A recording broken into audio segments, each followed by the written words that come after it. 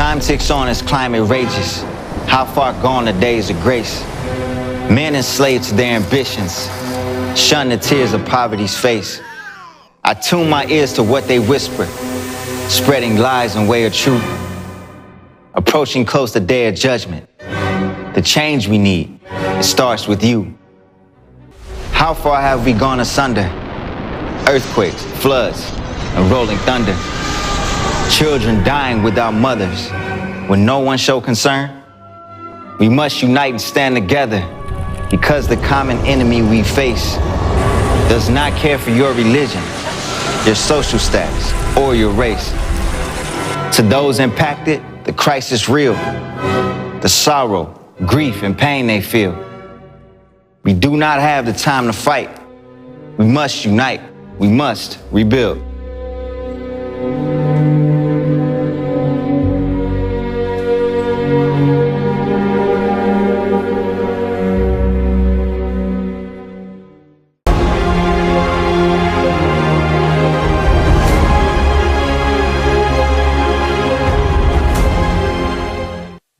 Greetings, ladies and gentlemen. We are pleased to welcome you to the International Online Forum, Global Crisis, Our Survival is in Unity, which is right now being simultaneously interpreted into 150 languages. Today, you will learn why our days, the days of all humankind, are truly numbered. You've seen the countdown we showed you. This is the maximum time left for humankind.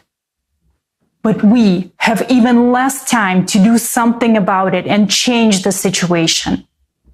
At this forum, you will learn about all of this in detail. Today, we as humanity are balancing on the edge of life and death. And this is the fact. Climate. This monstrous Cerberus is devouring entire regions, and it can't get enough. Our planet is engulfed in terrible disasters, and their number is growing. Our houses are being destroyed by hurricanes and earthquakes. Entire cities are going underwater or are being burned down by fires. Natural disasters are gaining momentum and destroying everything in their path. Dozens of millions of people are losing everything and running away from the disaster in order to save their lives. If we don't stop the Cerberus today, tomorrow it will devour us all. But what is humankind busy with in the meantime? We all live in the same building called the consumerist format. We are divided by floors, by separate rooms. We are divided by corridors and stairwells. We are forbidden to communicate with each other. We've been made to be afraid of our neighbors. We are taught not to respect each other. We live in a surreal world. In this world, we've been taught not to see reality. Those who call white color black live higher. Those who call white color white live below. Here, we must believe only the television, but not our own eyes. Now, our building, our house is on fire. The first floors are on fire. The walls are burning, but no one is doing anything inside. We've been taught that someone decides something for us. But now nobody decides anything for us. Our house is on fire and we are in the middle of it.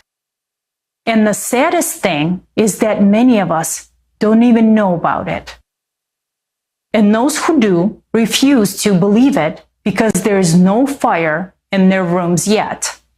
The fire is outside. Although those on the lower floors are already screaming. Those whom we've delegated control over this house are sitting on the rooftops and looking up at the sky. they don't care about all of us living in this house because they are above all of us.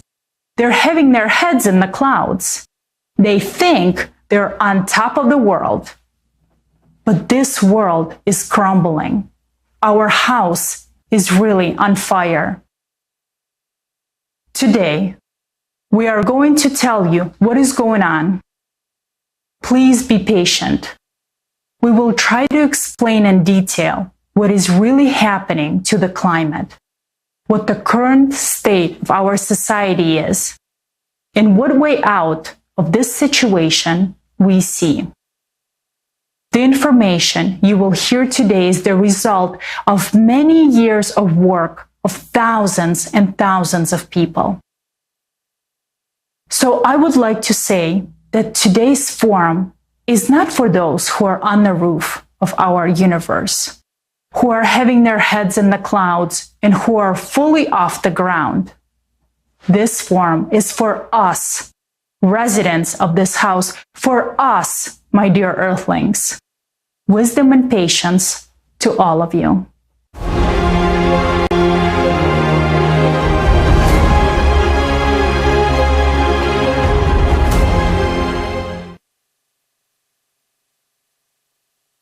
Hello, dear friends.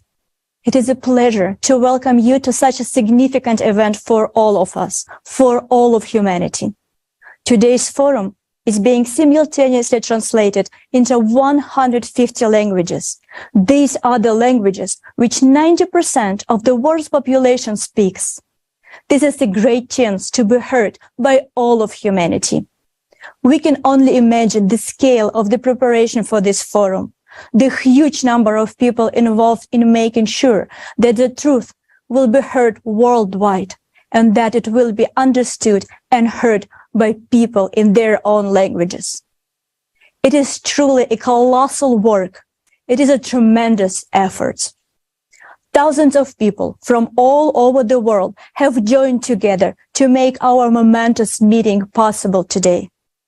All this is able to be done only because of the dedication and commitment of these people to humanity, because they understand the importance, the responsibility, including the responsibility to disseminate this important information that will be presented to you today. It is an honor to be part of this team, because without any exaggeration, what you will hear today will save humanity if everyone knows about it. Dear friends, I would like to draw your attention. All information on the online forum, Global Crisis, Our Survival is in Unity, is presented for a non-profit purpose and in the interest of the entire society, entire humanity. The free use, reproduction, and distribution of this forum, in part or in a whole, by any means, without distortion of the transmitted information and while preserving the links to the source is permitted. Thank you very much.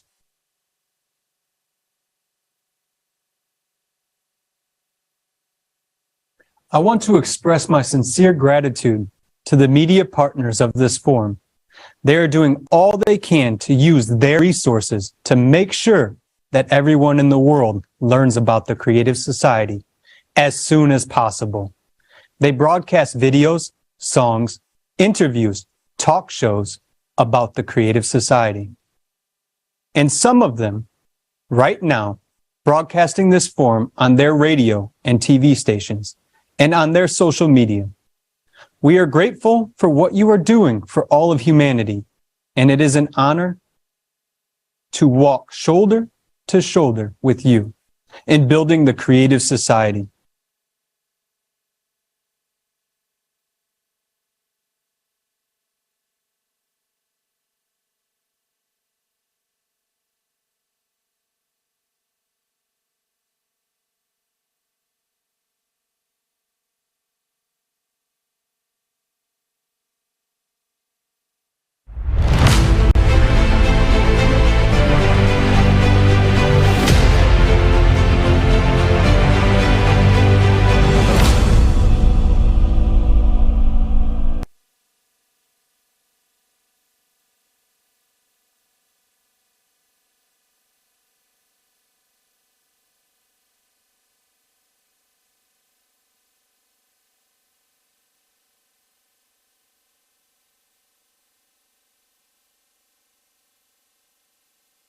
Dear viewers, and right now we would like to invite our scientist from the Climate Department of Creative Society.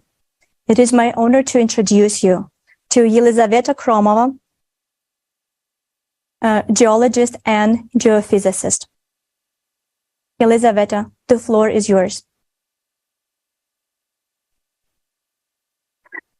Здравствуйте, уважаемые участники. Здравствуйте, уважаемые участники форума. Greetings, dear participants and viewers of this forum. Today it's a great honor for us to present the work of hundreds of scientists and thousands of volunteers of the Creative Society project.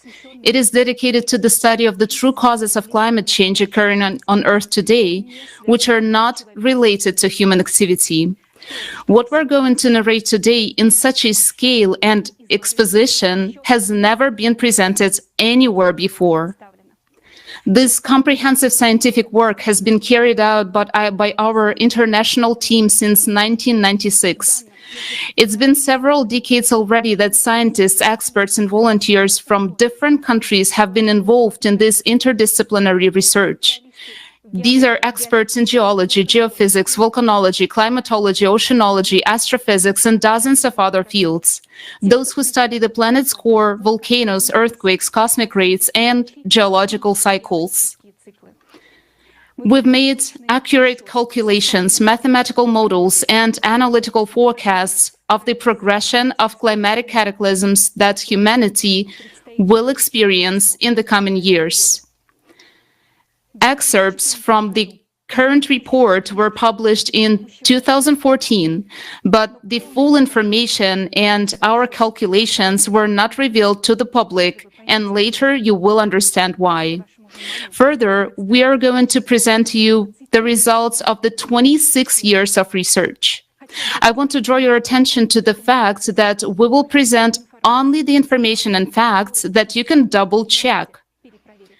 For this purpose, we have deliberately used data from publicly available sources. We do not use the results of our sensors and measurements in today's report, so as not to frighten or spread panic.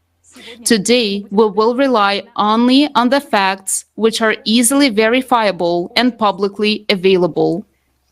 In today's report, we will raise three key questions. First, what is the true cause of the escalating climate disasters? Second, what will happen next? Third, what is the solution? Today, we're going to tell you what is out of the public eye. You will not hear this comprehensive information from official media sources or political reports. These facts are not just being withheld, they're being ignored as not to cause panic in society.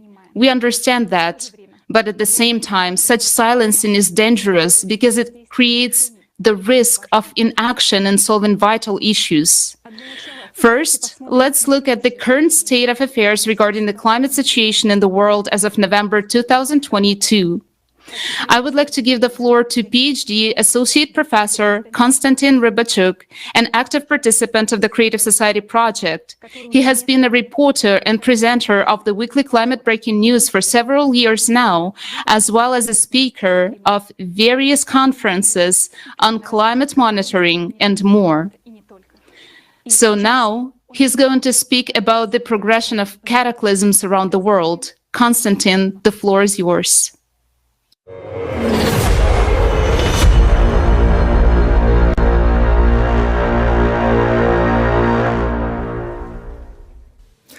Hello, dear friends. The information we're about to present is truly shocking to any sensible person. We live in a time when scientists do not know about the inexorably growing climate crisis. Even more so, politicians do not know either. Now, all of humanity is on the brink of a large-scale climate catastrophe. And at the same time, contemporary science tells us only about anthropogenic climate change, but is silent about the actual cause of climate change. Many people doubt this, doubt climate change, but facts are stubborn things. A year ago, The number of cataclysms in the world did not exceed a few dozen per month. But this year, we're already registering an average of 200 natural disasters per week. According to our monitoring data, more than 6,000 climate disasters occurred during the first 10 months of 2022. These include floods, fires, hurricanes, tornadoes, mudslides and landslides, abnormal snowfalls and hail. Imagine, it's like 6,000 war zones where a climate, the only enemy of humanity, is waging its attack. And that's only what's reflected in open sources of information. In fact, there are many more natural disasters on the planet. And worst of all, these cataclysms have taken many lives that can never be returned. Their families and loved ones can never recover that loss. The monitoring report you will see is the result of work of thousands of volunteers around the world. All facts are cross-checked many times before we use them. All this information is taken solely from public sources so everyone can cross-check it and see for themselves the extent of the horror we have encountered. I want to emphasize that thousands of people are working on collecting and analyzing data. It is difficult for one person to collect and analyze so much information. In our research activities, we have encountered the fact that a lot of data that is available in open sources is being deleted. Information about climatic cataclysms, their power and frequency is simply disappearing. They try to give us the appearance of a more or less favorable climate situation. At the same time, the statistics are more horrifying than ever before in the history of modern civilization. That is especially evident this year. But to soften the situation, they try to tell us that nothing horrible is happening and our climatic condition is within the normal limits. In the media, the data is falsified and downplayed. Even for one institution, collecting statistics on all climatic cataclysms and anomalies is difficult. But we are volunteers, and there are a lot of us around the world. To get a reliable picture of what is happening, we work with primary sources, research groups that record the data, and directly with eyewitnesses of climatic cataclysms. We're going to show you a climate monitoring video. I ask you to watch this video very carefully. It shows the actual progression of climate change in the world.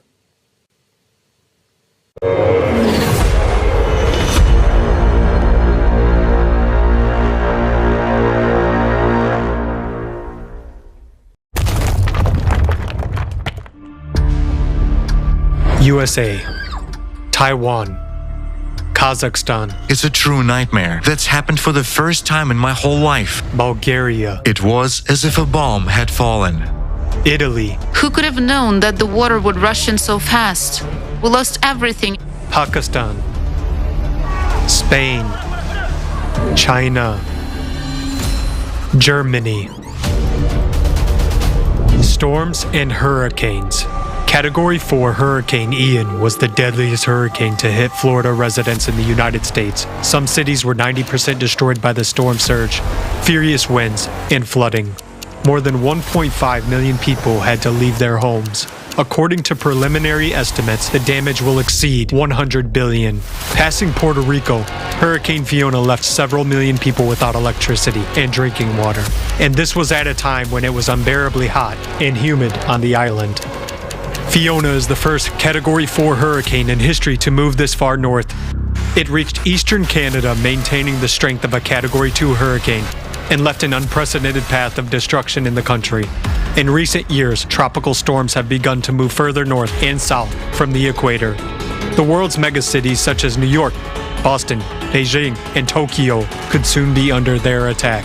Typhoon Noru was predicted to hit the Philippines as the equivalent of a Category 1 hurricane, but in just 6 hours there was an explosive intensification to a Category 5 super typhoon, with wind gusts reaching 196 miles per hour. People did not have time to prepare for the impact of the natural disaster of such force. More than 900,000 people were affected, while the damage to agriculture exceeded 52 million.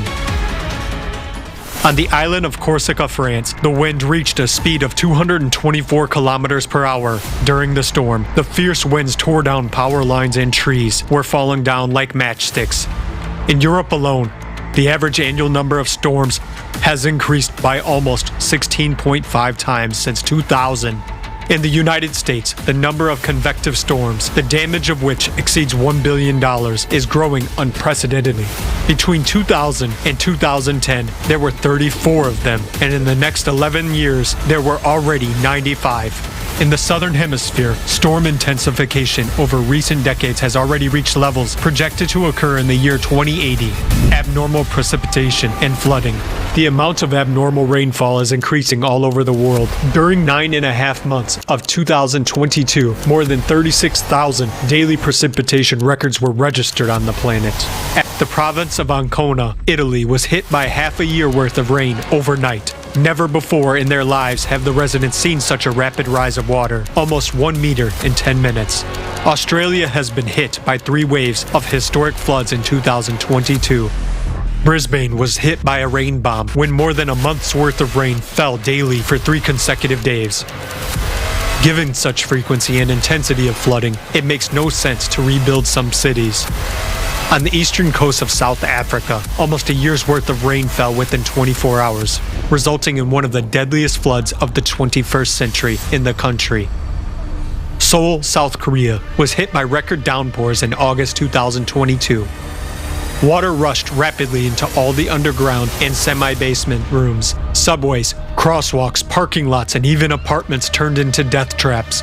People died from flooding right in their homes.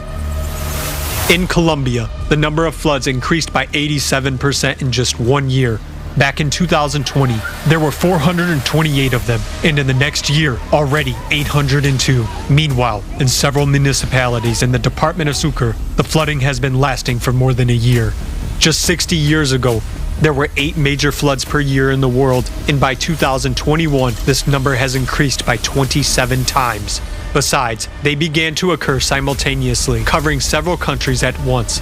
In the summer of 2022 alone, floods occurred in at least 120 countries on all continents. The monsoon season of 2022 turned into the biggest climate disaster in modern history of Pakistan. 1/3 of the country's provinces went underwater. More than 1,600 people have been killed and 33 million people have been affected by the disaster. Half of them are children. Over 2 million houses have been destroyed. Elderly people, pregnant women, and children are forced to live outdoors in inhumane conditions. There is a lack of food, drinking water, and medical care. Contaminated water has become a source of infections. People are left without jobs, shelter, and means of livelihood. After almost 2 months, the water is still not gone. The nightmare for people continues to this day and will only get worse. Extreme heat and droughts. During the 9 months of 2022, there have been over 100,000 highest temperature records across the globe. In China, for the first time in world history, a heat wave reached 113 degrees Fahrenheit and lasted 79 days in a row. More than 900 million people were affected by the extreme temperatures. Bomb shelters were opened to people as a relief from the unbearable heat. To save their crops, farmers worked at night as the soil heated up to 60 degrees Celsius during the day. This summer, Europe experienced its hottest summer on record. In the UK, temperatures in July exceeded 40 degrees Celsius for the first time in history. In France, a prolonged heat wave caused the water in rivers to get so hot that it became unsuitable for cooling nuclear reactors in nuclear power plants. A similar thing happened in the Persian Gulf. Heat kills people. In the European Union, the deaths of 53,000 people in July are directly attributed to the unprecedented heat wave. Severe droughts have hit the major economies of the Northern Hemisphere this year, with damages of $13.2 billion in the first half of 2022 alone. In China, the USA, India, Australia, Europe, and other regions, rivers and reservoirs have sharply shallowed, and navigation has come to a virtual standstill. This has also exacerbated the energy crisis and has become another factor in the soaring of electricity prices. The drought has caused irreparable damage to agriculture, leading to an unprecedented rise in food prices. In the USA, the price of livestock feed increased by 90%. The water crisis has reached a record scale. Access to safe drinking water is under threat. No country, even an economically developed one, is immune to this problem. This year, over 2 billion people on our planet are already facing water shortages. Wildfires. In 2022, Alaska, USA, is experiencing the largest wildfire season in its history. 50 years ago, there were no such things as megafires. They cover huge areas and require enormous resources to keep them down. As of early October 2022, there have already been 16 megafires in the USA alone, and many more are approaching that scale. In South Korea, a megafire approached a nuclear power plant in March 2022. 18,000 people and dozens of helicopters were mobilized to extinguish it. In Russia, there has been a sharp increase in the area of wildfires in the last 5 years. There has even been an increase in fires that burn under the snow in winter. In 2022, natural fires in Europe exceeded 770,000 hectares for the first time since satellite measurements became available. This is more than the size of the Canary Islands and 3 times more than the average burn-up in a year. And in some countries, the increase in wildfires has been really shocking. In the Czech Republic, an average of 9 hectares of land is burnt annually. However, by the end of September this year, the fire had already destroyed almost 1,500 hectares. This is 158 times more than usual. At the beginning of September this year in Brazil, there were a record number of fires in the country on 3 consecutive days, more than 3,000 per day. Wildfires are not seasonal anymore. Now they don't stop even in winter, and hurricane winds spread the fire at breakneck speed. In the Algerian province of El Taref, winds of over 55 miles per hour caused the flames to spread in a matter of minutes, leaving no chance for people to escape. Fires are occurring in places where they have almost never been before. Central Europe, the rainforests of South America, and even the Arctic are burning. Today, single cataclysms already occur very rarely. There goes an entire cascade of disasters, one involving the other.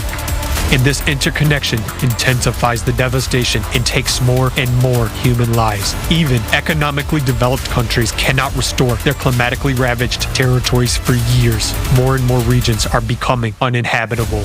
What was predicted for the year 2100 is already happening right before our eyes today. In 2022, there has been an unprecedented leap in the power and the amount of natural disasters, and judging by the progression, they will continue to increase at record speed. In order for humankind to survive, urgent, extraordinary action is needed. Meanwhile, we have very little time left.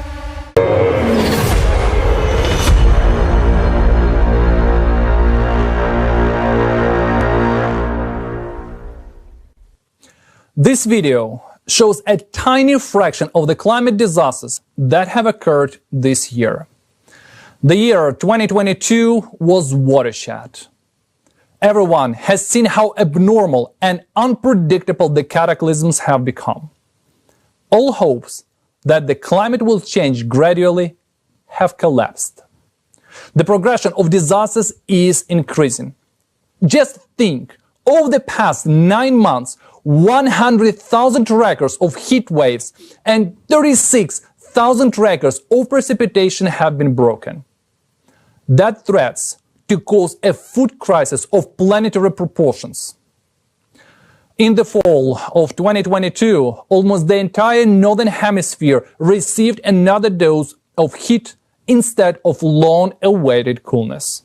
In northern Canada, where the average September temperature is about 8 Celsius degrees, temperatures over 30 Celsius degrees were recorded for several days. And in icy Greenland, the temperature was more than 20 degrees above normal. Floods have become so powerful that even economically stable countries cannot withstand their onslaught. While last year floods of the century were recorded, this year floods of the millennium are occurring everywhere. These are floods that occur with a probability of once in 1,000 years. Such a climate catastrophe hit northeastern Brazil in spring of 2022. And in the summer, as many as 5 of these millennium floods occurred in less than 1 month in the United States. Some 70 million people were affected. That's a huge number. It's not just a statistic, it's 70 million people who have already been affected. The scale of natural disasters is constantly increasing. Emergency services in many countries already say there are not enough people and equipment to deal with the consequences of climate disasters. In Australia, for example, people have given up hope for help. Over the past year, the country has been overwhelmed by historic waves of floods. People are simply abandoned amidst a temporary climate disaster and no help can reach them. And it's only going to get worse. There is less and less hope for international aid because countries are simultaneously faced with cataclysms and have to try to solve their own problems first. In just a few years, when the cataclysms take full force, nobody will come to help because trouble will be everywhere.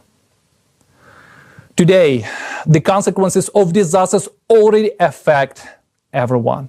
The world is very interconnected. Flooded or scorched fields in one part of the planet mean a massive increase in food prices or famine in another. The media shows us the disaster itself, but they don't show what happens to people afterward. A cataclysm can last for hours or even minutes, but people are left to cope with aftermath for years. Do you think this is the case only in developing countries? It's been a year since the deadly flooding in Europe in July 2021, and many of those affected are still unable to return to their homes. In technologically advanced Japan, hundreds of people still live in temporary housing 3 years after Typhoon Hagibis. In the United States, after the terrible tornado that hit Kentucky in December 2021, people are still not back in their homes. And there are countless examples of this. We're all vulnerable to the elements. Millions of people lose their homes and everything they own. Everything we have accumulated throughout our lives vanishes in an instant, irrevocably. Dry clothes, a piece of bread, or a sip of water are what becomes most precious. And if you are lucky enough to survive, the most you can count on is a place in a refugee camp. Yes, losing your possessions is not the worst of evils. Many survivors lose family and friends. We can restore everything except lost human life. Cataclysms are escalating and we have no way of coping with them. Existing programs to combat climate change do not work. Over the past 20 years, the situation on the planet has worsened catastrophically and climate disasters continue to increase. And today, when we need to study the real causes of climate change, we as humanity do nothing to understand the cause of growing cataclysms. We waste time and trillions of dollars on an only false theory of anthropogenic climate change and do nothing. It's simply a suicide. We watch our world crumble. We hope that we need to be patient and wait it out and everything will return to normal. It won't. Our world will never be the same again. If we continue to do nothing, tomorrow the elements will destroy our life and it will be too late to do anything about it. Now, the search for salvation from a planetary climate catastrophe must become the most critical task for mankind, and all of the society's resources must be devoted to it.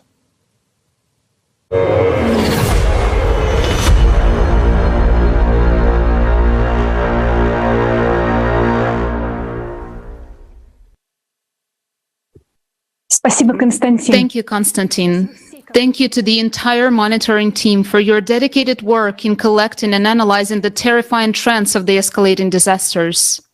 And today, we're deeply honored to present the work of our interdisciplinary team.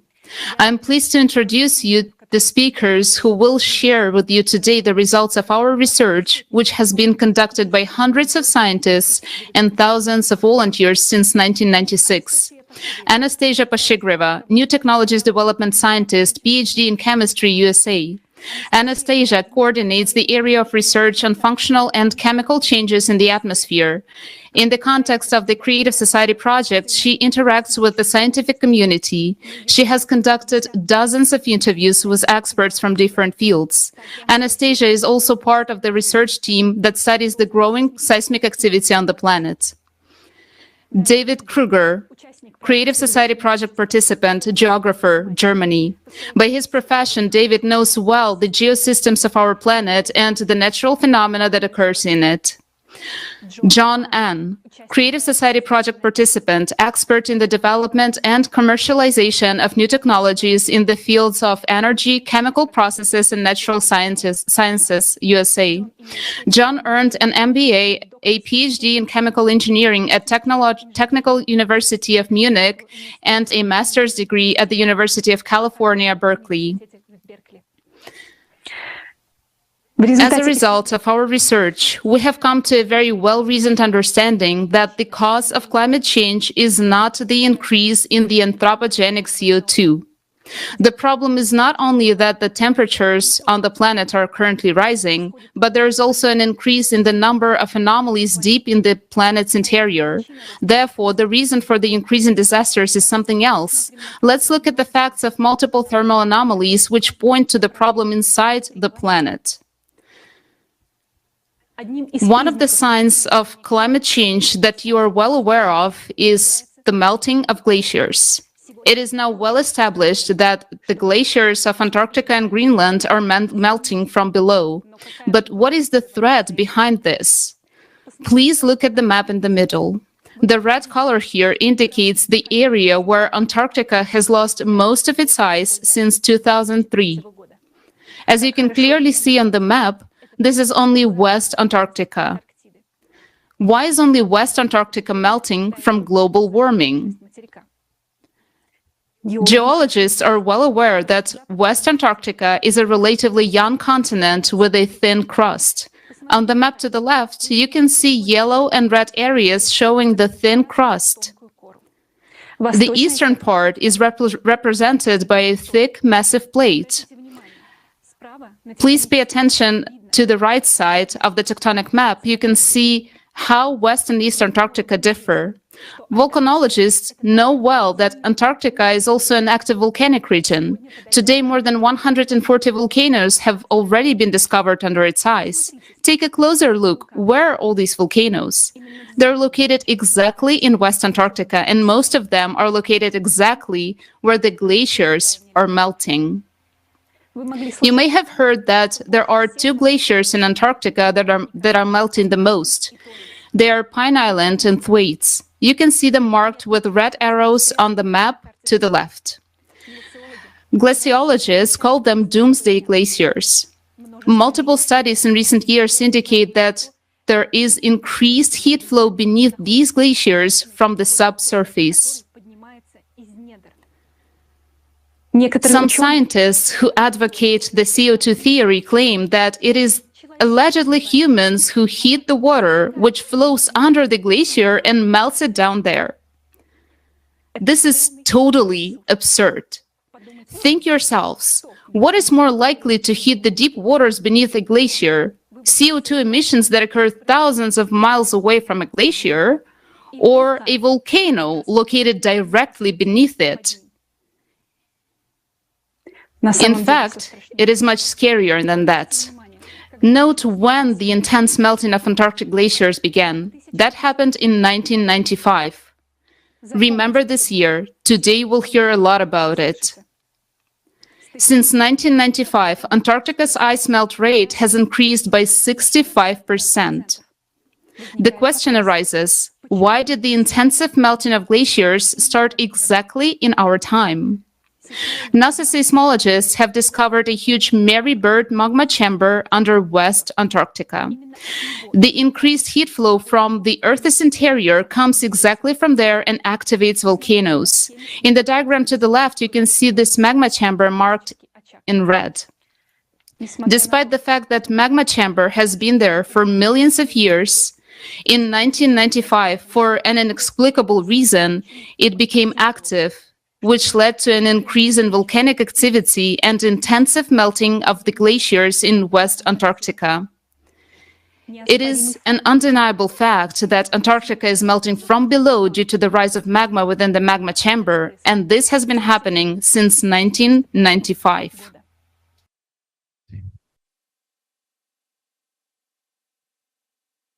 Right next to West Antarctica is another heat anomaly area. Oceanographers from Germany have found that in the Weddell Sea off the coast of West Antarctica, at a depth of more than 2,000 meters, the water has warmed up 5 times faster than at the surface, whereas the upper 700 meters of water column has hardly heated at all. This is another fact showing that the heating is coming from below, from the depth.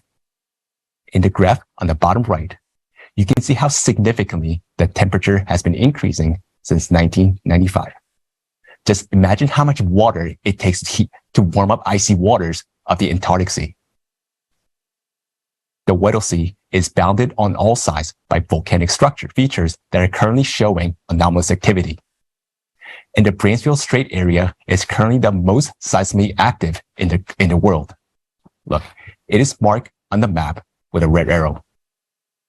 Further in the report, you will hear more about the 85,000 earthquakes that occurred here within only 6 months in 2020. For comparison, before 1995, there were no more than 15,000 earthquakes per year around the entire Earth. This indicates that magma is reactively rising in the Bransfield Strait area, thus triggering earthquakes. It is only 5 kilometers away from breaking through. You see that the Weddell Sea, just like the entire West Antarctica, has also been heating up since 1995. And this is also due to the magma ascent, which is accompanied by an extreme increase in the number of earthquakes. Any sane person would understand that humans cannot influence seismic activity at the bottom of the ocean in any way, all the more so in Antarctica. You will be surprised, but similar processes are taking place now in the central part of Greenland. So where does the increase in heat flow under Greenland come from? Let's take a look at the video.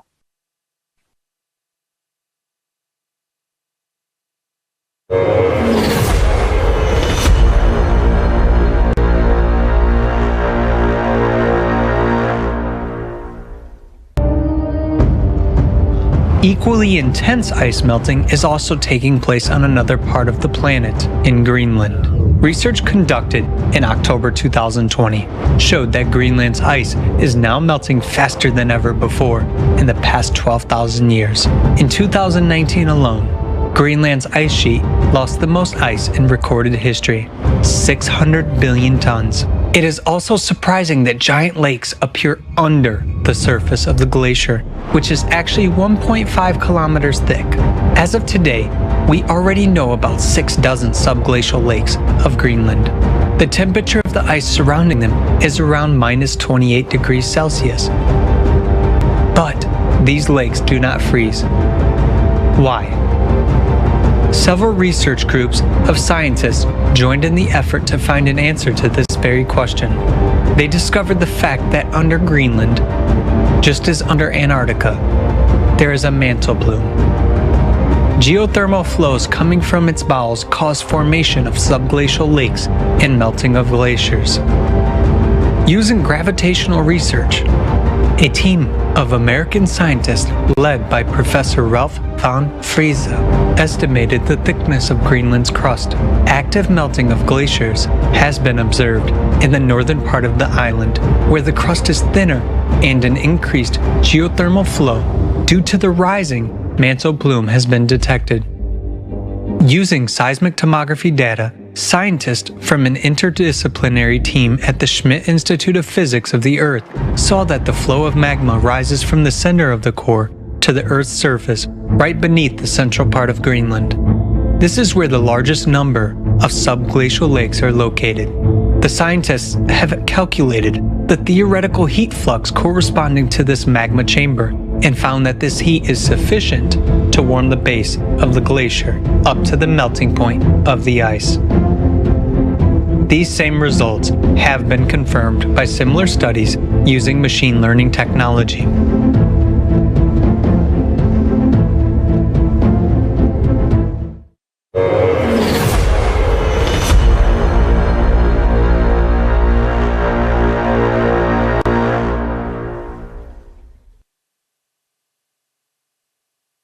Now, you know that the increased melting of Greenland is also due to the rise of magma in the magma chamber.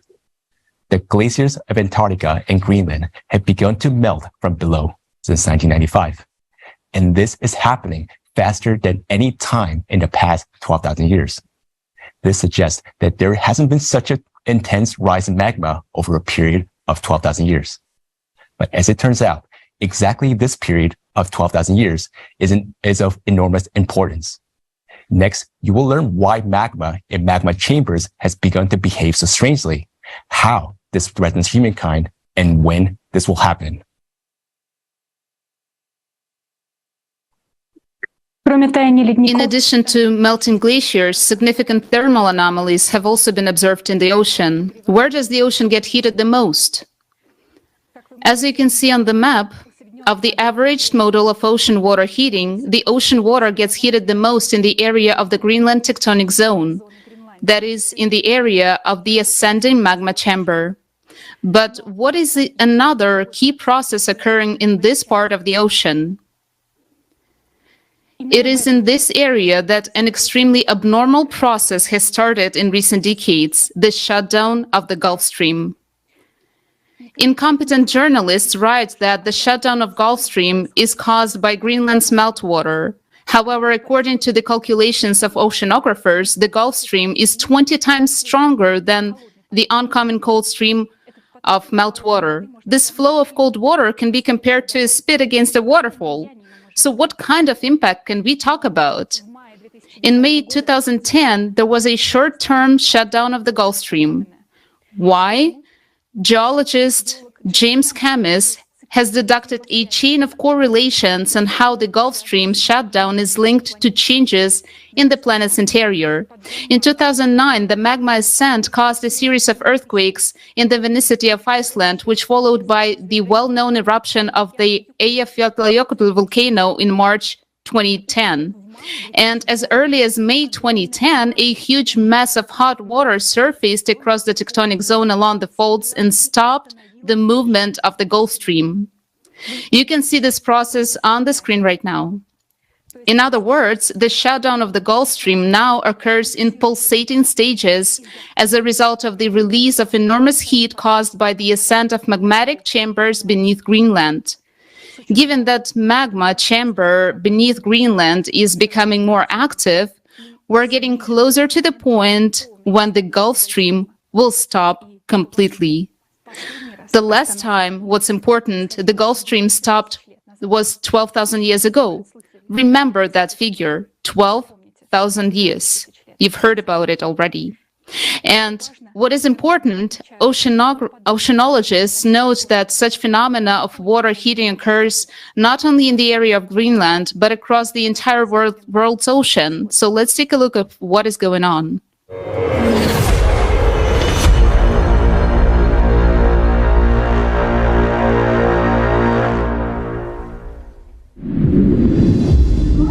The ocean is the source of life for the entire planet, and for us, humans.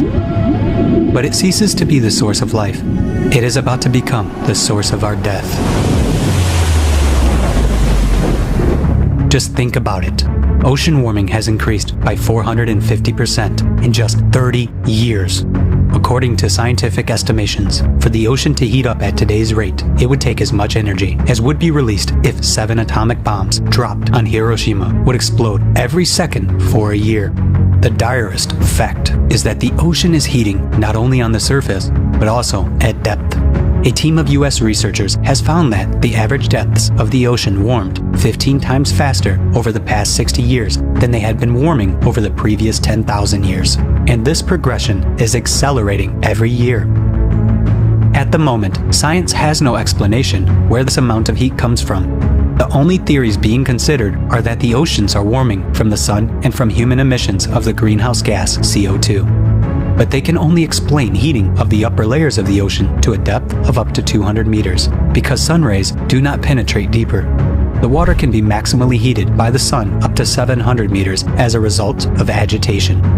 How can we explain the numerous facts of warming of the deep ocean layers? Think about it. How much energy does it take to heat such a volume of water as the world's oceans? We already see examples of such anomalous heating everywhere, not only on the bottom, but also on the surface. At the end of 2013, a huge area of unusually warm ocean water, about 1/3 the size of the United States, formed in the Gulf of Alaska, and it began to spread. The water temperature in many places exceeded the norm by 5 to 6 degrees Celsius. National Geographic dubbed it the blob that cooked the Pacific. Nick Bond, state climatologist for Washington, named this phenomenon the blob. The appearance of such anomalies began to suddenly become more frequent. There is something common that unites the places of formation of all these blobs. These are geologically active regions with a young, thin crust, with active underwater volcanoes, cracks, and deep crustal fractures. These are places of the most active output of hot and fluid magma. The ocean is called the kitchen of weather. The warming of its waters already enhances catastrophic typhoons and hurricanes, which annually claim thousands of human lives. The unprecedented heating of the ocean suggests that the ocean is already exhausting its ability to contain the energy trying to escape from the bowels of the earth. And when magma reaches the denser and thicker rocks of the continental crust, which on average is 2 to 3 times thicker than the oceanic crust, then the processes of cascading eruptions of land volcanoes will begin, and it will be too late to stop this process or to seek salvation.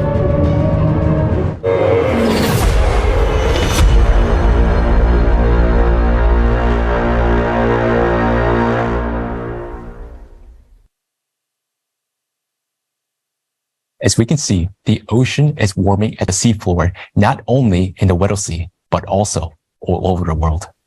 Even the mid-depth are warming, while huge volumes of heated water, the so-called blobs, are rising to the surface. Note that such huge blobs of hot water have been appearing more and more frequently since 1995. Look at the bottom right graph. Obviously, no human emissions are capable of heating up the ocean as much as 5 to 7 degrees Celsius over such a short period of time. All the more so, only in local areas. In light of this, the theory that anthropogenic emissions warm the oceans sounds ridiculous.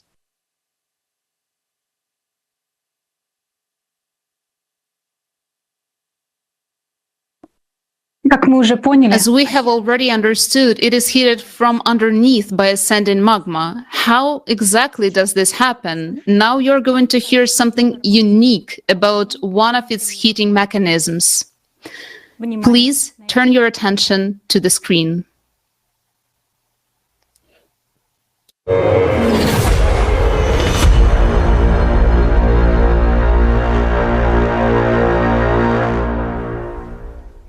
Think about it. How much energy does it take to heat such a volume of water as the world's oceans? That would require a colossal heat source. The energy required to heat it equals the energy of all the nuclear reserves on Earth multiplied by 3. What could heat the ocean from below like a pot on a burner so significantly? Let's dive to the ocean floor and see what sources of powerful heat are out there. As we plunge, we discover giant mountains at the bottom, volcanoes. 75% of all Earth eruptions occur from underwater volcanoes. Previously, it was considered that underwater eruptions occur with a gradual outpouring of lava, while explosive eruptions are impossible because of the pressure of the water column, and thus it was assumed that underwater volcanoes could not heat the water column. The outflowing lava would freeze almost immediately. However, recent research is changing our understanding of the mechanism of underwater eruptions. What is the mechanism of such an eruption? The pressure of the magma ranges from 10 to 30,000 bars, but the pressure of the water column in the deepest parts of the ocean is only 1,000 bars. And as soon as there is an abrupt burst of magma, the water boils up and the H2O molecules decompose into hydrogen and oxygen. This creates a gas-water cavity like a bubble with an internal pressure of hundreds or thousands of bars.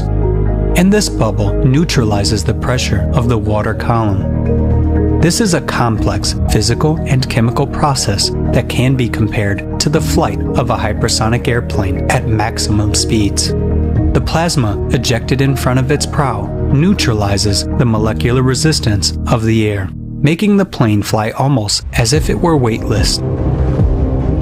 The combustion of oxygen and hydrogen creates the same effect in the path of the magma, resulting in explosive eruptions. The existence of such explosive eruptions is confirmed by the discovery of researchers from Leeds. They studied kilometers of fields of tephra, meaning settled volcanic ash, at the bottom of the Pacific Ocean near the Juan de Fuca Plate. A mathematical model showed that such plumes could only be formed by a massive explosive eruption. In addition to the spread of heat, volcanoes during explosions burst out of hydrotherms, hot jets of water. Studies have shown that the volumes of ejected boiling water can be tremendous, about 40 million Olympic swimming pools, and they are quickly formed during eruptions. The contribution of explosive eruptions to ocean heating is confirmed by Bernd Zemanowski from Julius Maximilian University in Bavaria. With submarine lava eruptions, the thermal equilibrium currents in the oceans are disrupted locally or even globally. However, given the size of the ocean, the energy of even such strong underwater eruptions is not enough to heat it up. Since active volcanoes are not located everywhere, and their eruptions are occasional, why then has the ocean heated up so much over the past 30 years?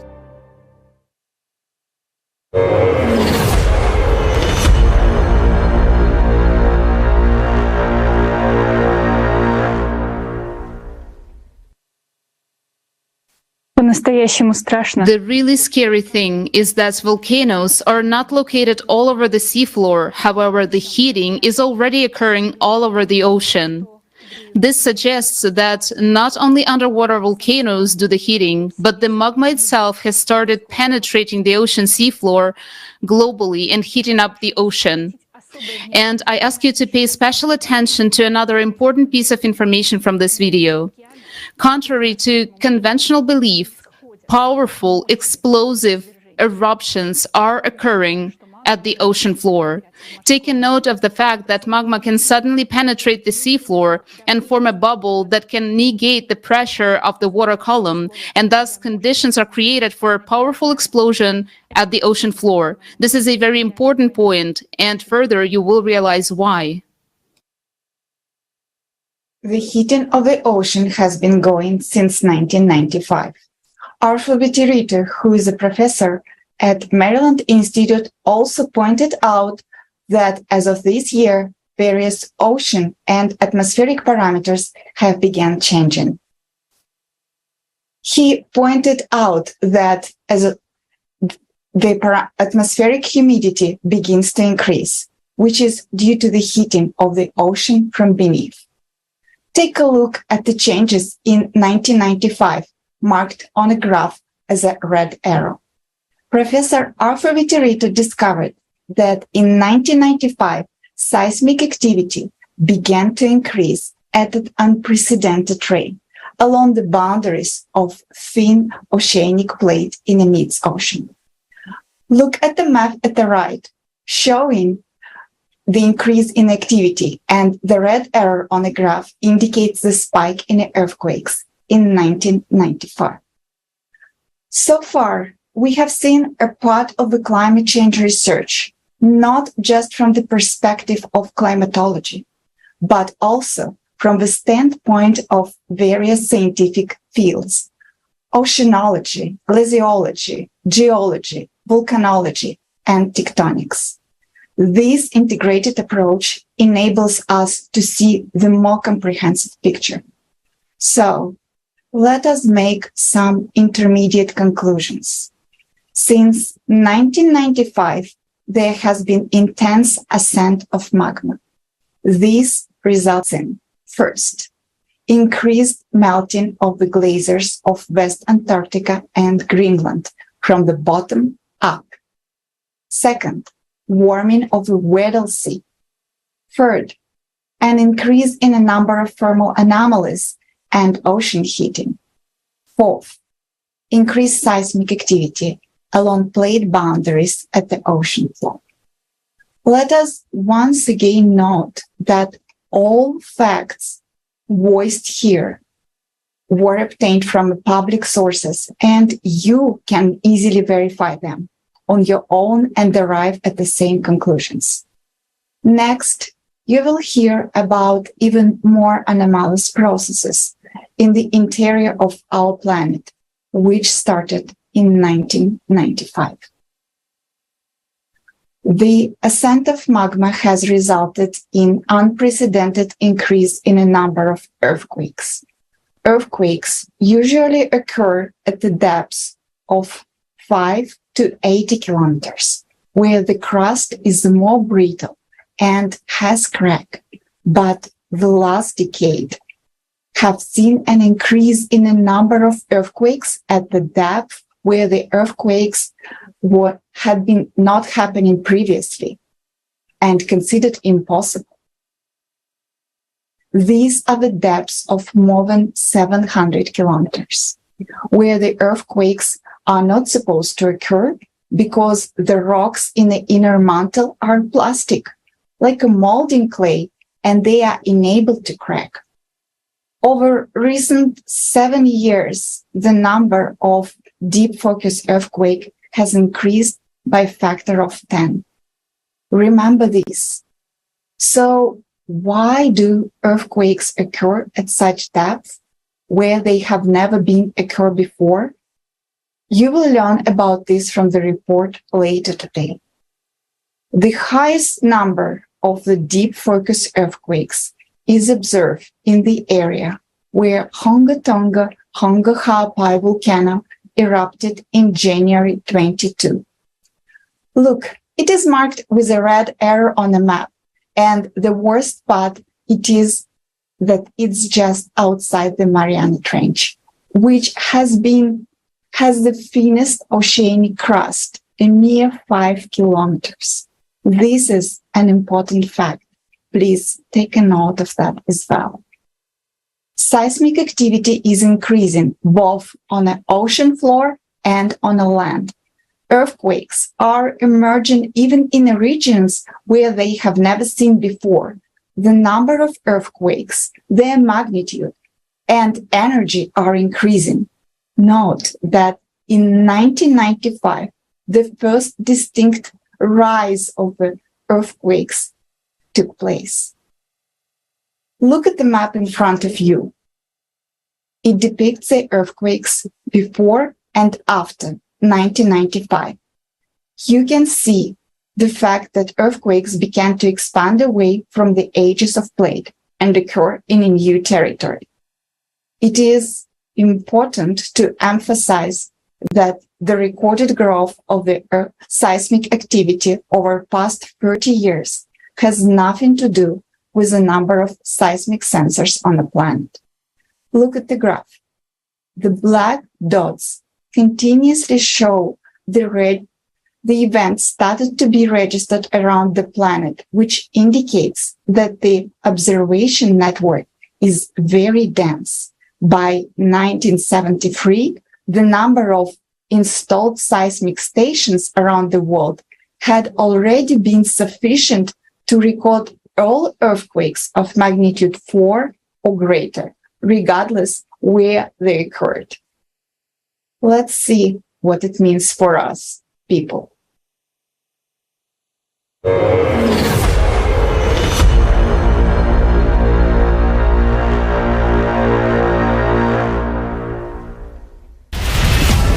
Earthquakes and volcanoes.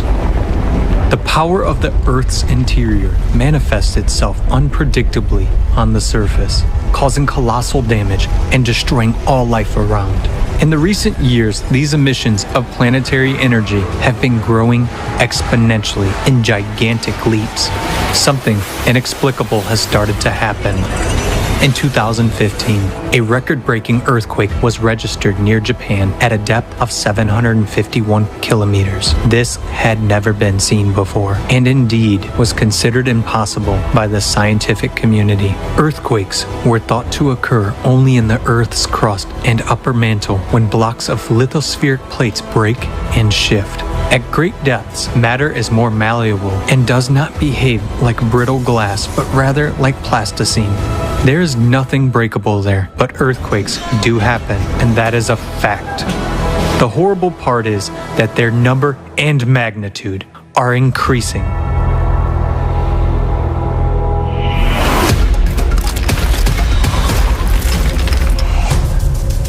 Earthquakes are not only becoming deeper, but they are also getting closer to the surface, which means they are becoming more destructive.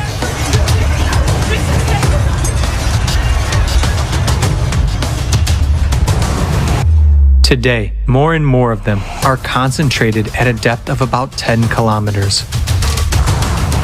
For example, an entire series of 36 seismic events of significant magnitude from 4.5 to 7.0 occurred near New Caledonia in early April 2022. Just one earthquake of similar magnitude and depth in August 2021 in Haiti caused fatal damage and killed more than 2,200 people.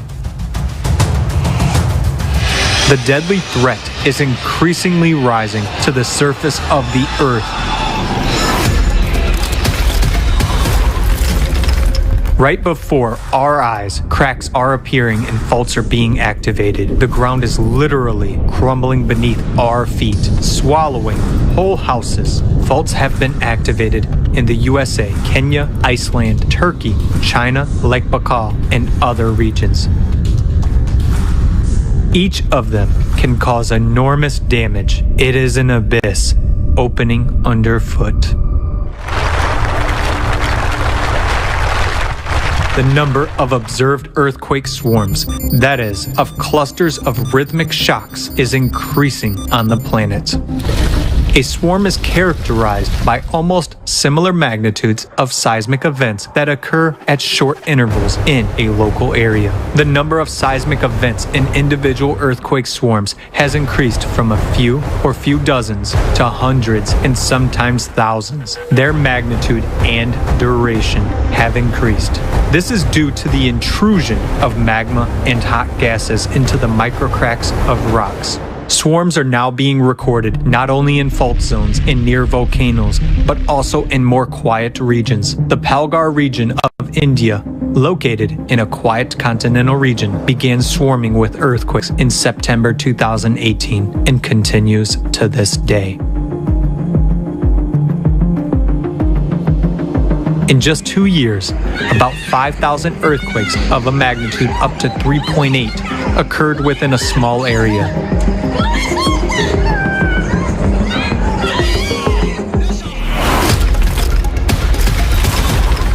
And what has been happening since August 2020 and the Bronzefield Strait off of Antarctica has been described by scientists as a huge magma intrusion. Some 85,000 earthquakes have been detected in the first 6 months, with a maximum magnitude of 6. Normally, these processes occur over geologic timescales as opposed to over the course of a human lifespan, said study co-author Simone Scheska, seismologist at the Research Center in Potsdam. Magma is literally devouring the lithospheric plate from the inside, having traveled 2/3 of the way to the surface in 6 months. Only 5 kilometers of rock remain before a catastrophic rupture occurs. And that is just one example. Similar things are happening everywhere.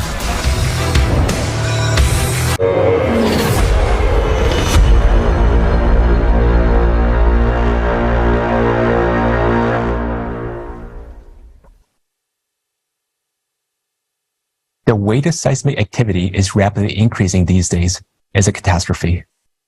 But the most absurd thing is that seismic agencies, international seismic databases, are now trying to conceal the fact that the number and magnitude of earthquakes is increasing. Until 2014, earthquake trends for major international databases were the same. And now, watch closely. Look at the graph. How did the curves start to behave after 2014? We see a complete discrepancy in the data from different seismic databases. What happened? This graph shows the total number of all unique earthquakes from different databases. You can see from different color bars that until 2014, the databases registered the same set of earthquakes. But since 2015, they have started to register different sets of earthquakes, chaotically, regardless of the region. Simply put, they began to put all events into different baskets. Scientists use a particular database, relying on its validity, and as a result, they see no real increase in seismic activity and rely on incomplete data in their studies. The largest correction was made to the records of seismic events with the magnitudes from 3 to 4. Look in the graph to the left. You can see that a chunk of data for small magnitudes is missing. Can you believe that Indonesia, one of the most seismically active regions, has stopped having small magnitude earthquakes? Their number has dropped from 3,500 to 8. And there are many more such examples of data distortion and underreporting of magnitudes. In reality, there are much stronger earthquakes taking place now than we're told. The absurdity of this situation is that if you ask those databases why they're deleting earthquakes of magnitude 4 and smaller, and why the increase in magnitude is not shown, they'll find excuses saying that it is difficult to deal with these data, that there are too many events, and that they have changed the criteria of including low magnitude earthquakes in their catalog. In other words, as soon as the number of earthquakes of magnitude 4 started growing, they started deleting them and explaining this by technical difficulties.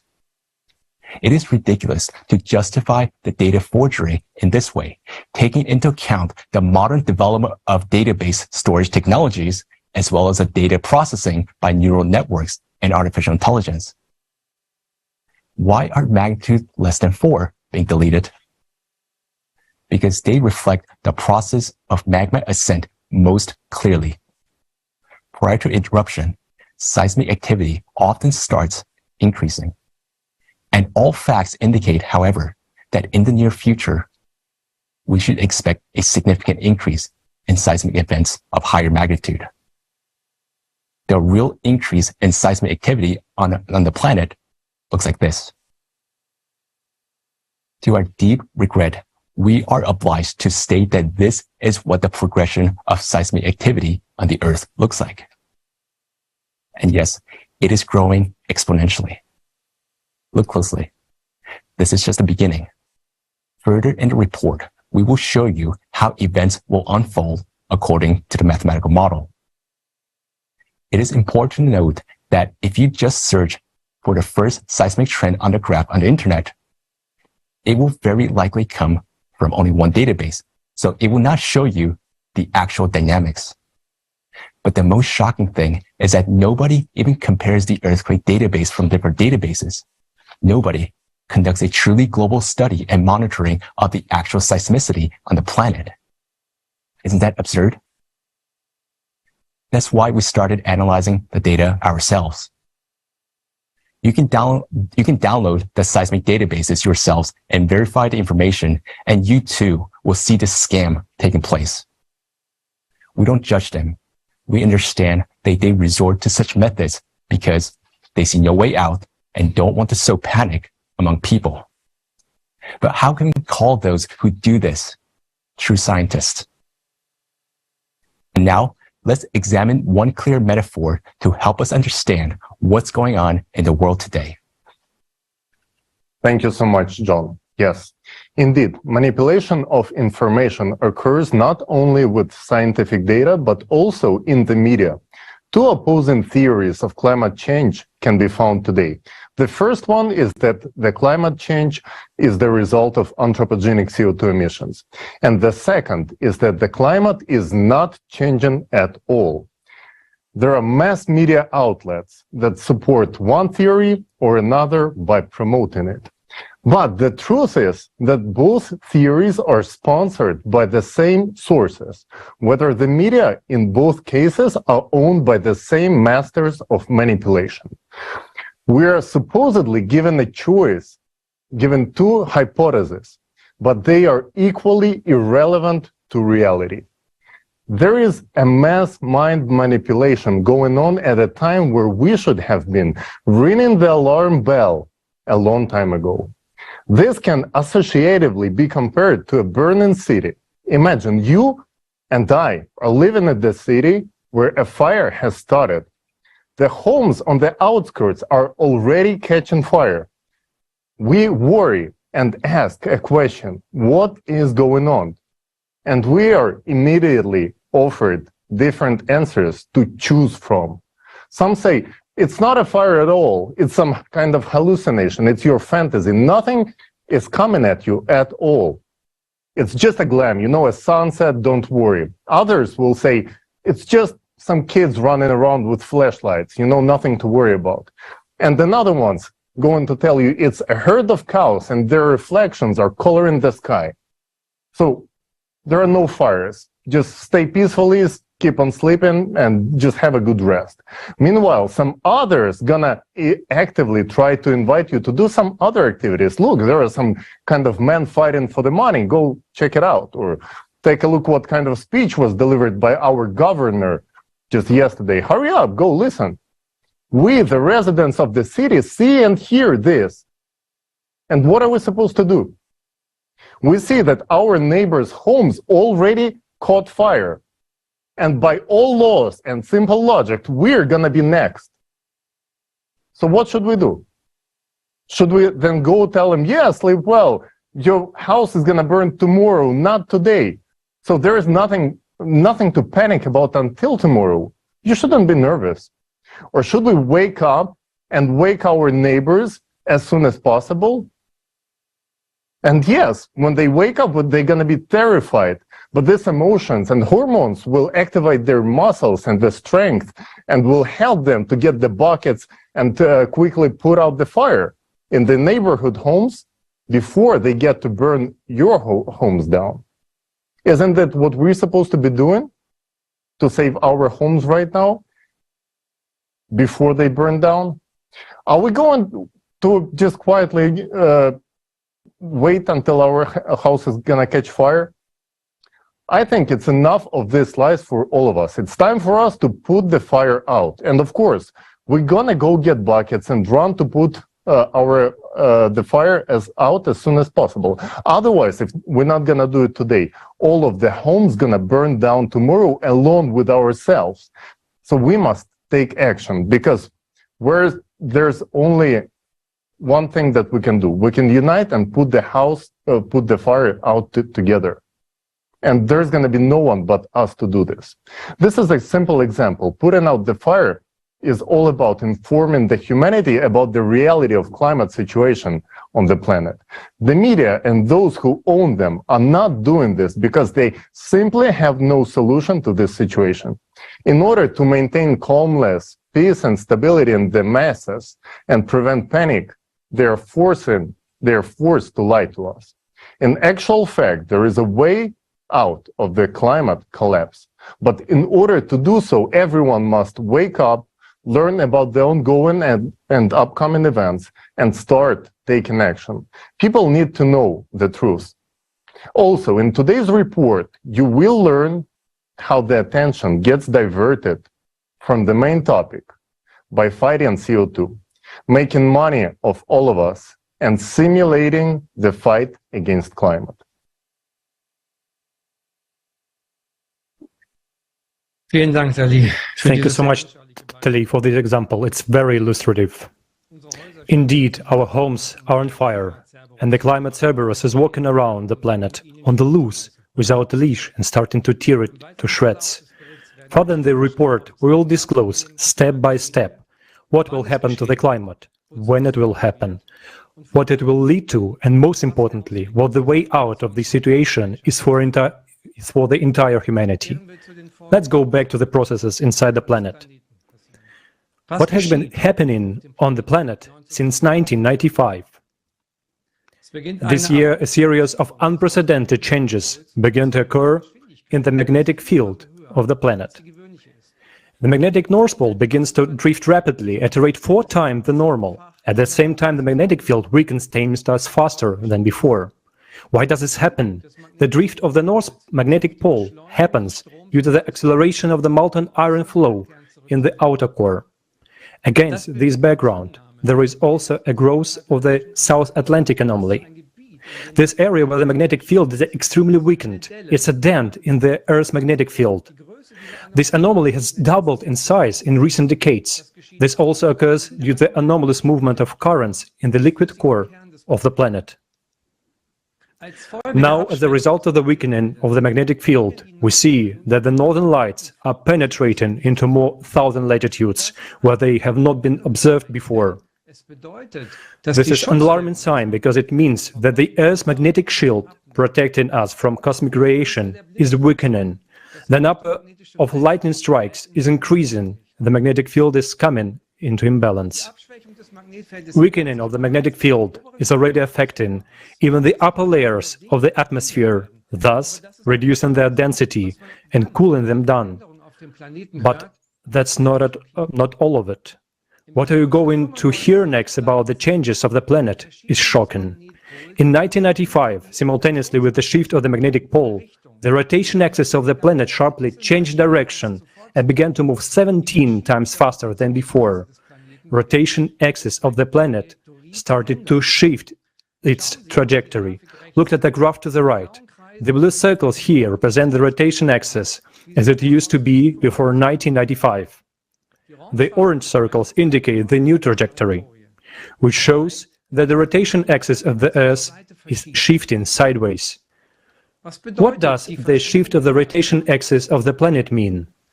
Just imagine. It is if the axis around which the globe revolves moved abruptly to a different place. This indicates a complete imbalance of the entire system. В это же время, с 1995 года, наблюдается еще один из этапов. Meanwhile, since 1995, one of the stages of unprecedented acceleration of the planet's rotation has been observed. The acceleration occurs in leaps and bounds. The planet accelerates abruptly, then slows down a little. However, with each subsequent stage, it accelerates even more. Take a look at the yellow lines in the graph. These are the trend lines indicating the rate at which the length of the day is shortening. For example, the left line is flatter, whereas the right line showing the acceleration starting from 2016 is almost vertical, which means that the length of the day is shortening many times faster. And what does it mean? That our planet is spinning up drastically, like a spinning top, and it's getting faster every time. So what are the causes of the changes in the magnetic field and the trajectory of the planet's axis of rotation and the speed of the rotation that began in 1995? Few people know about the real nuclear threat. The real nuclear threat is nucleus. It is the core of our planet. The core of our planet is an entire system that synchronizes and stabilizes all processes on Earth. It plays a pivotal role in the climate change that is happening right now on the planet. The core of our planet consists of two parts. The inner core is a huge solid mass. Around it, there is the outer liquid core of molten iron, which is constantly rotating. The flow of molten iron is the outer core. In the outer core generates the Earth's magnetic field, which in turn generates gravitational field of the planet. Yes, you've heard it right. The magnetic field, which is generated by the core, in turn generates the gravitational field of the planet. And progressive physicists know this. Gravity is a manifestation of the energy of the world environment of the electromagnetic field. The pressure gradient of this environment creates a gravitational force. So you can easily find this information if you wish so. So let's go back to the planet's core. For a long time, the rotation of the core remained unchanged, but a few decades ago, the situation changed radically. All that you and I already know about the anomalies in the magnetic field and the Earth's rotation suggests that there has been a malfunction in the core itself, and this is a catastrophe. So what is happening to the core of our planet? Let's watch a video.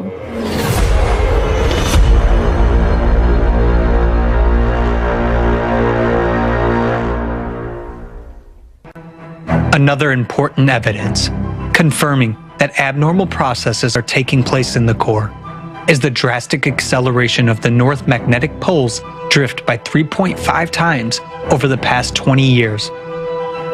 Together with the extreme acceleration of the North magnetic pole movement, a mysterious anomaly weakens the planetary magnetic field, which protects us from dangerous galactic and solar radiation. Scientists have been able to calculate that the Earth's magnetic field has weakened by 9% over the past 200 years. As a result, an area of weak magnetic field known as the South Atlantic Anomaly has been formed between Africa and South America. Moreover, in the last 5 years, another such area has developed southwest of Africa, and it is actively growing.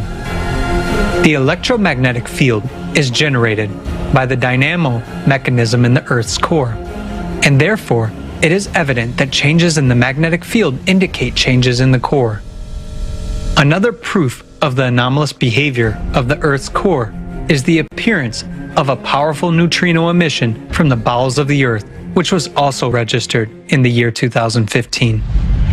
An even more anomalous event occurred in the year 1998. Scientists detected a sharp bouncing displacement of the core by observing the Earth's center of mass using satellites. As a result of the bounce, the core shifted sharply northward toward the Tamir Peninsula. At this time, scientists at the Medicina station in Italy detected a gravity burst. The velocity of the planet also increased as well as the centrifugal force. Concurrently, there was a dramatic change in the shape of the Earth. As measured by a laser rangefinder system from the US satellites, the planet began to expand abnormally along the equator, whereas before that, the trend had been the opposite. Because of the increased centrifugal force, magma plumes began to rise closer to the surface, which increased the geothermal heat flow and the number of earthquakes. As a result, new faults and cracks began to form, through which water from the surface began to escape deep into the Earth. In the same year, there was a sharp increase in the speed of the North magnetic pole's drift. The bounce of the Earth's center of mass became the key factor of the system's imbalance. This event led to a dissonance among all the Earth's shelves, which caused a dramatic increase in many natural disasters: earthquakes, volcanic eruptions, tsunamis, hurricanes, tornadoes, and so on. It is worth noting that during the same period, there was also synchronous bouncing changes in natural processes on the Sun, Moon, Mars, and other celestial bodies of the solar system. And this also occurred because of the displacement of their cores. This has led scientists to believe that such synchronous bounces may be caused by the influence of external factors on the solar system. But over the past 50 years, our planet has continued to accelerate. Since the year 2016, this trend has intensified even more. June 29th, 2022 was recorded as the shortest day of the history of observations. The previous record was just 2 years ago. Even seemingly insignificant acceleration of the huge mass of the Earth will cause catastrophic consequences in the near future.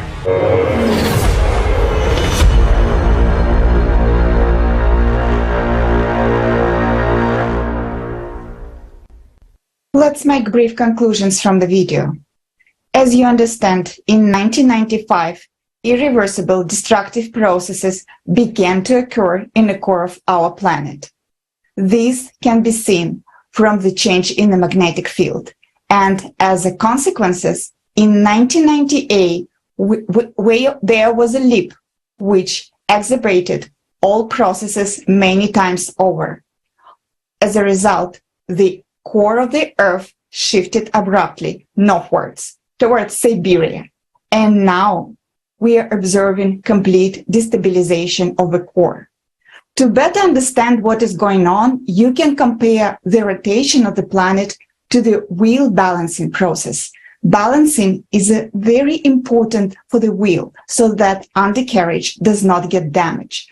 When a system like our planet goes into destabilization mode, the functioning of all spheres is compromised.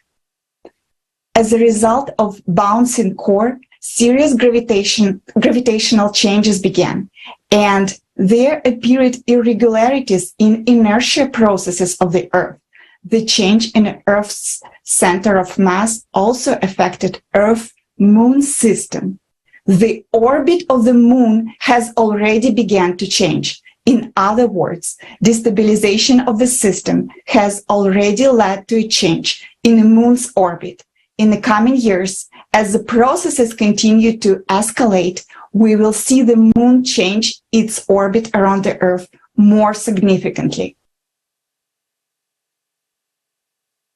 And it is important to understand that the shift of the core affects the motion of magma in the interior of the planet. Look at the trajectory of the core shift in 1998. The bouncing of the core caused two ascending waves of magma from the Earth's interior into opposite directions. One flow of magma traveled toward West Antarctica and the other one traveled toward Siberia. What is happening in Siberia right now? Something that has never happened there before. It is exactly in Siberia at northern latitudes that a number of extremely anomalous phenomena have been observed over the past few decades. Heating of the Earth's interior leads to abnormal melting of permafrost from beneath, as well as gas explosions under the ice, and an increase in mud volcanism. Overwintering fires beneath the snow have appeared in the Arctic. In areas above the folds, ice water in people's wells is getting hot. The number and intensity of earthquakes is increasing.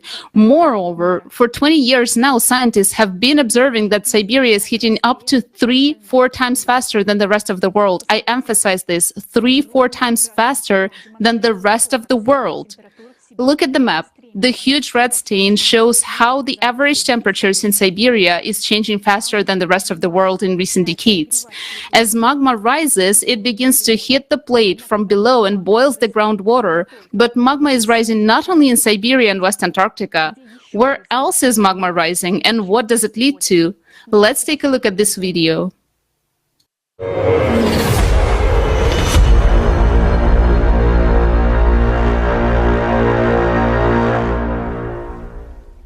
In recent decades, the Earth has been accelerating its rotation by leaps and bounds, which means the centrifugal force is increasing. As a result, at the equator, the planet is expanding and increasing in volume. This causes the Earth's crust to crack and geological faults to activate. At this time, processes similar to blood cavitation occur in the Earth's interior with magma. Blood cavitation during Chyson disease is a life-threatening phenomenon known to divers during rapid ascent to the surface. Due to the sudden drop of pressure, the dissolved gases in the blood are released instantly, causing the blood to boil. The resulting gas bubbles destroy the walls of the blood vessels. In the Earth's interior, sudden pressure drops are associated with an instantaneous increase in centrifugal forces during a sudden acceleration of the planet's rotation. This causes magma to rush abruptly towards the Earth's surface. Lithospheric plates are destroyed by cavitation, microbursts of active gas-saturated magma. Just as the walls of vessels are fused by the bubbled blood of a diver, this process accelerates itself, affecting deeper and deeper layers of the mantle. That is why we are seeing ever more powerful and deep earthquakes and seismic swarms. The proof that this process is increasing and accelerating can be seen in the massive double-deep earthquake in Peru.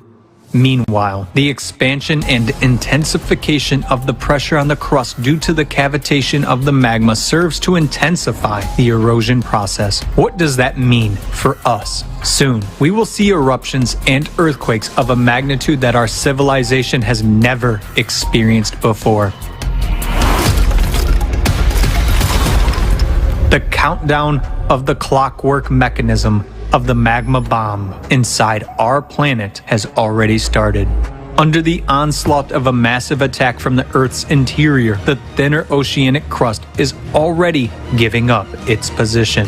The ocean has so far restrained this power, but eruptions are moving into the terrestrial phase. Tonga is vivid proof of this. It has the highest number of deep focus earthquakes, and the eruption of the Hunga Tonga Hapai volcano on 15 January 2022 alone affected 80% of the population of the surrounding region. If one volcano can do that, what can we expect from a massive eruption of terrestrial volcanoes? After all, already now, we observe their synchronization. The thicker continental crust is holding the line for now, but it won't last long. This threatens to bring on a volcanic winter and a new ice age. The magma's violent power has already awakened volcanoes that have been dormant for hundreds and thousands of years. Our planet is looking more and more like a minefield, where shells are beginning to detonate like a chain reaction.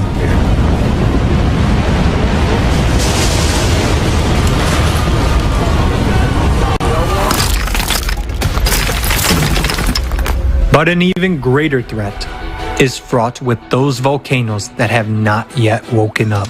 Giants, such as Yellowstone, Campi Flagre, Elbrus, Flach, Kikai, are called doomsday volcanoes because the eruption of any of them could lead to the extinction of all life on Earth. They have held back the power of the Earth's interior for a millennia, but now they are showing signs of activation. When the magma beneath these volcanoes reaches a critical point, the scale of the catastrophe is hard to imagine. Our planet is splitting apart, yet we are busy with something else.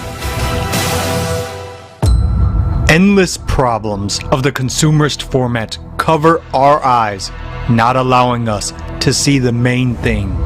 We are deceived by data manipulation. Earthquake statistics are manipulated in the same way that temperature data is. Those who do this keep quiet, some for the money, and some, perhaps, not to scare people and spread panic, so that people live out their last days in peace. Because it was so suffocating inside. I couldn't breathe. People die inside the dead body inside the house. It's a nightmare. Oh, I'm pretty well fucked. I fell through that hole.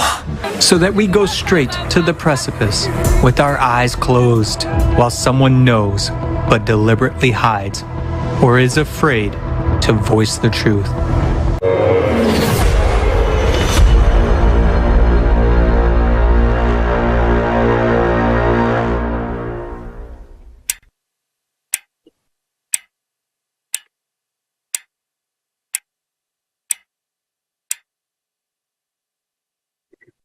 Теперь мы видим, Now we can see that magma ascent is happening all over the world because the core is shifting, centrifugal forces are accelerating, and the bounces of the core start to push out magma abruptly.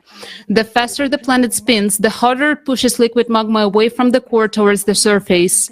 This happens according to the principle of centrifuge. And this is not happening over millions of years. It is happening right now. Recall how quickly magma came towards the surface near Antarctica. And there's another alarming indicator which volcanologists have recently registered. A different composition of magma has begun to emerge to the surface from the Earth's interior. For example, a recent study of Fagradalsfjall volcano in Iceland, which erupted in March 2021, showed that during its eruption, magma from deep areas of the mantle plume entered the volcano chamber. As you remember, this is that very plume that heats Greenland's glaciers from below. The deep magma from this plume begins to rise very quickly, and this is evidenced by the chemical analysis of the composition of the magma released during the eruption. According to the study, the rates of change for the key chemical indicators of magma erupted by the Fagradalsfjall volcano in 2021 was over 1,000 times higher than in other eruptions. Think about it. The subsurface layers of magma have one composition, whereas the deep layers have a complete different composition. Usually, they don't mix. Deep layers of magma cannot just go ahead and rise to the surface. The fact that they rise suggests mixing of magma in the depth, which should not happen. But unfortunately, we do observe that. We hope that this wouldn't happen, but it's already happening. And this process is only intensifying. Magma of different chemical composition corrodes across crust much faster. It just melts away the mantle. These are indisputable facts. This is another evidence by seriousness of the process going on under our feet.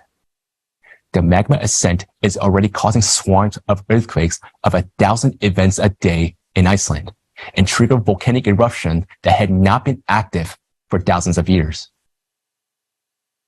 Another example of abnormal magma rise was the eruption of La Palma volcano in September 2021. Volcanologists estimated that the outpouring magma had an unusually low viscosity, the most fluid magma of any historical basalt eruptions. A similar altered composition of the fresh magma was recorded in the eruption of the Tonga volcano. Let's see why magma started mixing up in the Earth's interior. As it rises, the pressure in the magma drops, causing it to boil like blood during cavitation. Because of this, magma expands in volume and begins to press, erode, and heat the Earth's crust more. Remember, we have already talked about the unprecedented increase in the number of earthquakes at the depths of more than 700 kilometers. And here's the answer to what deep focus earthquakes in liquid magma are. This is exactly the boiling of magma and cavitation explosions. Think about it. Explosions equivalent to thousands of nuclear bombs in power have started to occur in the interior of our planet. This is what stirs the batches of magmatic melt, as if someone is stirring the magma in the interior with a big spoon. This process accelerates on its own. Magma starts pressing harder against the thin crust of the Earth's surface, the Earth's crust. This forces the expansion of the planet and causes cracking in the thinnest parts of the Earth's crust, among the mid-ocean ridges and faults. An increase in magma pressure melts away and deforms the Earth's crust. The number of new cracks and fractures increases, and the old ones begin to be activated. New fracture zones are opened up, allowing water from the surface to escape into the interior. Because of these, rivers and lakes all over the planet are drying up, even though precipitation and floods are increasing. At the same time, methane and hydrogen gases increase to the surface, rise to the surface through cracks and fractures, These gases are easily flammable, so there are more and more wildfires along the faults. The degassing of the Earth's interior is evidence of cavitation processes which are triggered by the instability of the core. And the magma is rising everywhere right now. Where the crust is thin, it's been felt the most. As we know, both West Siberia and West Antarctica have very thin crusts. But look at the map. Yellow and red colors show regions where the crust is also thin. This includes Europe, the west coast of the United States, Africa, Australia, China, and many other regions. The ascent of magma triggers volcanic eruption. One of the most famous supervolcanoes, Yellowstone, is showing alarming signs of seismic activity. The number of earthquake swarms is increasing there. The map shows the ground rises and sinks near the caldera. The magma there is critically close to the crust, and any slightest destabilization in a planet's interior will cause an eruption of Yellowstone. And this means a catastrophe, not only for the USA, but for all humankind. Supervolcanoes will undoubtedly react when the magma gets closer. The motion of the planet core increases the pressure of magma, and then the pressure reaches a critical point, the magma will burst out and form exploding volcanoes. But there is even more horrifying fact. Do you remember we have mentioned the Mariana Trench? There, the oceanic crust is the thinnest, only 5 kilometers, and where the most of deep focus earthquakes take place. In other words, the largest amount of cavitation blasts of magma occurs. And more terrifying than Yellowstone explosion is the focus of magnitude 10 earthquakes near the Mariana Trench. Such a powerful earthquake never happened within the memory of our civilization. This power means that magma will easily tear through the 5-kilometer crust. Later in the report, you will learn about the consequences of the magma breakout in Mariana Trench. What are the reasons for this instability in the Earth core and acceleration of our planet? What is pushing magma to the outside? In order to approach the understanding of this question, it is important to consider the information from both the astronomers and planetologists, because the changes similar to the ones happening on Earth are also occurring in the interior of other planets of the solar system. For example, just like on Earth, on Uranus, Jupiter, and Venus, wind speeds and the size of hurricanes are increasing. Ice caps are melting on Mars. So let's watch a video about it.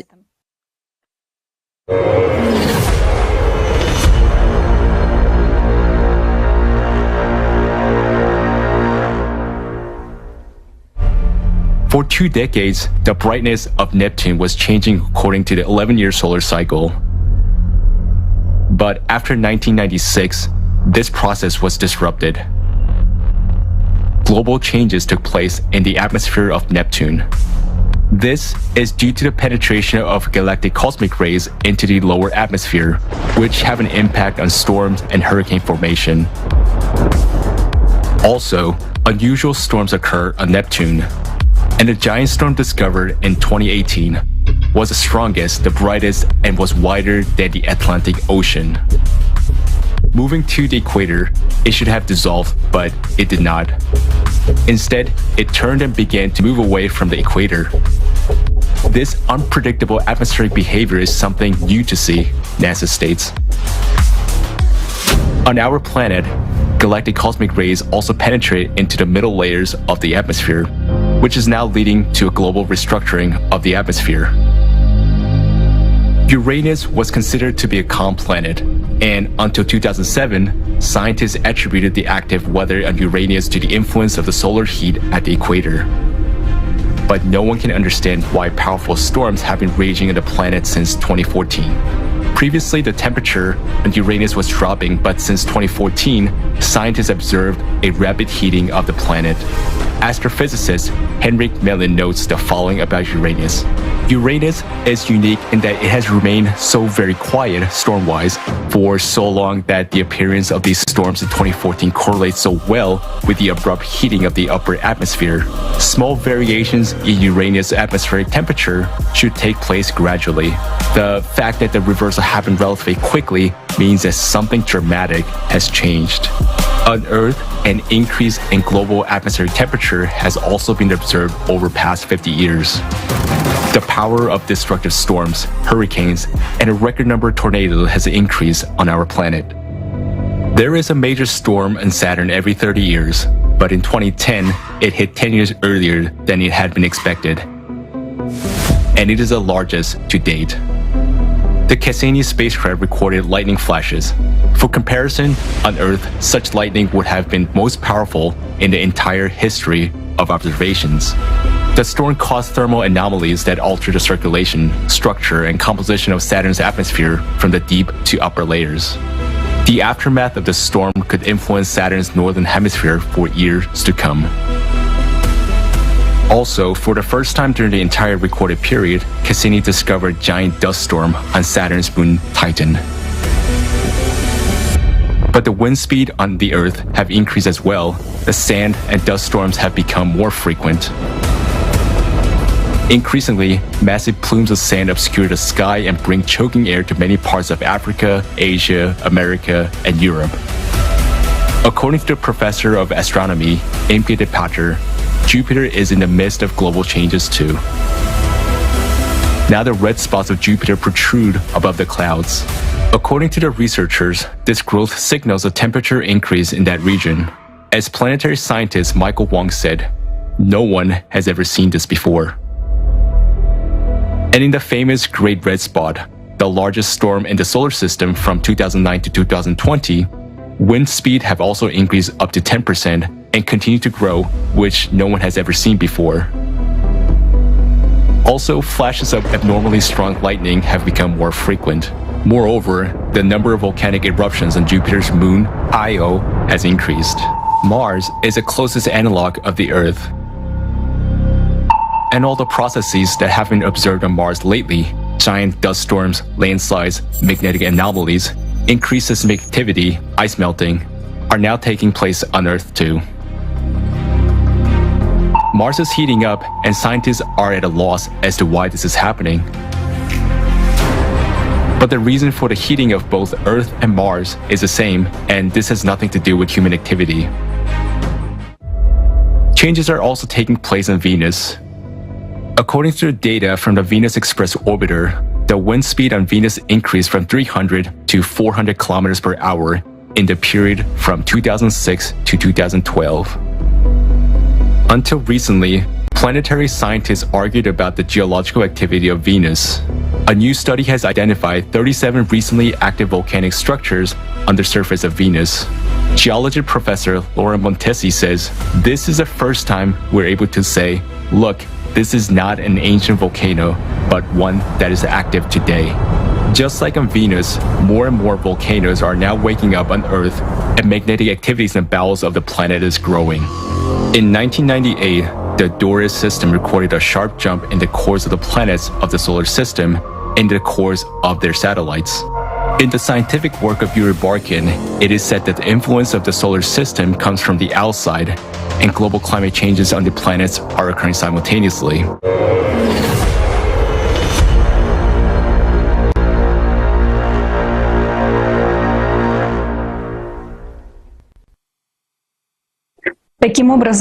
Thus, we see that all planets with cores are now experiencing climatic changes and intensification of earthquakes and volcanoes. The planet's cores are coming into imbalance, which sets in motion the molten components within the planets. As a consequence of these processes, abnormal phenomena begin to occur in the atmospheres of the planets, while damages accumulate in the interior of the planets. Moreover, this happens even in the gas giants, despite the fact that they do not have solid cores. Look at Mars, the closest planet to us. We want to draw your attention to a number of other studies on these issues. On May 4, 2022, the largest earthquake ever observed, the largest quake, ever observed on another planet with a magnitude of 5 was registered on Mars. Look at the model of this earthquake on the screen. Seismologists studying earthquakes and quakes on Mars believe that seismic activity is caused by the activation of magma in the Martian mantle, just as it is happening on Earth now. Moreover, studies in 2022 have shown signs of areas of liquid water beneath the polar ice caps on Mars forming due to increased heat flow in the Martian interior, just as this is happening beneath the Greenland and Arctic glaciers on Mars. We began observing climate changes on the planets in the solar system back in the beginning of our research. Since 1996, articles have begun to appear that documented changes on other planets. We noticed that the processes on the different planets were simultaneous. Some scientists believe that this is related to the influence of the sun on the climate. However, as we now see, changes on the other planets are being triggered from the interior.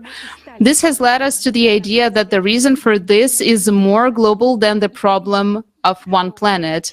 That is why we started conducting an interdisciplinary research in climate change and geodynamics, and we saw that the reason for the changes lies outside of our planet. So in order to understand the full picture of the escalating catastrophe, it is necessary to disclose another key aspect, namely the cataclysms on Earth, as well as other planets in the solar system that occur cyclically.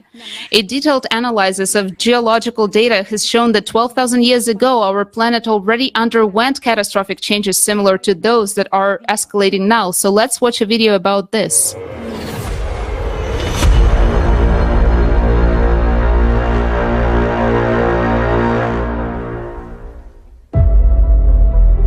Changes similar to what we now see occurred before the peak of the crushing disaster just about 12,000 years ago. Those events are called the Ensnared oscillation and the Younger Dryas glaciation that followed. 12,800 years ago, global temperatures rose as much as 15 degrees Celsius within just a few years. Most of the ice sheet suddenly melted, and the Earth emerged from a full ice age. At that time, there were extreme floods and other natural disasters, along with an intense sea level rise. The Gulf Stream stopped at that time, just as it is happening nowadays. Scientists from the University of Kansas have proven that about 12,800 years ago, there was a giant fire on Earth that covered a tenth of the entire planet's surface. Other researchers have also found that large fires raged in Siberia 12,000 years ago. Similarly, nowadays there are more and more large-scale fires that cannot be extinguished. Based on an analysis of satellite images, scientists have discovered that 10 to 13,000 years ago, the largest known dunes formed in the Sahara Desert and other regions, indicating the enormous strength of winds during the Younger Dryas. A short-term intensification of winds during that period has also been documented from Greenland ice cores data and research in Alaska. Nowadays, the same phenomena are happening on Earth as during the Younger Dryas. We see winds, hurricanes, typhoons, and tornadoes intensifying and destroying entire cities, razing them to the ground. Right at the cycle change 12,000 years ago, there was a very intensive seismic activity. This is indicated by radiocarbon data, as well as paleographic reconstructions of the Younger Dryas. During the same time period, more than 12,000 years ago, as well as now, there was a drastic weakening of the magnetic field and a pole shift, which was called the Gothenburg excursion. The reason for all these abrupt changes was an abnormal magmatic activity caused by changes in the core. This was expressed in large-scale volcanic eruptions that scientists recorded in the Younger Dryas by dust and traces of acid rains and glacial cores. Analysis of sediments found in Hall's Cave points to volcanic eruptions that caused a volcanic winter about 13,000 years ago and glaciation across the globe. After the sudden warming in the Younger Dryas, an equally abrupt cooling occurred. This event caused a mass extinction of megafauna. Thousands of frozen mammoths and other mammals were found in the ice on the northern slopes of Siberia. There happened a drastic decline in the human population, including extinction of the Cro-Magnon. All of those catastrophic events occurred within just a few decades.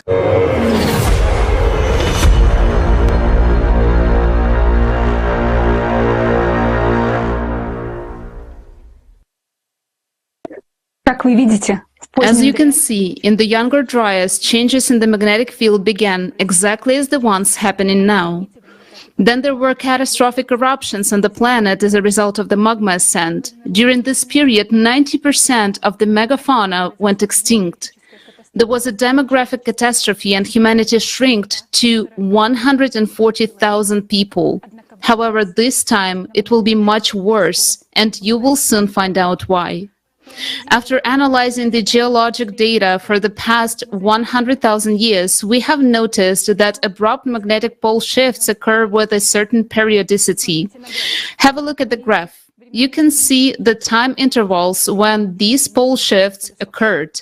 This happens approximately every 13,000 years. According to the geological evidence, during these periods, there was also a weakening of the magnetic field by 8-10 times. Let's recall that the same thing is happening today. Our magnetic field is weakening 10 times faster than in the last century. You and I already know that changes in the magnetic field do not occur by themselves. This is a result of changes in the planet's core. Thus, we see that every 12,000 years, for some reason, the motion of the Earth's core changes abruptly. And all of this happens due to the fact that there is something that cyclically causes sudden disturbances in the functioning of the core. Also, according to studies of ice cores, every 12,000 years there was an abnormal increase in volcanic activity. We already know that this is caused by the ascent of magma closer to the Earth's crust. And in the graph, you can see when such eruptions occurred.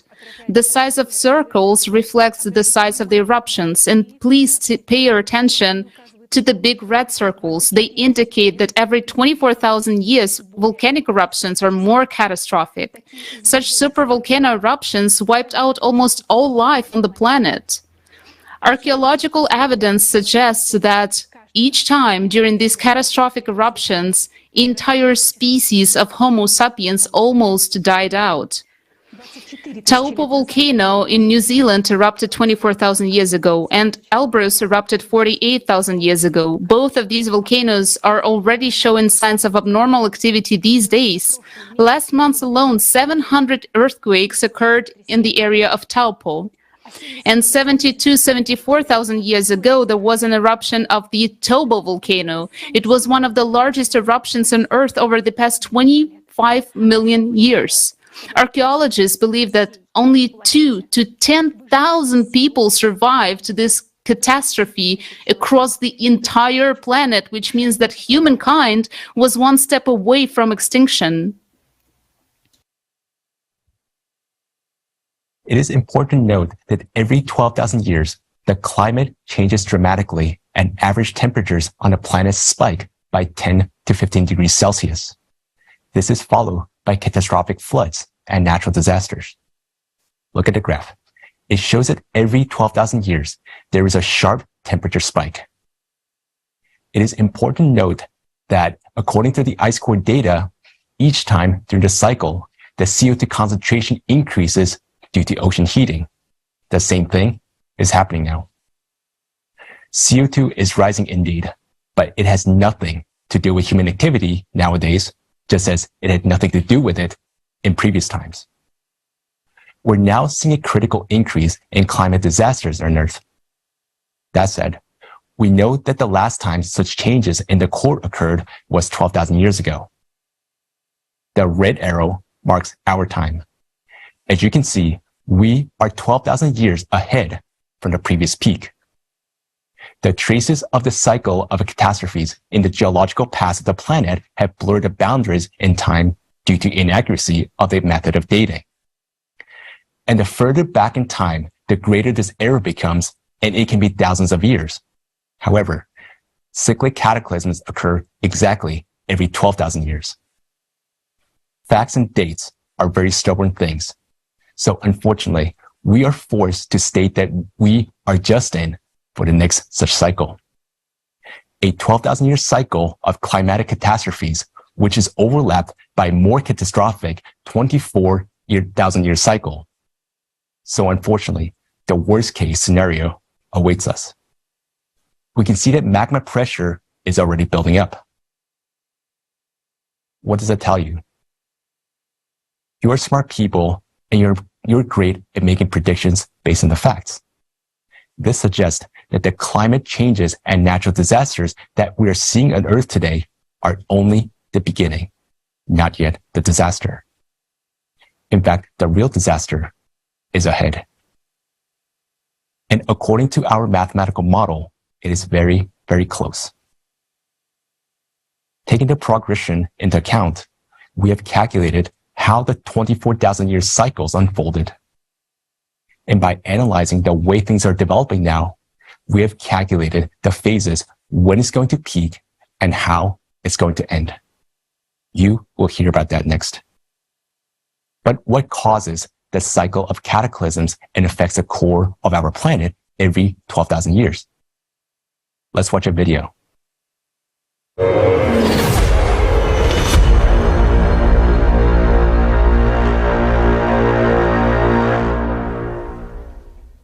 Researchers believe that this cyclicity is galactic in nature. That is, it is related to the rotation cycle of the galaxy. Every 12,000 years, radiation from the center of the universe affects the solar system and even influences the sun. In 1998, not only was the Earth's core recorded jumping, but also those of the moon, the sun, and other planets. In recent decades, scientists began to record drastic climate changes on all planets and satellites of the solar system. An increase in the number of giant storms and hurricanes, abnormal temperatures, an increase in volcanic and seismic activity. Now, an increased flux of cosmic radiation due to the low activity of the sun is detected on Earth. Scientists have found evidence that a similar bombardment by cosmic rays occurred 12,500 years ago. In addition, every 12,000 years, an unknown flow of violent cosmic energy from the center of the universe comes to our planet. This high-energy impact occurs at the micro level and has enormous potential to trigger a shift of the planet's core. Galactic radiation disrupts the life cycles of the biosphere. Trees begin to massively emit more carbon dioxide, whereas swamps emit compounds of deadly gases. This time, Earth may become another dead planet, just like Mars. The planet's immune system is now destroyed by the toxins that our technogenic civilization has excreted. The planet's diseased organism might not survive the enormous stresses which cyclicity creates every 12,000 years.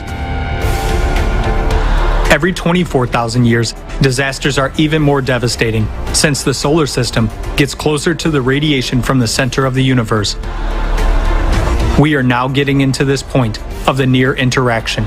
The planet is living its last years, and so are we, if we remain idle.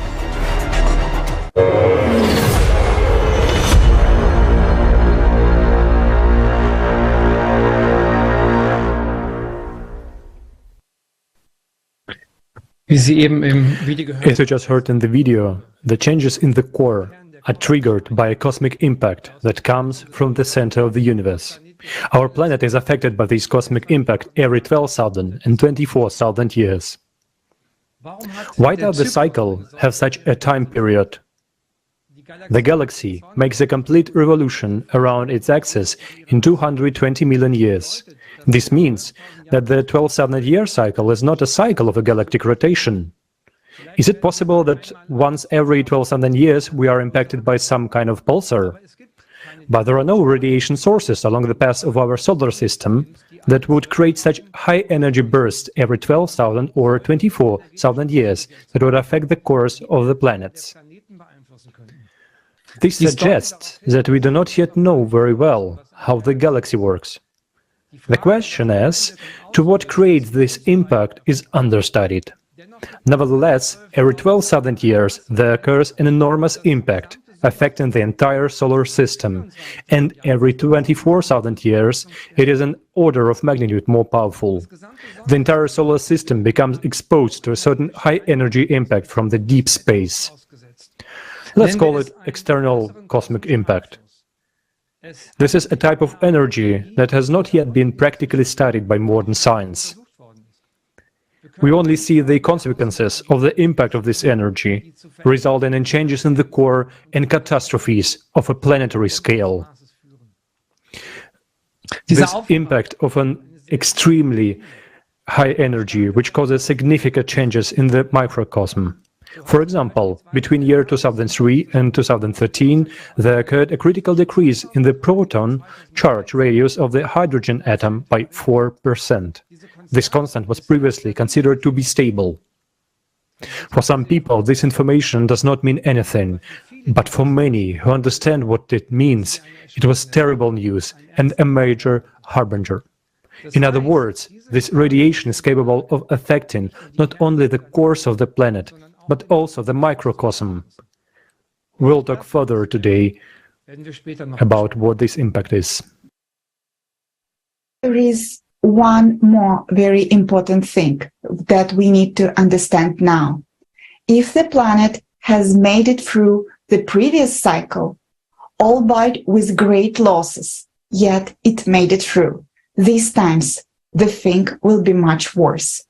Having summed up all signs of the climatic changes on Earth, we have found that today's events are progressing much more rapidly than in the previous cycle. What is happening in our planet now in previous cycle, it was at the second stage, while we are experiencing it at the first stage. And these indicate that subsequent climatic disaster will be many times more severe and devastating, and that the planet will not survive them. Why? Because we have destroyed the ecology of our planet, in fact, killed its immunity. This is the anthropogenic factor that we will not be able to change in such a short period of time. All dates indicate that destructive processes are only getting worse and accelerating. We have been told that such a change would take thousands of years, but it's nonsense. Everything is happening much faster, and you can already find statement by the scientists that climatic changes predicted to take place in 100 years are happening now. Thanks to God that there are scientists who say that they have miscalculated, that they were wrong, that everything is happening faster in an avalanche-like manner, and it is more serious than it seems. But we have been talking about this for a long time already. Let us draw intermediate conclusions. We're now entering a more dangerous cycle of cataclysms of 24,000 years. In the meantime, the planet's ecology was killed and the planet's immunity weakened. While we have not even entered the peak of the cycle at this point, disasters and cataclysms are already escalating at an alarming rate. In this case, underground bunkers will not help, as they will simply melt, because magma is ascending from below. And now, the key question of our report: how much time is left before the catastrophe of our cycle happens? Please take a look at the seismic activity graph again, please. You can clearly see the exponential growth and uncontrolled exponential increase in the number of earthquakes. This progression has a mathematical pattern, so having calculated it together with the best scientists, geologists, and analysts, we have modeled the progression in which earthquakes will accelerate in the future. And what we discovered was utterly terrifying. Why? Take a look for yourself. As you can see, the rate of increase in seismic activity is shocking. At each successive stage, the number of earthquakes increases 3 times as much. The more earthquakes will happen, the magnitude of them will increase more. And by 2028, there will be 1,000 destructive earthquakes a day on Earth, whereas in 2036, there will be over 1 million earthquakes a year. Just think about it, more than 1 million earthquakes a year. What is this, if not our end? Already in 2028, life will be almost unbearable. That's literally in 6 years.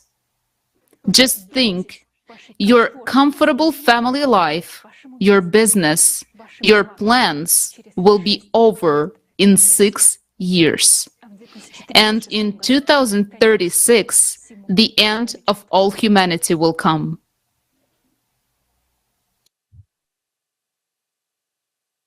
Why do we use an exponential growth model in our calculations rather than a linear growth model as proponents of anthropogenic global warming theory do? Because we take into account a variety of factors occurring in the Earth's interior. And today, together with us, you have discovered how rapidly climate disasters are progressing. To understand how fast it can be, you can compare it associatively to boiling milk in a saucepan. It heats up gradually at first, but then, in an instant, the milk boils and escapes from the saucepan. We can also take into account the inertia of the process. Suppose you're driving a passenger car at a speed of 20 kilometers per hour. The braking distance will be 2 meters. But if you're driving at 80 kilometers per hour, the braking distance is more than 30 meters. The same is true for the progression of cataclysms. The longer we wait, the greater will be the inertia as well as the braking distance. All of us in the world are in one huge bus, which is speeding up. And ahead of us, is an abyss. It seems to everyone that we will break at the end, but we forget about the inertia. If we activate the mechanism of counteraction to the cosmic impact now, and all the effects on us stop so that the planet begins to recover, we'll have to endure many more years of cataclysms, and a lot of people will die. If we drag it out for another 5 years, the velocity and progression of climatic events will increase greatly. It will no longer be 2 meters or 2 years of braking, but much more. We still have time, but that time will be paid for with our lives. Our economists from various countries have calculated how this progression of cataclysm will affect the world economy. You see the graph of that progression here. The dynamics are obvious. It suggests that the collapse of the world economic system will happen as early as 2030. Already in 2030 year, the world's GDP will not be able to cover all the losses from the climate. In fact, the entire businesses worldwide has no more than 6-7 years left. And from here on, the processes will worsen even more critically. Why? We now arrive at a very sad conclusion. If we had lived in a 20,000-year cycle, we would have lived through this as a civilization and continued our existence, albeit with great losses. But we are in a 24,000-year cycle. Considering how our planet endured it before, it was complete devastation. Supervolcanoes exploded and most of the life was simply swept away. And our mathematical model, which takes into account comprehensive data of how the processes of climate change happened before and how they are happening now, gives an understanding that the Earth is following in the footsteps of Mars. We have calculated different variants of events, development, and came to the conclusion that in any, even in the mildest variant of the current cycle, all humanity will die. And according to our mathematical model, this will happen no later than 2036. Да, Yes, we are already experiencing bad times. There is an economic crisis, geopolitical crisis, and many regions of the planet are truly on the brink of starvation. Large-scale cataclysms are underway, scoring droughts in some places and terrible floods in others, hurricanes, tsunamis, and earthquakes. But just imagine what will happen when the planet is almost devoid of livable places due to earthquakes, when the largest portion of the budget of all countries will be spent on covering losses from disasters. Of course, living conditions will critically deteriorate, prices for everything will rise, water and food, gas and gasoline. But in 14 years from now, nobody will need water, food, gas or gasoline or anything at all. Because after what happens no later than 2036, no one will need anything. We have prepared a detailed model of events that will happen in the future, and now we're going to present it to you. We consider it our duty to report to you the seriousness of the situation in detail. We've deducted the scale of events based on the progression that we have been able to estimate from the increase in the number and strength of earthquakes. Further development of these events leads to the internal cracking of the Earth's crust. Through these cracks, magma will begin to rise in geometric progression you have seen in the graph. This will then lead to microfractures in the crust in some places, which will increase magmatic activity. And it will keep increasing even more until it provokes a large-scale rupture in the thinnest part of the crust, which is in the ocean. This is inevitable. There is a 99.9% probability that this rupture will occur in the area of the Mariana Trench. This is where deep focus earthquakes are registered and where the Earth's crust is the thinnest, only 5 kilometers. At first, when a small amount of water will meet magma, magma will break through the crust for the first time, exploding violently. When we say the micro-explosions will occur, we mean that, in fact, each of these explosions is equivalent to the explosion of dozens of nuclear bombs. This will destroy the thin layer of the crust beneath the Mariana Trench, but the worst thing will happen next. And to understand what happens next, we will show you an experiment.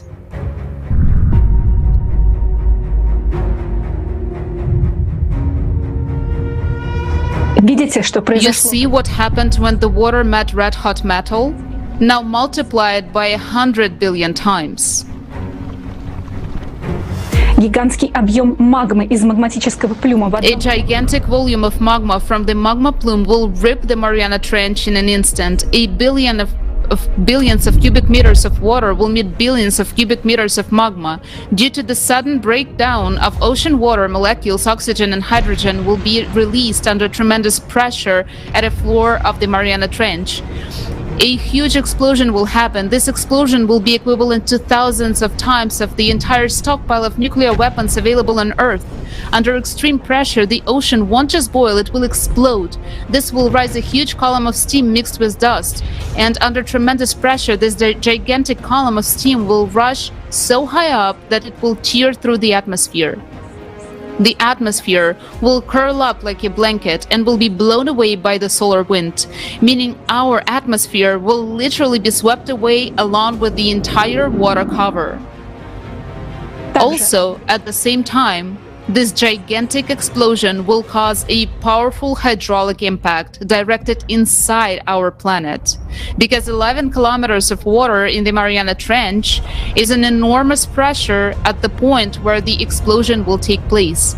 And that pressure will in turn be reflected in the hydraulic impact. There will be a very powerful blast wave directed into the center of the planet, into magma, which will spread tangentially and will provoke additional cavitation processes. This will lead to an abrupt expansion of magma in all directions by a factor of 10. That means that there will be 10 times more magma. This will literally tear the planet from the inside. With such an impact, magma will behave like a gaseous substance. All volcanoes, cracks, fractures, all boundaries of lithospheric plates will burst and erupt simultaneously.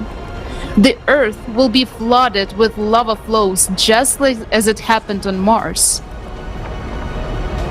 Naturally, Due to the impact, the inner core will bounce away and the motion of the outer core will stop. Our planet will die.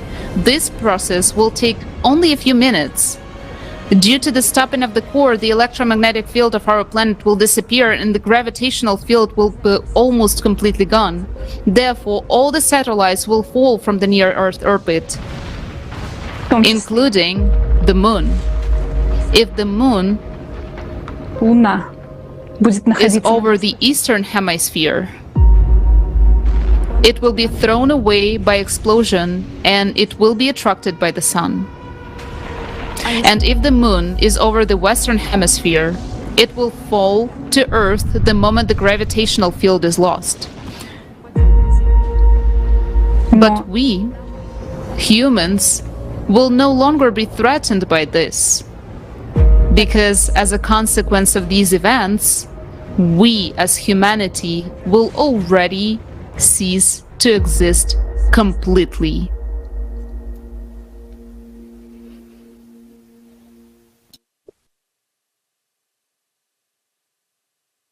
What this mathematical model is saying is that if the destruction process is slow enough and there are no other factors to trigger its acceleration, then everything we're talking about will happen in October 2036.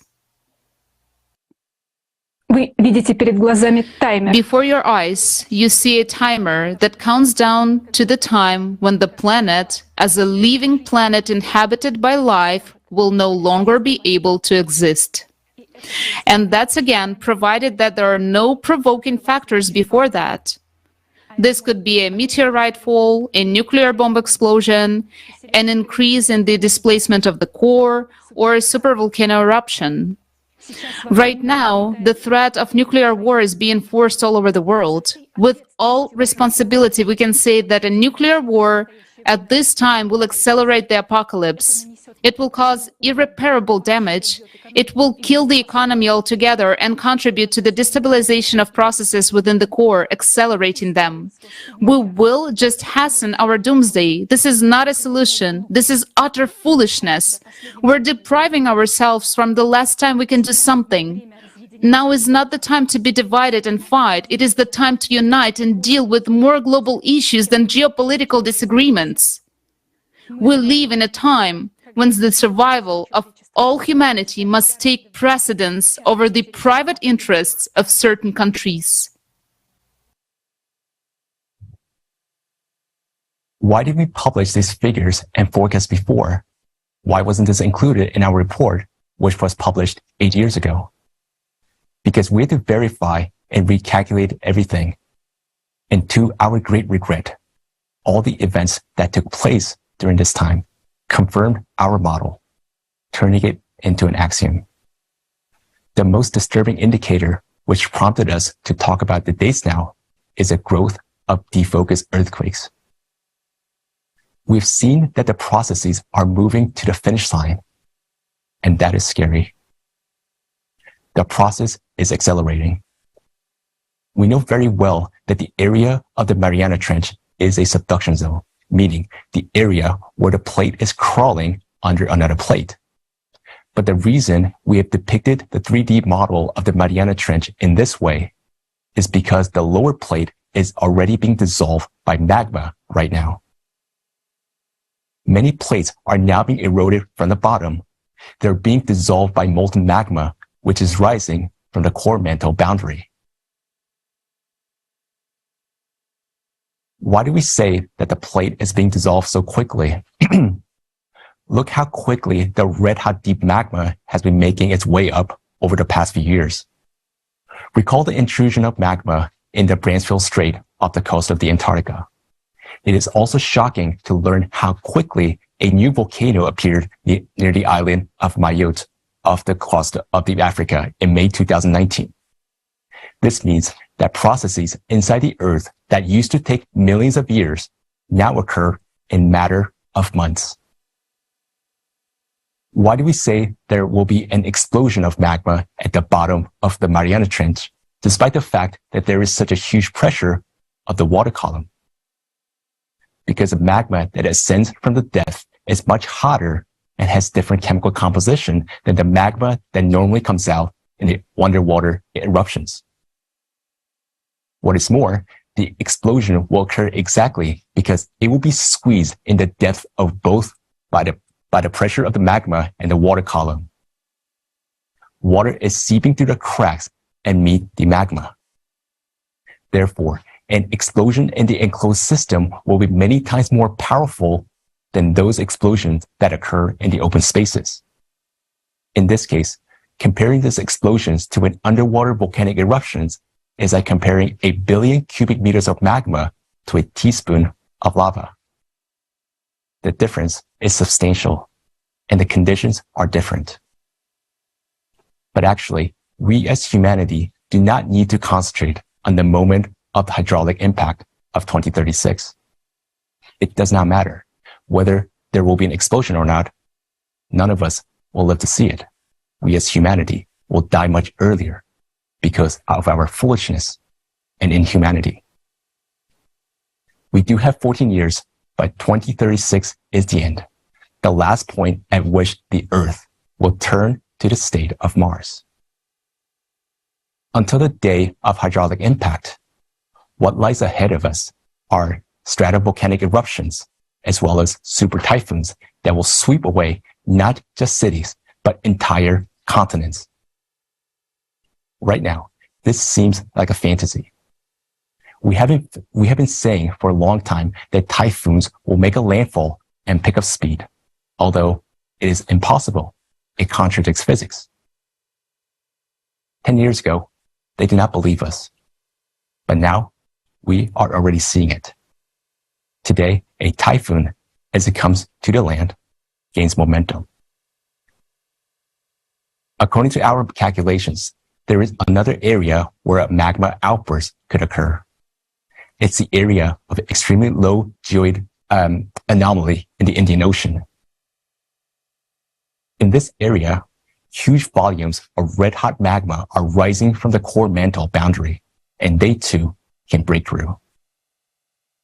We will raise this topic at one of the international discussions to be held immediately after the forum on the Creative Society channel.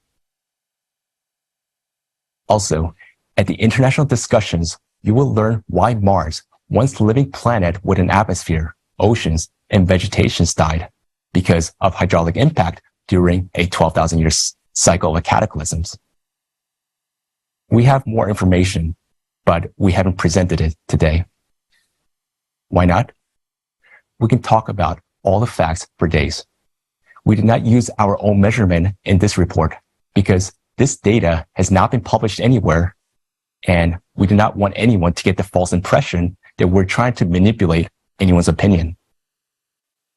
For these reasons, we are currently focusing only on the information that is available in public sources. You can study these materials yourself. Even a person without higher education, not a genius, will be able to do their calculation and come to the same conclusion that we came to. There is no other research groups in the world that has looked at the climate problems so comprehensively from all angles, and we have been doing this for a long time now, thanks to thousands of volunteers, experts, and kind-hearted people. Why have other scientists failed to find what we have found? Everyone is looking from one side. If you ask a volcanologist whether he knows anything about the magnetic field, he will answer that he does not.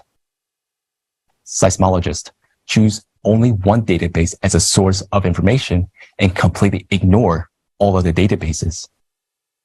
It is not even their task to see what the overall picture looks like. They're searching only within their own country. In our research, we apply an international and interdisciplinary approach. Thanks to this, we can see the whole picture. And now, you can see it too. We would be the first to rejoice if we're wrong about our model. But unfortunately, the further we studied the question, the more we became convinced of the inevitability of the catastrophe, and the more we were thinking about how to stop it. We've been looking for a solution, and we found it. To date, we know that the energy that affects our planet and leads to the destabilization of its core is similar to the kind of energy which allows the entangled particles to communicate with each other even when they are located at different ends of the galaxy. We do know that it is not a neutrino or electromagnetic effect, it is something different, but we do understand that the energy of this cosmic radiation is of a physical nature, which means that it is possible to affect it, the physical plane, for example, to weaken, to stop or redirect it, and so on. But to carry out any manipulation with it, we have to solve two key tasks. First task is to study the nature of this cosmic radiation, which is beyond the limits of known physics. And second task is to find a source of energy equivalent or superior to this energy impact coming from space, and to learn how to use this energy in the same way as we use electricity. Only if we solve these two problems, we will be able to counteract the cyclical cosmic radiation and stop its catastrophic effects on our planet. Yes, we have already been working on researching this even energy source for decades, and quite successfully. But as much as we want to, our capabilities are not enough to achieve the desired result. Within such a narrow time frame, this can be done only together with the true scientists from all over the world, with the scientific community. Some people ask how science can find a new energy source in such short period of 5 to 6 years and learn how to use it if it took us 6,000 years to discover electricity. As for this new kind of energy, according to our information, many closed laboratories are already conducting research in this direction. But I hasten to disappoint you that, as of today, they're not looking for this energy to stabilize the core of our planet. All of the classified developments in this field are being done solely for the purpose, for military purpose of achieving world domination by one state or another through the development of new sources of energy. Scientists who work in such closed engineering design bureaus are not known to anyone. The states deliberately conceal them because it is not profitable for them to publicize their geniuses on which they rely on their for their strategic purposes. But these scientists are the ones who have the real potential to save us, because they already have the necessary skills, experience, and understanding of the processes that the world-famous Nobel laureates, grant eaters, and careerists have never even heard of. If we now propose to the states to unite the scientific potential to find a way out, they will give us these grant eaters and opportunists who are totally clueless in this issue, which must be solved.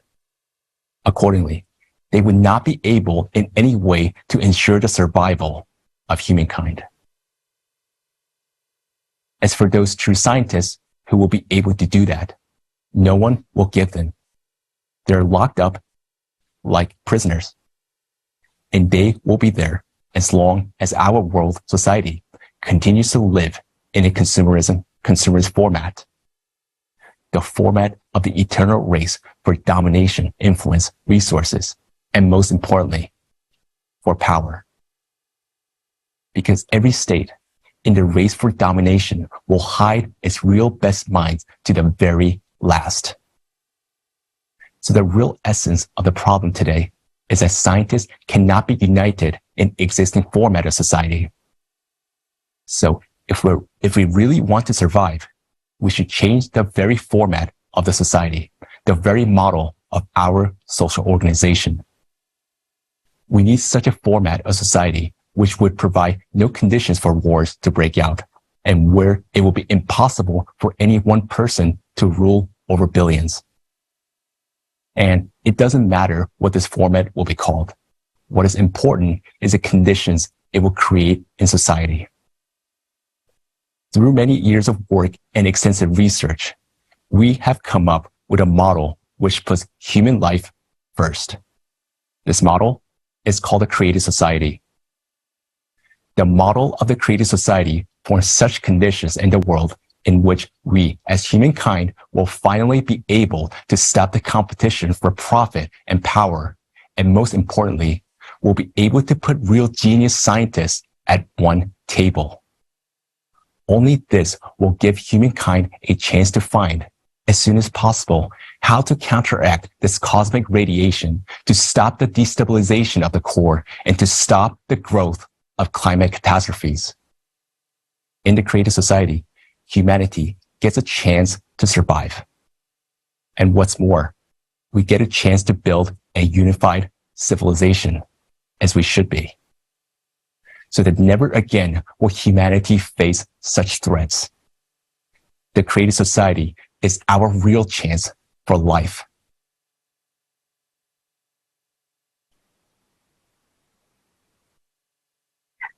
In the report presented today, you have heard the results of years of research conducted by a large interdisciplinary team of scientists from around the world. For more than 10 years together with a huge number of leading specialists, volunteers, and concerned experts, we have collected analytical data, cross-checked information, numbers, and facts. We conducted practical experiments and theoretical calculations, which later formed the basis of mathematical models and forecasts. It is a great honor for us today to speak the truth on behalf of such a huge international community of true scientists, which consists of the best representatives in their disciplines. We so much wish we could thank each of them personally and publicly, and simply say thank you for their tremendous, selfless work for the good of all humanity. But unfortunately, today we will not be able to publicly thank most of them. There are several reasons for this. Unfortunately, some of those wonderful people, honorable scientists, are no longer with us today.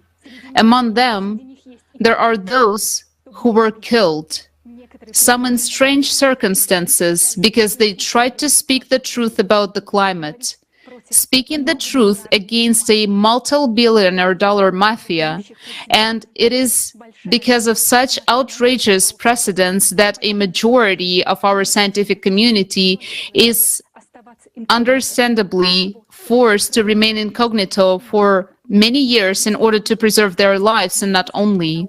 After all, many of them work for official science in laboratories and research centers around the world, and this allows them to have the opportunity to study the necessary materials, to have access to the equipment, to conduct the relevant developments, experiments, and research, which are crucial today for the salvation of humanity.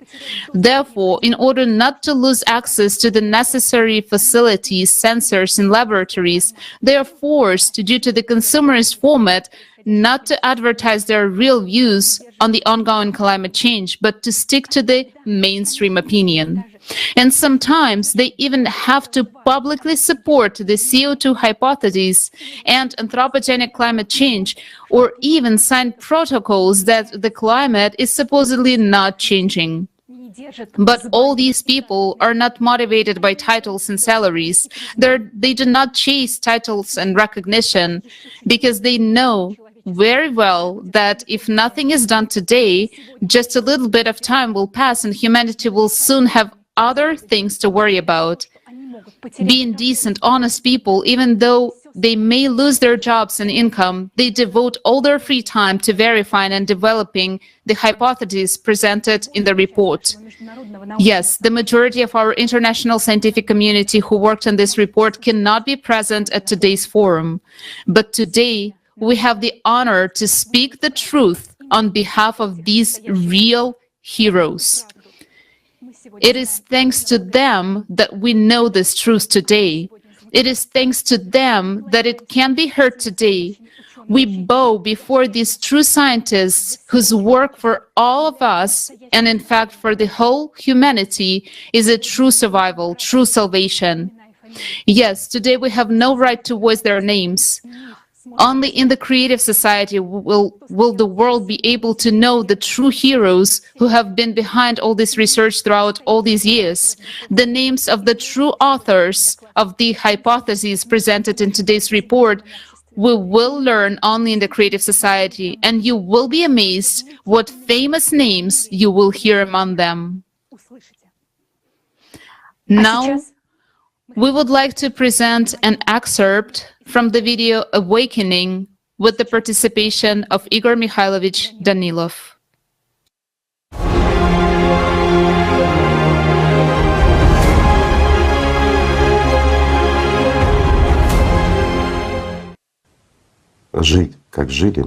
We will no longer live like we used to. We will not go back to the peaceful world we had just a year ago. In the literal sense of the word. Yes, a year ago it was still bearable. A year ago it was still good. But this year, 2022, from the birth of Christ, has changed a lot of things. We mentioned this 10 years ago, that the year 2022 would come, and you would see it all. It came, and a lot of people began to see clearly. Yes, I agree. People began to understand that something is wrong with the world, that for decades they had been deceived. The theory of the anthropogenic factor was imposed on them, that sort of, now we would join efforts, shut down a few factories, stop using, let's say, cars that emit a lot of carbon dioxide, or do something else, and everything would improve. But it hasn't improved. And now a realization comes for many people that green energy has done much more harm to the environment than hydrocarbons usually do. This is true, and that there is nothing to hope for, and worst of all, no one to hope for. After all, let's dig deeper. Since 1996, more and more people have been involved in studying that very climate. So many scientists have been involved in this and are still involved now. And how many of those who wanted to tell the truth came out and started speaking up? Our friends, those scientists who worked with us, how many of them were killed? And who killed them? A simple question. It was actually those who lied to us and programmed us so that others would not even dare to open their mouths while they are stealing our money, hiding behind some mythical climate change caused by the anthropogenic factor, that supposedly carbon dioxide had destroyed everything here. We warned people, God knows when. It's true. We didn't reveal everything. There was a brief report, but we said, people, pay attention, because the amount of neutrinos coming out of the ground has increased. It has increased very significantly. Well, this indicates that there, inside our planet, global changes have happened, which cause a dysfunction of the core. And there begins what we have come to now. Back then we were talking about this, and we were laughed at. You know, smart couch critics and absolutely inept scientists with big names, who are just like them, told us, show us how you measured neutrinos. With what? Because in order to catch those neutrinos, nowadays there are powerful installations, huge ones, so everything is not that easy for them. But not for us. Those people who worked with us for many years are much smarter than these couch critics and pseudoscientists who are very popular in the world. And we did have such a capability. We had, shall we say, compact detectors, making it possible to detect those very neutrinos quantitatively and qualitatively.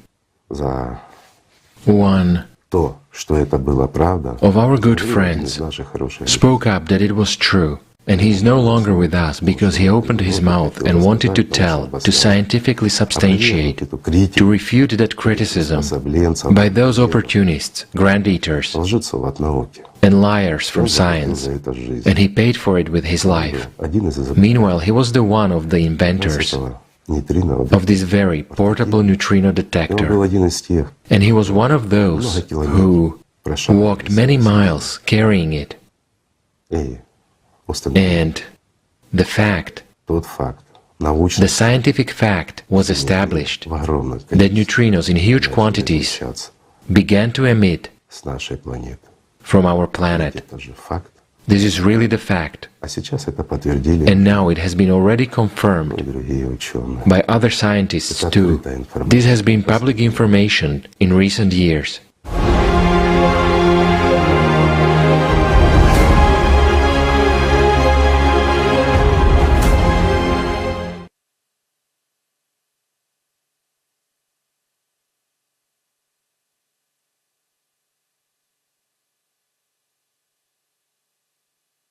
Has the world scientific community been doing all these years? It has been diverting people's attention from the real causes of climate change by offering them false theories. One group of scientists was on the side of the theory of anthropogenic CO2. In contrast, another group claimed that the climate was not changing at all. Nevertheless, today, it is already evident to everyone that the climate is changing more and more.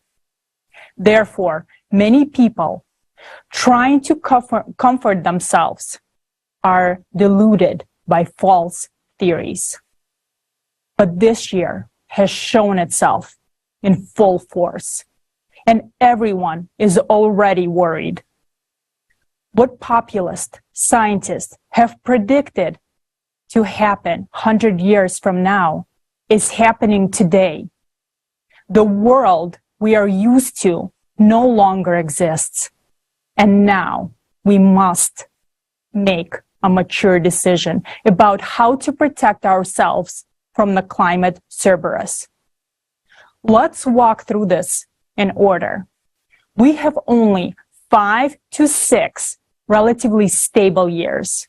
During this time, we must find a way to counteract the radiation that is now destabilizing our planet's core and causing climate disasters. Scientists do not know the nature of this radiation, which means we are still defenseless against this terrible threat. As humanity, we now have 2 essential tasks. First is to study the nature of cosmic radiation. The second is to find an energy source equivalent or superior to the radiation coming from space to counteract it.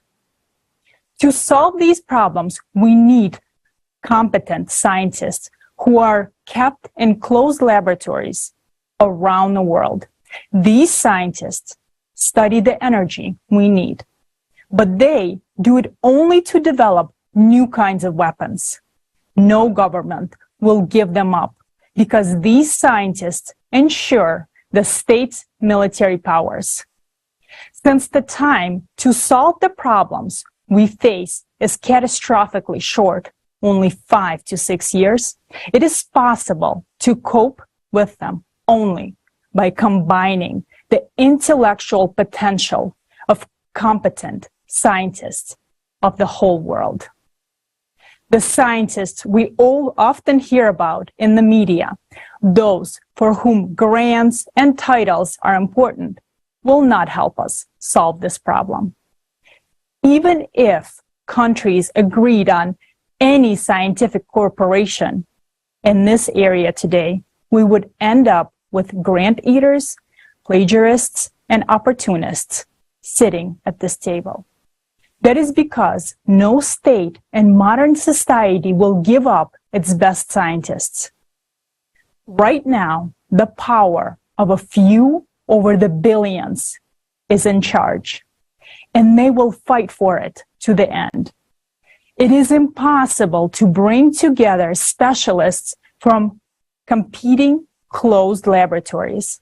Such are the rules of our consumerist format. What is the solution? We need to ensure that these scientists don't need to develop weapons and that countries don't need to defend themselves. That sounds impossible in our consumerist format. So the only way to free real scientists is to change the format of society to one where wars will be impossible and forever eliminated. In this way, real scientists around the world will have the opportunity to devote their full attention to solving the global climate threat. And this must be realized as soon as possible because time is running out. 10 years ago, when the situation with the climate and its progression became apparent to us, we realized that a new format of society was required. And because that would bring about a global change worldwide, it is necessary to consider all the factors that ensure the safety of society in an integrated way. We studied the world's historical experience to account for all of humanity's mistakes. The main thing we understood is that the new model of society must meet the needs of all people. After all, we as humankind have already fought enough and gone through economic crisis, famine, and wars. And all this has been repeated in a vicious circle for thousands of years. Therefore, if we change the format of society, it must be a radical change and one that will provide the best living conditions for all people. Throughout the past 10 years, we, together with volunteers and experts from all over the world, have conducted extensive analytical work and numerous social surveys worldwide. We surveyed millions of people in over 180 countries, conducted interviews and consultation, and held international roundtables and conferences with experts in various fields. By studying and analyzing the needs of people around the world, we have been able to create a working model that transforms every aspect of society. And most importantly, it ensures that scientists can come together to solve the climate problem as quickly as possible. Based on a comprehensive analysis of the will of people, the 8 pillars that make this model work were formed. They embody what all people want. We have called this model the creative society. Further on, we will be using this term, but it can be called differently. It is not the name, but the essence of this model, which will help us to cope with the global climate disasters. In today's forum, we will look more closely at what this model is. For now, let's look at its fundamental differences from the current format of society. First, in the creative society, the priority of everything is life, but not profit, as we have it right now. Second, power will belong to the people and will not be concentrated in one hands of a single person or a particular group of people. It is as we see it today. These fundamental principles forever preclude the possibilities of war. Indeed, today we are talking about the question of everyone's survival. It is no longer a question of conflicts or wars. The threat is over everyone, over everybody. Any war can be stopped, given the will to do so. But what is happening now with the climate, we can only stop if we build the creative society. Whether we like it or not, it is a forced measure, because it is the only model of society that forever eliminates wars, freeing scientists from closed laboratories and allowing them to gather together at the same table. As a result, we will find a way out of the climate collapse as in a short as possible time. We now see that only the model of the creative society gives the humanity a real chance to survive.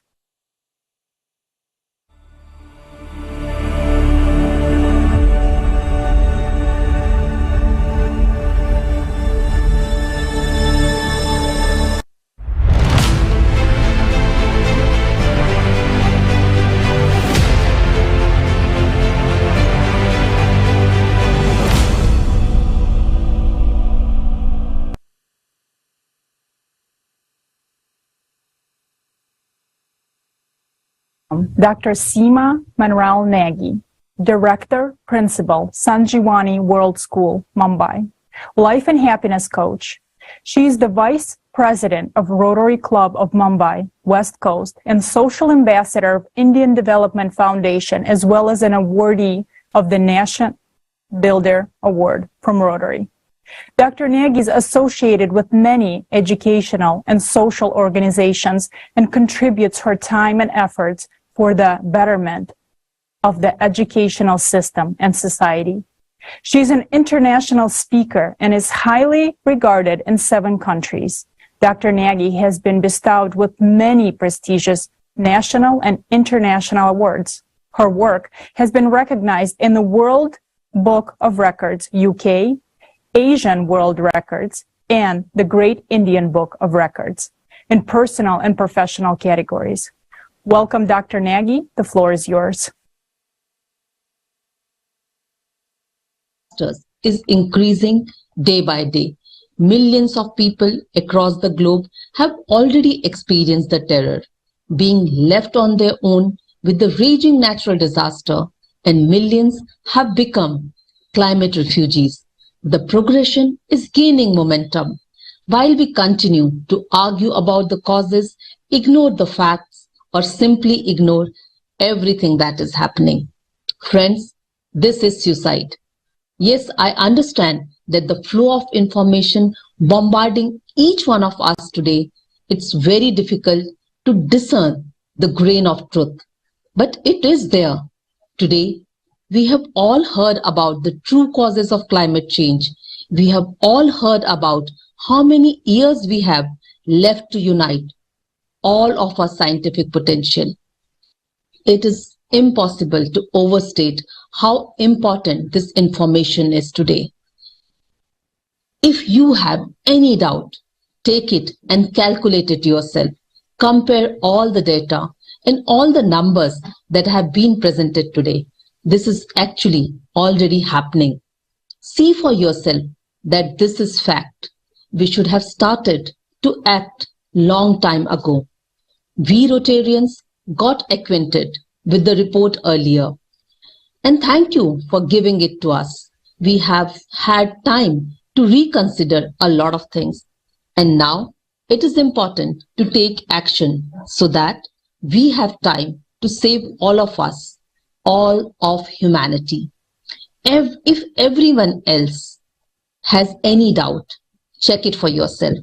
I do understand that it's scary, but we at Rotary have faced challenges more than once, and this experience will help us now as well. Right now, we need unity and courage of all Rotarians more than ever. And then we will succeed because our strength and survival is only in unity. Thank you.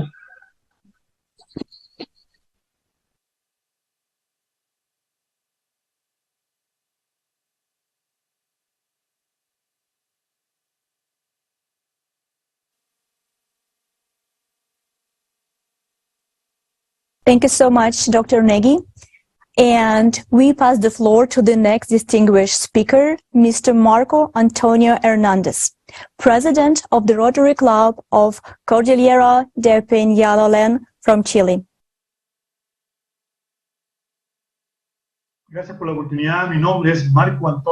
Thank you for this opportunity. My name is Marco Antonio Hernandez Fuentes. I have the honor of being a president for the period from 2022 to 2023 of the Rotary Club, Cordillera de Panalolén of Santiago de Chile. And today, we're working hard, focused on being successful in society and being its participants. I would love to complete and share the information with our club and with all people about this wonderful privilege that we have the opportunity to learn about today. It is called the Creative Society, through which unity gains power, and it is fundamental. Thank you for this wonderful, unique chance to share with you my impressions after watching, listening, and enjoying the previous forum, a message to humanity. I have the opportunity to express my feelings about this and share this moment with you. En mi vida he tratado de ayudar, de participar, de involucrarme con la sociedad. Y hasta in my life, I always try to help, participate, and get involved in the life of society. And I thought that it was enough. I always cared about helping those who were in need. But after I became familiar with this forum and following all the conversations, everything had changed. I felt needed.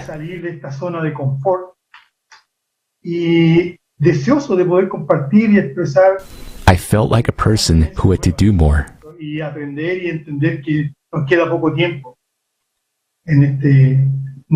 I had to step out of my comfort zone that I thought was a part of my life.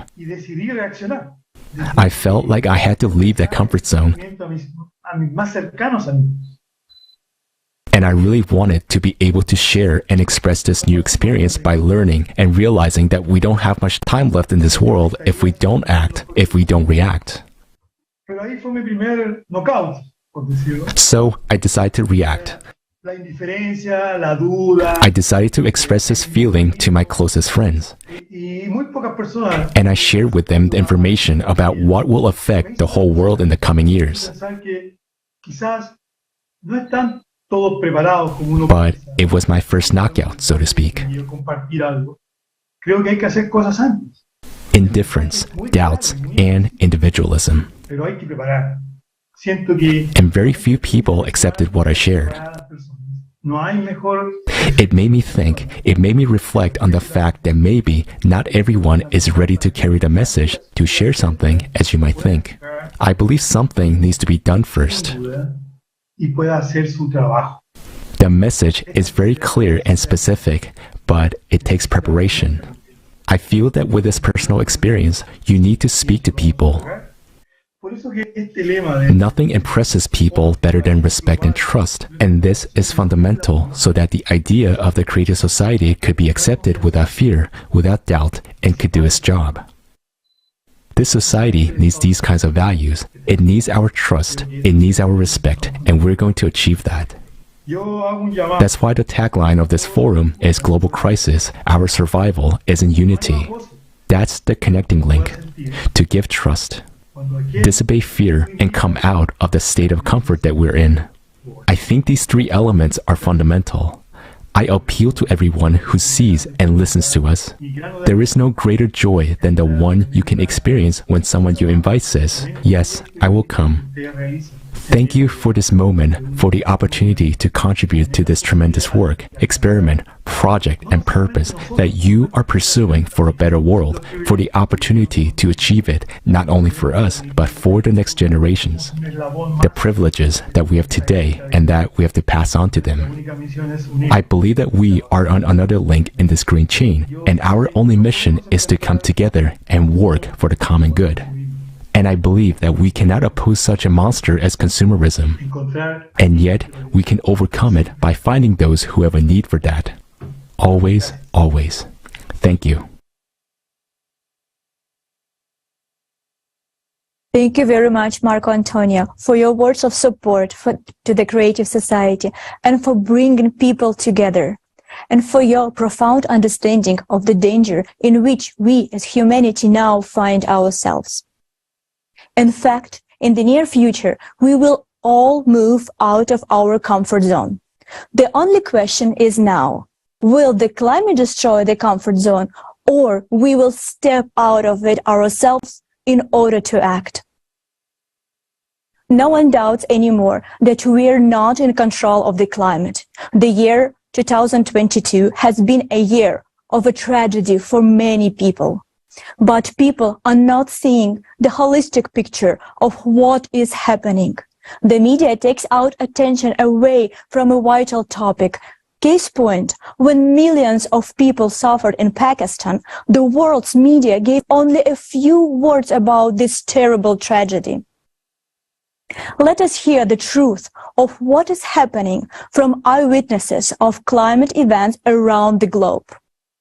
Notice how many tragic events you didn't know about. Why would you want to know that? Watch, and you will understand everything.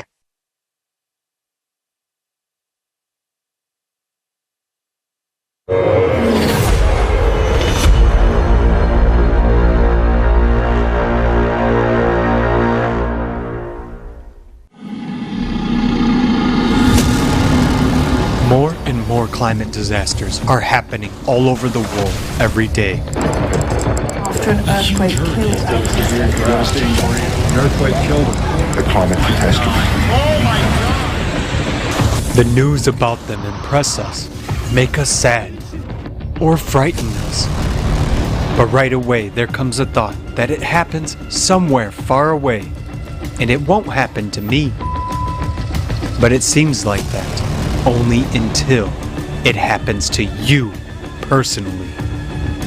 I don't know, I got really scared. There was smoke and we started to suffocate. Lost my friend in it. I look in my mirror and I'm on fire. We only had minutes to get out. Anyone can become a victim of the ruthless Climate Cerberus at the most unexpected moment. Why? We are going to show you the stories of people affected by climate disasters. There are millions like them around the world. As you listen to them, try to answer yourself a simple question. Will you be ready when the Climate Cerberus comes to your home?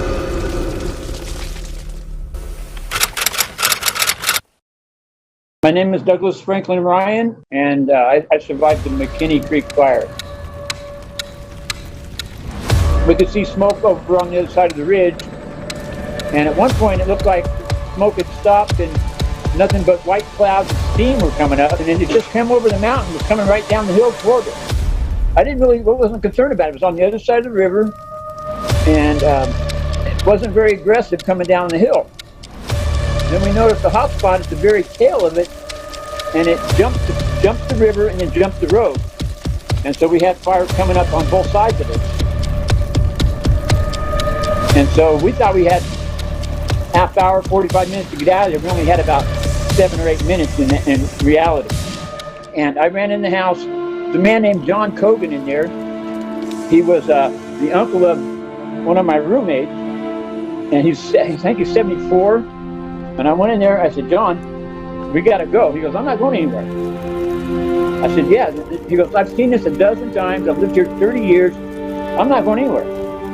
He goes, if I leave here and I lose everything, it'll kill me. If I stay here and die, I'll have to take that chance. But he passed away in the fire. That and 5 dogs on the property. Why have the fires in California been getting worse in recent years, burning more forests and towns and making it harder to put them out? In '95, there was a malfunction in our planet's core. Because of it, magma rises from the Earth's interior, boils, and extends in volume.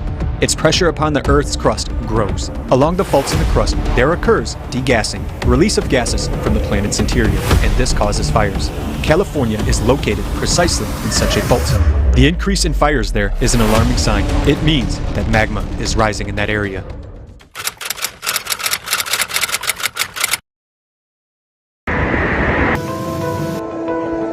El huracán The hurricane actually took a different trajectory than all hurricanes. It swerved to east and turned back to the south, which hurricanes usually don't do. In 1997, there was Paulina, a Category 5 hurricane. In fact, Agatha was here in this area. It was more devastating than Paulina. Agatha aquí en esta zona fue más devastador que Paulina. I live about 100 meters from the ocean. The water level had reached like 4 or 5 feet. I don't know, I got really scared. I thought maybe like the water would start coming into that little window and that like we would have like, I don't know where, I didn't know where we were gonna go after that. It was like, there was water everywhere. And when I went outside, yeah, I still can't believe like the destruction that happened in such a short amount of time, and just like how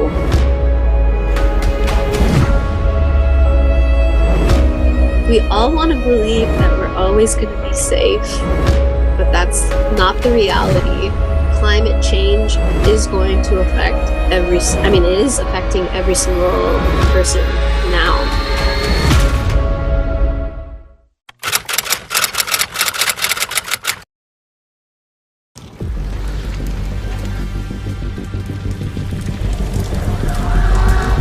There was a fire on September 3rd. It started in the afternoon. You could see the smoke very far away.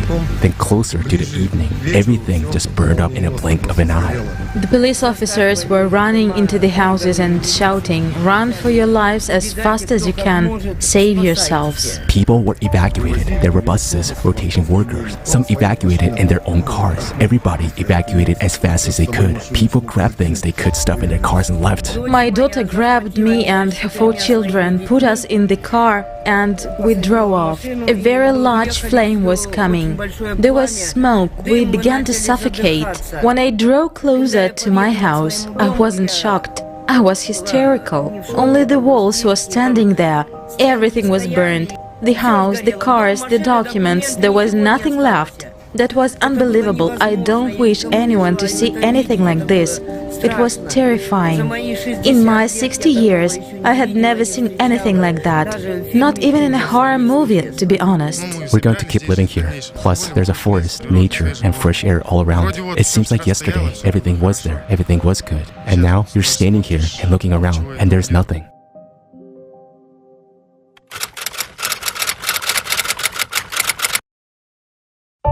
It was something that we were not even expecting. Like, you know, it just came within the blink of an eye. Like 24 hours ago, everything was perfect. And then we came to know that the flood is almost here. We have suffered a lot here. Our rice crop has been washed away in the flood.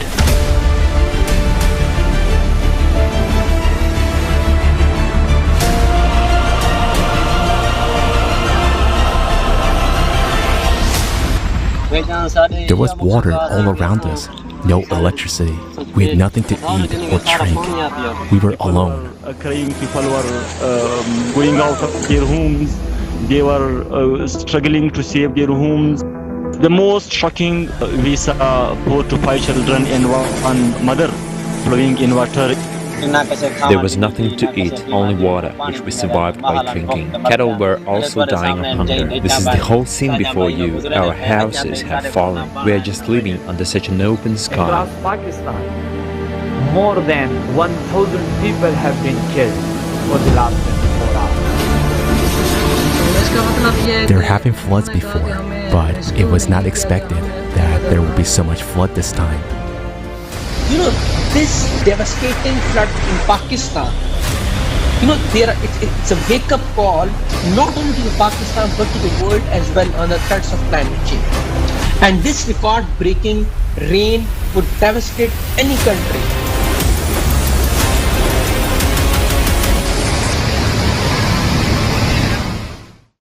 Why have the monsoon rains in Pakistan become abnormally heavily? In recent years, there has been a sharp acceleration in the rotation of our planet. This is causing magma to rise actively from the bowels of the Earth towards the surface. The red-hot magma is getting closer to the crust and is causing groundwater to evaporate in large quantities, causing catastrophic floods in different parts of the world.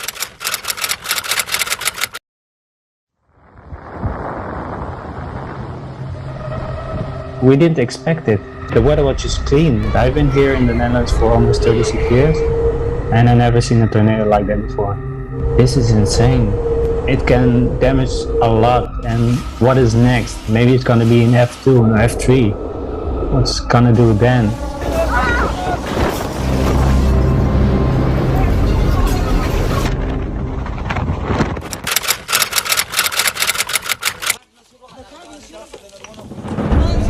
I've never seen in my life like this earthquake. It was really long. We were really scared.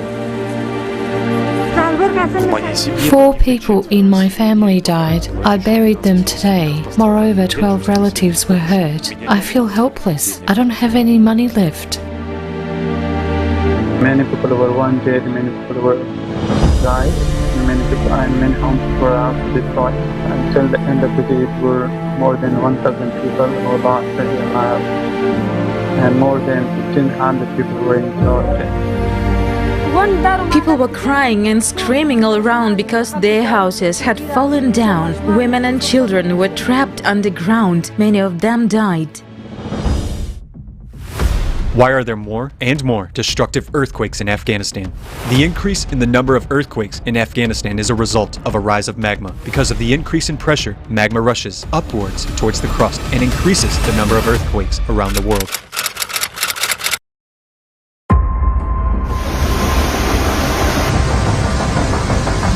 There was no prevention because it was not expected. Within 1 hour we were flooded. Usually that flooding might be caused by 2 days of rain. It is for the first time that I saw people desperately leaving their own homes to other places. That was the most shocking part for me. Imagine forcefully being asked to leave your own homes because of a natural phenomenon that you don't have any other thing to do, and becoming a refugee in your own city or displaced in your own city.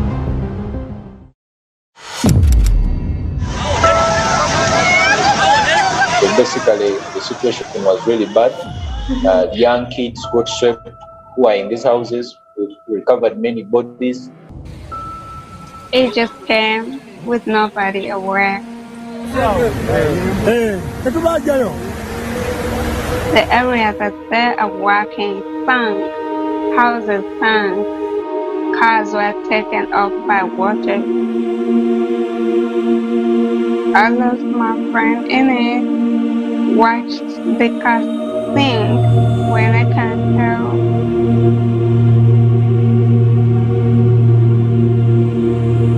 And then I come back here in Fujairah, the same thing happened. And I think this is continuing. It's gonna go from country to country.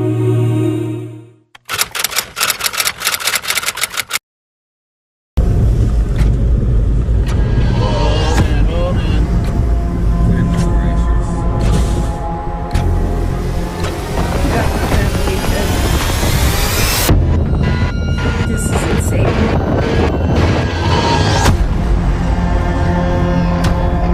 I'm okay so far. This is not happening.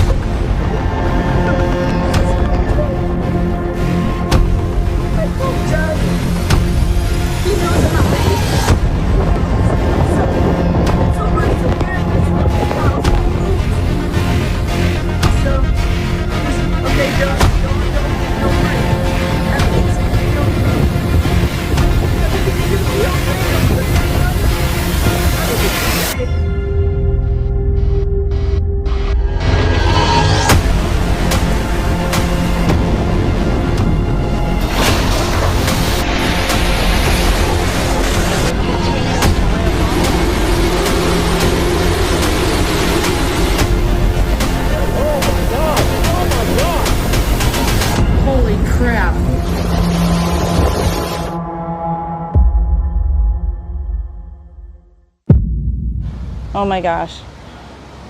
I can tell you that I've been here 29 years. I've never experienced or seen anything like this. Our families have lost everything. It was intense fear, watching the water come up our street and knowing we only had minutes to get out.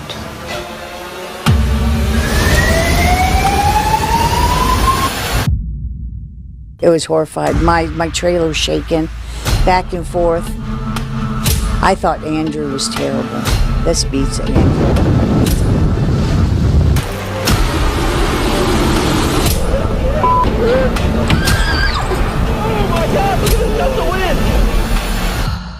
There are many people who do not have the resources to leave. I told my brother we have no choice but to survive or die. You know, if we don't get up and get our family to safety, the worst could happen. So we did it. Outside. Poor grandma, Beanie Baby. You left her that on a message. Yeah, I just said, I love you. I don't know if we're going to make it or not. It's all underwater. It's very sad. I know that there is people screaming for help and people still on roofs. We don't have a place to go.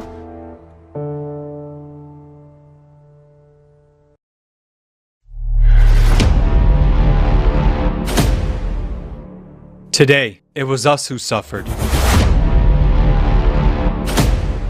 We were attacked by the Climate Cerberus.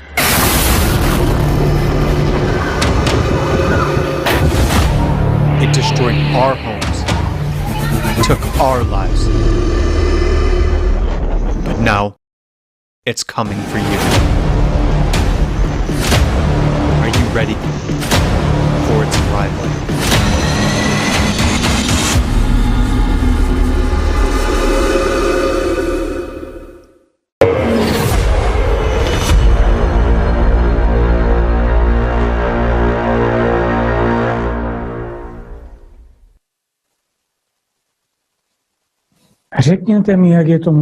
Tell me, how is it so? How is it that we are suffering from the climate? These people have now shared their stories. They've had to face the climate and experience all of its ferocity. Millions of people have been left without homes.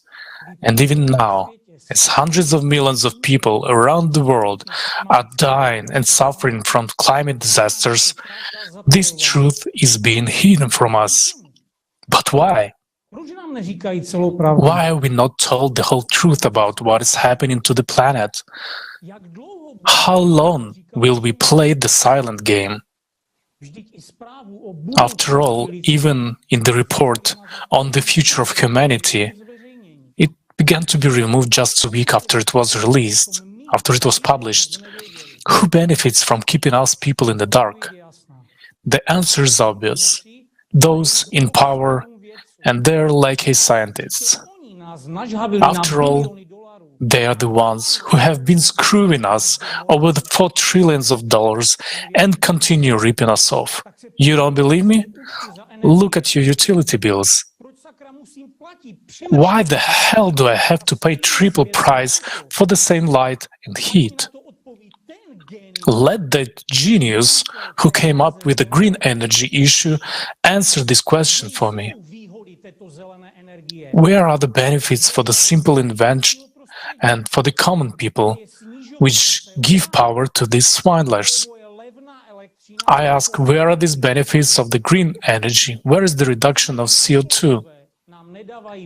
The environmentalists themselves are saying we don't even have 10 years left, and in the mathematical model we've heard today, there are 14 years at least.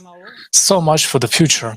I really wonder if the authorities of any country have started to budge. Have they done anything to save people during this time? I don't think so. Now, instead of consolidating everyone and everything gets crumbled and separated. You, Judas, have sold out. You don't care about people's lives. You don't care about the truth. That's why you ignore reality and bark at those who act to save humanity. But never mind. Let's see how you will change your tune when the climate has its say. Then your lies will become so obvious to all that you will be simply torn to pieces by your own patrons. And if they don't, people frantic with grief will. Our people is one big multi-story house. It is collapsing, it is burning, and it is bursting at the seams. You, on the other hand, climbed up high to convince us that everything is fine. But that's a lie.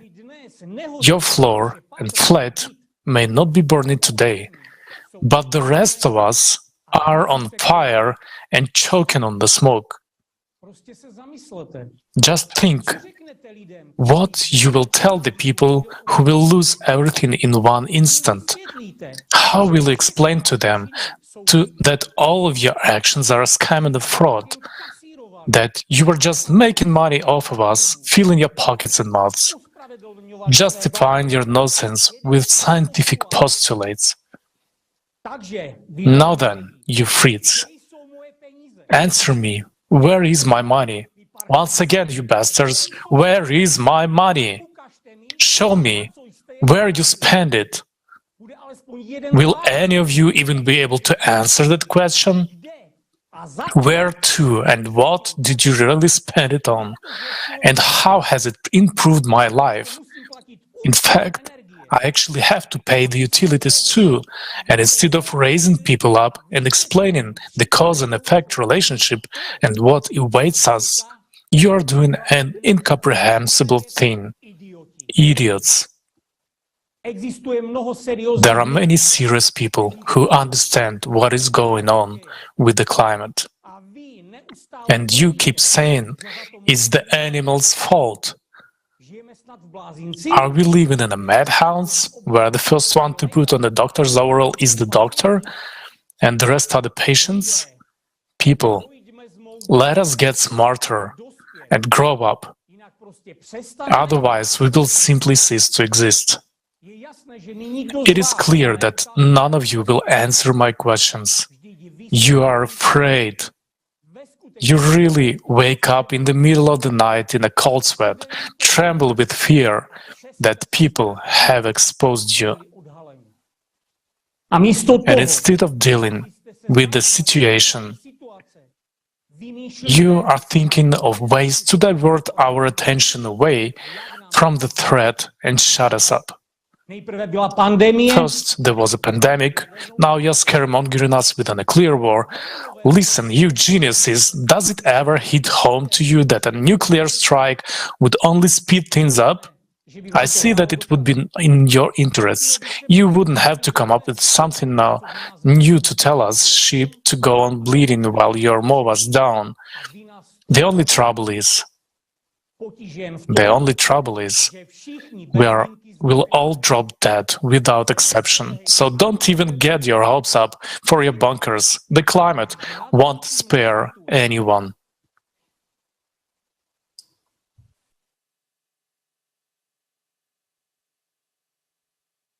As you can see, we all live relatively comfortable lives on the edge of survival and an unknown future.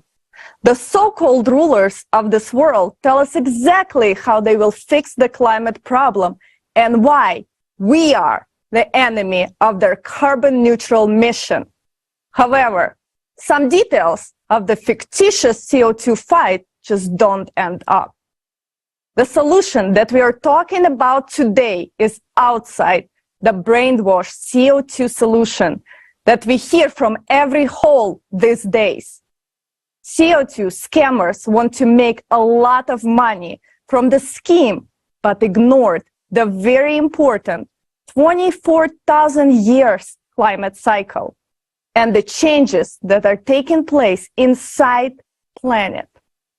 These changes are now evident. According to their calculations, the climate crisis should have settled down to help them support their CO2 theory. But catastrophic events are only growing. So who is stupid now? How did CO2 turn into a profitable business model, you ask? Once upon a time, they thought that this was a normal cycle. After all, every 1,000 to 3,000 years, there are small changes, warming and cooling. Even in the 18th century, it got colder. Then they noticed that the temperature on Earth began to rise.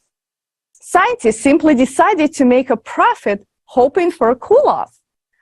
Since they're so smart, they increased their funding for research, explaining that this is an anthropogenic human factor. This also allows politicians to make money and control the masses. Politicians can dictate green energy propaganda, enslaving non-competitive countries with fines, carbon tax, and CO2 quota sales. As a result of our wonderful media being owned by a few big businesses, I believe this idea has spread through the masses and into our brains. In fact, we do not even question their so-called research and solutions. While billions of us are silent and dumb, they collect our money to build their mansions, buy yachts, fly private jets, and party on their private islands, all sponsored by us, the people. Yes, they are very smart business people to sell us a lie, to profit from it greatly, and to offer no promises to their sheep. Trillions of dollars have been spent on fighting a molecule in the air, while the real dangers of climate change are nowhere to be found. Scientists who care are speaking up about true causes.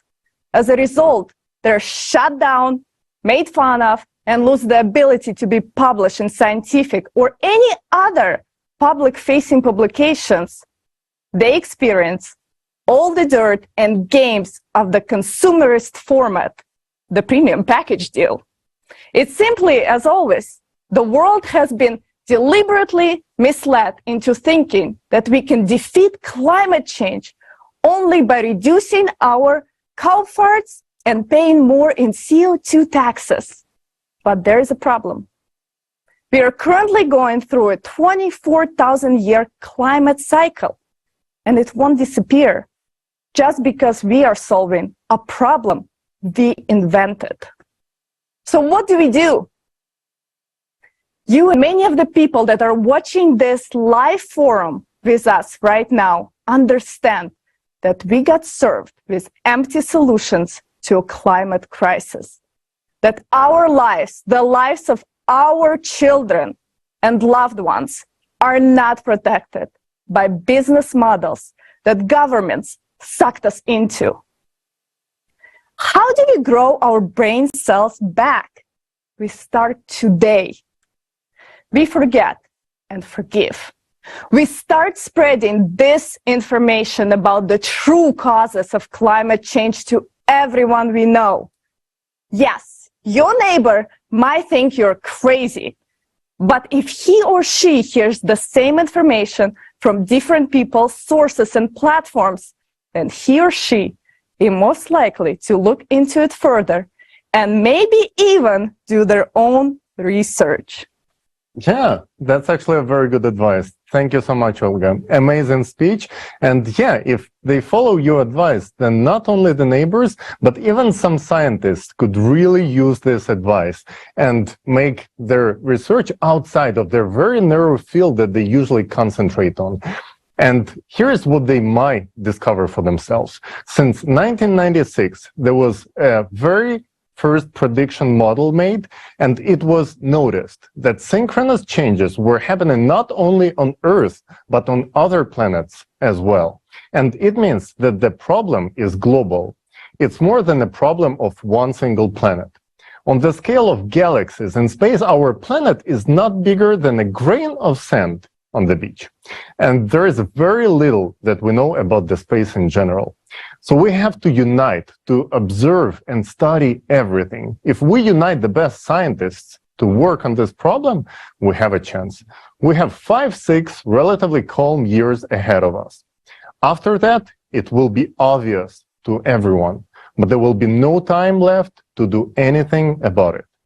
If we keep wasting time on fighting climate change by raising carbon taxes on CO2 and money-making schemes around it, we are done. So let's hear what scientists have to say about CO2 and its place in the ecosphere of our planet.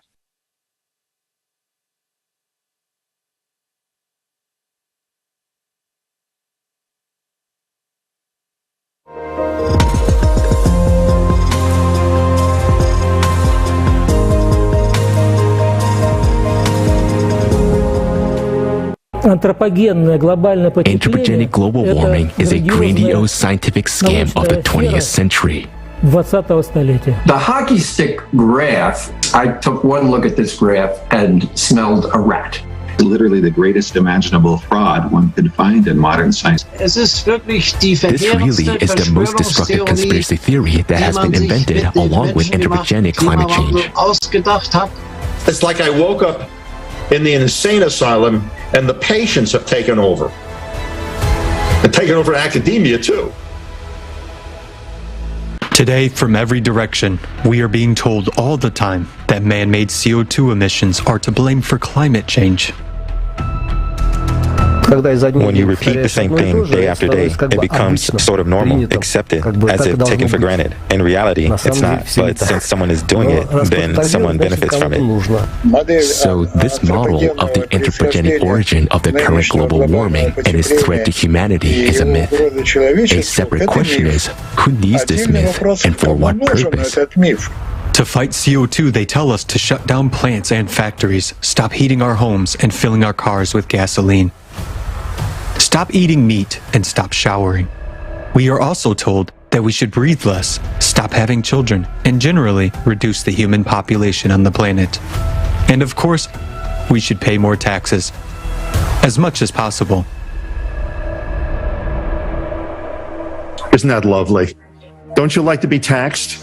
It's hard to imagine a better control lever than carbon dioxide to essentially control society.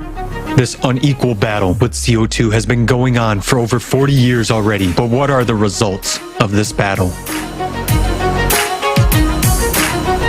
But so far, no measures have been successful. On the contrary, from one climate conference to another, the level of CO2 in the atmosphere only continues to grow, completely ignoring all international rights and norms, as if we are paying for it to grow. If you believe the story, the narrative, the fakery that CO2 is going to kill the Earth or kill us or whatever it's going to do, if you believe that story, then you will be afraid and you will be guilty. And so that makes you open your wallet and send a big check to Greenpeace. These measures will not save the climate. They are not effective and have no effect on actually reducing CO2 emissions into the atmosphere. It has an impact on people and on your wallets. It will affect some of the freedoms that you'll be deprived of, but it won't budge the climate or the weather by even an inch. Let's do some investigation. On what grounds are we being restricted and taxed? Do you know how much CO2 is actually contained in the atmosphere? Carbon dioxide is a trace element. There's very, very little of it. There's only 41 thousandths percent CO2 in the atmosphere. Very little of it. According to the official data, the level of CO2 is 400 ppm. What does this mean? ppm means parts per million. In other words, there are 4 molecules of CO2 for every 10,000 molecules of air in the atmosphere. But we are told that these molecules trap heat coming from the Earth and warm the atmosphere. But how can 4 molecules trap heat for 10,000 other molecules in the atmosphere? How can such tiny concentrations have any effect on the climate at all? Even a school student would understand that they can't. That small rise could not possibly cause any kind of climate change. It's close to nothing. You double nothing, you still have nothing. Hold on a second, though. It's not just humans that add CO2 to the atmosphere. There are also natural sources such as oceans, volcanoes, trees, and marshes. How much CO2 does humanity produce then?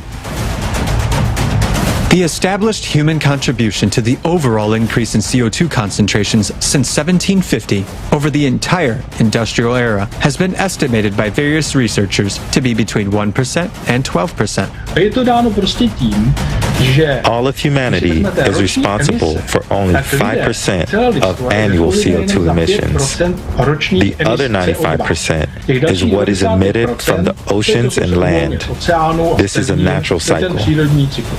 If we consider that 0.03% of the natural CO2 was already in the atmosphere before the human contribution, then the anthropogenic CO2 will be between 1 to 12 ten-thousandths of a percent of the total atmosphere. That means that a human has added between 1 and 12 molecules per million of other molecules in the atmosphere.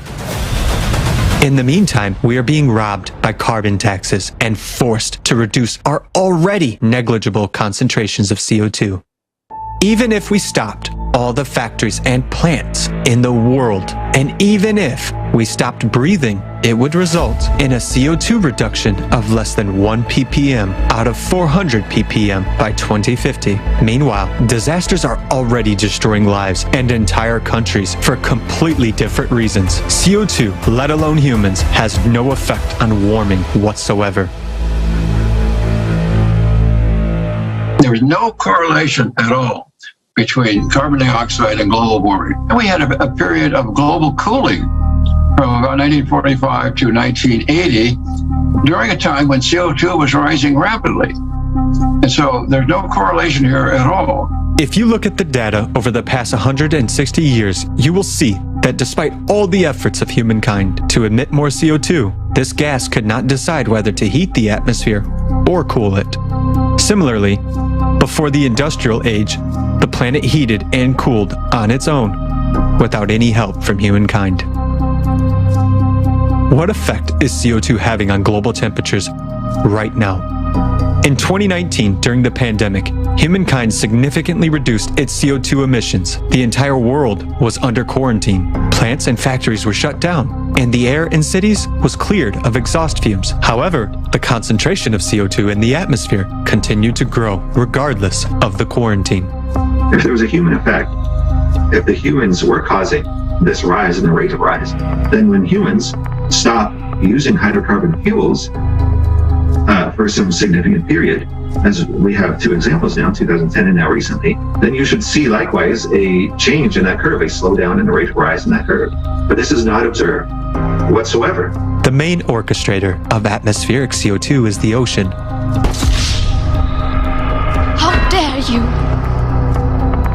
Since about 95% of the Earth's carbon dioxide is dissolved in its waters. When the ocean heats up, it releases CO2 into the atmosphere. First comes the change in the sea temperature. A little bit later, the land temperature red. And then about 1 year, 11 months, or 10, 11 months, the carbon dioxide changes. And when temperature at the sea goes down, the carbon dioxide goes down 10, 11 months later. In other words, the increase in carbon dioxide is a consequence of the heating, not its cause. And humanity has nothing to do with this process, nor does it have anything to do with climate change. But if CO2 increases naturally, it must intensify the greenhouse effect anyway, right? That is absolutely not the case. The most important greenhouse gas is water vapor, whose content in the atmosphere is 50 to 100 times more than all the CO2. And it is water vapor that creates up to 95% of the greenhouse effect. In other words, the content of water vapor in the atmosphere, on average, is 5,000 times higher than the content of anthropogenic carbon dioxide. So the greenhouse effect of CO2 is extremely low. Is there one at all? According to theoretical calculations, the increase of CO2 in the atmosphere has a cooling effect. Everybody says, well, greenhouse gases are warming the atmosphere. But no, they're not. It's quite clear that greenhouse gases cool the atmosphere. 70% of Earth's cooling is caused by infrared active gases. And now we can ask a million-dollar question. What is another name for infrared active gases? It's the greenhouse gases. Some colleagues, I have done experiments to see if CO2 can heat or carry heat.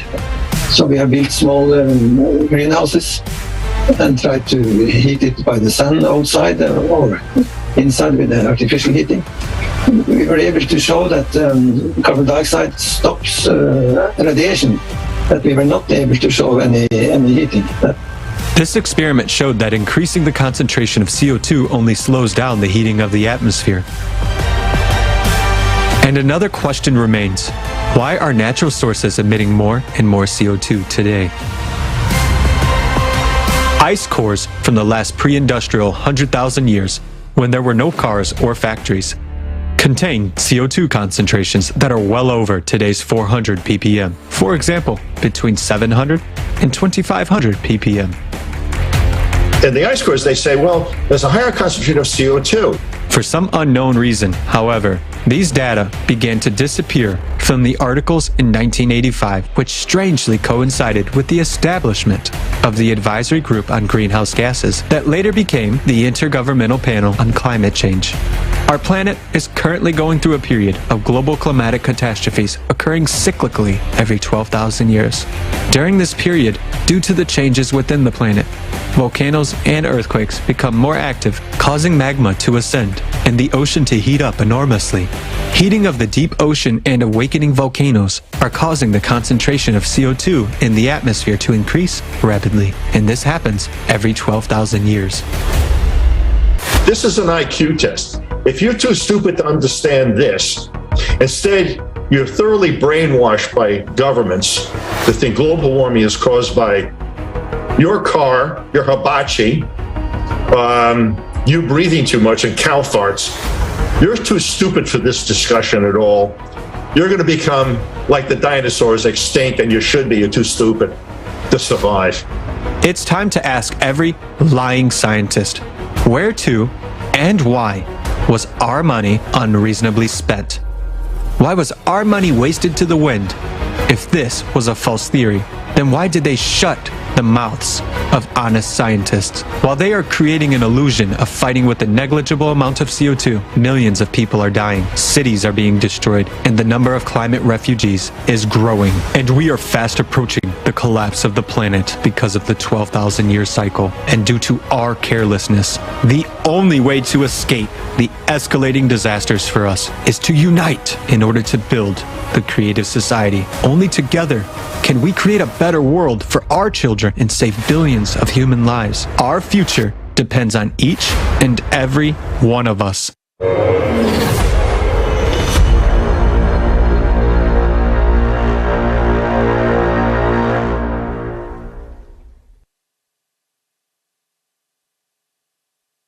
What an amazing video.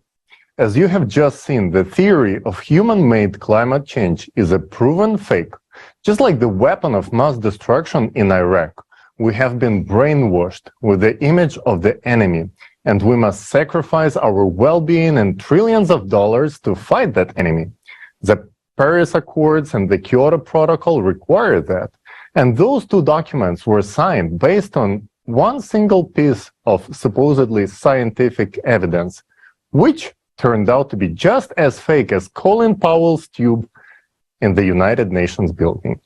The hockey stick graph has given an unemployed, mediocre scientist a warm place under the sun, a job at the United Nations, a professorship at the University of Pennsylvania, and millions of dollars on researches, the main result of which is to completely discredit climate science, as the Wall Street Journal wrote about him. The graph is a proven fake. It is the result of deliberate manipulation and the usage of unsuitable data, which is deliberately wrong for such reconstructions. The IPCC leadership at the United Nations was well aware that this graph contradicts not only the entire history of climate research, but also the graphs from other scientists. The published correspondence made it known that they manipulated the data in the IPCC and WMO reports to mislead everyone, including policymakers. These leaked emails from 2009, known as ClimateGate, caused mass discontent among the people who realized that they have been deceived. A series of bogus investigations were conducted to appease the public. The only result of this was just a mild slip on the wrist for the fraudsters. The authors of the fake graph were merely admonished and advised to improve their behavior in the future. And not one single investigation was pointed at how IPCC leadership actually pressured the scientists to exclude the data from the reports which contradicted the theory of anthropogenic CO2 climate change. Literally, it was made not to dilute the message. Instead, the massive smear campaign was launched by a group of corrupt scientists to discredit anyone whose opinion was at odds with the theory of the hockey stick. Everything was used, from blocking publications and intimidating journal editors to slander and firing. And because of such imposters who only care about their titles, enormous amounts of money have been wasted for decades. And most of the scientific community knew about it. Mark Stein's book, A Disgrace to the Profession, contains hundreds of quotes from PhDs, professors, and Nobel laureates who openly ridicule the hockey stick-shaped graphs as a cheap fake.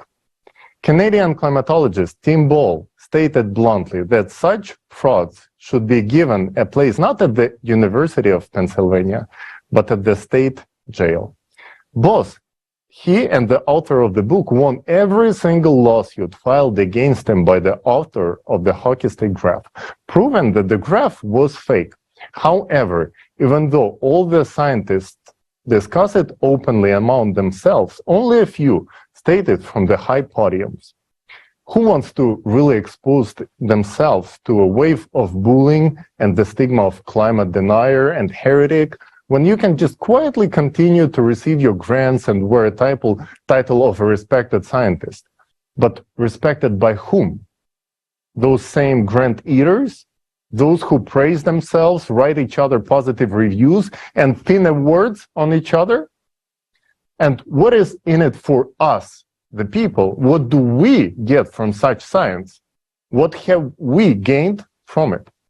Those who call themselves scientists of the world turned out to be just a well-paid, corrupt, hired servants and just talking heads. And in those heads, there is nothing about the science. It's only the personal gain that they have in there. And there was never anything scientific in it. They laughed at our hypothesis of external causes of the climate change. But they're not laughing now, because even they were smart enough to realize that this is something that humanity is facing right now, and we don't have even that much time left. And that is scary. The scary that this truth reached even those fools.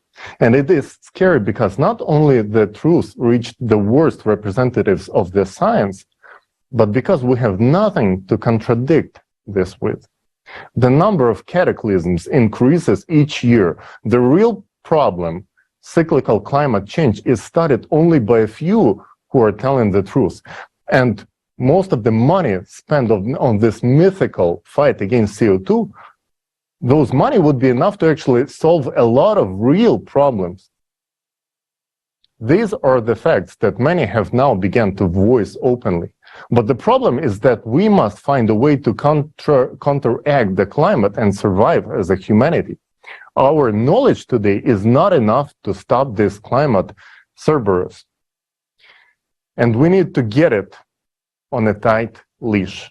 Otherwise, it will destroy the whole world, our whole world. And now, more than ever, we need to stop this bickering and stop fighting for the interest of individuals and corporations. We need to unite.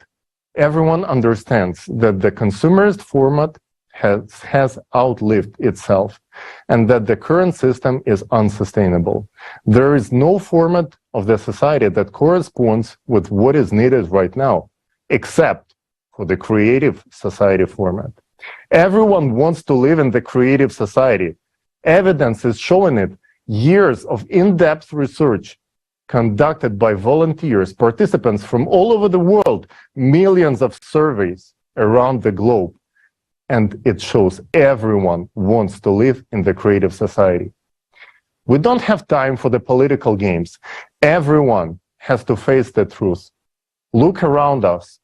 We have 14 years left at most. And it is uncertain that we will even have those 14 years.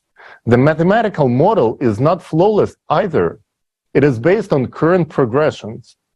But accelerating factors can add up, and the time can be significantly reduced.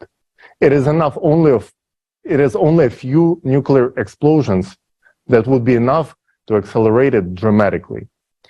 But there is a chance for humanity to survive, and we must take advantage of it. If we want to be saved and save our world and save it for ourselves and our children, we must change the entire format. You might ask why. Because this is the only option that will free up most brilliant people in this world.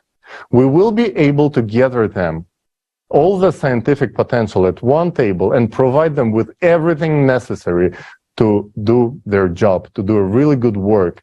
And this is the only format in which we can create the best conditions for their comfortable work in the creative society. The consumerist format will end anyway, but the question is, will we end with it, or will we become a civilization, evolve, step over this enslavement system of the mind, and remember it only as a terrible past? The choice is up to us, each one of us. And now, it is my pleasure to pass the floor to Dr. Arthur Viterito, who has been actively involved in research and climate change his entire academic career. And he came up with a hypothesis that geothermal heat is a significant driver of climate change.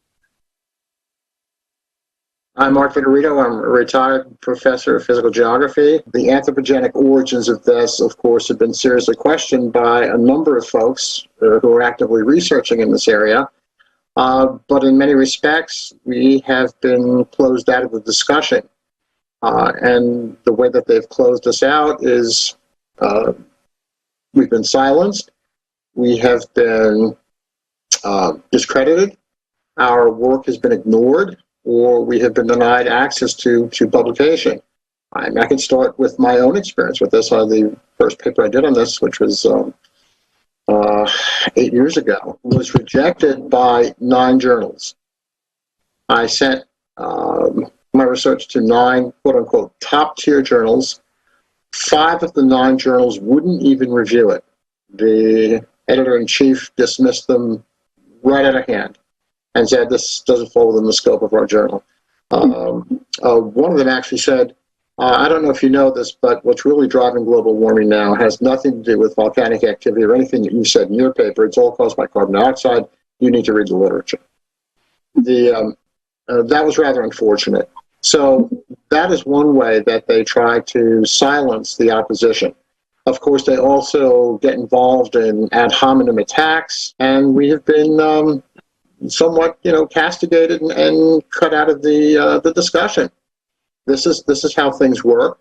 There have been professional and personal attacks on a number of high-profile professionals on this.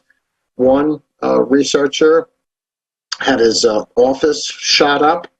I was at a conference and he brought photographs of gunshot marks on the side of his building. Another one that I know of, another prominent climatologist, was pretty much forced to leave as the chair of a major department because she said that she had had enough with the harassment and the abuse that she was getting from colleagues and from the administration. There's been other climate people have been sued to question this, regardless of whether or not you got involved in ad hominem attacks or if you attacked their research. They in turn would be sued. So there has been active suppression of this information, and it's really kind of sad. So yeah, careers can be made or broken on the strength of these things. If you're not playing the right game, you can be asked to leave. The subject of climate change is a highly complex, multidisciplinary pursuit. It involves elements and dynamics of geophysics. It looks at plate tectonics. Oceanography is involved in this. Volcanologists should be involved in this. Climate scientists should be involved in this. And these multidisciplinary approaches are, in many respects, not welcomed, and they are poorly regarded. The research teams that are necessary to do this kind of research need to be large and bring in many different areas of expertise. And people aren't interested in funding this kind of research. So it's sort of interesting how the glaciologists, for example, don't talk to the volcanologists, and the volcanologists don't talk to the atmospheric scientists. And what you have here is this large array of specialists who really don't talk to each other. In some instances, they can't because they don't understand what's going on in the other fields. But at the same time, they don't want to. I think it's critically important to set up these what I would call multidisciplinary teams. In addition to that, I think it's important that if somebody wants to study climate science, they have to gather expertise in a lot of different geophysical disciplines.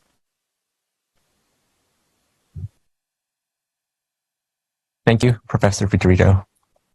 Blaming CO2 for climate change is a scam of the century. As you have heard, if anyone speaks against this narrative, the individual faces consequences in today's present society, if the truth is suppressed.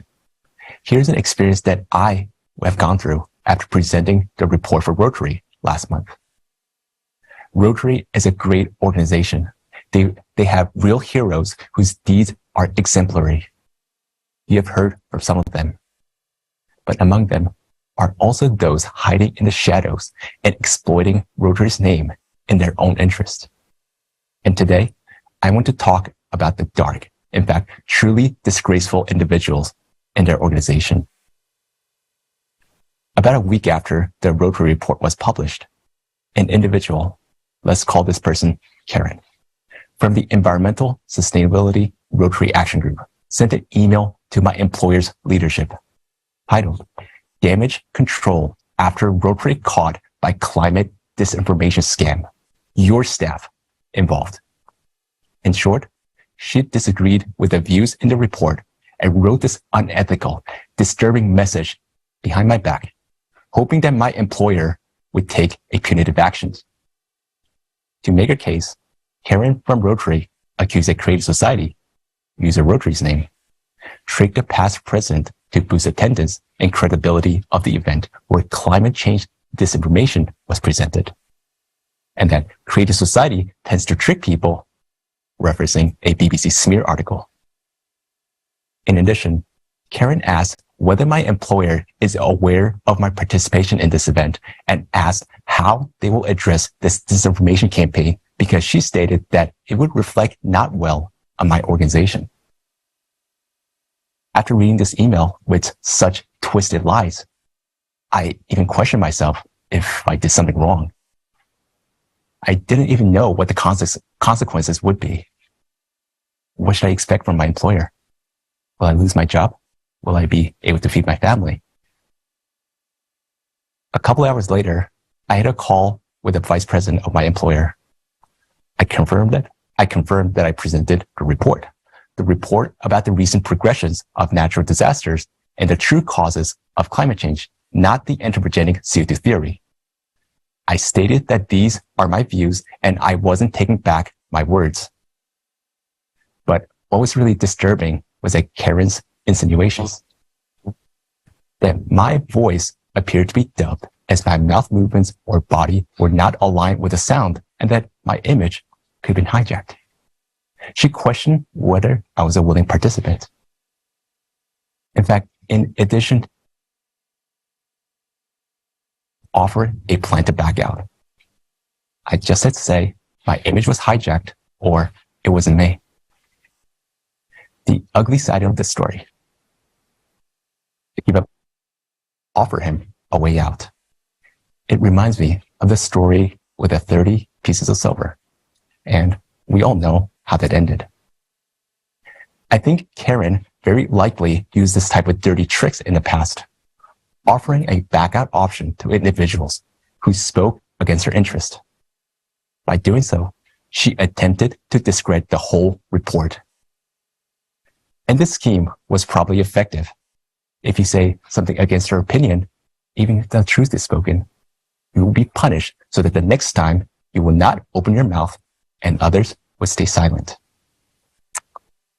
To be clear, I am a participant of the Creative Society. I myself, on behalf of the Creative Society, invited by Rotaract Atlanta, presented the report. Now, the main purpose of her attack. Karen disagreed with the report on the true causes of climate change. Therefore, she called us climate deniers and wrote the Creative Society is spreading disinformation and causing confusion by denying contribution of fossil fuels to anthropogenic climate change. They insist that volcanic activity, not anthropogenic release of CO2, is responsible for climate change, so any money spent to reduce CO2 emissions is wasted. In fact, after the report, Rotary members also started to question why they're not involved in studying the true causes of the climate change and if the existing climate programs should be re-evaluated. Clearly, her interest and programs of her sustainability group in Rotary were hurt, since the report did not support blaming CO2 for climate change. And because her agenda was threatened, Karen threw a fuss in Rotary, then wrote lies in nasty emails to pull strings in secret, just to push through her own interests. Sadly, many people probably look up to her as she has served as a public speaker, a Rotary's ambassador. Yet what kind of character does she display? It isn't ethical to quietly pull strings through my employer, is it? Should an individual's freedom of speech be threatened just because the other side disagrees? And there's another question. Were Karen's actions coordinated with the Rotary's club? There are undoubtedly Rotary members, such as the one who spoke today, who would make the name Rotary sound proud.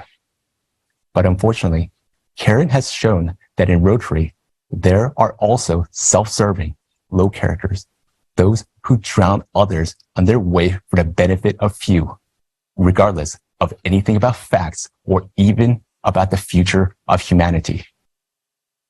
The actions of Karen from Rotary have shown the ugly face of the famous club, and millions of people are hearing about this in 150 languages now. But thank God, my employer has good people and provided an opportunity to respond to these shameful lies. I stood firm, explained my position, and they respected my views. I'm proud to work for my organization and appreciate the wonderful leadership who treats employees as humans and do not follow the lead of such bullies. It is worth noting the broader implication of this incident. I'm an ordinary citizen who spoke in public. Someone didn't like the message, it hurt someone's personal interest, and look what has happened to me. Intimidation and threats to my rights. And this has happened in a country where freedom of speech is supposed to be guaranteed. Note that I presented not an opinion, but finding from research, facts, and data analysis from top scientists on a very serious topic. In this environment, with so much meanness and such violent characters as Karen, why would any true scientist speak the truth in public? Many have indeed been threatened, ostracized, and forced to be silent for a very long time on the disinformation of flaming CO2 for climate change. With us are scientists, thousands of the smartest people on the planet, enduring, faithful to all humankind, defending the future of every person to the last. But because of people like Karen, they are unfortunately forced to hide, and we speak on their behalf. Otherwise, as it was to me, dirt and threats will be thrown, and they will not be able to conduct the research. You will be surprised how big some of the names are. And people like Karen did ask for their names. Why? To deal with science or climate? No, so that they would deal with true scientists in the same way as they did with me. As a result, lies are tolerated and presented as truth, and the truth cannot be heard. It's painful to see what is happening, but sadly, this is a pattern that we commonly see in the current format of society. We have urgent tasks ahead. We don't have much time left. The report highlighted the impending cataclysms which are caused by the changes in the Earth's core. Unfortunately, scientists are not working to explore the real causes of climate change and truly solve the problem. Is it worth putting dirt on people or voicing the truth for the sake of personal interest or money? Is money, which will be worthless in a few years, more important than our survival as humanity? Scientists should not be spending efforts on adapting, earning, deceiving, and manipulating the facts. They should be free to discover and develop. And right now, the efficiency of scientists is extremely important to survive the next decade. We need a society that is united by a common goal, that is to survive, to value human life, so that the truth can be voiced and where appropriate technologies can be developed. In the creative society, the truth will sound openly as it sounds at this forum in front of millions of people. When there is a deliberate lie, as it was in Karen's email to push her self-interest, we will tell the truth and everyone will hear. The private interests of individuals will not prevail over those of all humankind. This is how it should be, so that such meanness and dirt will not be thrown at truth. And this is how science will thrive and how humanity will survive and advance.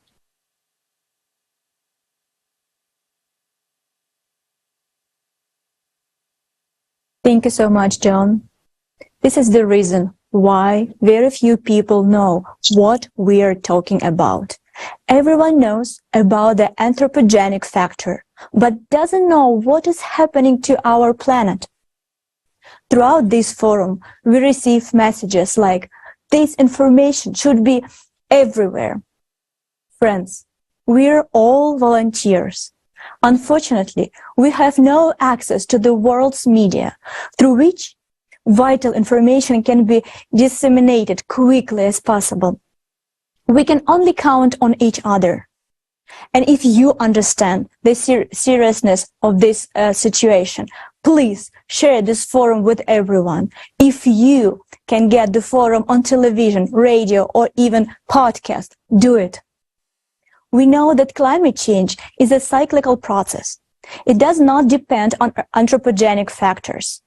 But our activities have devastated the planet's ecology so much that it is left without immunity. Therefore, this time, it will not be able to endure this cycle. Only an interdisciplinary approach can make sense of this issue. Let's figure out what the real anthropogenic factor is. Why exactly now will our planet not survive the cycle of cataclysms? I'm pleased to introduce you to our next speakers, Alexander Masny, a biochemist and bioinformatician from Germany, and Anna Cutler, an ecologist from Israel, who will present a report prepared by an international team of scientists and independent researchers of the Creative Society Project.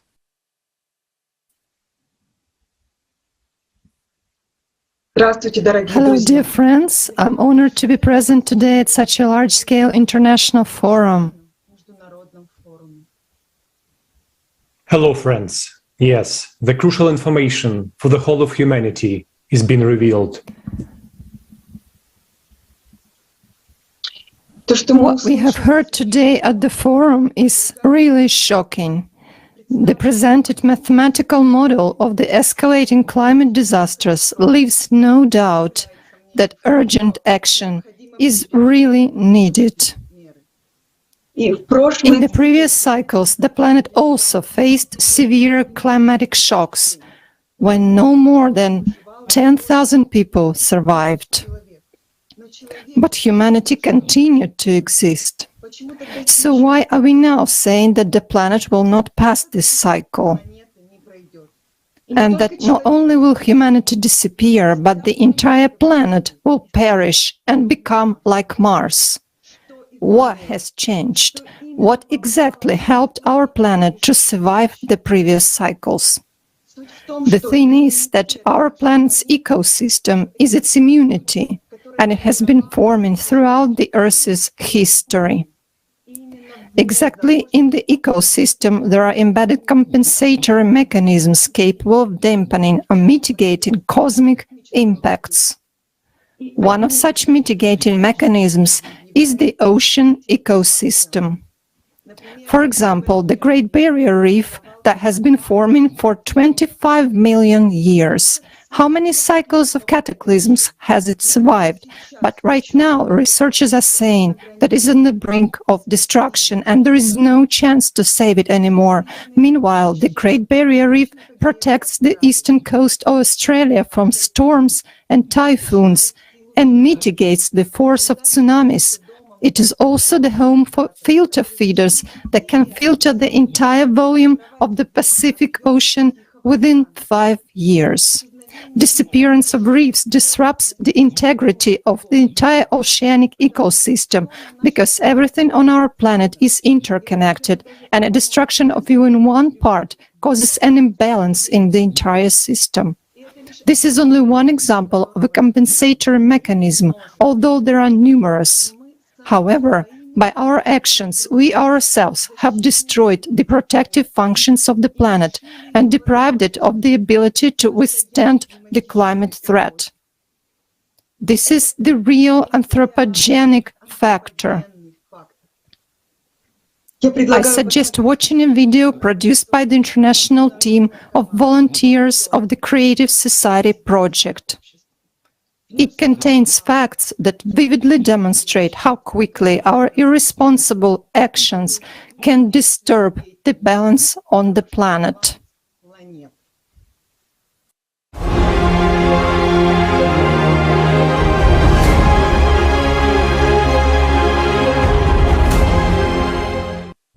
Our planet is approaching the peak of the cycle of cataclysms, which happens every 12,000 years. Every 24,000 years, the cycle is more destructive, and the Earth had already passed through it more than once thanks to the compensatory mechanisms laid down by nature. But now we are threatened with total annihilation. What has changed? Why are these mechanisms no longer working?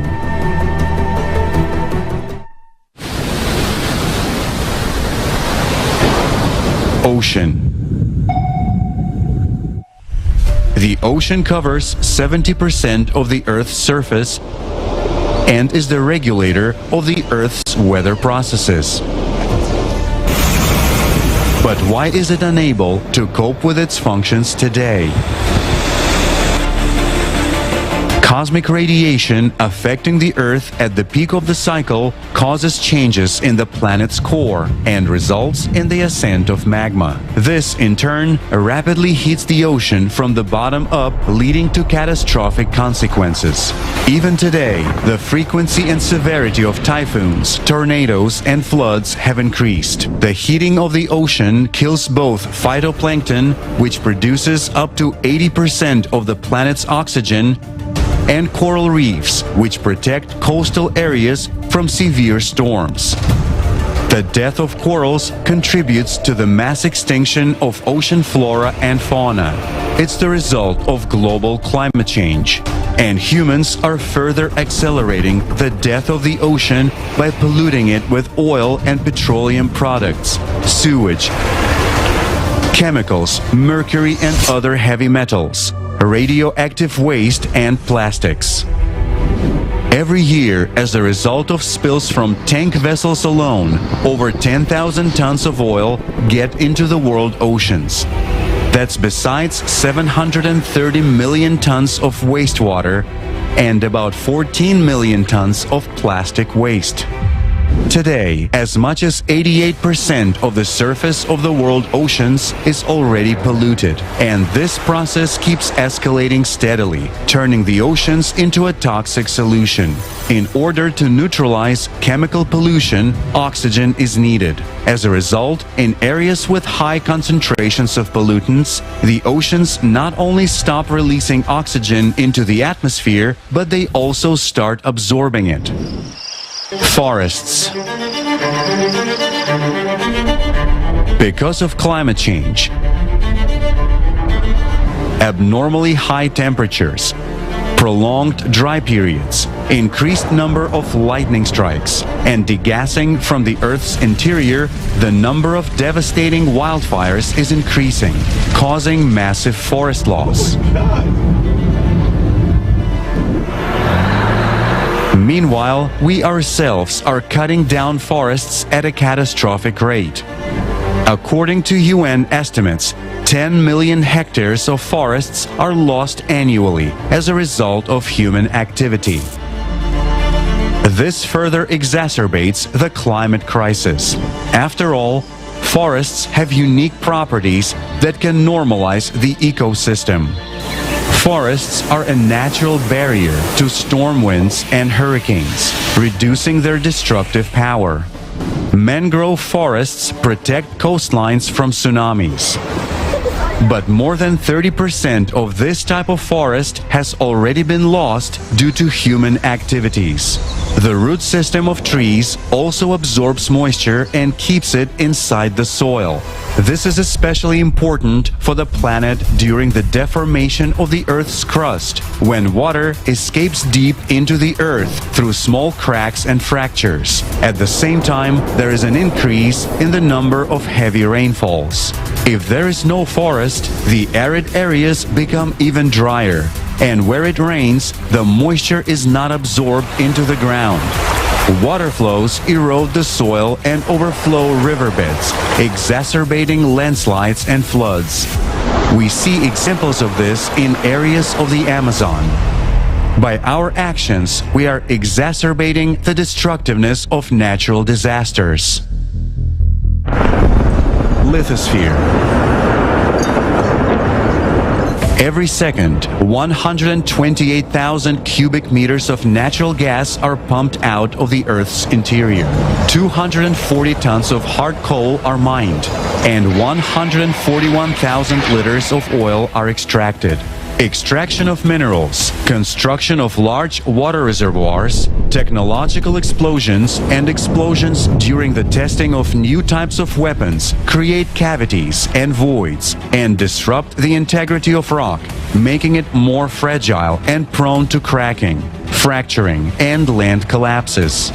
These impacts can cause crustal shells to fracture, according to Griffith's model, which states that even microcracks in a material can cause its complete failure under certain stresses. And all this is at a time when, due to cyclic changes, magma pressure on the Earth's crust is increasing. The frequency and strength of earthquakes are increasing, while earth faults and land collapses are growing. Atmosphere. The atmosphere protects all life on the planet from cosmic radiation. saturates the air with vital oxygen, maintains the global water cycle, and keeps the Earth's surface temperatures at a comfortable level. Its ozone layer serves as a filter against ultraviolet radiation from the sun. But due to a cataclysmic cycle of 12,000 years, atmospheric functions are disrupted. The increase in planetary degassing is destroying the ozone layer, and chemical contamination further exacerbates the ongoing processes.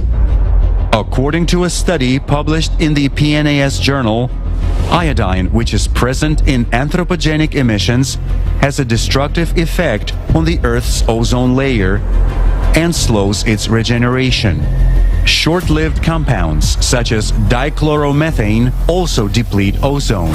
Fuel combustion in space missions and space debris reduce the protective functions of the atmosphere. Ecology is the immunity of the planet, and defense mechanisms only work when immunity is strong. But we humans have violated the integrity of the ecosystem, and therefore compensatory mechanisms no longer work. In this state, our planet is unable to survive the peak of cataclysms. We need time to restore the ecology, and that's something we don't have.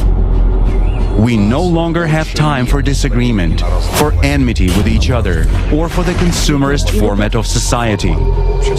Because climatic cataclysms are escalating, and we are only a few years away from their peak.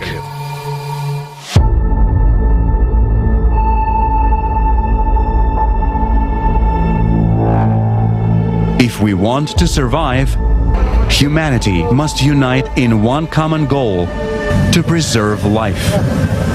This is only possible in the creative society, where all of our scientific, resource-related, and human potential will be focused on solving the main task.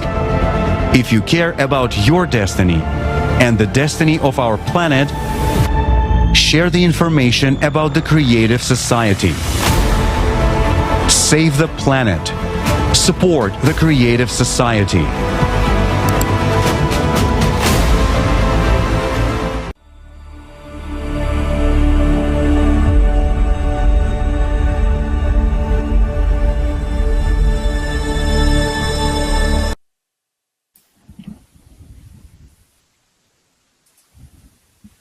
We have exhausted the planet with our actions to such an extent that its protective functions have ceased to activate. That is why we are entering a cycle of climate catastrophes so intensely and harshly. The planet has turned into a garbage dump. Every year we dump more than 2 billion tons of waste. Moreover, the mass of plastic waste alone, which is thrown away within 1 year, exceeds the mass of all human beings on Earth and amounts to about 300 million tons. 90% of plastic waste is not recycled but accumulates and poisons the planet. There are 36 megacities on the planet today, and their number is constantly growing. Just imagine, almost half of the world population lives on 1% of the planet's surface area. All of this creates a tremendous point load on the lithospheric plates and increases the risk of fractures in the Earth's crust. Just think, what would happen if you put pressure on a single point of the body? For a very long period of time, it would cause a disruption of blood circulation and consequently tissue damage and death, meaning necrosis. The same thing is now happening to our planet. At the same time, we have lost 1/3 of our woodlands, and this is only according to official data. We cut down forests at a speed of 1 football field per second. The destruction of woodlands triggers destruction in all the ecosystems. Forests influence the distribution of moisture and production of oxygen, as well as mitigate climate change. They are a home for animals. Every day, 137 various species of plants, animals, and birds disappear due to the global loss of forests. Yes, and the extinction of only one species caused the so-called domino effect, when the chains of interconnections are destroyed. We have no idea how everything is interconnected in the nature. I will give you a simple example. Ordinary worms in the ground. Do you know that if these worms disappear, we will live for 2 years at the most? Another example, mosquitoes. Many of us thought that it would be great if all of them disappeared. But if it happens, 4 years maximum, and then we disappear after them. Every species contributes to the ecosystem throughout its life.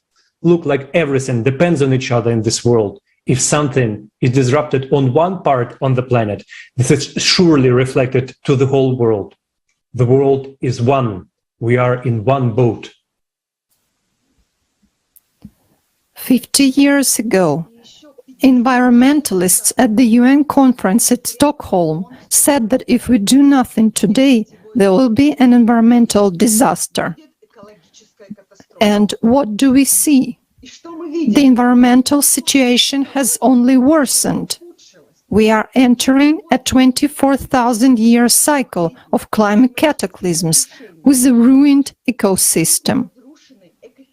The world's wildlife population has declined by almost 70% over the past 50 years, while over the last 100 years we have lost more species than in the previous 10 millennia. Researchers state that we have already entered a period of the sixth mass extinction of species. The state of the environment actually determines how the planet resists external threats. Because the Earth is a self-regulating organism where all processes are interconnected. One of the most obvious facts that the planet is undergoing inevitable changes is that animals are beginning to behave abnormally. They lose the ability to navigate in space. Birds are suddenly falling onto the ground, and marine inhabitants throw themselves on the shore, taking their own lives. Could animals really go against their strongest instinct, the instinct of self-preservation? They're not suicidal. It can be real. It happens because of the North magnetic pole drift, magnetic anomalies, degassing of the subsoil, and increased seismic activity. You may be wondering, why aren't other environmentalists talking about this? Because in all of our science, just like in ecology, there is no comprehensive study of the problem. We have been able to study everything thanks to an interdisciplinary approach. The cause of all climatic cataclysms and natural anomalies is linked to the instability of the core and the magnetic field it produces. Another vivid example that abnormal changes occur at the ocean depths is the numerous cases of deep-sea fish strandings. Giant oarfish, usually living at a depth up to 1,000 meters, comes to the surface and is a predator of earthquakes and tsunamis. For instance, they surfaced shortly before the tsunami and earthquake near Fukushima, Japan. The frequency of their stranding since 1995 has increased dramatically. Because of changes in the core, the geophysical parameters of the planet change as well. Magma comes up to the subsoil and the Earth's crust, and ocean warms up. So does the atmosphere. And where our planet responses is triggered. As a result of warming, methane and CO2 are emitted. So as temperature rises, the ocean starts emitting CO2. Swamps also start emitting CO2, another dangerous combination of gases, instead of working as natural filter. And the most interesting thing is that even this small amount of forests that we still haven't been able to cut down are now also functioning in a different way. They have started to emit more CO2 than they absorb. Scientists have found and recorded this everywhere, which means it is a natural mechanism in plants as a reaction to changes occurring on Earth. Thus, CO2 increases regardless of human activity. It's our planet's response to external impacts. Contrary to popular beliefs, CO2 does not heat the atmosphere, it cools it. It's just physics. And there is another important point. Where does the CO2 flow to? Into the atmosphere. The lower layers of the atmosphere heat up, the upper layers cool down, As a result of the temperature difference, the atmosphere condenses. In other words, kind of a barrier, a bumper is formed. This is one of the planet's protective functions. All these are separate puzzles of the whole picture of cyclical climate change. I would like to emphasize that it's very important to view the processes on Earth in an interdisciplinary way, meaning holistically. It's necessary for scientists to hear each other, to work together with their knowledge and experience to solve the current challenge. And now we don't have science as unified as it used to be. Everyone researches their own specific field, and they don't notice anything outside of it. So there is no comprehensive view. The problem is that science now does not work for the benefit of society. Modern science is 90% of grant seekers and plagiarists. They report only what is beneficial to certain individuals. And the best minds, unknown to the general public, work for the military industry. In order for science to serve society, we need to give scientists back their freedom of action and let them out of secret design bureaus. This is only possible in a creative society. The ecosystem is the immunity of our planet, while the climate cycle is like an epidemic. The stronger the immune system is, the easier and faster is the recovery process. It's like a virus. It's not a virus that kills, but the complications that develop. Ecology is not the cause of climate change. It's a cause of deadly complications. In the previous cycles, the environmental situation was much better than it is now, and geological studies confirm that. Yes, the planet was shaking, there was nothing to breathe, and the ocean was almost everywhere, but people survived. Whereas now we have the worst situation ever. Those people who sincerely try to save the planet deserve true respect. They come out to mass demonstrations, hold various actions, sort garbage, and restrain their comfort for the sake of the common good. And it makes me tearfully sad that all these actions are totally pointless. In the consumer society, corporations skillfully manipulate and exploit the genuine aspirations of people, turning eco-activists into eco-terrorists. They urge people to commit acts of terrorism and vandalism in order to attract public attention and raise more funds. People are prompted to commit crimes in the name of activism, whether by sticking their hands on works of art, delaying traffic, or interfering in the lives of ordinary people. Unfortunately, the goal of eco-activists is often not to protect the environment, but to receive concrete material benefits. There have been documented cases when companies fight for markets by sponsoring the actions of activists against their competitors. Basically, eco-activism has turned from a real movement to save the planet into a trivial extremist organization. People's attention is diverted from the true cause of the changes that take place, and we are deprived of the opportunity to confront the real threat. We are not saying that environmental problems should not be solved, but it's important to set the right priorities. Would it help a fatally ill person to recover if we apply lipstick and false eyelashes on him and do some cosmetic treatment? Our planet is actually such a severely ill person. And the paramount task is to cope with the main threat, the climate, to counteract the external processes which are destroying the planet. And afterwards, we can already restore the pristine beauty of nature. If we remain in the consumerist format, and each of us separately will save his own piece of land, then all we have to do in the next 5 or 6 years is simply to watch how our planet is perishing, along with ourselves. We should act together, and we should act already now. I will repeat, because of the climate impact, we don't have even 10 years. According to the mathematical calculations presented at the forum today, the planet will die due to the hydraulic impact in 2036. But we should not count on this time period because the growth trend is very fast. While the planet's defense mechanisms are so destroyed that we will die much sooner than the hydraulic impact takes place. We have neither time nor technology to resolve all the environmental problems in a short period of time.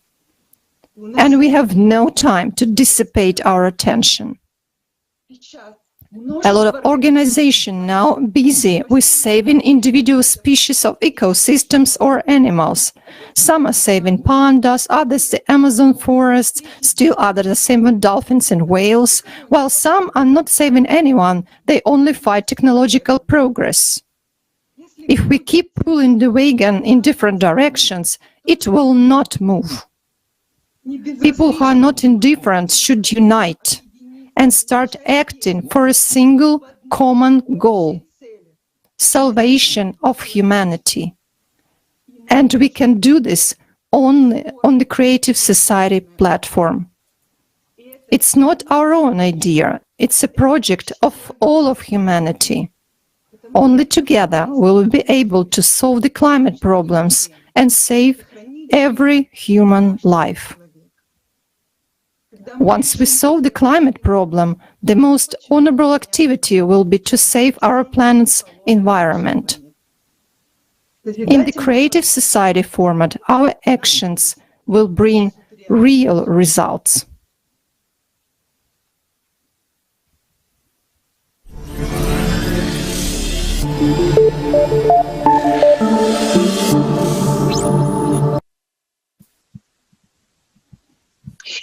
And now it is my pleasure to introduce Elena Sevrikova, Doctor of Engineering, Professor at the Institute of Advanced Materials and Technologies of the National Research University, Moscow Institute of Electronic Technology. Elena, the floor is yours. Thank you for the opportunity to be with you today. I have been working on topics of technogenic safety, environmental risks, including the climatology of the Earth for more than 15 years in Russia. This is confirmed by my numerous published works, based on ground and satellite monitoring data. In my field, I see that new geological conditions on the planet require new technical approaches, technologies, safety standards, without which technogenic accidents are inevitable.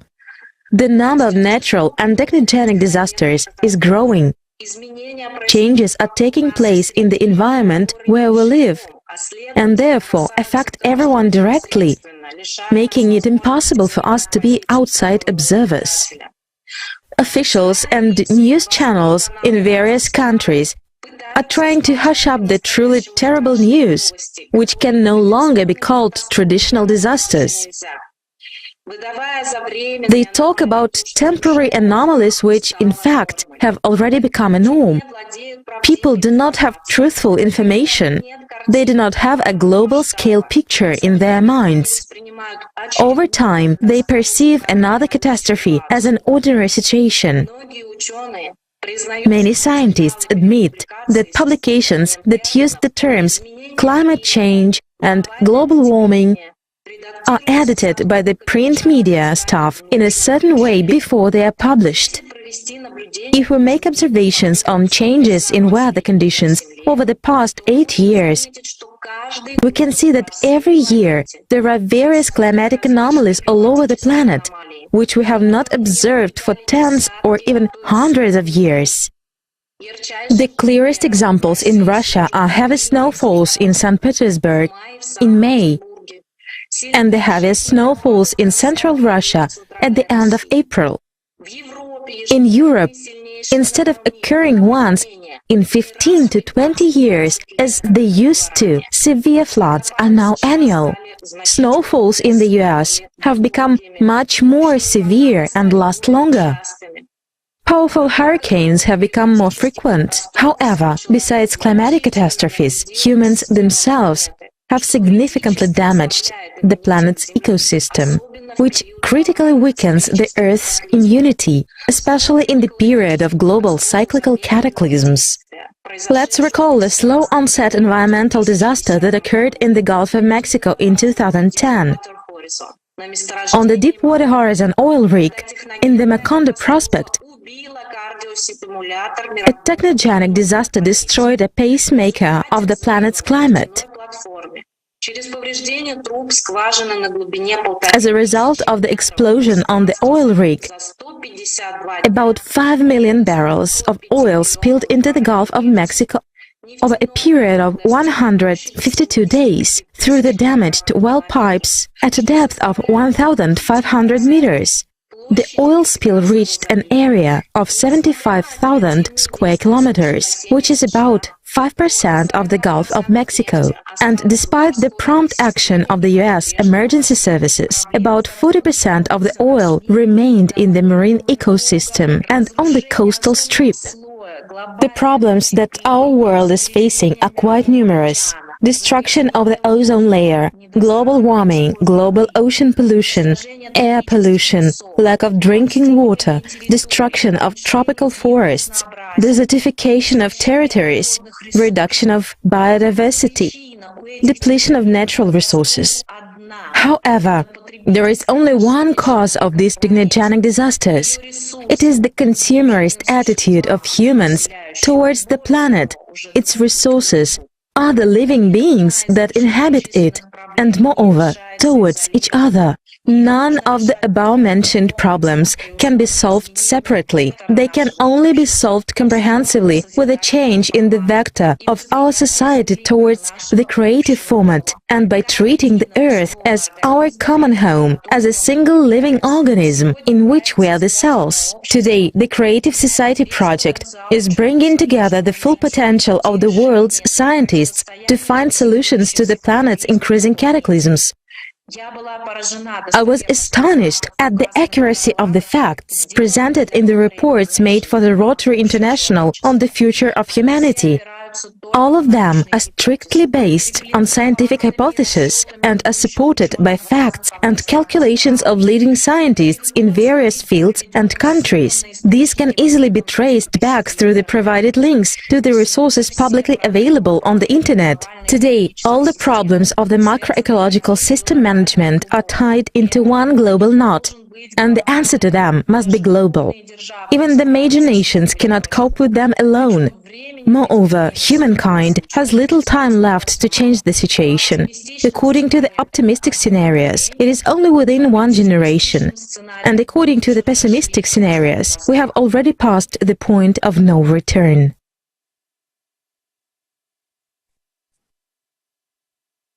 Thank you very much to all the experts who worked on this report.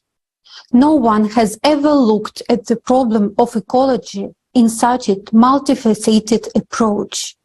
This is an excellent example of bringing together experts from different fields of sight, thanks to which we could see the picture holistically. Dear friends, right now, record your feedback, video feedback about what you heard in the forum and post it on your social media networks, or send it to info@creativesociety.com.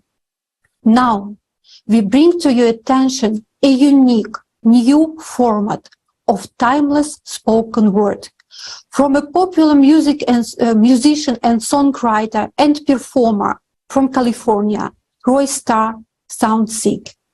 For centuries, our humanity has been dealing with the same problems that consumer format has created for us. And to break this spiral of silence, we need someone to start speaking the truth about what's really going on and the output we have.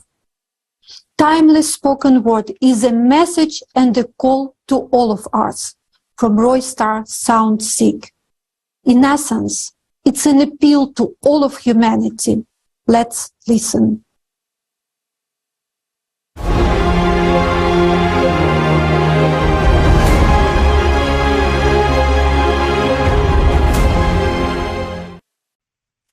For thousands of years, we've changed borders, slogans, and officials, but we've never managed to wipe the slate clean. The same rallying cries, posters, and news lines explain to us what it is we should die for today. For faith, for a name, for someone's idea, for glory, for freedom, for power, for a patch of land. It'll all be forgotten. For time will erase all names and fame, all triumphs and goals, leaving nothing but graves. For thousands of years, we, the entire mankind, with our blood and our mind, with our strength, our breath, and the time of our lives, we pay the maniacs stung by power for the fruits of their ambitious desires, for their rabid, ravenous greed.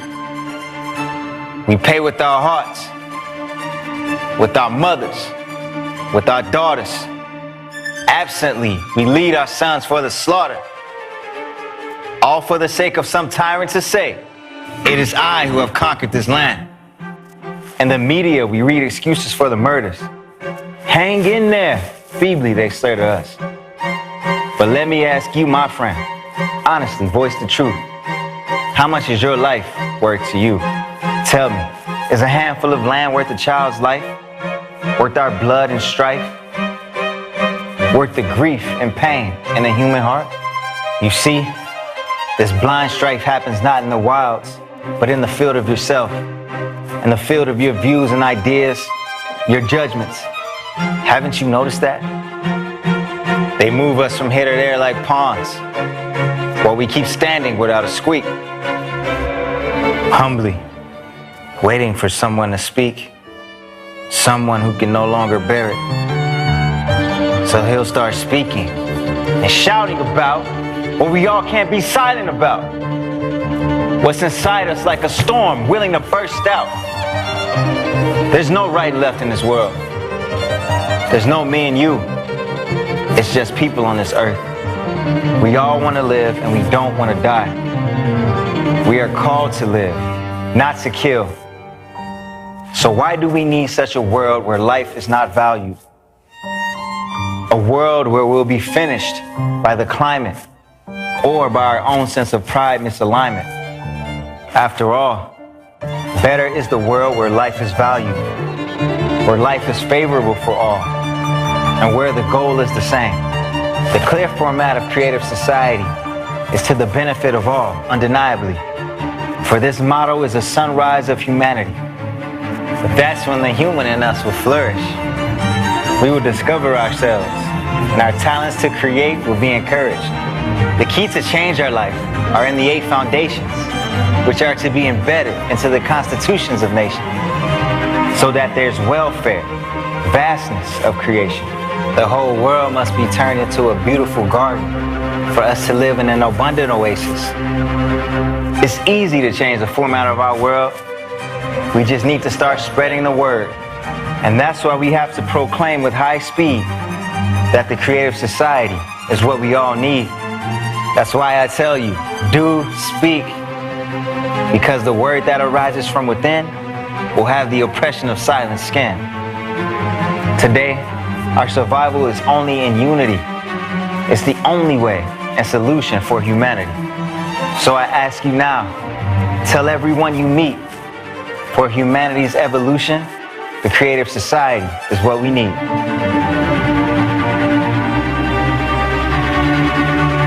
The creative society, you need to make it a reality.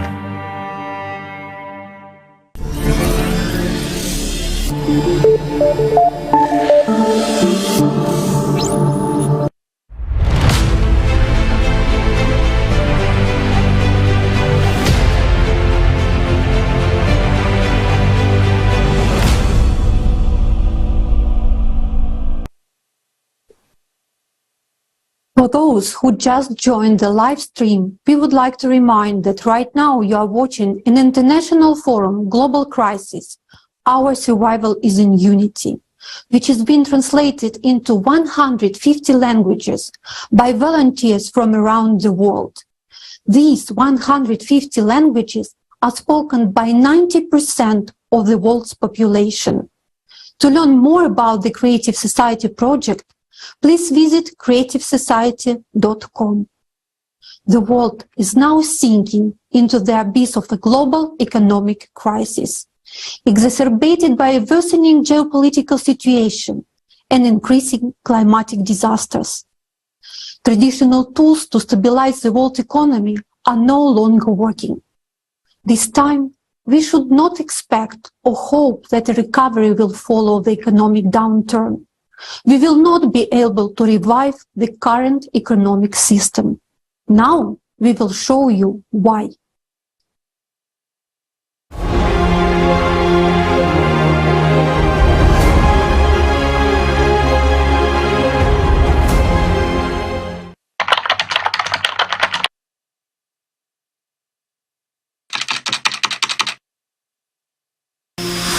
We're used to thinking that after an economic crisis, there is an economic upturn and that we need to adapt to new conditions and wait.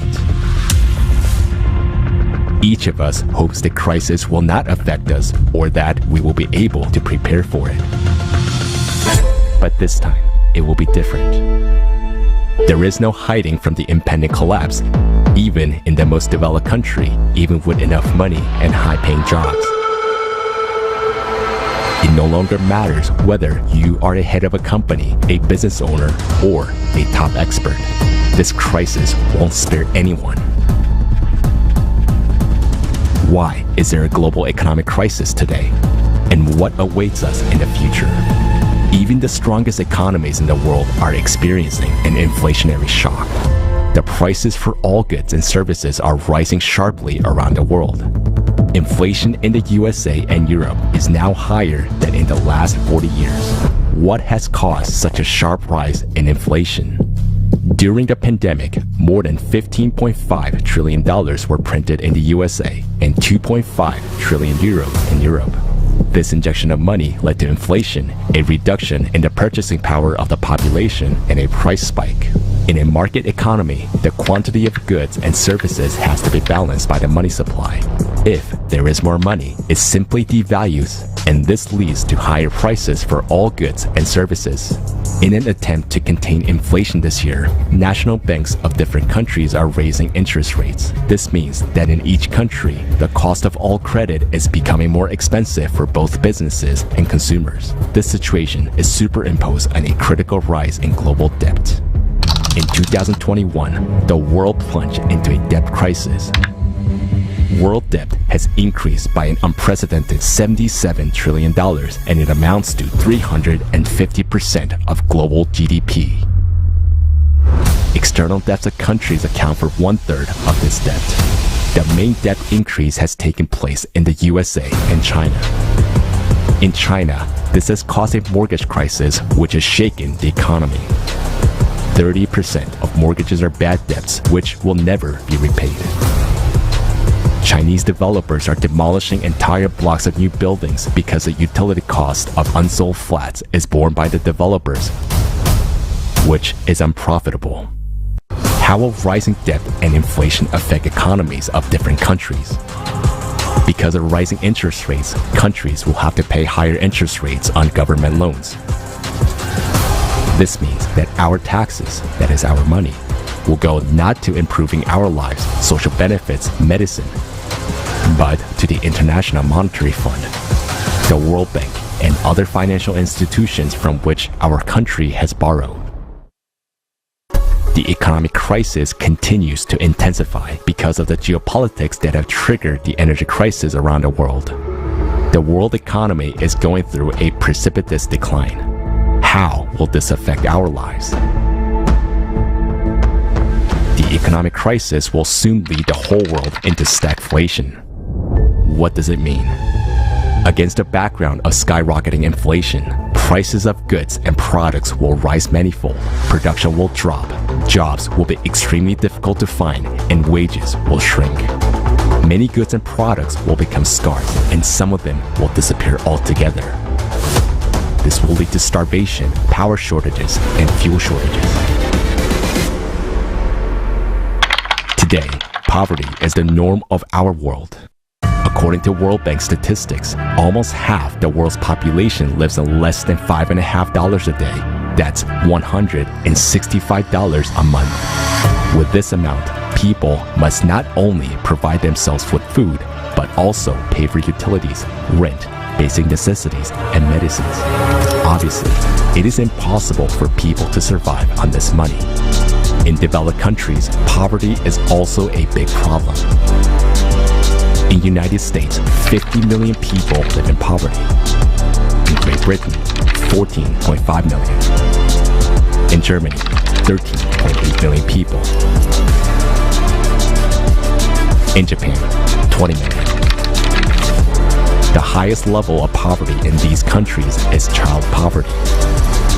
In the US, 1 in 6 children live in a poor family. In the United Kingdom, 1 in 3. In Germany, 1 in 5. In Japan, 1 in 8 children. Poor families cannot provide their children neither with proper nutrition, nor medicine, nor education. The paradox is that in our consumer society, over 70% of people are living in poverty or at a survival level, while 1% of the population owns more capital than all the rest of people on the planet. And their capital continues to grow every minute. Even in times of crisis, the rich get richer and the poor gets poorer. The very model of the modern economy creates this inequality. In the current model, the wealth of some people is accumulated only at the expense of the impoverishment of others. The economy of the consumer society doesn't work any other way. This is the essence of the modern consumerist format of society. There is enormous amount of money and resources in the world, but also an enormous number of poor people. The coming economic crisis will push billions of people around the world below the poverty line. Insecurity, turmoil, and uncertainty will be increasing in every country. Uncontrollable public unrest will begin. So what is the real cause of this global economic collapse? The real reason is a current economic system. It doesn't just drive us into crises, it creates them. It creates inequality, poverty, inflation, and instability. Nowadays, the economic system is particularly destructive as our world enters a cycle of severe climate disasters.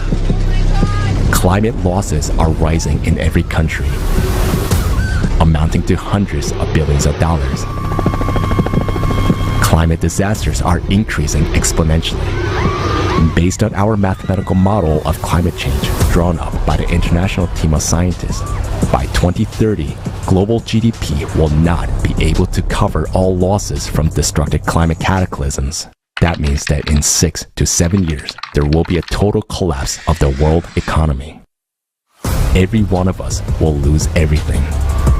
We'll no longer have electricity, heating, water, housing, food, or medicines. Climate disasters will simply put an end to our habitual life. Can we prevent this catastrophic situation? If we don't take drastic measures, it will only get worse. We can't find a solution in today's economic model. It's like patching up holes in a sinking ship. It will sink anyway. The economy is an artificial system created by people. We need to change the current economic system in order to survive. We need a new model that can create stability and security for every person on Earth, a model that serves all people, not just the 1%. To find a way out of this impending collapse, experts from different economic and related fields from all over the world have come together. A model of the creative society economy has been developed with another key principle in mind: to provide security and a high standard of living for every person on Earth. It is predictable, stable, unified, planned worldwide economy in which there is no inflation and prices are fixed. In such an economic model, there are no taxes for people, small or medium-sized businesses, and credits are given without interest. In this model, everyone will have a high universal basic income, free housing, free high-quality healthcare and education. The economy of the created society will create a single high standard of living for every person, where everything works to meet the needs and comfort of all people. In order to implement this working model, we need to combine the efforts of specialists, business, and science. But first of all, we need to create a public demand for the created society from the majority of people. Because changes of this scale can only be brought with a direct participation, desire, and consent of each and every person. It depends solely on us what kind of world we will live in tomorrow.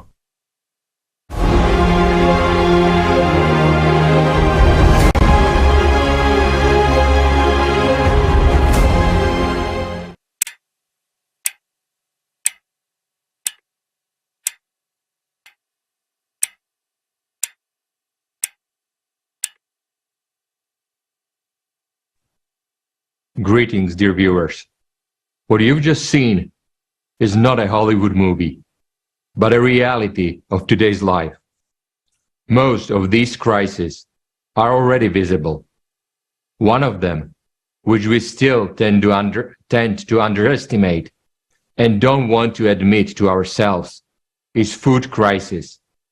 And what is even scarier is that hunger is being created artificially. And unfortunately, if we do not change the consumer format of society, it's what awaits us all. The modern economic system of the consumer format is designed so as to create crisis, inflation, and wars. All wealth and resources in this system belong to a small percentage of people. It is even called the economy of the 1%. Meanwhile, the rest of the people become poorer and can afford to buy fewer and fewer goods. The economy loses consumer demand and the recession begins. And this causes people to become even poorer and money to flow even more to the top of the pyramid, to the so-called 1%. This is the economic system itself creates poverty, and poverty creates hunger. This is the standard mechanism of the consumer format. However, there are factors that are now further exacerbating this system, and these factors lie at the level of geopolitics. The first factor is the climate agenda, which aims to reduce CO2 emissions. Under this cover, a situation is created to reduce the amount of food on Earth. For example, the Netherlands, which is the second largest supplier of food in the world, decided to reduce nitrogen emissions. And this has led to a reduction in agriculture. Farmers find themselves in a situation where it is not economically profitable for them to produce agricultural products and raise livestock. Either they are burdened with high climate taxes, or they are given quotas for permitted emissions.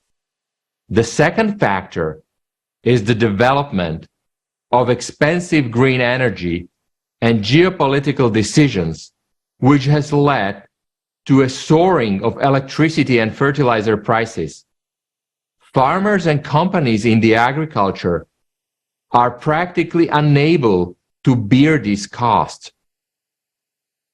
Their business is no longer profitable, and similar situation can be observed in many other countries, including Germany, Canada, and Australia.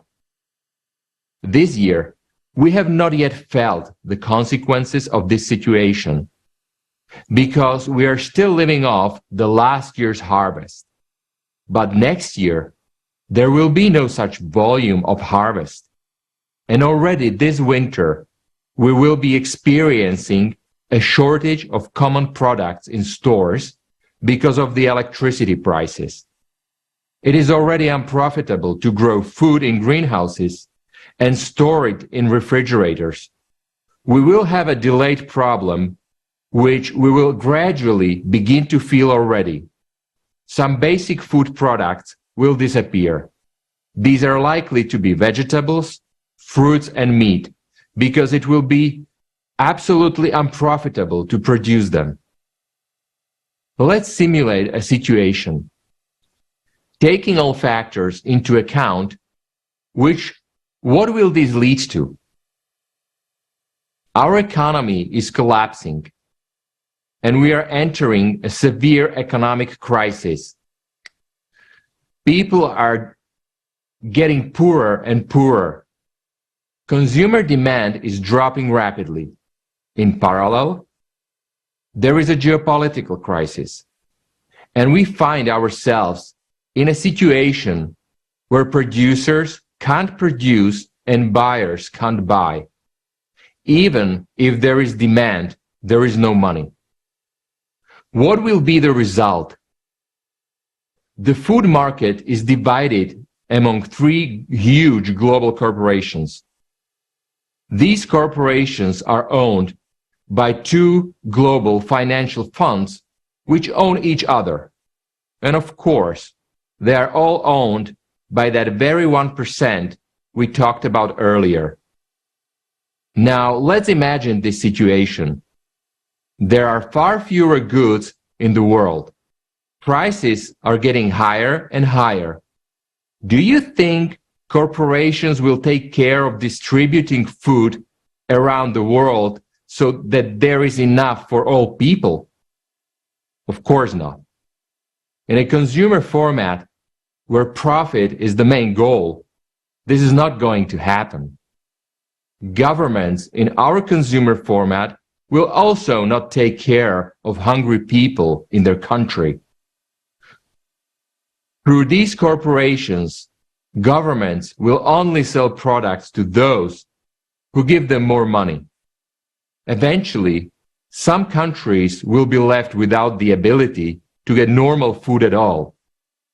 And some of the countries that will still have more or less solvent demand will buy food at very high prices.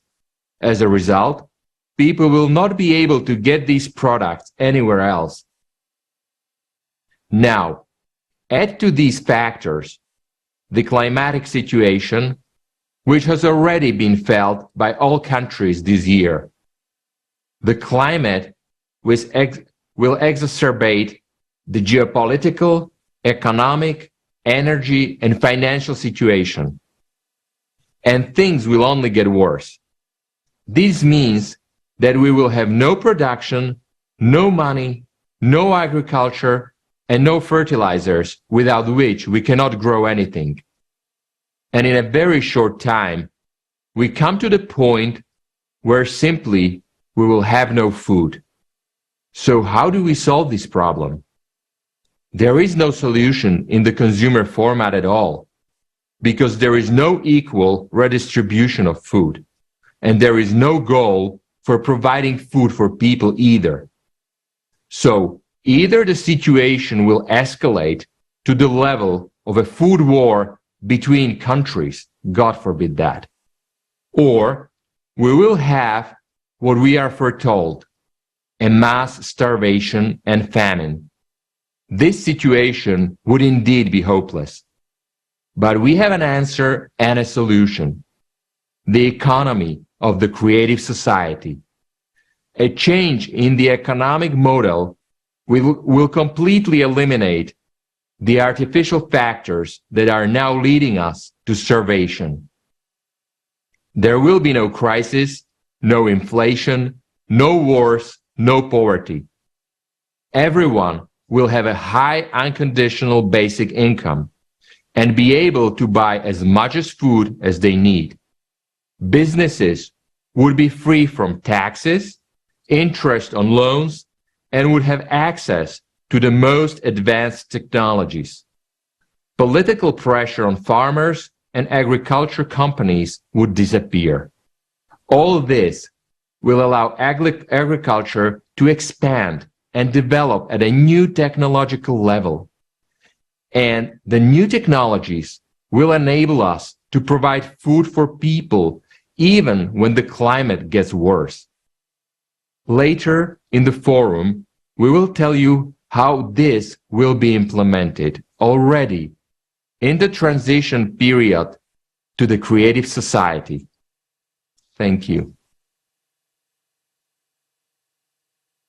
Dear viewers, right now you are watching live the International Forum, Global Crisis, Our Survival is in Unity, with simultaneous interpretation in 150 languages.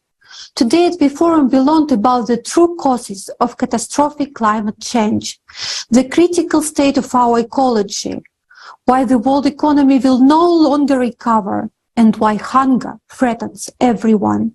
Stay tuned. Next, you'll see the premiere of the film The Diary of the Last Man. You'll find out which prophecies have already come true. We realize we have covered many heavy topics today, but you have the right to know the truth. Stay with us. We'll be talking a lot more about the solution and the perspectives that will open up for everyone in the near future. People can no longer remain silent about the problems we see in today's society and about the need to unite to solve these problems. This is what the famous Cuban band Buena Fe song is about, which they wrote and performed especially for our forum today. The song is called Cuánta Más, which means how much more suffering and catastrophe does humanity need to endure to realize that it's time to change the world. And even though it seems that each of us is just a tiny flame, together we are a huge tsunami of love, and we will save the world and make it truly beautiful.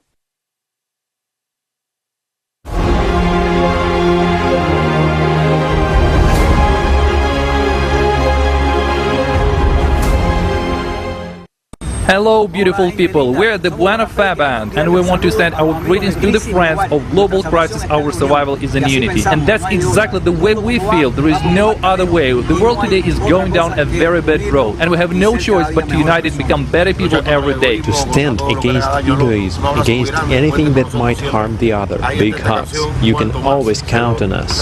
We present to you the song Cuánta Más. This is our gift to you from Havana, Cuba. Let us move forward through solidarity and collaboration. Big hug.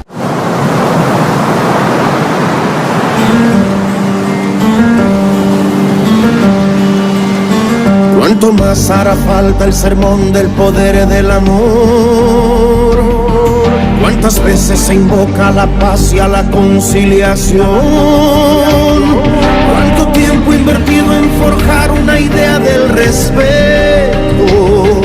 Que una vida siempre importe más que suntuosos objetos. Cuántos más libros, audios, películas son necesarios, alertando del mismo destino de los dinosaurios. Y otras guerras que nuevas catástrofes, cuánto más crueles. Como masa de nuevos Caínes, sintiéndose Abeles. Cuánto más, cuánto más. Abismos, dilemas sustanciales de un sistema que acepta el revidas de una humanidad suicida. Ego parece tan pequeño, pero a veces por efecto dominó se esparce, expande y crece, y alumbra, blanquea toda justa y nueva idea, donde ingenio y rendimiento favorezcan nacimiento. Comienza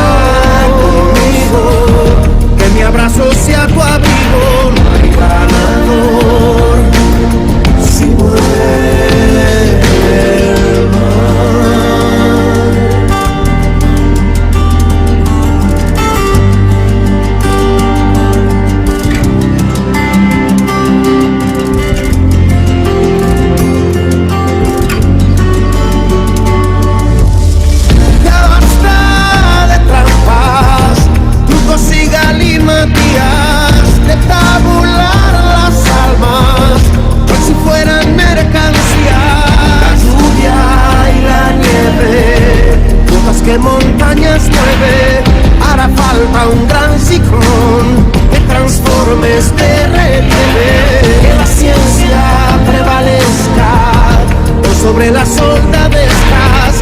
Y si toca ser soldado, sé en defensa de olvidado. Comienza conmigo, que mi abrazo sea tu abrigo. No hay ganador si muere el mar.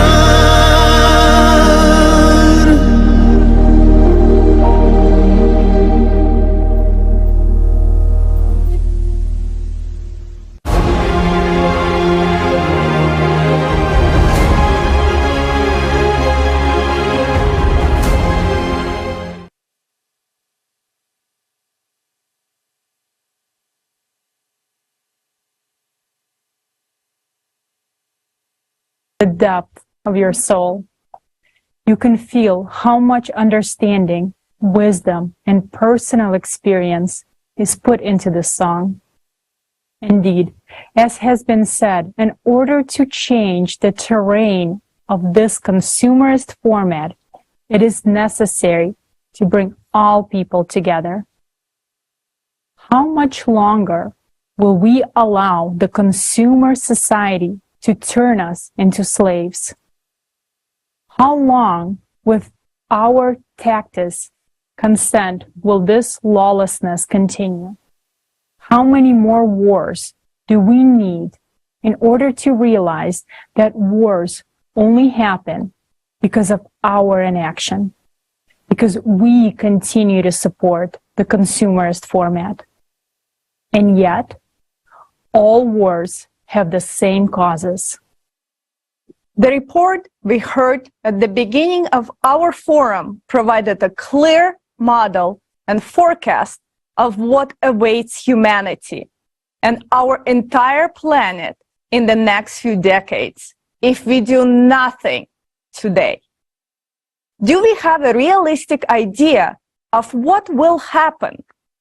Some may say that we don't want to imagine such a development or that it's scary. But people must be aware of the future that awaits us all if we do nothing. So now we propose not just to imagine, but see what will happen on our planet with us and with our loved ones in the near future if today, with all, we take the path of inertia and silently surrender to the Climate Cerberus.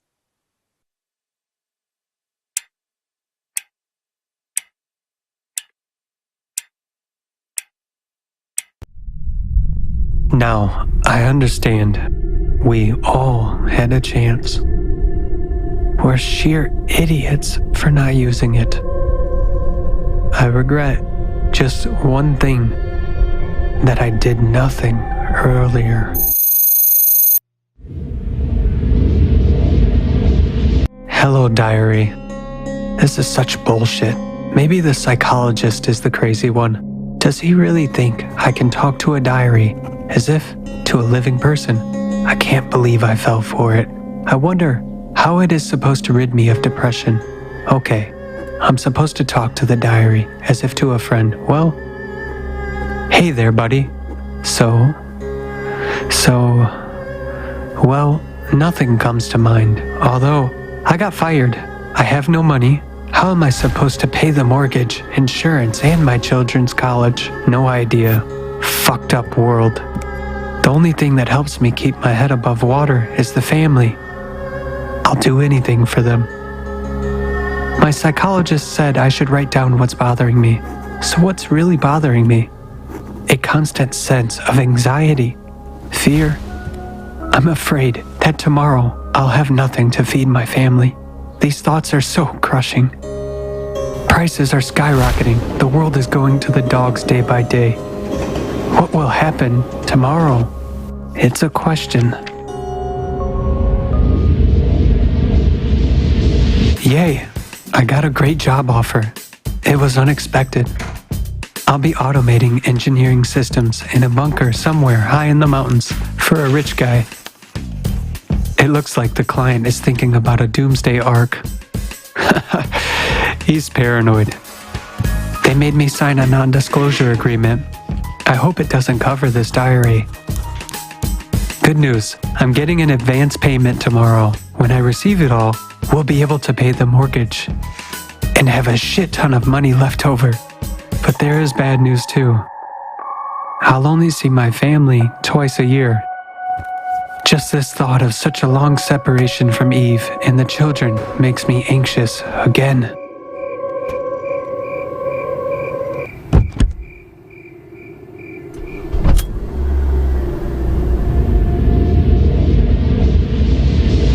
I wonder why this paranoiac needs a bunker in the mountains on another continent. Why not in the basement under his villa? He's spending tons of money. Perhaps I should figure it out.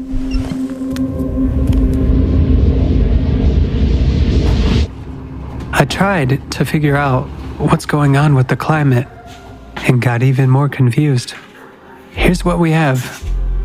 Record-breaking cataclysms took place in some regions. Some scientists sound the alarm and say that by the end of the century, temperature will rise by 2 degrees across the planet and it's humanity's fault. Others say the climate was always changing, so nothing terrible is happening. Meanwhile, they show on TV that budgets should be increased to fight CO2. They propose to raise taxes. They just want another excuse to rip people off.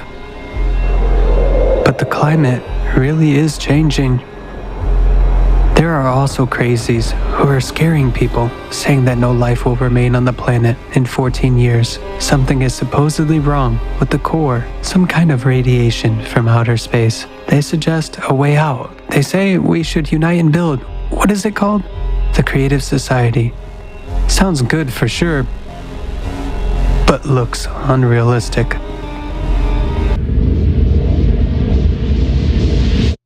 The client has changed the deadline once more. Damn it. No vacation for me again. I'm tired of sitting here. It's a good thing they have doubled my salary though. When the contract is over, we'll even be able to buy a new house and a car. That's unexpected. Cool. But I miss Eve and children like hell.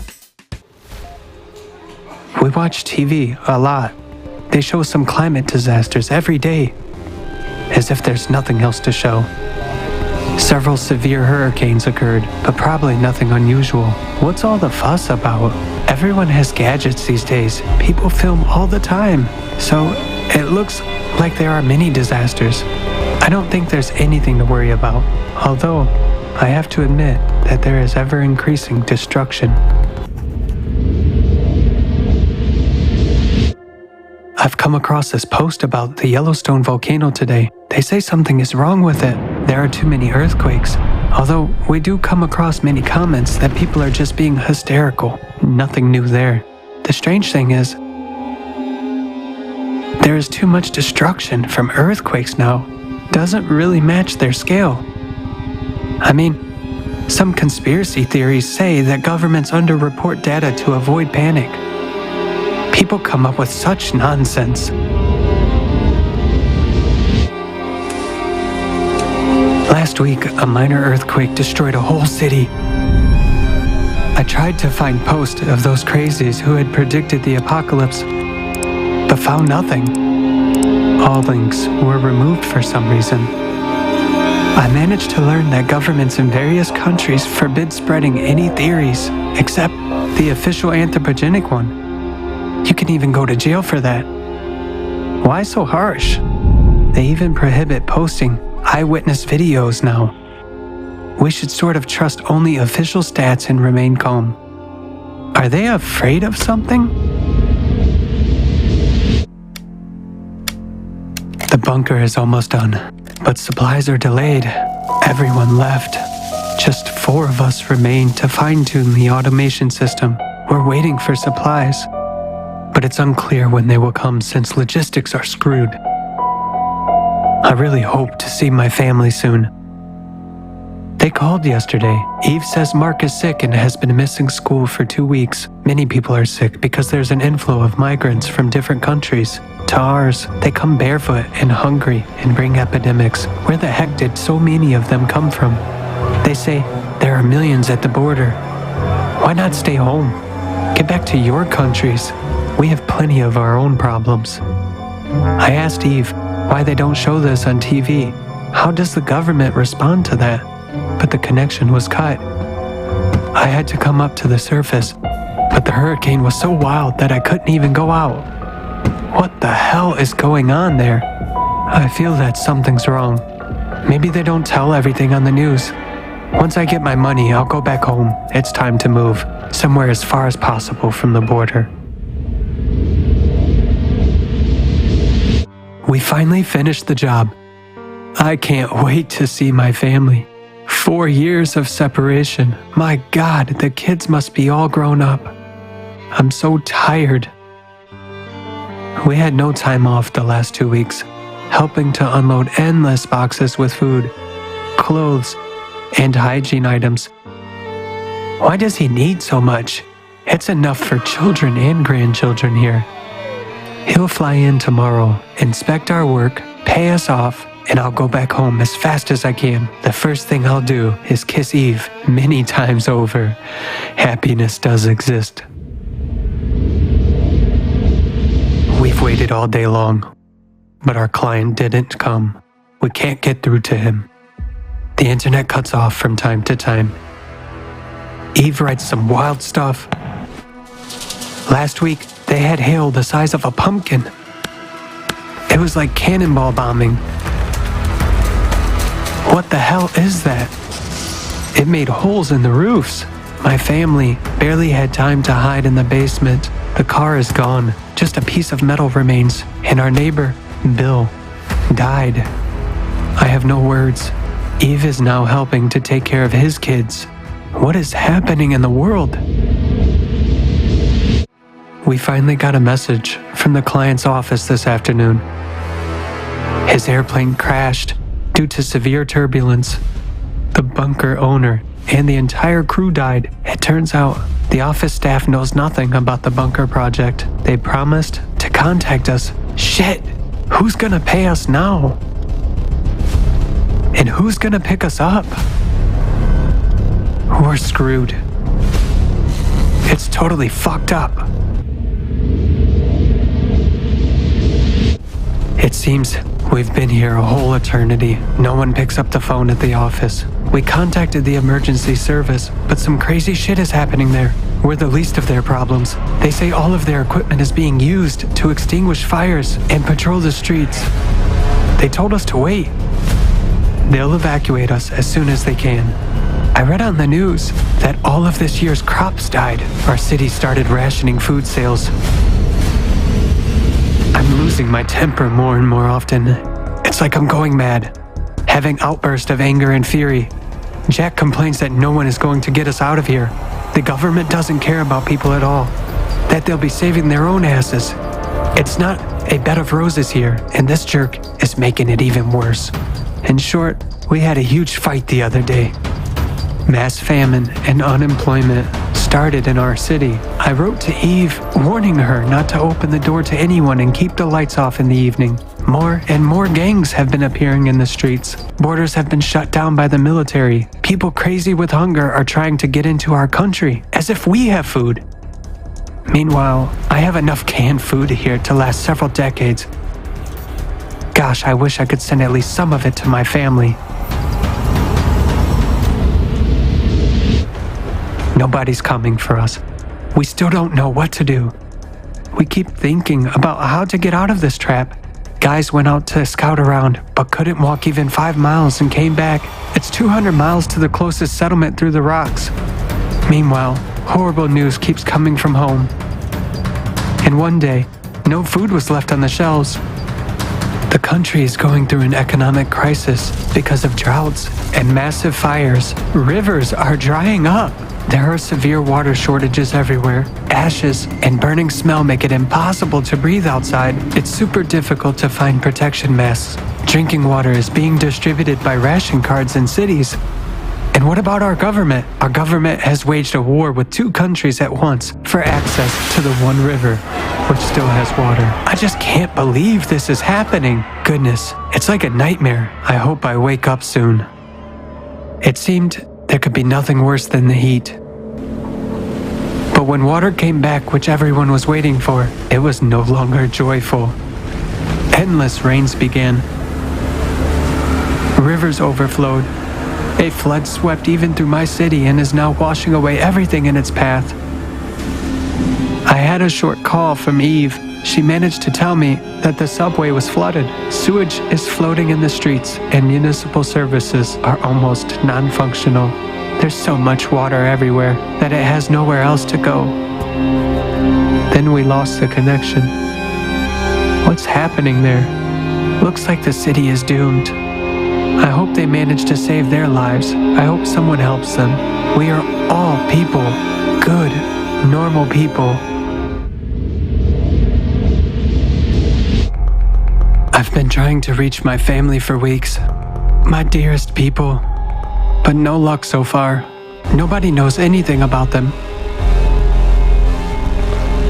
I check all the news and search for them in photos. It's sheer madness not to go completely insane. I read information all the time about what's happening in the world. They scared people, saying that the Gulf Stream would stop. There were plenty of disputes whether it can stop or not. It turns out it can. At one point, it just stopped, and that's it. Now many people are freezing in their homes without food and heat. Snow showers are getting heavier and breaking the power lines. They say the glacier will reach all the way to Rome. Our colleague from Japan, Mamoru, had a nervous breakdown yesterday at the news of a terrible earthquake in Japan. They say the magnitude was 10. I don't know what's going on, but it is probably hell there. I can say one thing for sure. The world has never seen such destruction. They're not giving the exact number of victims, possibly hundreds of millions. Mamoru wasn't able to contact his family. He couldn't contact anyone he knows at all. Today, Mamoru disappeared. We searched for him everywhere, but couldn't find him. He probably left.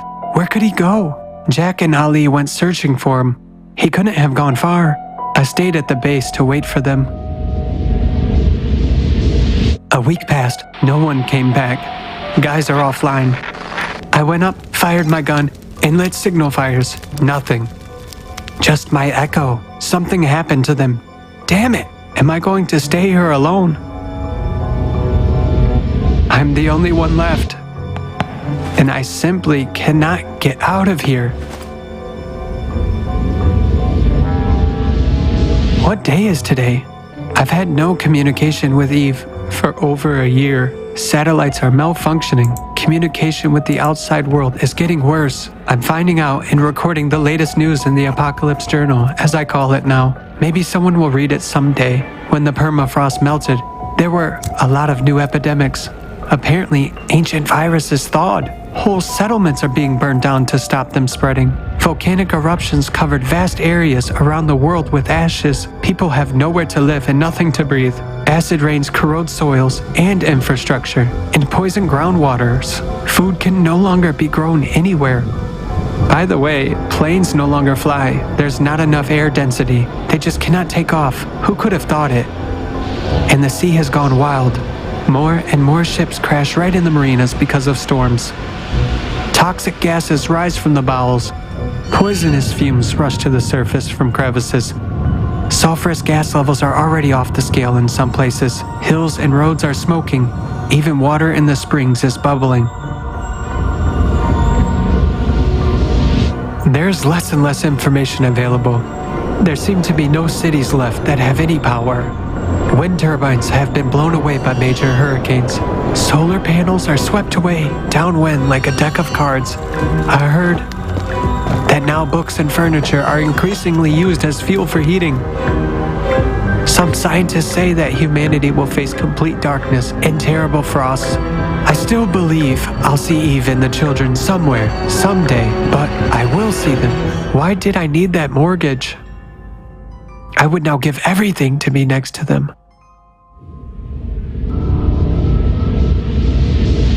Satellite communication stopped working. Jack's ancient radio that we all used to make fun of came in handy. I sit there tuning it. Sometimes some voices in incomprehensible languages break through the noise. It's so nice to hear the voices of living people.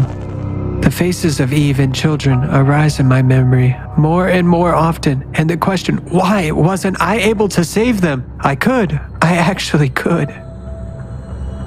I managed to contact several groups of survivors. Now everyone understands that we were warned about the coming cataclysms a long time ago. Back in 2022, it seemed unrealistic at that time, but now it's certainly impossible to deny the facts. I used to think that earthquakes occurred in certain places, but now they are almost everywhere. One night, there was such a rumble, as if shells were exploding underneath me. In the morning, I was afraid to even go out. It was only in the evening that I dared to make a foray. When I saw what I saw, my legs buckled. The whole valley was covered with round holes from a few feet to several hundreds of feet. The ground looked like cheese. I don't know if it was Mazdam or a mental. I couldn't imagine, even in my dreams, that such a thing is possible. Someone reported on the radio that Africa had split apart. Now I know it's possible. Coastal cities are flooded. Tsunamis rage almost every day. Asia seems to be all underwater, as the radio says. My consciousness refuses to believe it. I found a radio frequency where the people who were talking about a way out of the apocalypse are broadcasting. Now I understand everything. Why didn't I get it before? I actually saw it all the madness that was going on and gaining momentum, those bunkers, all the talks about the apocalypse. It was all obvious before. Something could have been done, and there were people who offered a way out. I should have heard them. Why was I so blind? If only I could bring it all back.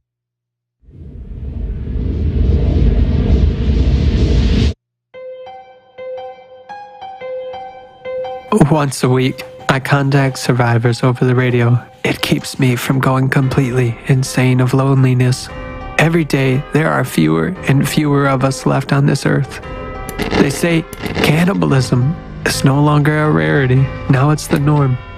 There are gangs getting together to hunt people. They roast and devour those they catch. Crazy freaks.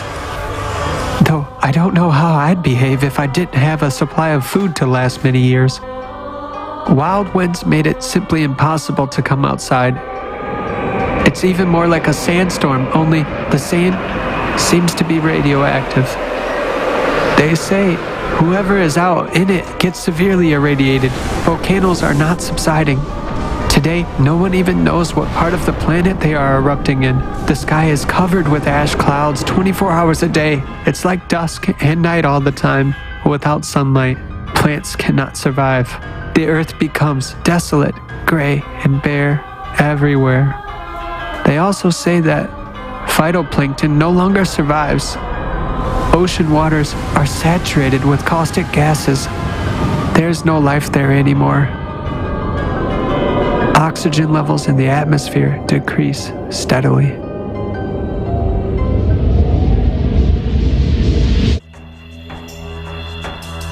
People on the radio have become my friends long ago. They advised me not to go outside because my skin could be burned. Apparently, some kind of cosmic radiation is being directed at the Earth. Neanderthals smeared themselves with ochre against such radiation.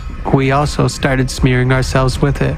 Although people say it doesn't help much, but it is still better than nothing. Strong winds carrying sand and dust literally wipe out brick structures on the surface. Survivors have to hole up in basements and catacombs. Yet another strange threat has emerged. Lightning often kills those who dare to go on long forays. Lightning now occurs without thunderstorms. It just strikes constantly like laser weapons from the sky. Now it's clear why they said back then how destructive the weakening magnetic field was. It seems to me it was such a long time ago.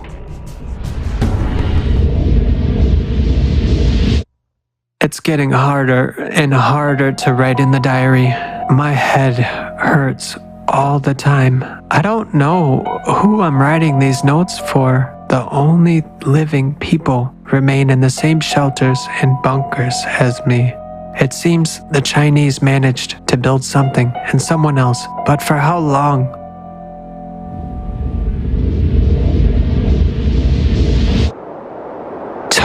silence on the radio. I don't even know if there's anyone left alive on this planet. It became hot in the bunker. The walls are hot and keeping heat all the time. Air conditioning systems are failing. Constant heat forced me to crawl upstairs and settle right in front of the entrance hatch. Lord, get me out of all this. How much I envy those who are already dead. This is total madness. I'm just sitting and waiting for the end. Why didn't I do anything before? If only I could go back to the point where it was still possible to change something. How crazy I was back then. I left the bunker. There is no point in sitting there anymore. The sky had turned orange. There are huge flashes on the horizon. It feels like the sun is rising somewhere from the west. My head is bursting with terrible pain. The earth seems to be shaking and exploding from within. Lava is everywhere. Scorching steam comes in waves. I'm running out of oxygen in my tank. This is the end. This is the end. I put the diary into the container. Heave sighs.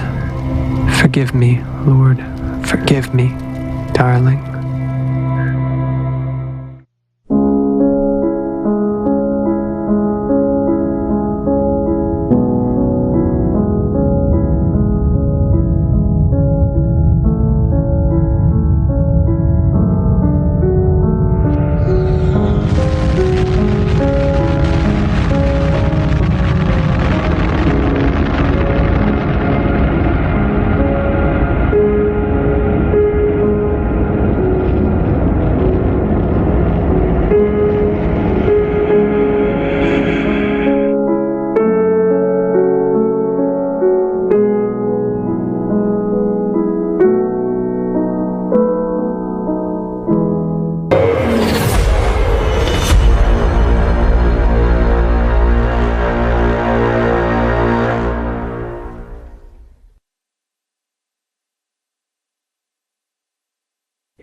Will a sane person agree to such a scenario as we have just seen?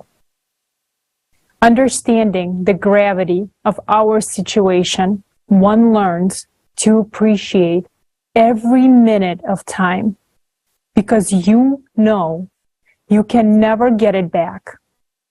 Now we must do everything we can to not be immensely bitter about the lost chance we still have. All the prophets have spoken of our time and this chance.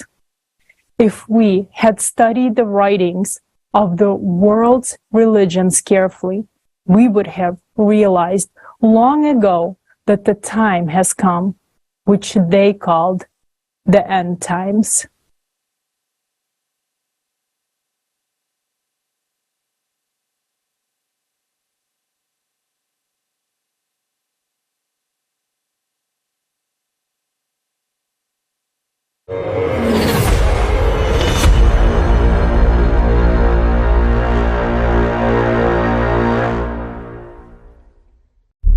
The interdisciplinary scientific study of the causes of climate change also includes the study of eschatology, that is, the description of the end times and their harbingers in the scriptures. Let's look at the eschatological signs of the two fundamental religions, Christianity and Islam. There are two scenarios mentioned in the scriptures: the golden millennium, Eden on earth, or the apocalypse, the end of time. As long as we are in a consumerist format, we are on the way to self-destruction. Time is passing, but we are not changing direction and are approaching an apocalyptic finale. Let's take a look at what we have been warned about. 12,000 year cycle. According to the Bible, in the second book of Ezra, Common English Bible Translation, chapter 14, verses 10 to 17, it is said, The age is divided into 12 parts. 9 parts and half of the 10th part have already passed. As for the evils that you have seen now happen, people will yet do worse than these. Here, the age refers to the cycle of 12,000 years. In other words, the Bible itself speaks of the cycle of 12,000 years. Remember this. The message was left 500 years ago before our era, that is 2,500 years ago. At the time when 9,500 years from the beginning of the age had already passed. Thus, the Bible gives an indication that the cycle is 12,000 years, and it ends in our times.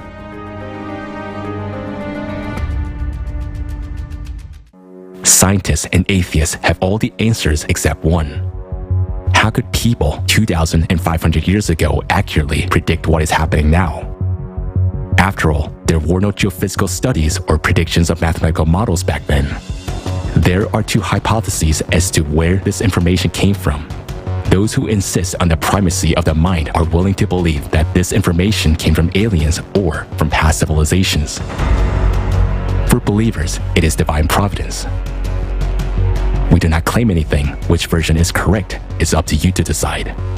In Islam, the time of Judgment Day was indicated by the Prophet as the end of his community. According to the legend of the great Islamic scientist Al-Barazanji, the life of this community will exceed 1,000 years, yet be limited to 1,500 years. As of today, 1,390 years have passed since the Prophet's departure. We can accurately determine the approach of the Day of Judgment by the harbingers of the last days, indicators that the messengers left for us so that people who live in the last times can recognize them. Let's consider which harbingers of climate cataclysms from the scriptures have already come true. Fires. The 9th minor sign of the Day of Judgment in Islam talks about the Hijaz fire. Ibn Hajar writes in Fath al-Bari, one fire will happen among other events that will happen, according to the words of the Prophet, peace and blessings of Allah be upon him, before the Day of Judgment. And the other will arise just before the Day of Judgment without a gap. The increase in the area and the number of fires in modern times is caused by degassing of the subsoil along faults and unprecedented heat. The cause of these phenomena is a heating of the earth bowels due to rise of magma. Rains and floods. There are several authentic hadith in Islam which state that the Prophet Muhammad, peace be upon him, said, "The famine would not break out because of drought, but there will be famine despite heavy rainfall, as nothing would grow from the earth." The rise of magma causes groundwater to heat up and evaporate, increasing humidity, which in turn leads to record rainfall and flooding. Already now, floods are destroying crops. Another natural harbinger of the Day of Judgment is the blooming of the desert. A hadith narrated by Abu Hurairah states that the Prophet, peace be upon him, said, "The last hour will not come till the land of Arabia reverts to meadows and rivers." In 2018, heavy rains that hit arid Saudi Arabia inundated the desert and caused flooding, which made the desert bloom. Flooding has now become a frequent occurrence on the Arabian Peninsula.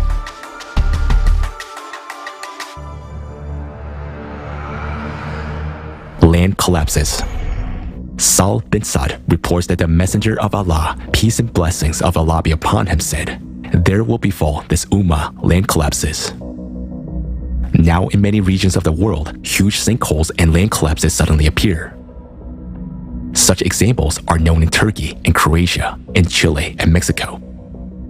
Also in Siberia, methane explosions form huge sinkholes.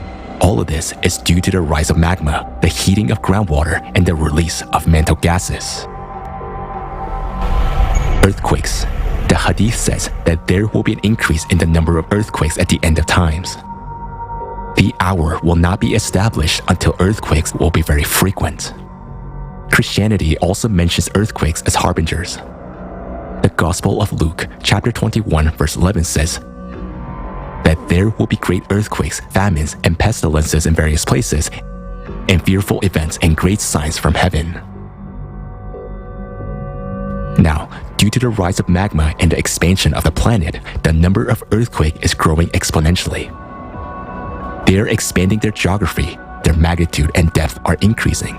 Since the beginning of the century, they're having more great earthquakes, as the Gospel says, with a magnitude greater than 8. So we see that harbingers such as an increase in earthquakes, floods, land collapses, and fires are already coming true. In addition to climate change, all the other harbingers of social change, diseases, technology, and astronomical science have already come true. The 12,000-year cycle end dates announced by the prophets also point to our time. Let's see what awaits us on the apocalyptic path.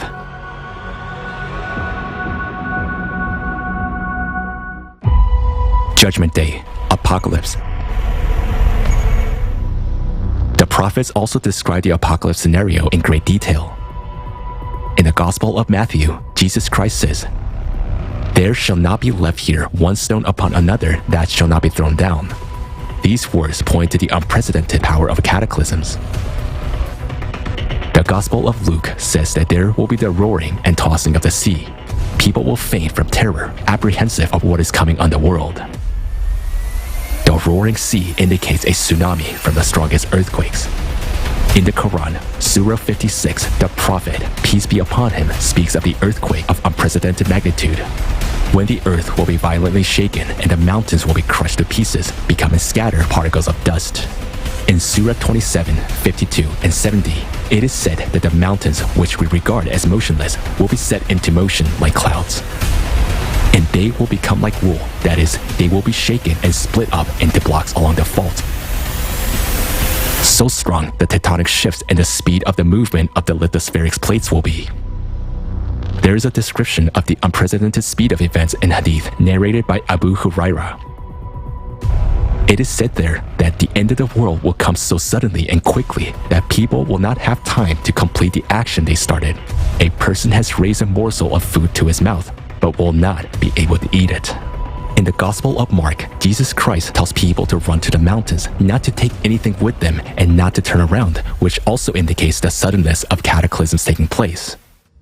And based on the words, "For in those days there will be tribulation such as has not been seen since the beginning of the creation which God created until this time, nor ever shall be," one can understand that a disaster of such a magnitude hasn't yet occurred on earth, such as has not been since the beginning of the creation, nor ever shall be.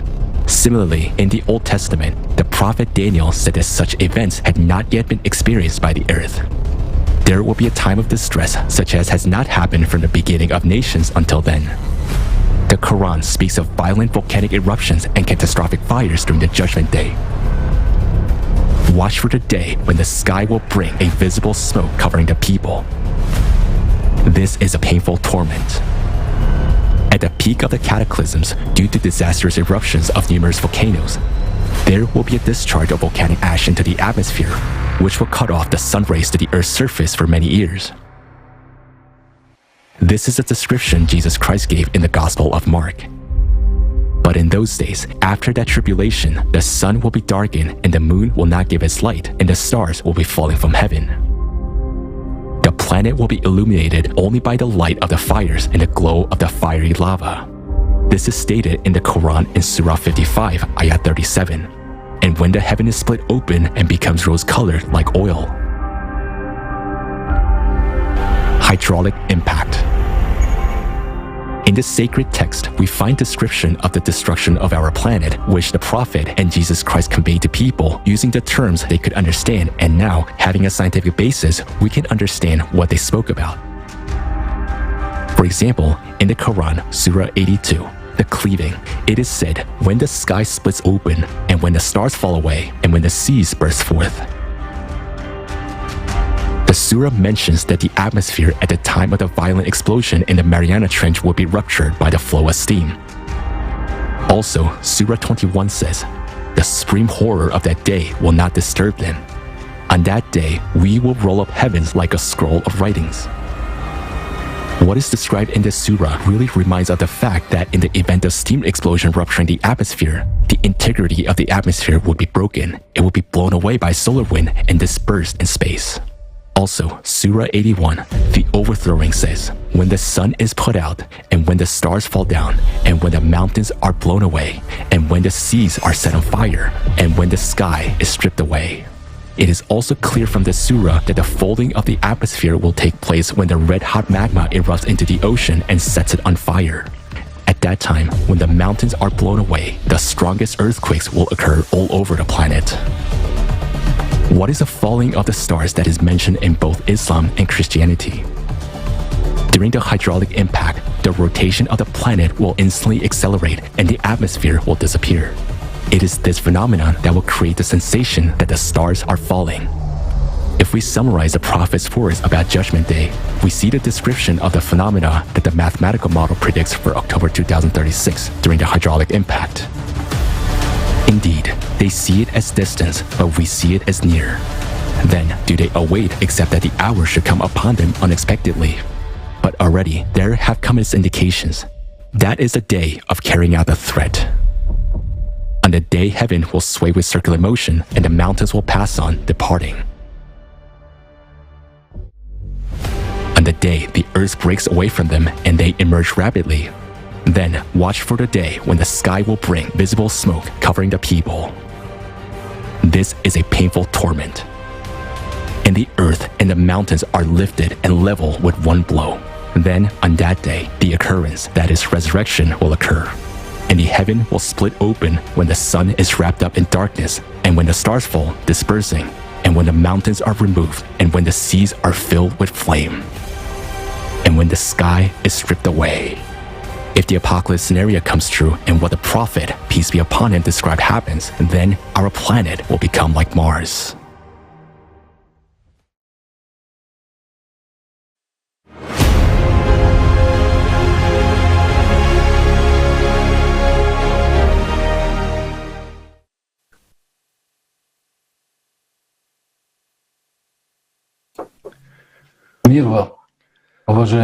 Peace be with you, dear brothers and sisters. The film we have just watched is truly shocking. A question arises immediately. How could ordinary people thousands of years ago know what would happen to us and describe it so precisely? How did the prophets know that in thousands of years we would destroy the ecology and enter a cycle of cataclysms? This is the most important sign for all believers. It is the sign that Allah has warned us all the times we live in now, the end times. Allah was aware of what we're about to face. All of us living have much to ponder. Everything we have seen now in this film, what the prophets warned us about, is an accurate description of the mathematical model you have heard today. Frighteningly accurate at that. The big question remains, why do we see it and talk about it openly and the rest do not? Allah is mercy. He has given us freedom of choice, and we have two paths. Either we die in the apocalypse or we choose the life, and then He will give us the golden millennium. With all of the above, one thing that is not clear: why the entire Muslim Ummah is not here? Why all the representatives of Christianity are not here now? I appeal to all believers of the entire world. You have heard the predictions, you know them. Don't you feel how time has shortened and that the world is on the brink now? Why are you silent? Why are you not with us now? Yes, there are many believers among our active participants, but there must be the believers of all religions, of all denominations. If you are true to the prophets, if you believe in one God, you must be here and speak with us. For you and me, the scriptures have described two paths that mankind has. So far, the whole world follows the negative scenario, which leads us to total annihilation of humanity and the whole planet. Although so much has already been given to people, there is a report that everyone has heard today. There are confirmations in religions about what is going to happen. I don't expect anything from polytheists. They have different positions and attitudes to everything. However, the mono-religions are the dominant religions, and they're exactly pointing to what is coming. It is written in their literature, and it is indeed so. Why are the representatives of religions who know these predictions not with us today? Or do they seek the destructions of all humanity? Allah has given us a choice. What will we choose now? Do we wait for the sky to fall to the ground? Or do we take the chance and build the society all the prophets dreamed of? Just as Christianity talked about the golden millennium, so in Islam, the Prophet talked about the new order of society that will be under Imam Mahdi if people unite. So the choice is up to us, every person. Allah loves us so much that He has given us the greatest gift of freedom of choice. If we do nothing now when our world is falling apart, that is also our choice. It is a choice to leave things as they are, which means supporting the mass demise of all humanity. We cannot justify ourselves by saying that everything is predetermined, that we're powerless to fix anything. For what then will we be judged on the day of judgment if everything is predetermined? And if everything is predetermined, then why did the prophets describe the beautiful society which you and I can build in such details? The prophet, the best of men, hoped for the last people, those who will choose the right path. And the last ones are you and me. Islam is the last religion, and the greatest responsibility for the path society takes lies with the Muslims. Remember the words of our Prophet. We are the last of the community, but the first to be held accountable. Because everyone will be asked. The time has come for us Muslims to come together, look each other honestly in the eyes and answer ourselves the question: where and whom are we following as Ummah? So tell every Muslim to hear and know, and tell everyone that there will be an international conference for all Muslims on December 10th, 2022. The global crisis. Who is the Prophet Muhammad to us?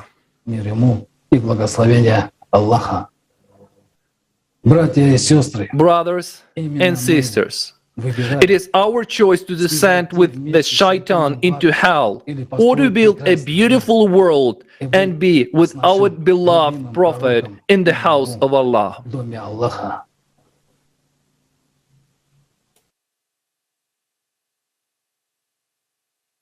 Thank you very much, Arman. Dear viewers, do not forget to put December 10th on your calendars for the conference Global Crisis, Who is the Prophet Muhammad for us? Sallallahu Alaihi Wasallam.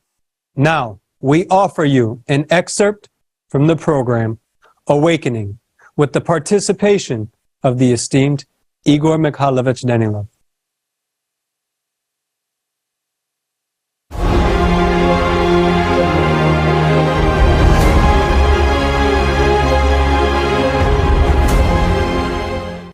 The time has come for us to become humans, to look at the problem reasonably, to make a mature decision, and to start saving the whole world, the way a human being should act, to take care of each and everyone, and most importantly, to take care of our planet, to take care of our home, but we are unable to do that. We haven't been taught this. Therefore, we'll have to learn everything on our own. Yes, there will be many problems. There will be many stones on this road. But if we have a higher goal, we will traverse this road. And we shouldn't rely on anyone. Without us, yes, without you, my friend, we will not survive. That's a fact. And unfortunately already a scientific fact. A substantiated and repeatedly verified one. What else can be said? In such a situation, where we find ourselves as humanity, I can say just one thing. We have to trust, not even in God.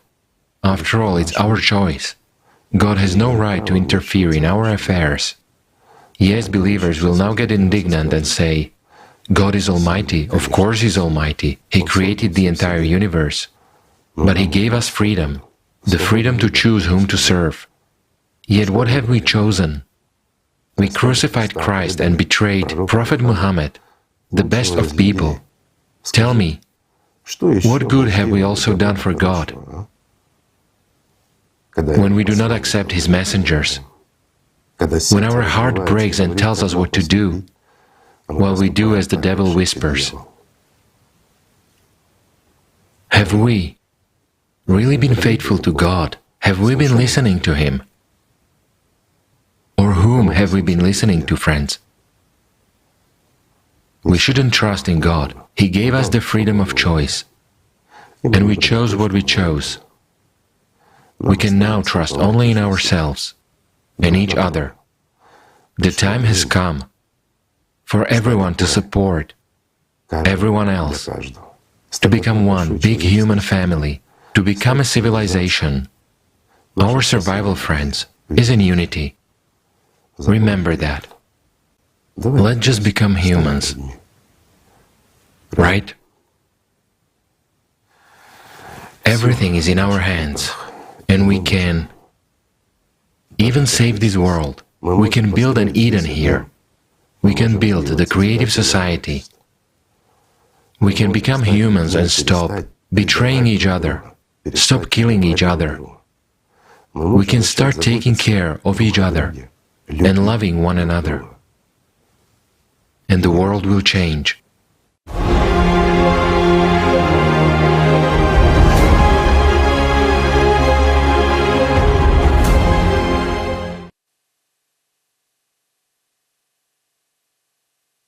Thank you, Igor Mikhailovich, for your support, your honesty, and for your constant motivation to us so that we can keep going.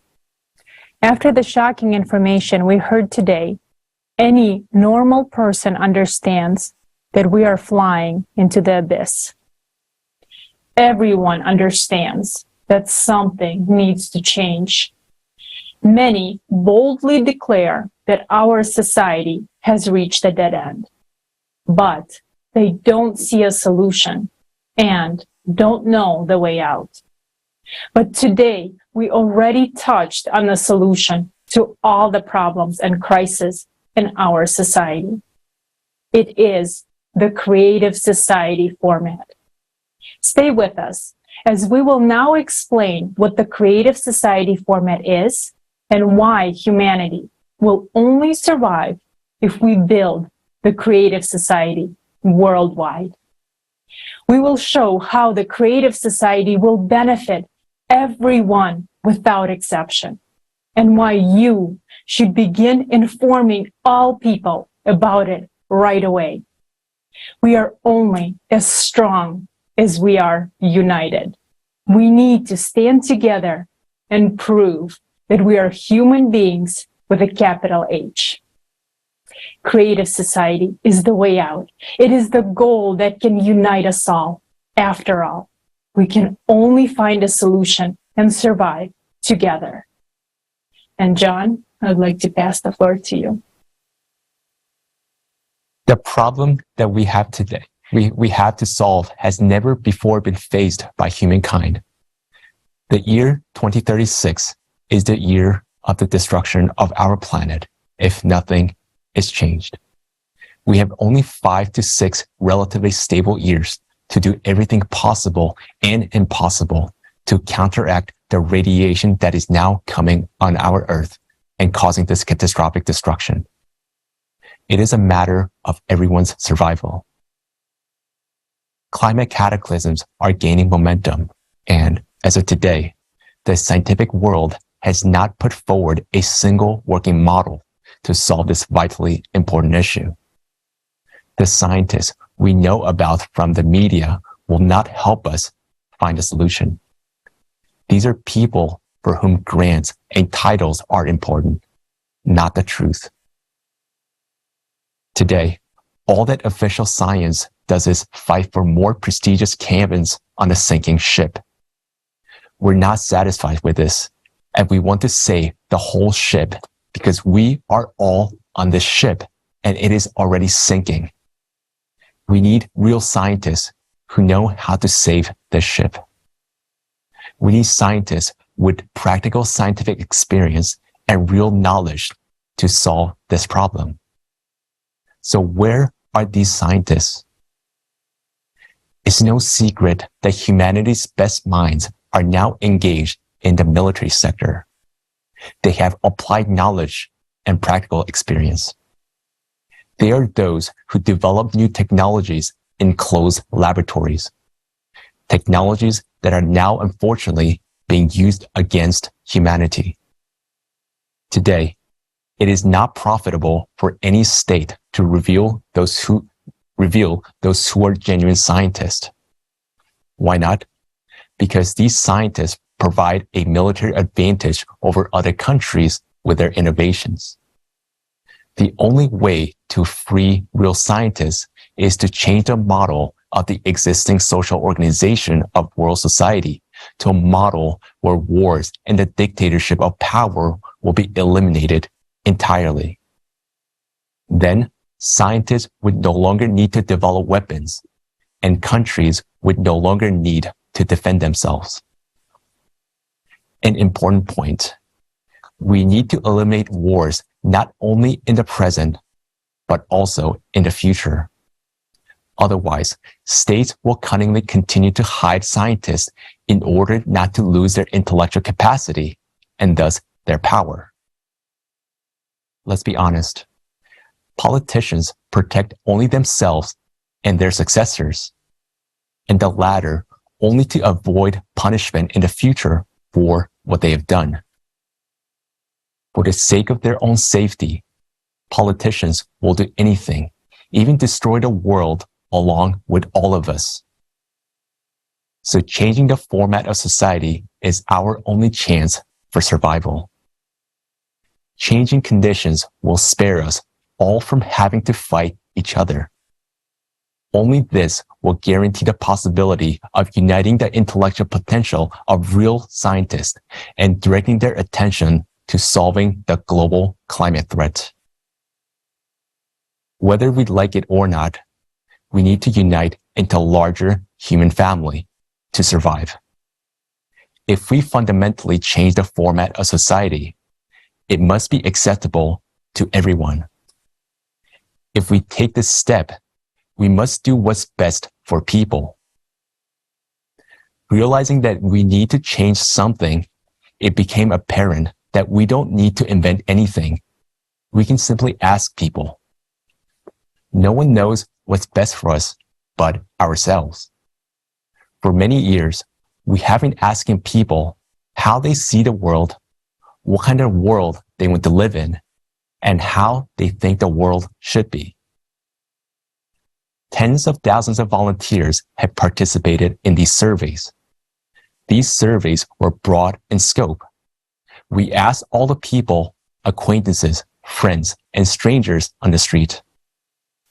Millions of people were surveyed in all countries of the world.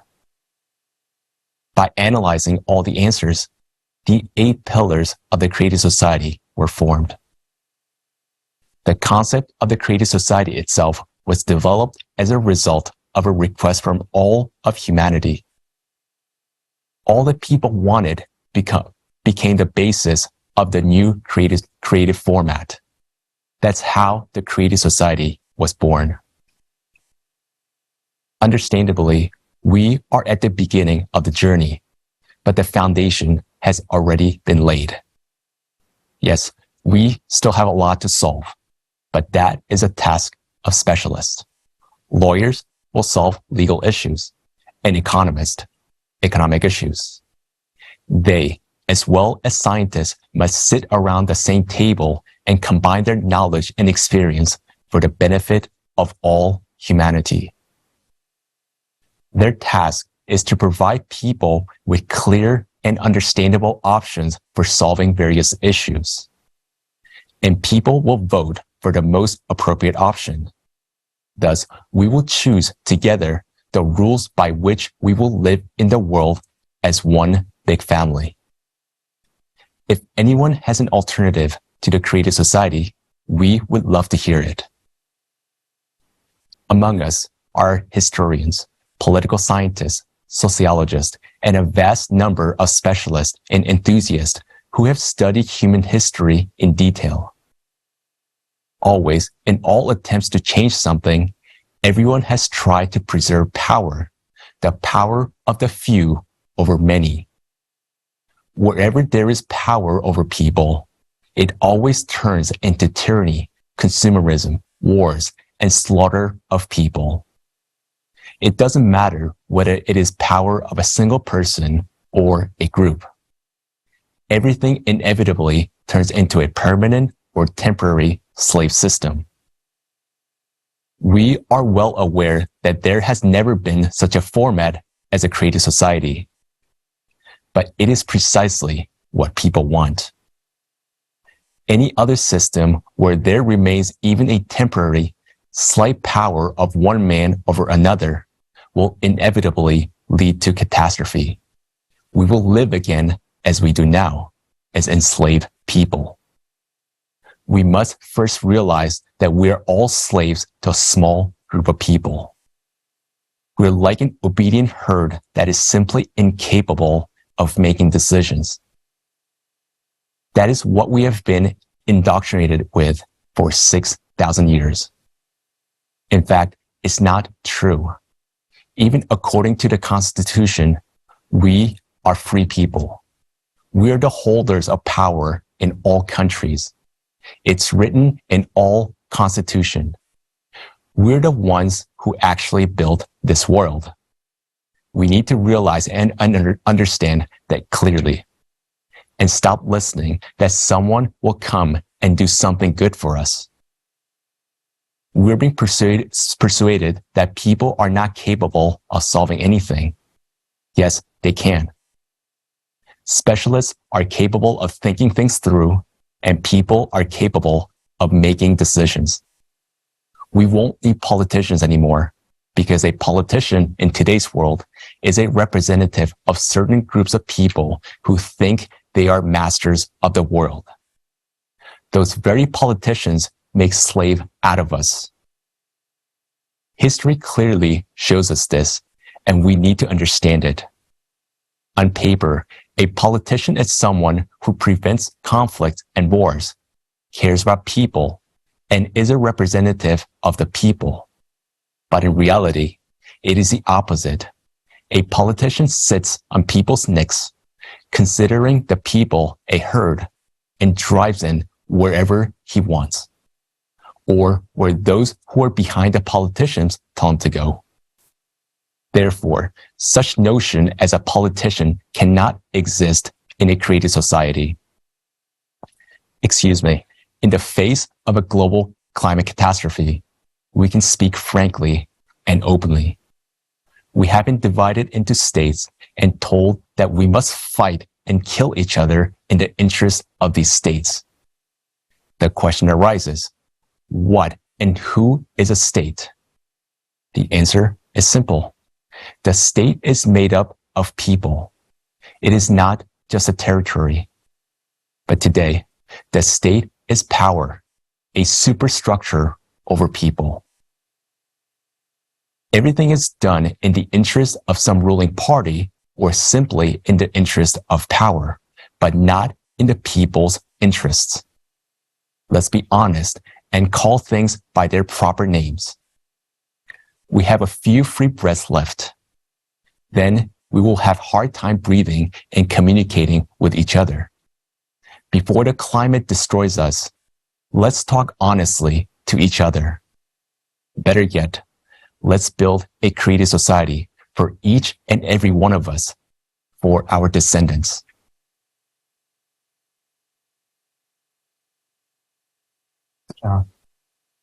The creative society will ensure a world free of poverty, crime, and violence.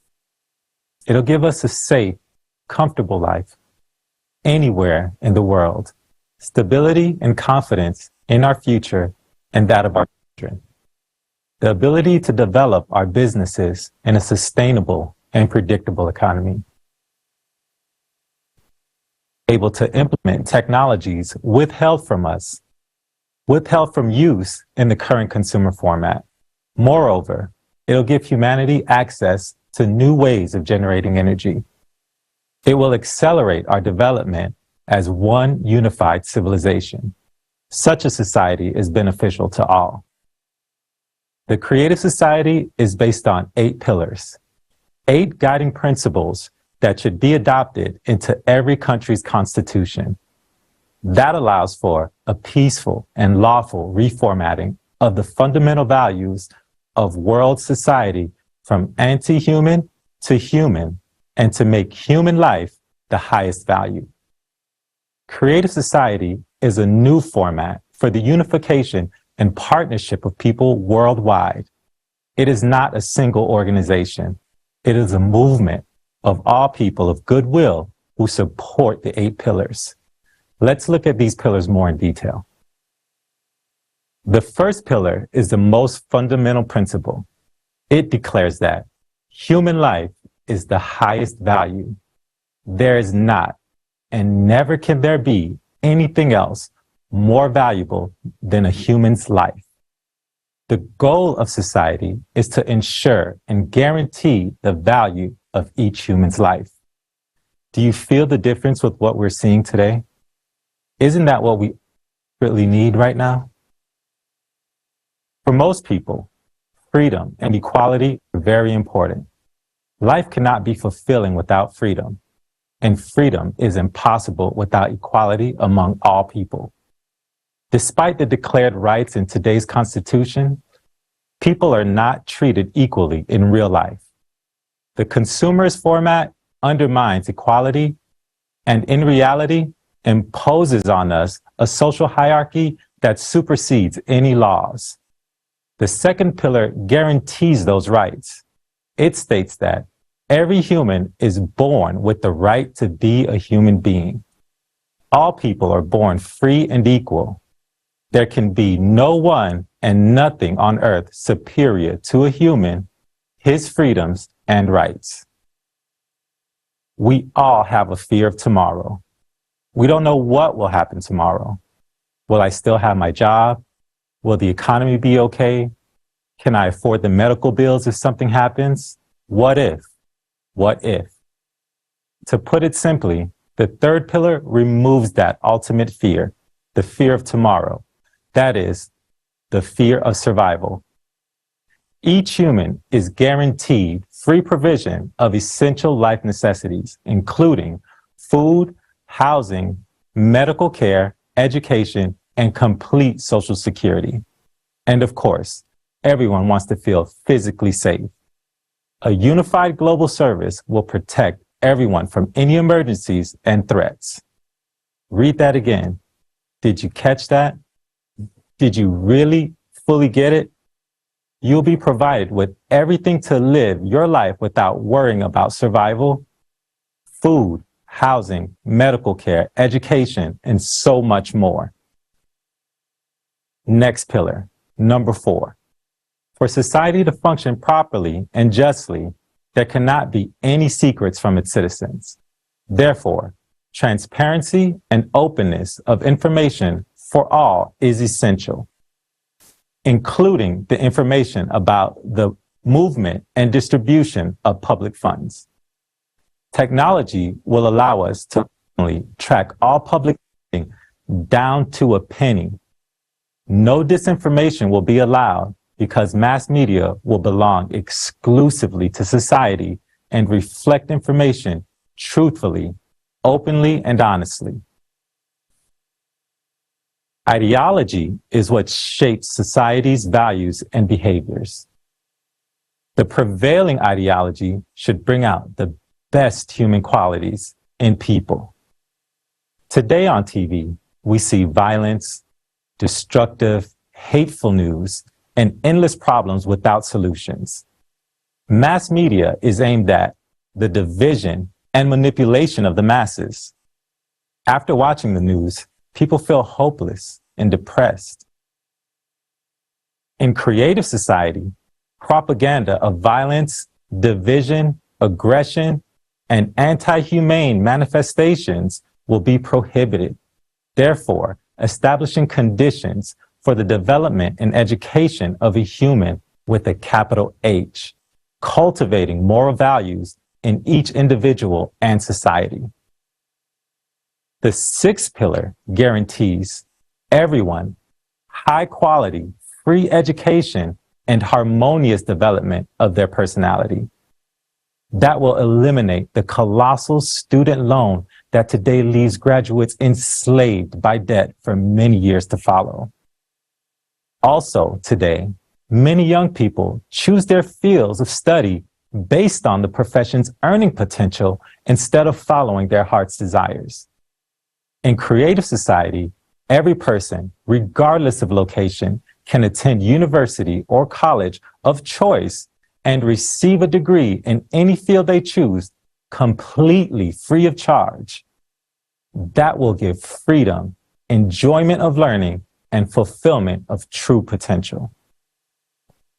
The 7th pillar assures equitable distribution of our planet's natural resources among everyone, regardless of nationality, age, and social status. Today, we have never-ending wars and battles because of the lack of resources in certain countries and the unstable desire by certain groups. The insatiable desires by certain groups to hoard and accumulate resources in their own hands. When all resources genuinely belong to people and are distributed evenly, conflicts and wars won't be needed.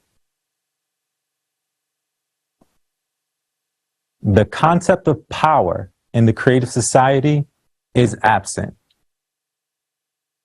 People directly participate in making decisions on key issues. You and I will decide how our communities and the world at large operate. You and I will determine what happens on our planet.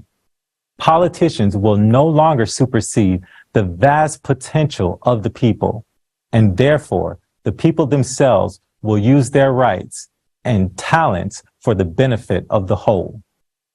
And that's it. Just these 8 short, simple paragraphs describe everything that all people want. And you know what? If someone agrees with at least one of these principles, he is already a member of the creative society because it's what he wants. But if a person denies all 8 pillars, then he is so harmful and dangerous to society that something needs to be done about it. And you need to understand that creative society is a new format for bringing people together. It is not an organization, but an association of people based on the desire to live and live well, to live in safety and dignity, and to develop and prosper. A question is often asked, guys, who are you? Ask a counter question. Who are you? Whose interests do you represent? your own. Isn't that so? And that's the meaning. That is the creative society, which serves everyone's interest.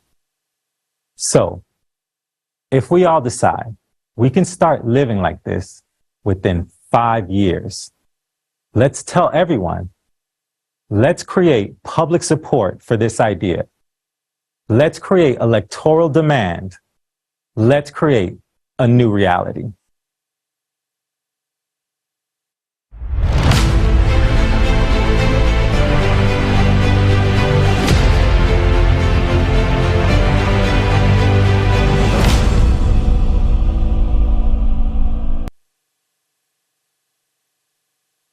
Thank you so much, Wilkins. Absolutely agree with you. A creative society is the format in which each person's life, freedom, security, and well-being are the highest value, not on paper, but in the practice. A society where there is no power of one person over another, where people make decisions on key issues together without shifting the responsibility to a small group of people. In this model of society, all resources belong to a man by bartering water, gas, oil, electricity, natural resources. The possibility of the separation of resources is the same, hence is eliminated. This also prevents the domination of one person or group over the majority. Let's see what each person in the creative society will receive.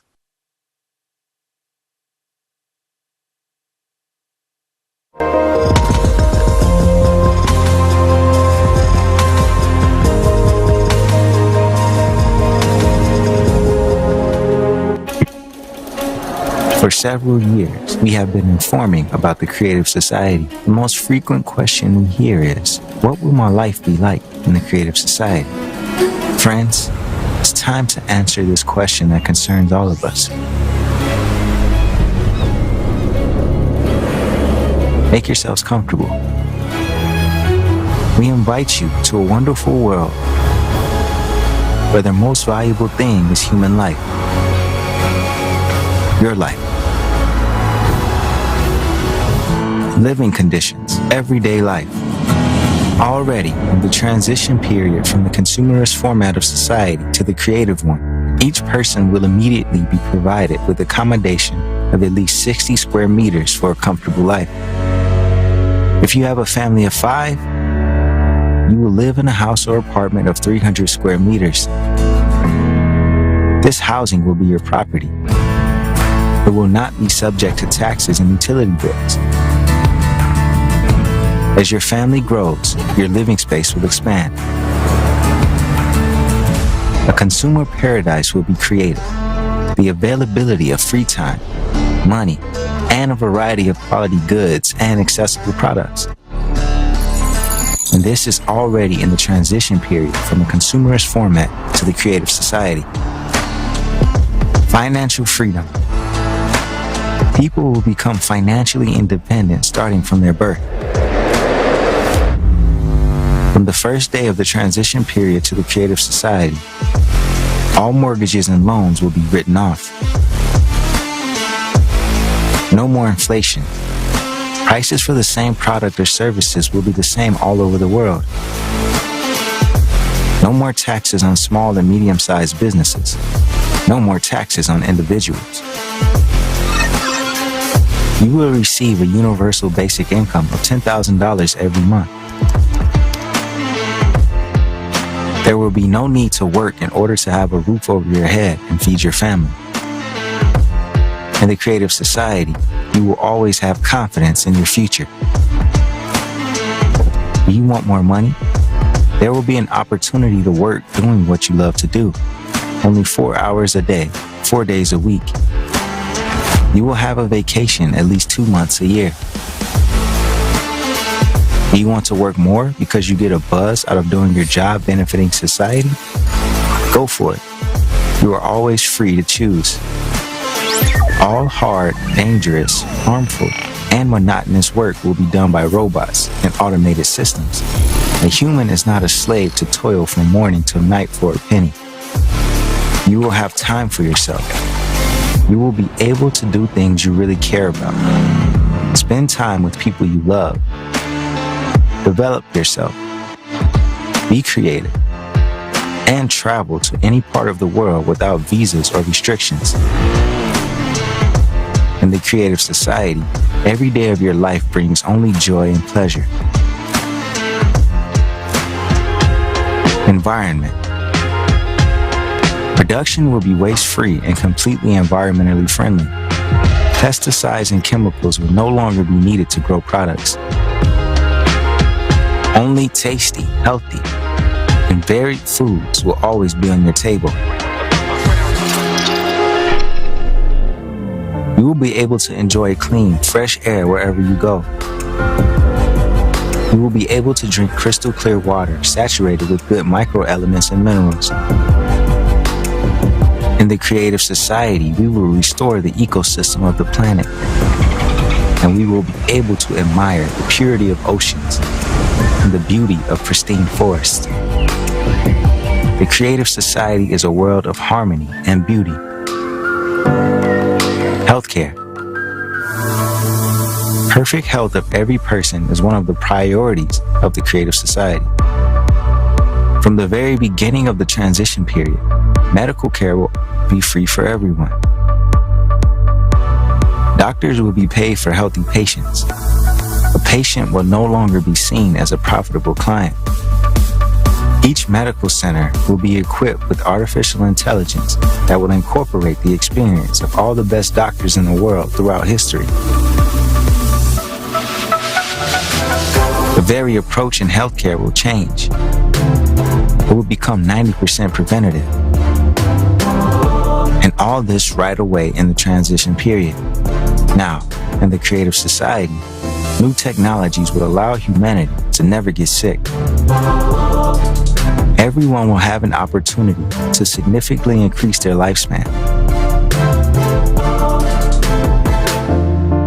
To date, these technologies are already being developed, but the consumerist format makes them inaccessible for us. A simple device installed in the shower cubicle will scan your body and will adjust your appearance according to your wishes.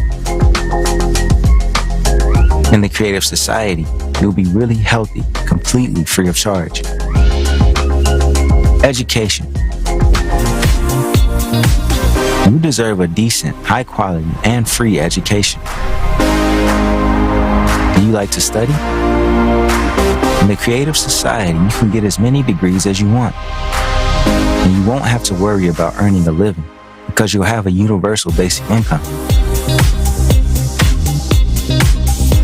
From the first days of the transition period to the creative society, you can easily acquire a new profession if you wish to.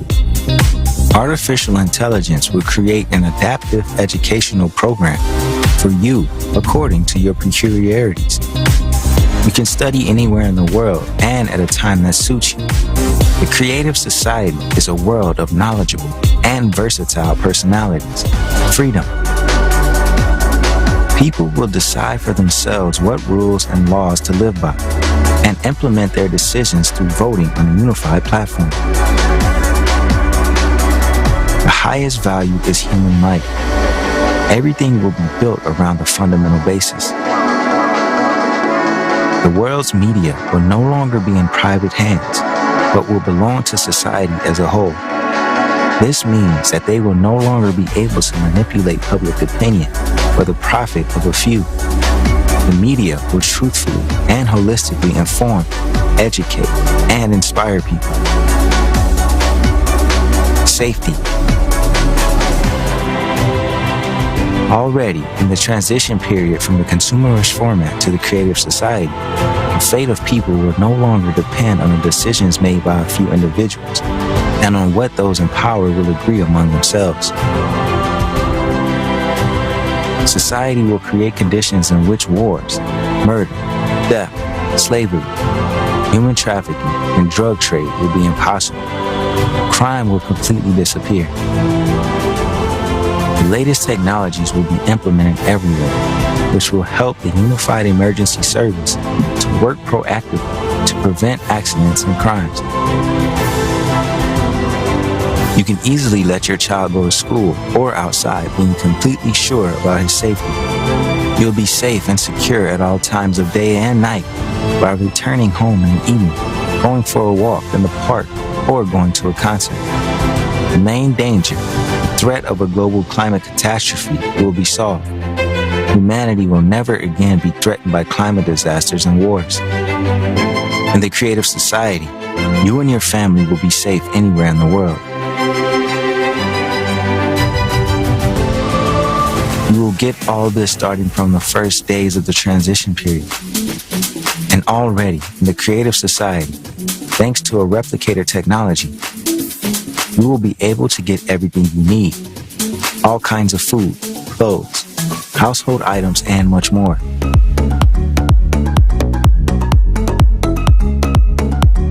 As fantastic as it may sound, most of the technologies we're talking about already exist. It's just that it's impossible to use them in a consumerist format. Beginning with the transition period, science and technology will be aimed at improving the quality of human life. Life must bring only joy and pleasure. The whole absurdity is that, despite having all the possibilities to live in the creative society already now, we continue to maintain the consumerist format. We can build the creative society peacefully, without struggle or confrontation, in the shortest possible time. There will be no more revolutions, except scientific and technological ones, which will be a permanent and natural phenomenon in the creative society. Tell your family, friends, neighbors, and acquaintances about this perspective. Share how beneficial and cool the creative society is for them. You and I are living in an amazing time, when within a short time we can move from the slave system of the consumerist format to the free and safe world of the creative society. Everything depends on you. If you want such a life, support the creative society and tell everyone about it.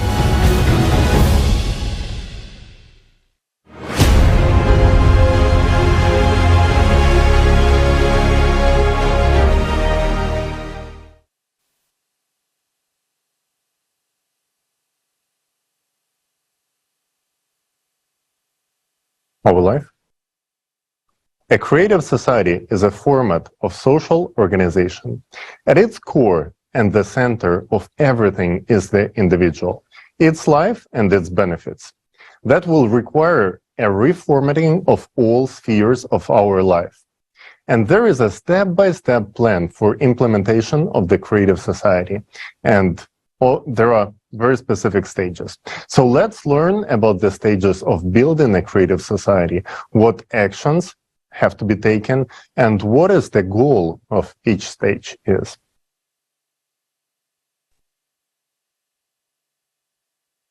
How do we know that building the creative society is possible?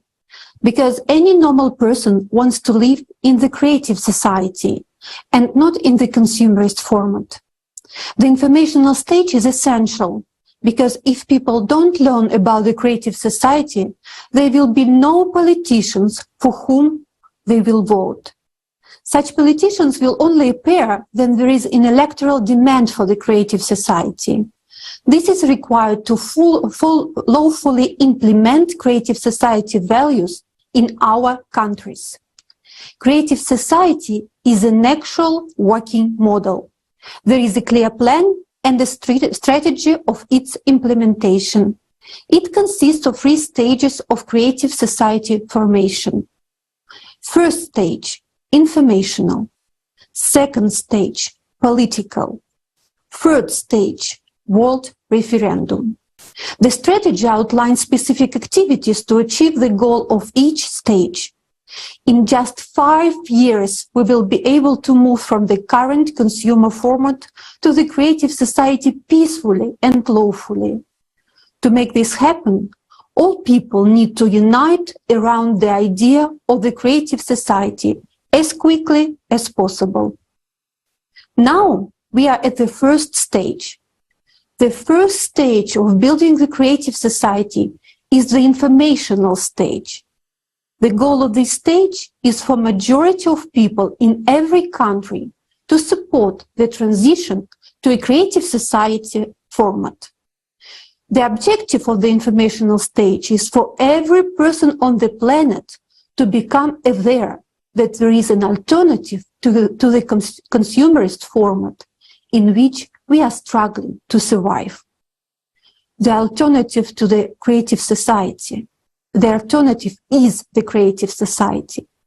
This stage is the most important one. What does it mean to inform about creative society?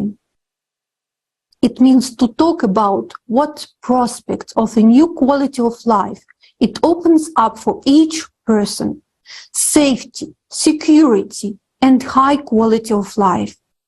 It is essential to convey to each person that forming the creative society is a practical and feasible task, and we can build it in the shortest time frame, within 5 years.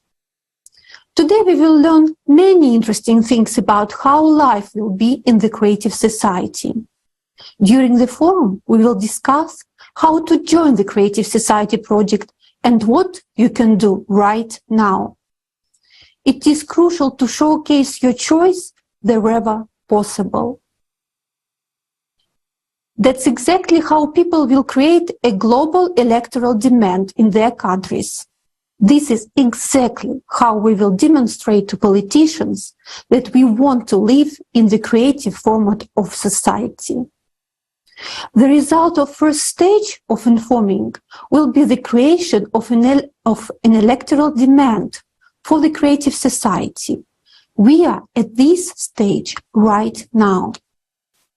We have calculated that if each person tells only 5 other people about creative society, we will accomplish the first of the 3 stages in only 2 weeks. When we achieve this result, we will be ready to move on to the next stage. The second stage of creative society formation is political. Here, we aim to implement the 8 pillars of the creative society into the constitutions of every country and enact the law about the electoral platform. We will use the existing legal framework. This new format of social organization should be secured on the legislative level. To build the creative society quickly and peacefully, we need to use politics as a tool. We will vote only for those politicians and only for those political parties that support the creative society and the 8 pillars. If there aren't any, we won't vote at all. Today, there are more and more decent people among politicians who understand everything. They support the creative society and the 8 pillars. If you and I vote only for those politicians and those parties that they build the creative society, other politicians have no electorate. Politicians always follow the electorate. If there is an electoral demand for a creative society, they will build it. Once our chosen politicians and political parties are in power, we will need to enact laws that will guarantee the realization of interests of every person. In the second stage of building a creative society, with politicians' help, we will achieve the following goals: adoption of 8 pillars of the creative society into the constitutions, enactment of the electoral platform law, enactment of the politicians' instant recall law. The first step that politicians will carry out at our request is to introduce the 8 pillars of the creative society into the constitutions and laws of the countries, according to the existing laws, in a legitimate and legitimate manner, without violation of the current laws, in an entirely peaceful way. The basis of all laws will be the 8 pillars of the creative society. That's why we say that the creative society is an absolutely peaceful scenario. Introducing the electoral platform law will give us back the power and the right to choose how we live. We will regain the right to make decisions through direct voting without intermediaries. The role of politicians will be solely executive. Another essential step of the second stage is introducing the law about an instant recall of a politician if he doesn't perform or fails to fulfill the functions entrusted in order to form the creative society. The outcome of the second stage is the implementation of the 8 pillars into the constitutions of most countries in the world. After that, we can move on to the third and final stage, the vote referendum. At this stage, thanks to electoral platform, all people of the world will be able to accept the creative society as a unified form of social structure on the whole planet and establish the 8 pillars as a law by which all spheres of life of our society will finally begin to function.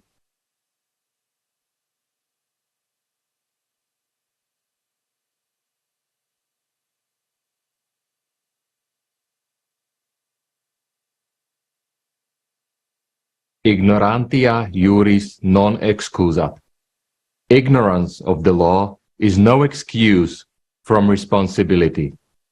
Today, ignorance of the laws not only deprives us of a beautiful future, but can also deprive us of life. After all, we simply do not use our legal right to create an electoral request, and as a consequence, we put our fate in the dishonest hands of others. A creative society is an absolutely natural and necessary way to guarantee the realization of human rights, which today are declared in the legislation of any country, but are not actually realized. In order to guarantee these rights of every person, it is necessary to introduce a working legal mechanism into the legislation of all countries, not by breaking the current order, but by improving it. There is no need for any revolutions. It is evolution. A legitimate question arises: how to do it? Into the constitutions of all countries, it is necessary to introduce 8 foundations of the creative society and to pass the law on the electoral platform. The electoral platform is a society-owned electronic system, which is the only tool of initiation and adoption of laws and decisions by all people. It is also a unified legislative base. This is possible when a majority of the members of parliament support the creative society. And for this to happen, the majority of votes in the country needs to vote for those candidates who will pledge in their election programs to implement the 8 foundations into the Constitution and pass a law on the electoral platform. And now we come to the most important thing: the formation of a public request coming from the majority of citizens who have the right to elect public representatives and authorities. How to achieve such a majority among active voters? This is the main task of the first stage of building the creative society, the stage of informing. all people on the planet who have already heard about the creative society and want to live in it simply need to actively inform all people about the creative society. When the majority of the world's population actively supports the creative society, the remaining stages of its creation will proceed very quickly and easily, in accordance with the national legislation of each country. This is why the information stage is most important. That is, the formula is simple. First, we inform all people about the possibility of building a creative society. Then voters choose only those politicians who support the creative society. And these politicians already implement 8 foundations of the creative society at the legislative level and pass the law on the electoral platform. With a form of government like a monarchy, things are even simpler. The monarch, by his decision, amends the constitution or simply adopts the 8 pillars of the creative society as the basic law of the state. It is important to remember that any monarch and any politician always depends on public demand. As we can see, we, all human beings, have the irrevocable right to decide what kind of society we will live in. And the creative society is the natural embodiment of people's decision. And its constitution is not a revolution. Construction is not a revolution, but an evolution which takes place in a legal way. The time has come to exercise this right. Thank you. Now back to our hosts.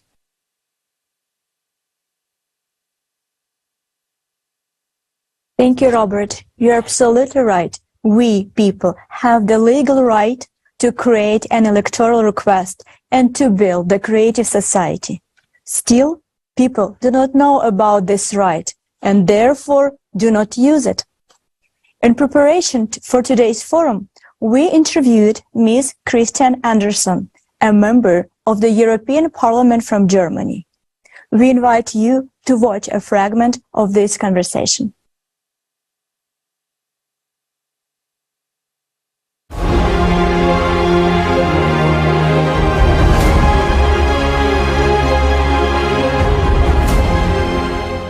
Our first question is about the upcoming forum that we will have on November 12th.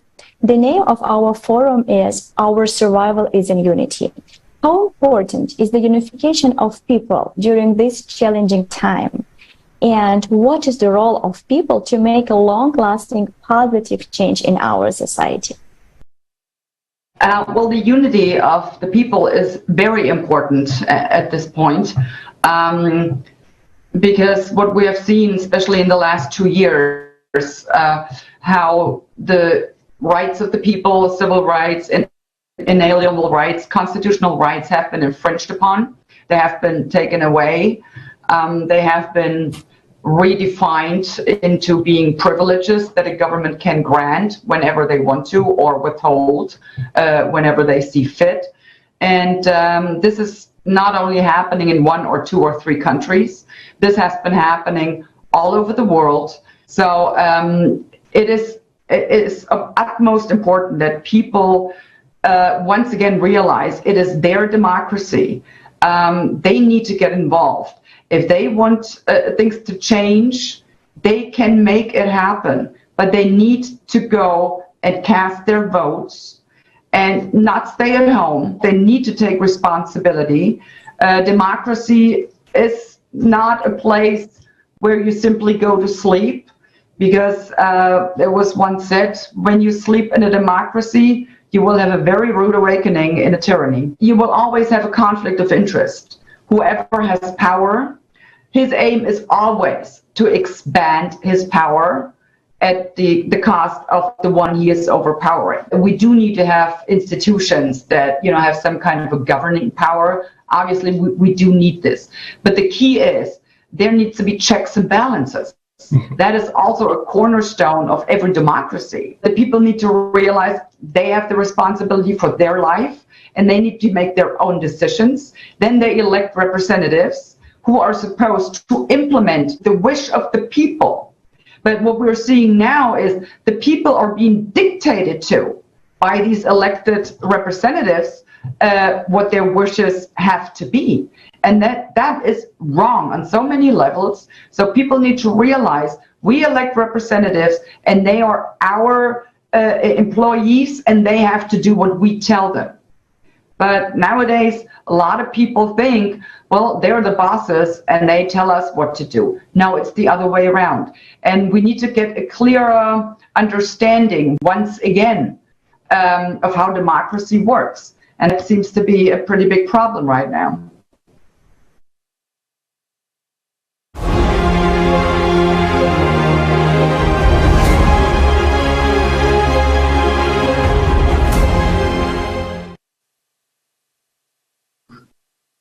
Dobrý večer.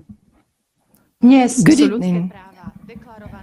Nowadays, human rights are declared in the legislation of every country, but as we can see, they are not actually implemented. Do we control our own lives? In our present consumerist format of society, can we stop wars, abolish inflation, or at least reduce our electricity and heating bills? We rightly cannot protect our own lives. Having food and heat at home has become a luxury for many people.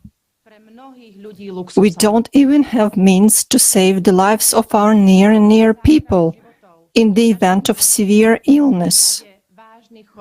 All of us are unsure of tomorrow. Will anyone ask us what we want before they push the red button and bury us and all our dreams under the mushrooms of a nuclear war? The system of the consumerist format is arranged in such a way that the maximum we are entitled to is to choose who will make decisions for us. During elections, we basically give our rights for a pig in a poke. We give away not just our rights, but also our benefits at disposal of a few individuals whom we often do not even know. Meanwhile, at the international level, we have no opportunity whatsoever to directly defend our own interests at all. Do you know what it may be compared to? Imagine that you issue a general power of attorney for someone to use and dispose of your house, and the right to move people in and to sell, demolish, or rebuild the house without your consent. At the same time, you continue to live in this house. Everything that remains for us to do under the current system is to trust in the authorities and hope that they will solve our problems, or to express our discontent at mass meetings and demonstrations in the hope that we will be heard. Despite the existence of a huge number of laws, international treaties and agreements, society's problems will never be solved in the consumerist format. Because we, people, do not participate in making socially important decisions. Whether a war is needed or not, what taxes we will pay, and how natural resources should be used. Meanwhile, all of these issues directly affect our lives. This consumerist format of society, where power and money are at the core, has reached a dead end. But the situation can easily be changed so that there is a decent life for everyone, not just a few individuals. In a legal and evolutionary way, we can implement the concept of the creative society, where a human is at the center. Self-government in society is one of the fundamental pillars of the creative society format. We can hear such a statement: the society is impossible without power. But how can we then explain, for example, people's self-organization and mutual help in emergency situations, when there are various disasters and catastrophes? People themselves will effectively solve all the pressing issues and tasks without waiting for any action from the clumsy system of government authorities. Moreover, without the involvement of civil society volunteers, the state is totally unable to solve the issues of providing people with everything they need. So, a fair question arises. Is it us who cannot do without the government, or is it the government that cannot do without us? Generally speaking, let's take a reasonable look. Why do politicians strive for the peak of power? In order to help us? Do they love us so much? Let's just not be naive. Everyone understands perfectly well that everyone strives for a better life. People whom we endow with power always pursue their own interests only, and the power of a few individuals inevitably leads us to inequality and exploitation. So what is self-government? Self-government in society is when we, as the entire community, decide by majority vote whether something should take place or not. You have to agree that it is actually natural and normal for every person to manage their own private life. Then why, when it comes to managing matters of public importance, on which our private lives depend even more, do we begin to think that someone knows better how we should live our lives? We people must have a voice in direct resolution of all publicly important, socially significant, economic issues that affect the quality of human life. This very principle is embedded in the eighth pillar of the creative society, the self-governing society. This pillar defines self-government as the absence of power and the right of every person to participate in managing society's affairs. Self-government means participation of people themselves in decision-making on the electoral platform. The electoral platform is an electronic system owned by society, which is the only tool for all people to initiate and adopt laws and decisions. And it is also a single legislative framework. Self-government doesn't mean that incompetent people will run the state. Yes, people make all decisions that affect their lives. Naturally, there should also be an executive apparatus to implement the decisions which people make. But those are merely executives, whom society hires and controls. Society can dismiss any executive who doesn't fulfill his obligations and replace him with another person at any moment. Self-government removes manipulation of legislation in favor of anyone's private interests. In the creative society, no one will be able to amend laws in the interests of individuals. Lobbying will cease to exist. Creative society removes conditions suitable for corruption because decisions will be made by people themselves. And it's impossible to bribe 8 billion at once. And it makes no sense to influence executives either with threats or with blackmail or with money, because they do not make crucial decisions. It's not within their competence. The electoral platform makes it possible to exercise public control to the fullest extent, and public funds will not end up in the pockets of a few individuals, as it happens nowadays. Everything is open and transparent, which is guaranteed by the fourth pillar of the creative society.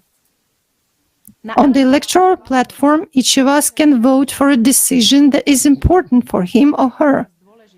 And together, we will adopt the simplest and most convenient procedure for implementation of our rights and interests.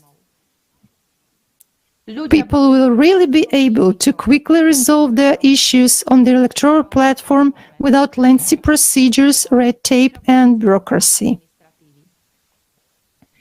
Therefore, self-government in society provides every person with the following: real equality without privileges, statuses, and immunities, an opportunity to initiate and participate in making key decisions. Point number 3, an ability to monitor implementation of decisions and receive reliable information about the state of affairs in society. Point number 4, stability and confidence in the future. In the creative society, thanks to self-government, authority is given back to a human, along with all the benefits that a human should have by birthright. Thank you very much for your attention.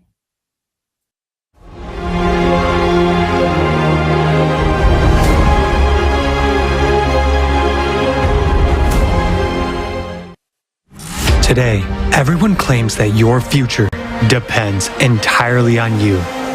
But is this really the case? Is your opinion always really considered? Not to mention that simply expressing your opinion today can be risky or life-threatening.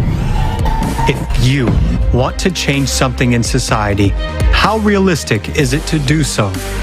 Yes, we can elect those who supposedly stand for the slogans that coincide with our desires. But when our elected politicians come to power, they embody something completely different. In fact, who are we in a consumer society? Rightless pack animals. Let's see how our lives will change in the creative society. The first and crucial difference is that in the creative society, your present and future will actually depend on your choices, and everyone's choice will improve everyone's life. Today, we have a representative democracy. That's when we elect representatives and hand over power to them, and they decide how we should live and manage our wealth, money, natural resources, and our lives. In the creative society, power will be in the hands of people themselves, and they will be able to directly exercise it by making decisions on the electoral platform. Because people will become the legislative body. Every day, people will live more comfortably, more prosperously, and more securely, with full confidence in the future.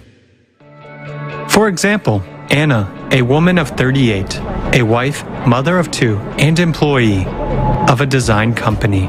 She will have a direct impact on improving society without being a politician. How can this be implemented? With the help of up-to-date technology. A platform is created for considering initiatives, passing laws, and voting. Anna will install an app on her phone or tablet. The platform will allow you to solve absolutely all issues online. Now, Anna's opinion will actually matter. It will be taken into account immediately, since voting takes place right there on the platform in electronic format. The application will be easy to use, simple, and intuitive for everyone. Designed for user convenience and fully protected against the possibility of result falsification. The most important thing is that Anna will spend no more than 30 minutes a week to vote on the platform. She will be able to read the current agenda while sitting in a cafe while her children are playing sports. Simply ticking yes or no next to each question.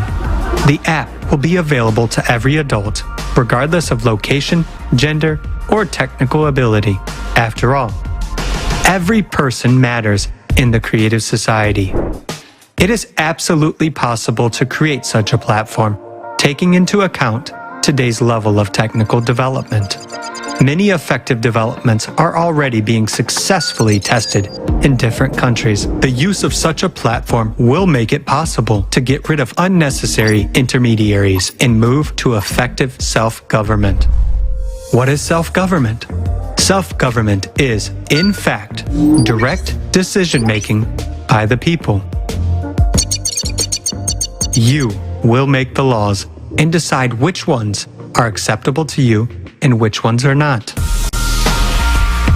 Any initiative to improve people's lives will be welcomed.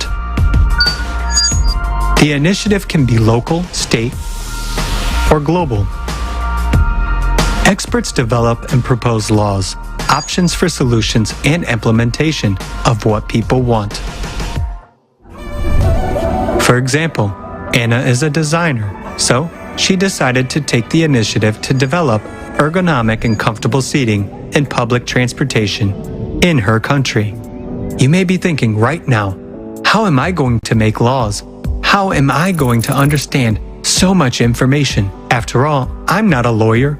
But in fact, there will be very few laws to consider. They will be presented in a simple, clear form and with an obligatory explanation of how exactly it will affect your life. What will guarantee the efficiency of self-government? It's very simple. First, a law on the electoral platform must be passed.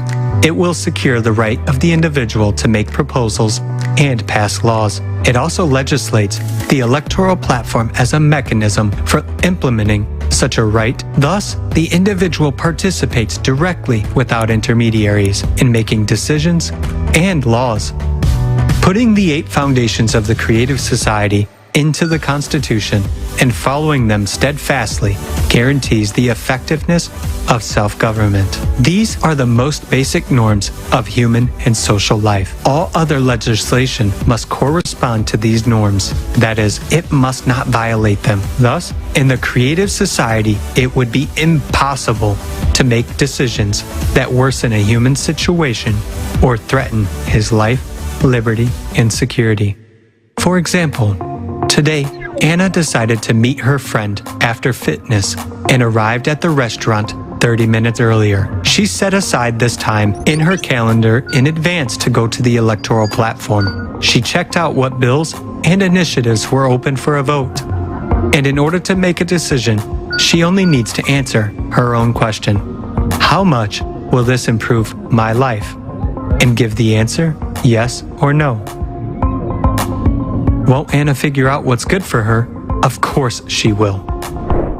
For example, Anna had 2 bills on the ballot to allow houses to be built at the water's edge or not. The main point of each bill will be briefly and clearly stated with all the explanations for and against.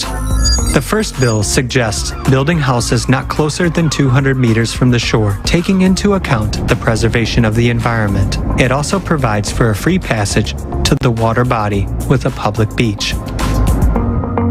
The second bill suggests building right by the water. In this case, only a few people get the opportunity to have a house with access to the water, which means there will be no public access to the body of water. Besides, it would harm the environmental balance. Which option do you think Anna will choose? In this way, people will be interested in making their own decisions because it will affect the improvement of their lives. Of course, all the complex issues must be worked out by specialists. Any initiative is first considered from the point of view, how will it affect a person's life? Simple and clear expert offers are developed. You may ask, how will implementation be controlled? It will be simple, transparent, and will be carried out on the same electoral platform. All those who have power over us now, in other words, politicians, will be responsible doers in the creative society, and nothing more than that. They will have no privilege, no exemptions, and no immunity. The law will work the same for everyone. If they fail, they will be subject to recall at any time. When a politician loses power, he automatically becomes a doer. He becomes an employee who is hired by us, the people, and as customers, we can terminate the contract with the employee at any time. The introduction of modern technology, including artificial intelligence, will eliminate corruption and bureaucracy once and for all. There will be complete transparency in the appointment of executives, transparency in the movement of funds, and implementation of projects. All this will be controlled by society through the electoral platform. How will issues be dealt with at the international level, you ask? There will no longer be an international level. Humanity will become a united people. Everywhere, in any part of the world, there will be one law, one time zone, and decent living conditions for everyone. Now we are divided into countries, nationalities, states. In the creative society, national culture, history, and traditions will be preserved, but at the same time will be united. All this will rule out wars and any conflicts. A united civilization opens up a new phase in the evolution of humanity and prospects for rapid development. The creative society is a bright future for every person and for the entire humanity.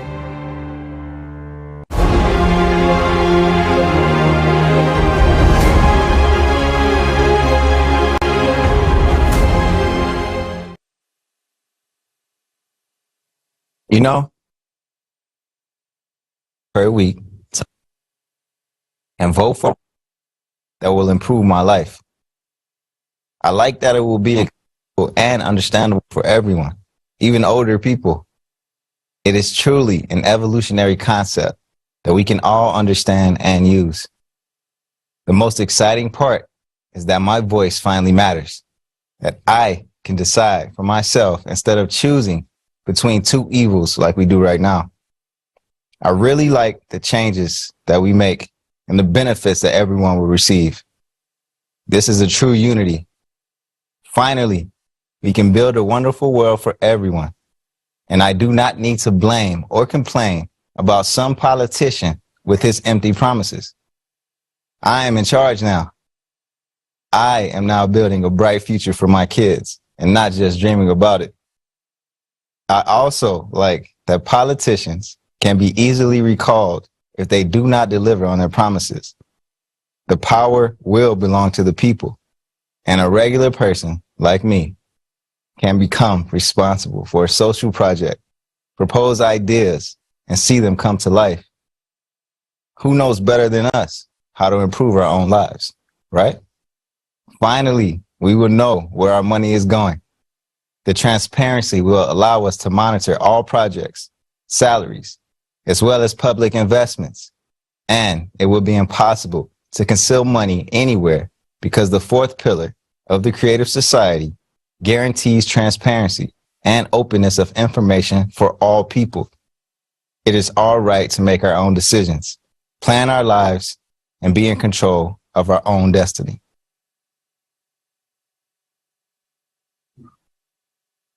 Ďakujem, Roy. Je našim Thank you, právom. Roy.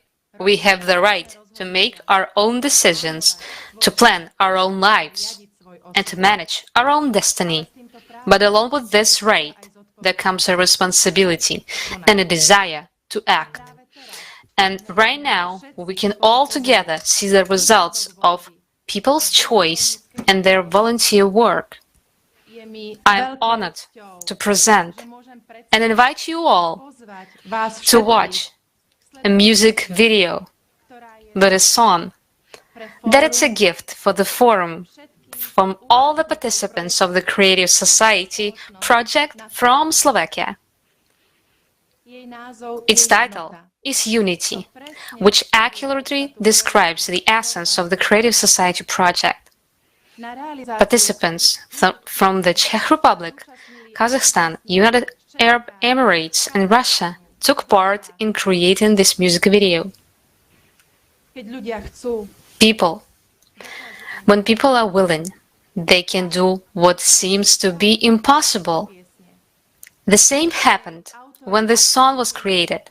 Its authors, who starred in the music video themselves, are not professionals.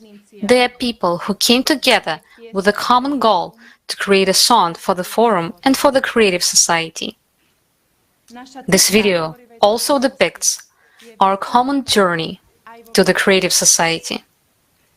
The beginning is dark and hopeless, just like our society today.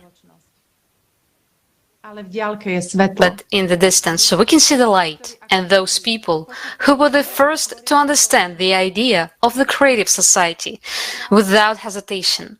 They go forward, and some of them even run to implement this idea because in the Creative Society, darkness will dissipate and we will be able to start living and developing our potential. Okay? That's enough words. Let's get inspired.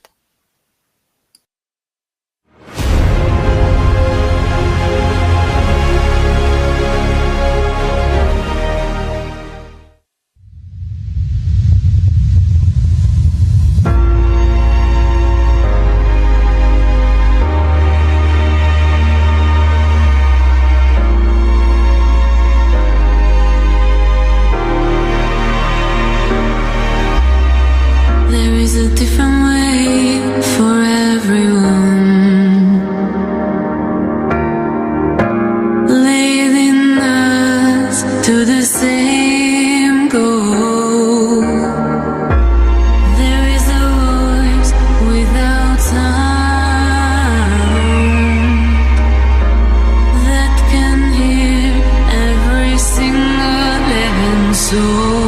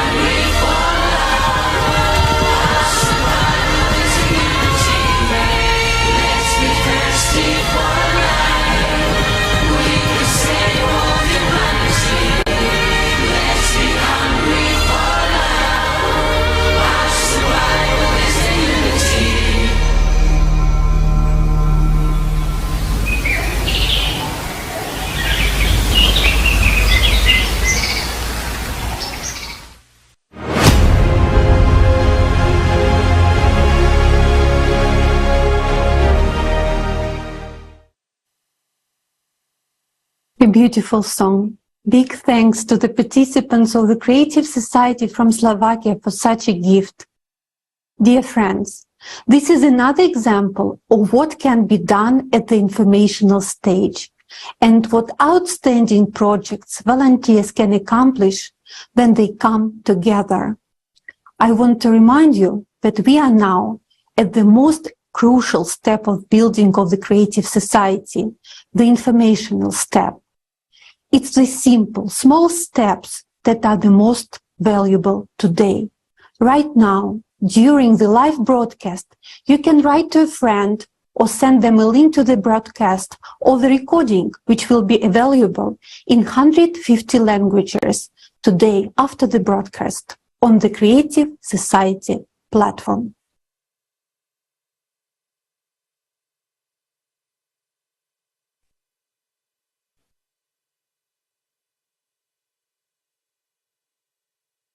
Hey, earlier today, we heard that we have all the legal basis for building the Creative Society.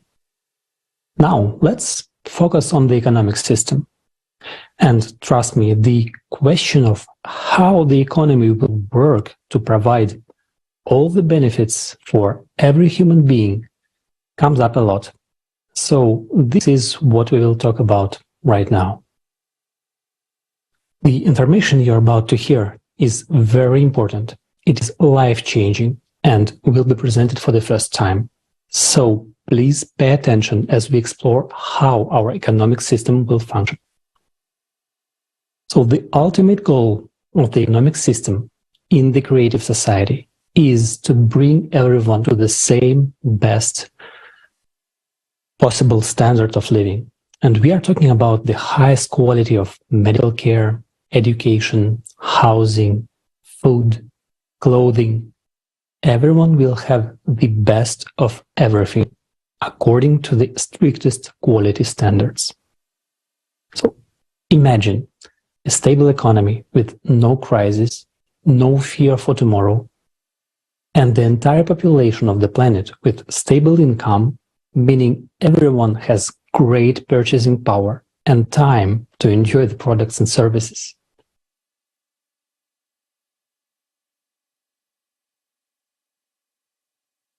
To achieve this goal, the economic system needs a complete overhaul, which will happen in 2 stages. First, we need to transition from our current economic model to the economy of the Creative Society. This transition period will last for about 5 years. A very important change will be the introduction of a unified monetary unit created by a single World Bank that belongs to and is operated by society. The key element of the new economic model will be that every human being will receive a monthly unconditional basic income equivalent to $10,000. This will create a high purchasing power for each member of society and ensure a steady demand for goods and services, which, in turn, will create conditions for the growth and development of enterprises. An important condition that will be fulfilled immediately when we transition to the new system is the cancellation of all debts of countries and individuals. From that point on, it will be forbidden to lend money at interest. If you need money, you take it and pay back exactly the same amount. And with the help of AI, the economy will be planned by and for the benefit of society as a whole.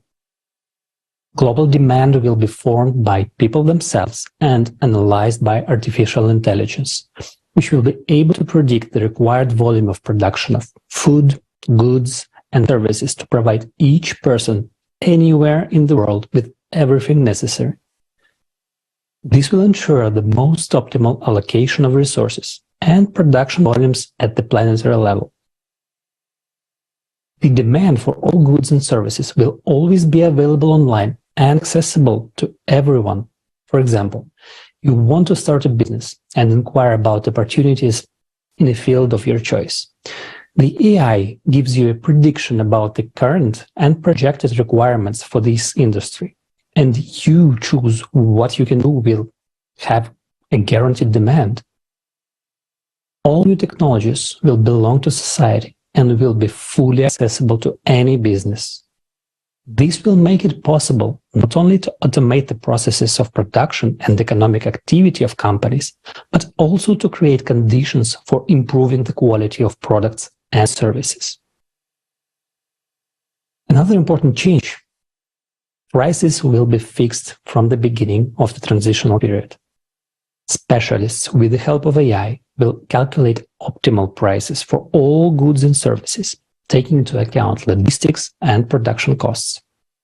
It will not be possible to increase the prices, only to decrease them, all while maintaining or improving the quality. And prices for the same goods and services will be the same anywhere in the world. Automation and new technologies will make it possible to work 4 hours a day, 4 days a week, all while having a high level of earnings. No matter how much a person works, they will continue to be paid the basic income every month. There will be an incentive for everyone to work, to live an even better life. To give you an example, everyone is provided with great quality housing of 60 square meters per person. So a family of 4 lives in an apartment of 240 meters. If I want to have a house of 500 square meters, I can work to earn more and buy a bigger house. Then you come to visit and see that we live in a 500 square meters house, while you and your family live in a 240 meters apartment. Well, you already want to work and to live in a house like ours. And no matter where in the world you choose to live and work, professionals with the same qualifications will be paid the same high wage for the same job all over the world.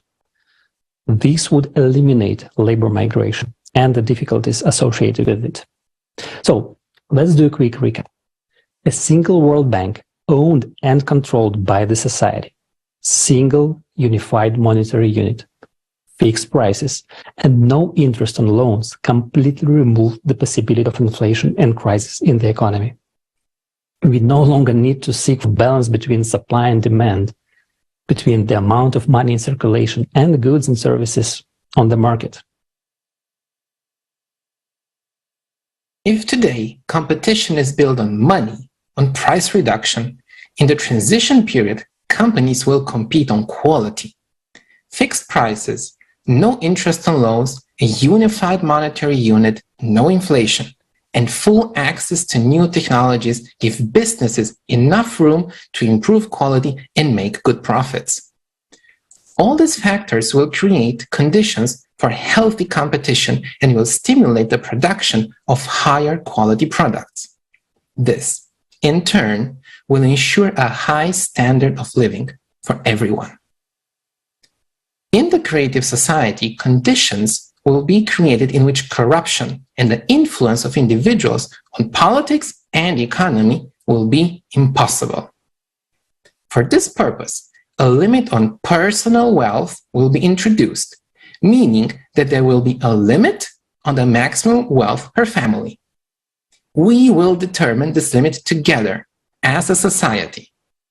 Let's say $10 million.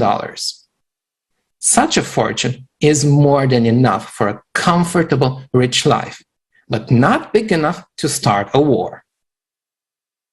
The world's resources, strategic industries, and life-supporting enterprises will belong to the entire world community, including the mining industry, energy production, the financial system, the development of new technologies, healthcare, the production of medicine and medical equipment, and last but not least, large agricultural enterprises. At a certain point in time, after preparing all the necessary conditions and having created the new economic framework, we will choose a date on which the new economy of the transitional period to the creative society will start. At this point, the currencies existing in different countries will be exchanged for the new unified monetary units. The exchange will be made taking into account the wealth limit. If the savings exceed the maximum threshold set by society, the rest of the money is not exchanged. At the same time, all debt will be nullified, prices will be fixed, and unconditional basic income will begin to be paid to each person. Many of you are probably wondering right now, where are we going to get the money in the new model of the economy to pay everyone an unconditional basic income of $10,000? Before we answer this question, let's understand what money actually is. We use money as a medium of exchange to facilitate the purchase of goods and services. It doesn't matter whether it's made of metal, paper, or it's just numbers on a screen. For centuries, gold and silver have been used as money. But as time passed, people came up with the idea of depositing their gold in a bank and getting a receipt stating that the bank owed them that amount of gold. These receipts, or banknotes, were used as money. This system was called the gold standard. But after the 1970s, the gold standard was abandoned altogether. Governments around the world decided that money would no longer be backed by gold. And now money is not backed by anything. Once the value of money was determined by gold, but now it is backed only by our trust. Money is simply an agreement. Anyway, in a world where you have to pay for everything, we depend on money. And people spend most of their lives trying to make money. And for money, we are willing to do what we are told. Whoever has the money has the power. More money, more power. In the consumer format of society, money is the key instrument of power. And this instrument has a master. So, who is the master of money today? In today's financial system, money is created by the central banks of countries, although these banks do not always belong to countries. In the United States, for example, the central bank is the Federal Reserve. But did you know that the Fed is owned by private bankers? But more interesting, over 90% of the money is created digitally by the private banking sector. So most of the money in the world is private. It is owned by someone. It does not belong to the government. It is private property. And there are trillions of dollars in private hands at the moment. And that's the root of the problem. Money belongs to a small group of people, not society. And no matter how we try to earn it, money always goes back to its owners. But here's the good news. Economics is not an exact science. There is not a single law in economics like the law of gravity in physics. In economics, there are no axioms or postulates. Economics is simply an arrangement between people. And that means that we can change it. We're used to thinking that money belongs to someone else. It is public, international, or private. But in the creative society, the money will belong to society itself. As we said earlier, there will be a single world bank that will be owned and controlled by society. The function of this bank will be to create and redistribute money for the needs of society. A new single unified monetary unit will also be created. With its introduction, other currencies will cease to exist and all savings and income will be exchanged for them. Private banks will no longer be able to create money, as there will be no more private banks. We will decide by ourselves, as a society, how much money we need to create to provide each person with an unconditional basic income, quality housing, development of medicine and education, and improvement of our lives. We can create as many trillions as we need, and they will be all ours. And they can get kept on our common account if we don't need them. The key point is that it's very important to understand that this money will not be subject to inflation. Because in the economy of the creative society, prices are fixed all over the world and cannot be raised. Prices will no longer depend on the amount of money in circulation, and the value of money will be maintained. And we must understand that keeping money in circulation is a temporary necessity during the transition to the creative society. It's also crucial to understand that a creative economy is a harmonious global economic system. The economic principles we've just discussed can work only together, everywhere around the world. Only one or some of the creative economic principles will not work independently of each other. And during this transitional period, we will be able to rebuild our economy, develop and make available to everyone new technologies in energy, science, healthcare, ecology, food, and other products. This will enable us to move on to the next stage, the creative economy. This is a completely different world, a world of new, unlimited, accessible to everyone, and free energy. It is a world of new technologies for the production of good and food through the control of elementary particles. In this world, we will no longer need money.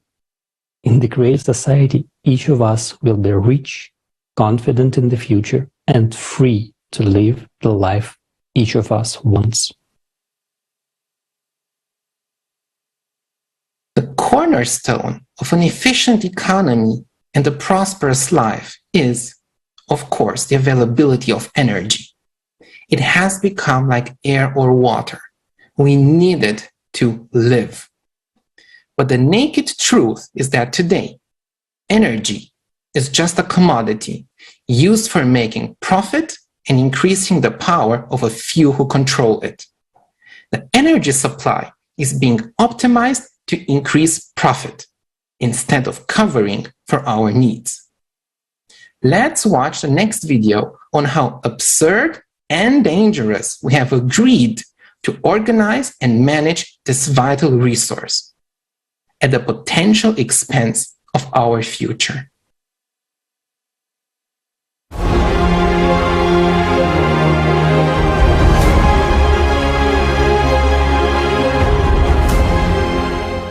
Energy is the basis of our life. Energy is food, water, sanitation, communication, heat, and mobility. Energy is the basis for all our production. The development of energy leads society towards technological progress. Without energy, our society cannot exist. But what is going on today? We are already experiencing an energy crisis. It is really scary because as soon as I go out, now after 2 hours I'll come in and it's already £2 and you're thinking, I'm not cooking, I'm not doing anything. And how does that make you feel? It makes you really anxious. So you've really got down to thinking in detail about every electrical appliance you've got. Yeah. Whether you can switch which one works more, which one doesn't. Normally, if we have like every year like 10% extra cost, it's not a problem. But it's now like 10 times more than 2 years ago. It's crazy. In this way, if nobody can survive. No company, no people with a household, nobody. In many countries in Europe, in America, and Canada, electricity prices have risen by 30 to 50% and led to a spike in the prices for all goods. People are no longer able to pay their energy bills. To date, even in civilized Europe, people are stocking up on firewood. In some countries, even private clinics have to be closed. In Europe, farmers are shutting down winter production of vegetables and greens because it is too expensive to maintain the necessary conditions in greenhouses. Even storing crops has become unprofitable because of higher energy prices. Farmers are forced to destroy their crops. This means that we will not see our usual vegetables, fruits, and greens on store shelves this winter. All the prices are going up more and more. Today we have to pay 300% more for fertilizers and fuel than a year ago. Suppose we stop working, then everything stops altogether. What do we have to do then? Just work losing our money and constantly asking for help and money to keep working. It's a vicious circle. Why don't you turn on the air conditioner at home? I can't afford the electricity bills. The city folks get salaries. We farmers don't. The production of meat and dairy products is totally dependent on electricity. Rising prices for this resource create a spike in the prices for meat and dairy products and can create a shortage of these products in stores. It is not only producers of agricultural products who suffer. Even hospitals are at risk of being left without power. For example, the hospital in Naples received an 11 million euro electricity bill. Factories have to reduce production or shut down completely. To date, many countries are already preparing for reduced electricity consumption. Shutdowns and partial shutdowns of production facilities and businesses are being planned. This, in turn, will lead to higher prices and shortages of products and other goods all over the world. Imagine coming to the store tomorrow and seeing half-empty shelves. Moreover, you just won't be able to afford what's left on the shelves. Perhaps this is one of the reasons for the famine that we are promised from the high tribunes. So, why are electricity prices rising all the time? Governments are making huge investments in energy development. In 2022, this amounted to $710 billion. This year, energy funding amounted to $2.5 trillion. Of that, almost $1.5 trillion went to green energy development. The net income of the world's oil and gas producers has doubled in 2022 to more than $4 trillion. Money from our taxes goes to the development of the energy industry. But every day, energy is becoming more expensive and unaffordable for us. The reason is that energy today is a business like any other, and people just make money on it. Electricity is a commodity. It is sold and bought on the energy market. Any company, private or state-owned, has the goal of making as much profit as possible. One and the same megawatt an hour can be resold several times, and each time the price will increase. The more times that the megawatt an hour of energy is sold on the market, the more expensive the electricity will ultimately be for us. This is what creates such an increase in electricity prices for people and factories. We pay for the profits of the energy industry enterprises in every bill, and on top of that, taxes on the development of green energy are added to our energy bills. Green energy also has a significant impact on price growth. Its tariff is the most expensive, but the rules of the energy market oblige us to buy green energy in full. We are being persuaded that the transition to green energy will reduce CO2 emissions and save the world. Instead, we are no better off than before. We have spent trillions of dollars on free solar and wind power, while electricity prices have skyrocketed.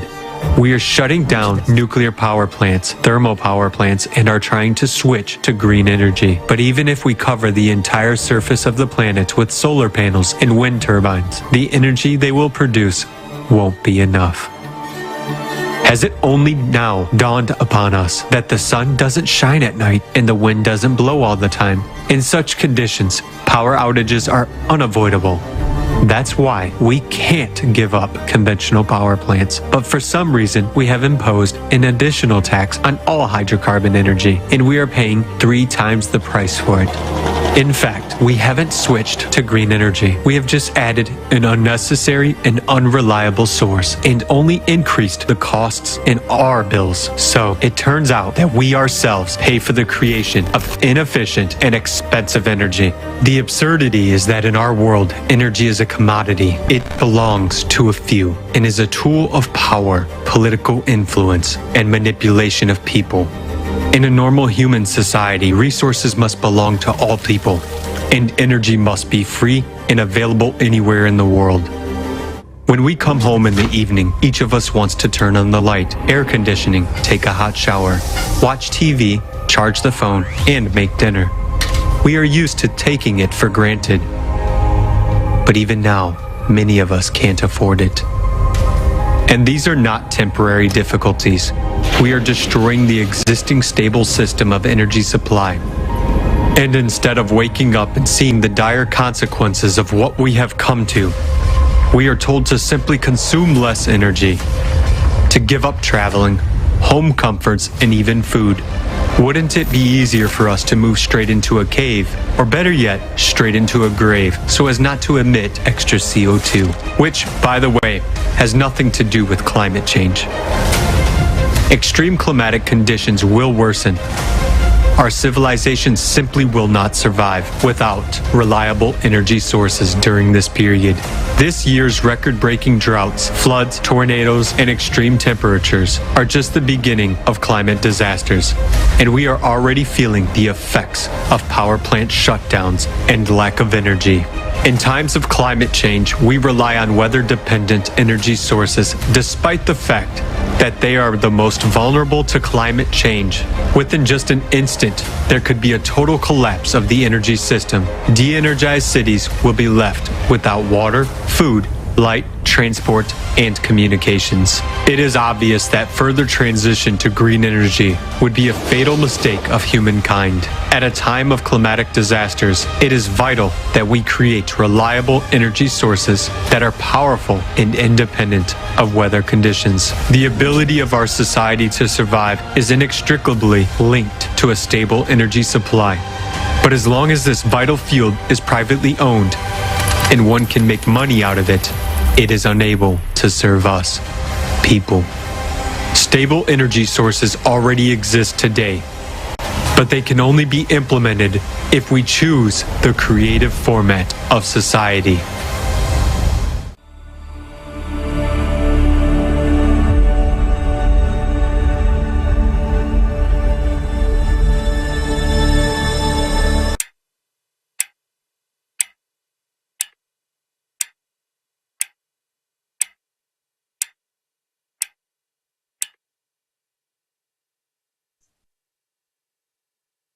Dear viewers, each one of us understands today more than ever that our life is impossible without energy. And at the same time, we're experiencing an energy crisis in many countries, as energy prices are skyrocketing, up to 60% for household consumers and up to 200% for non-household consumers. For many years, this was due to the transition to the so-called green energy, which should have been developed to eliminate the use of hydrocarbons, at least in theory, while we were paying for the solutions directly out of our family budgets. Now we're confronted with geopolitical problems, while we keep paying more and more for energy. The energy prices have already become a threat to people's subsistence. It is not the first time we're talking about this. In the previous conferences, we have already warned that the existing framework will lead to an energy crisis created artificially. And what do we see today? Nuclear power plants are already considered green in the European Union. The so-called green energy business is no longer interesting and is gradually being given up. The key point is that we have made a business out of the most important resource for every person, energy. In the consumer format of society, energy is a commodity for which we have to pay. By raising the price of energy and restricting access to it, energy is used as an instrument to artificially create asymmetries, to separate, control, and manipulate us.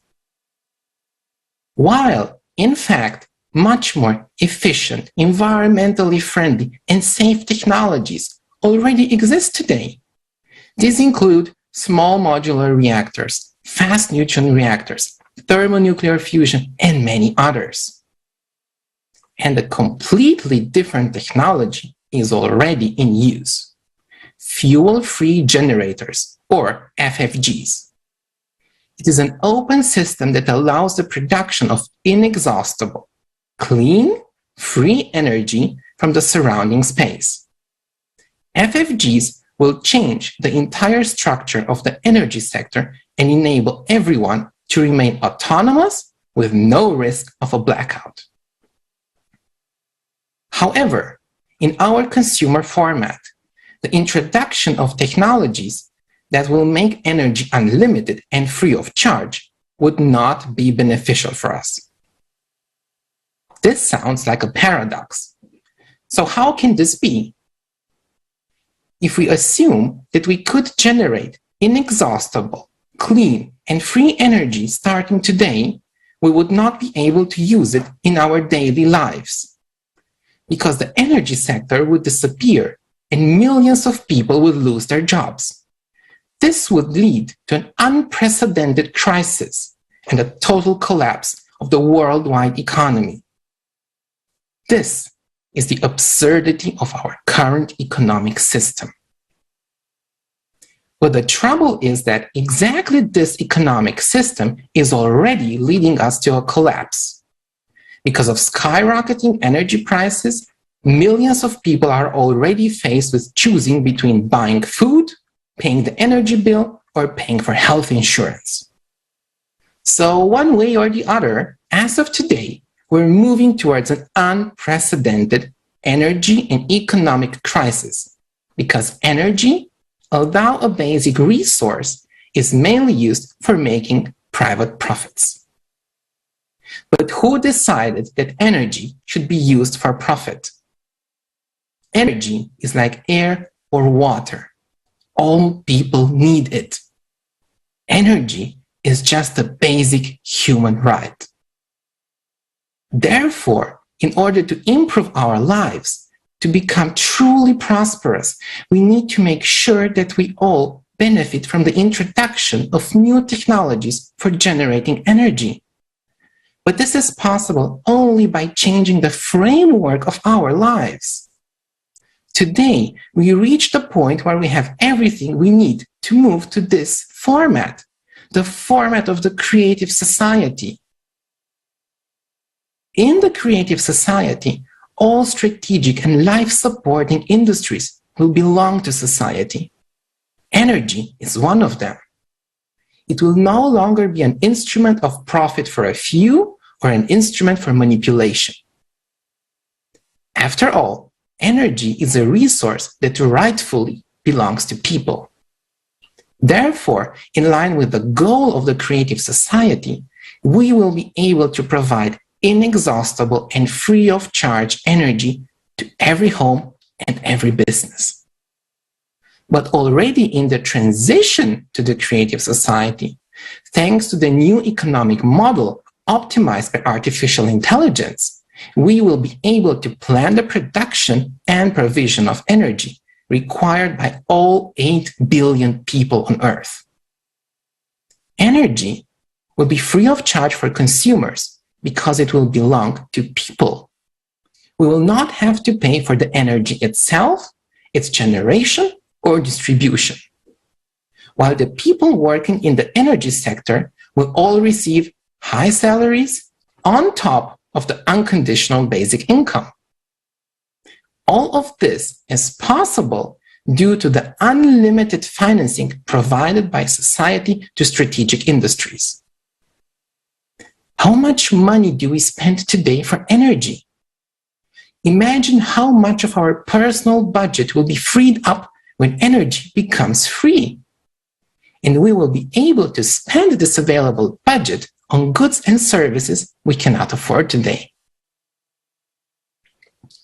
In the transition period to the creative society, we will still use all types of power plants we have today: hydro, wind, solar, thermal, nuclear, including small modular reactors, fast neutron reactors, and so on.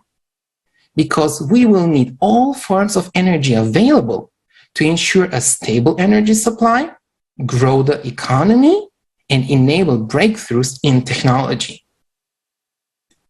At the end of the transition period, when the new global economy will have been optimized and it will have reached its goal, namely, to ensure a decent standard of living for everyone. It will be possible for literally everyone to use FFGs. This will mark the beginning of the creative society. In the creative society, the universal availability of such a technology will allow us to step into a new era of energy. Everyone will enjoy unlimited energy at home, at work, when traveling, anywhere, anytime. And when energy is free, people become free.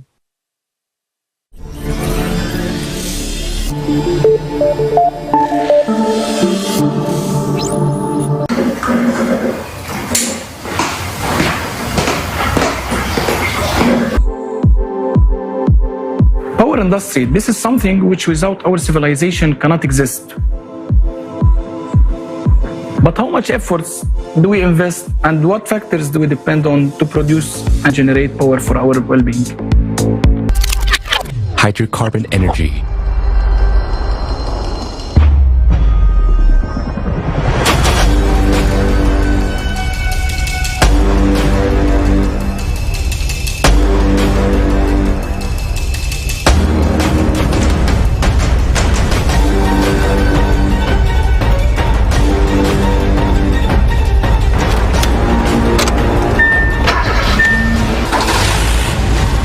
Nuclear power.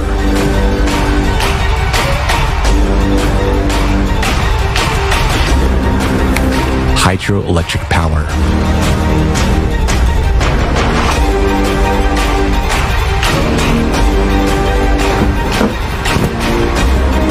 Green energy.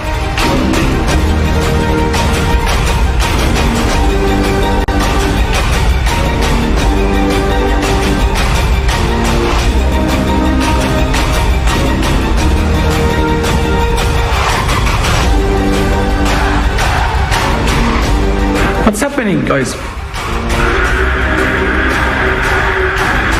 The forest shut down again? Right now, we are totally dependent on our planet's non-renewable resources or weather conditions for our power industry. In the pursuit of producing more power, we are destroying nature. Also, we are jeopardizing our own lives. Is this the limit of our dreams and technological capabilities? We need a new technological leap, and we are able to do it now, but only on one condition.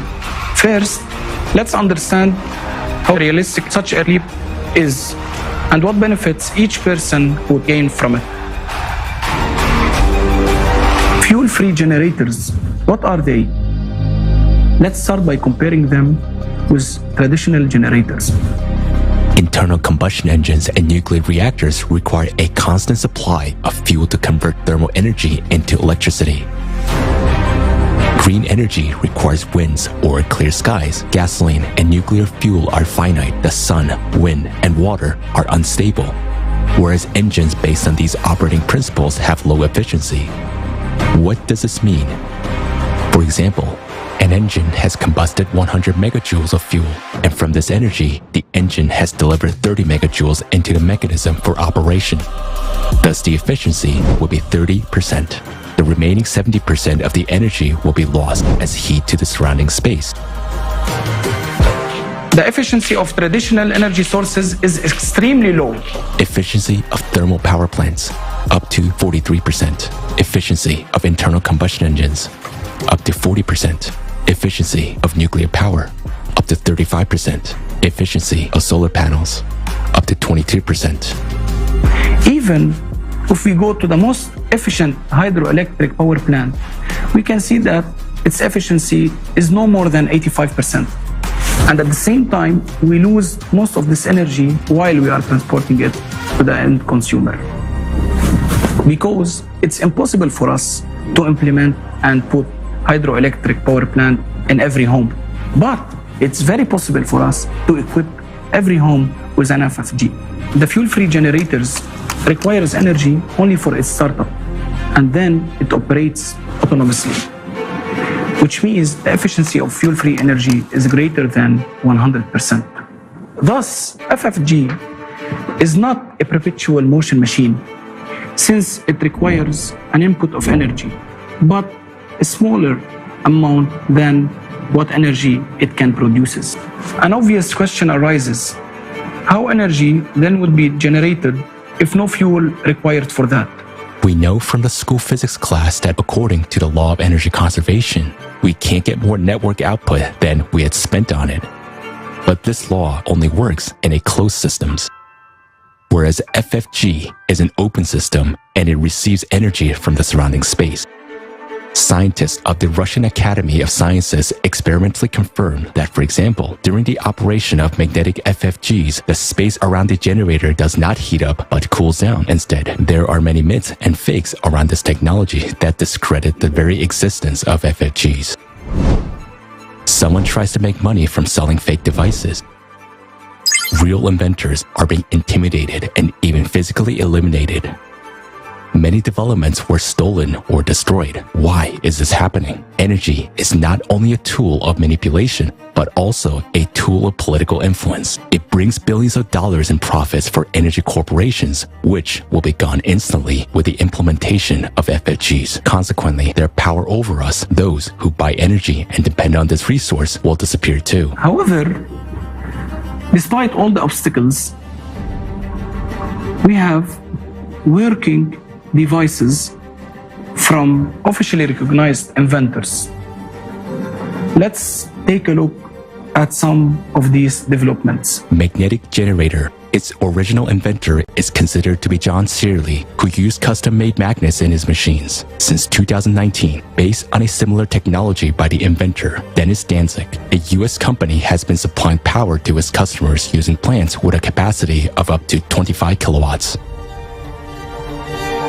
Since 2019, it's no longer science fiction. Only those who are far from science and do not monitor new technologies laugh on FFGs as a fiction. Therefore, those who make fun at FFGs themselves gave a fun on others. Let's continue. A whole range of fuel-free generators was developed in Ukraine. The principle of operations of these generators was based on a looped electromagnetic gun, a pulse power system. For example, one of the systems produced 25 kilowatt of free energy on a conventional generator with an input of 3 kilowatt. The efficiency is 833%. Gravity generators. In one type of such machines, the pneumohydraulic principle is used.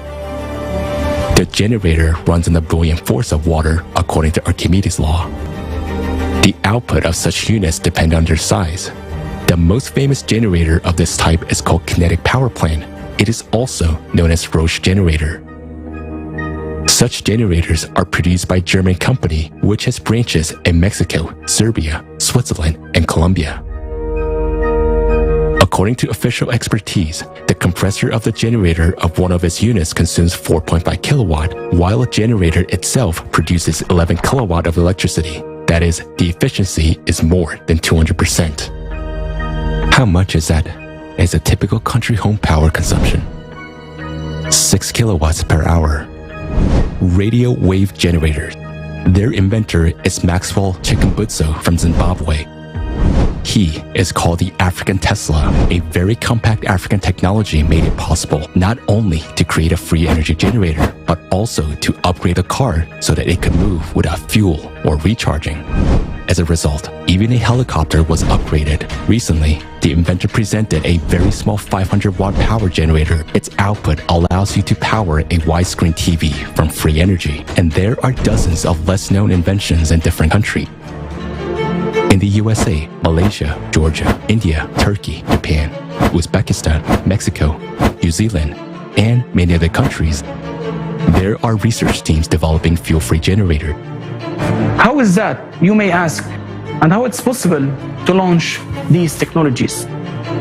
How inventors are still alive and their generators are not yet been destroyed? That's because they get energy for free and sell it to consumers for money. While the generators themselves cost crazy money, the percentage of people currently receiving energy from these systems is negligible compared to all of humanity. Therefore, FFGs that are actually working now are in no way helping all people to become energy independent. So why isn't this amazing technology available for everyone in the world? Because we are living in a consumerist format of society.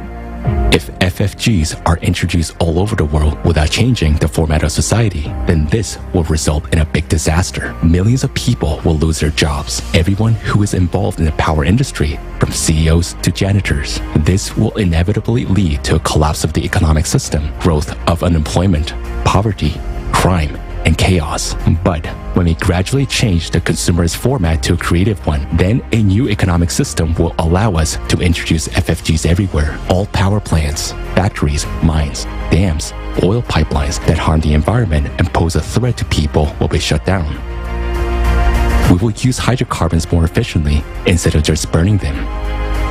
While people working in the energy sector, just like every person on the planet, will be provided with a universal basic income, they will be able to easily shift into any other field of activity, being protected and well provided by the society. So let's see how the world will be like in the creative society after the introduction of the FFGs in all the spheres of life. Humanity will have a source of free, stable, safe, and environmentally friendly energy.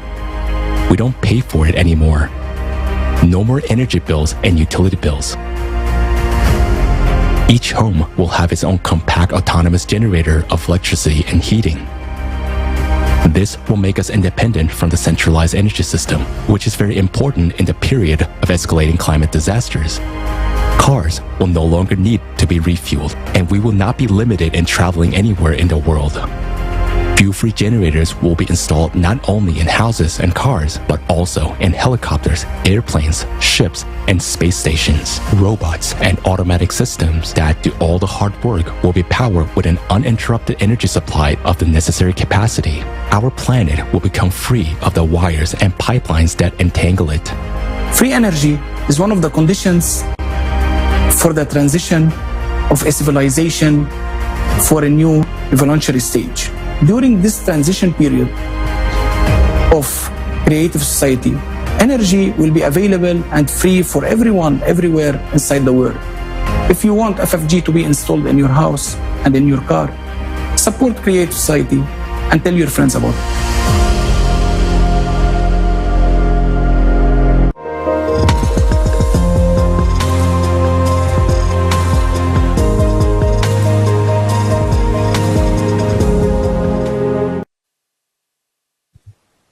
I think the above video was very clear and it truly emphasizes the importance of free energy. We have seen there are a variety of energy sources, and what impresses me the most is the number of alternative potential energy resources that are currently available to all of us.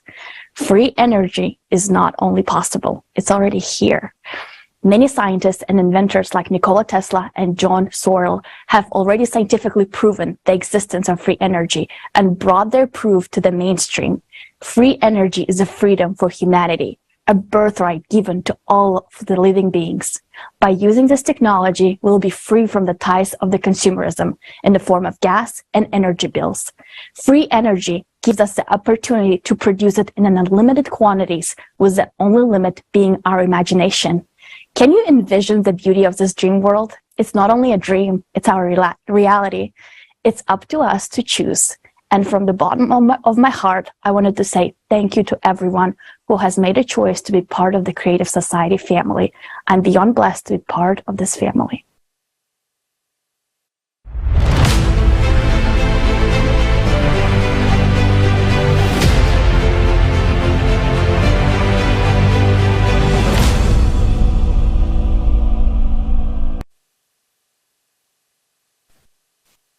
Free energy is the solution to many problems in society. The fact that we will have access to free energy already in the transition to the creative society will allow us to use new technologies. It will help to solve such a global problem as the food crisis. This problem is affected by two factors.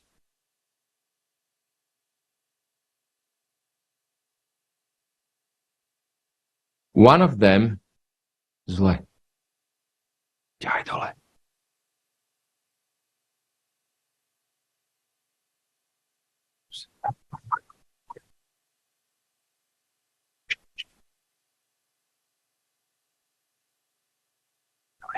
Ora dai.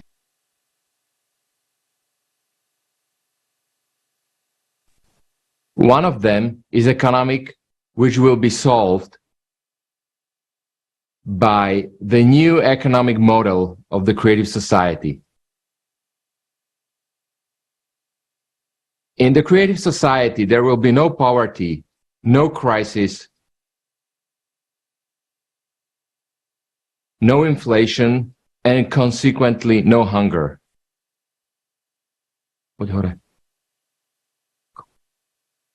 Nije, dole. Stop. With the new technologies and access to free energy, we can solve the problem of hunger completely. And already during the transition to the creative society, regardless of the climate situation, the solution is vertical farms. I would like to introduce our distinguished guest, Dr. Dixon Despommier, Emeritus Professor of Microbiology and Public Health at Columbia University. Dr. Despommier has also lectured on the concept of vertical farming at many leading universities in the United States.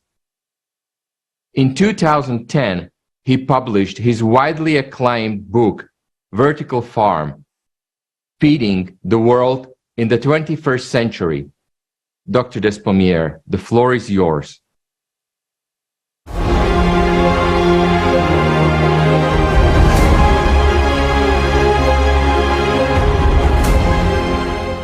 First of all, let me thank you for inviting me to share my views with you. Everywhere, no matter where you go in the world, everybody has to pay for food. That's a basic commodity that's absolutely essential. In most places, people also have to pay for water. Water is another basic commodity that is not equally distributed. So the biggest question is, why do we do that? And the answer is easy. It's called greed. Greed is the biggest driver for accumulating wealth. And why do we do it? Because with money there comes power. With power, you can tell people what to do, and they will do it. And so you can even get more power that way. There's too much wealth in too few people's hands and not enough wealth in everybody else's hands. And it's about resources, and it's about your right as a human being, basically. Food, water, energy, housing, clothing. So let's take a long view now of vertical farming. First, let's just talk about the advantages. One is that you can grow food anywhere in the world, as long as you have water. Indoor farming uses so much less water than outdoor farming, and there are many reasons for that, but the major reasons are that all the water is recycled through the plants indoors. And so that you use 70% less water if you farm indoors, 70%. Right now, of all of the available fresh water on the planet, 70% of that is used to farm. And then it's no longer available. That's sheer stupidity. We are just not thinking about how to do it the right way when we know that there's a different way. So the different way is to use less water to get the same amount of food. And so basically that's what indoor farming is. Now, I can have food all year round. Okay, so you take that idea and then scale it up. You've got the same plant as you have outdoors, only the big difference is the rate of growth is much more robust and faster indoors than it is outdoors, because you can control all of the conditions that this plant needs in order to grow. Temperature, humidity, oxygen levels, CO2, all of that can be controlled. There's a farm not far from here in Kearney, New Jersey called Bowery Farms.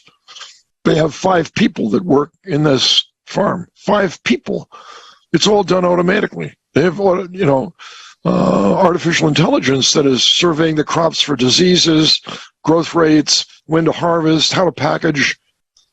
It's automated. The whole goddamn thing is automated. So it's really crazy why we are not doing it, right? A lot of people say, a lot of what we grow ends up as animal food. Well, why don't we grow that inside also? We can do it, but I think if you started with farming and allowed people to have enough food, everybody, then there would be a lot less fighting because most of the fighting is done for territory. Now, imagine all of a sudden, everybody could have wheat. Everybody could have rice. Everybody could have barley. Everybody could have whatever you'd like. Everything will grow indoors that grows outdoors. Everything. Everything. Remember why we said there are a third of the world starving? Because they can't afford to buy food. So why is it that we only grow the food indoors that we can make the most money from? And that's the question. The question is, why do we grow just leafy green vegetables? And the answer is because they grow fast, there's a demand, and we can charge a premium price for them. Why don't governments subsidize indoor farming?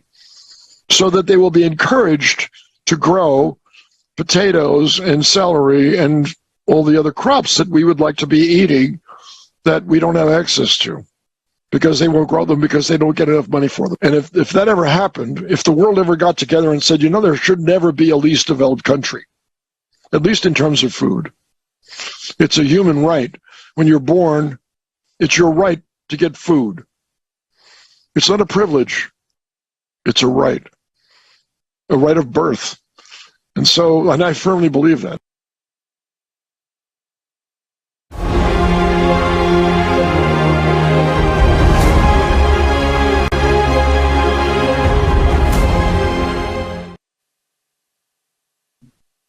Thank you, Professor, for this information. Dear viewers, as Professor said, we have the capabilities and technology to feed the entire population on the planet. Let's look at these technologies that will allow us to produce enough products and food for all people anywhere in the world and even in the space.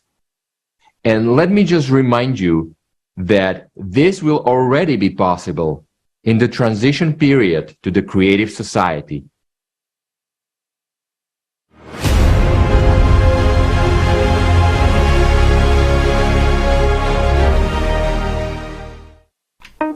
Today, we can easily solve the problem of hunger using technologies that already exist.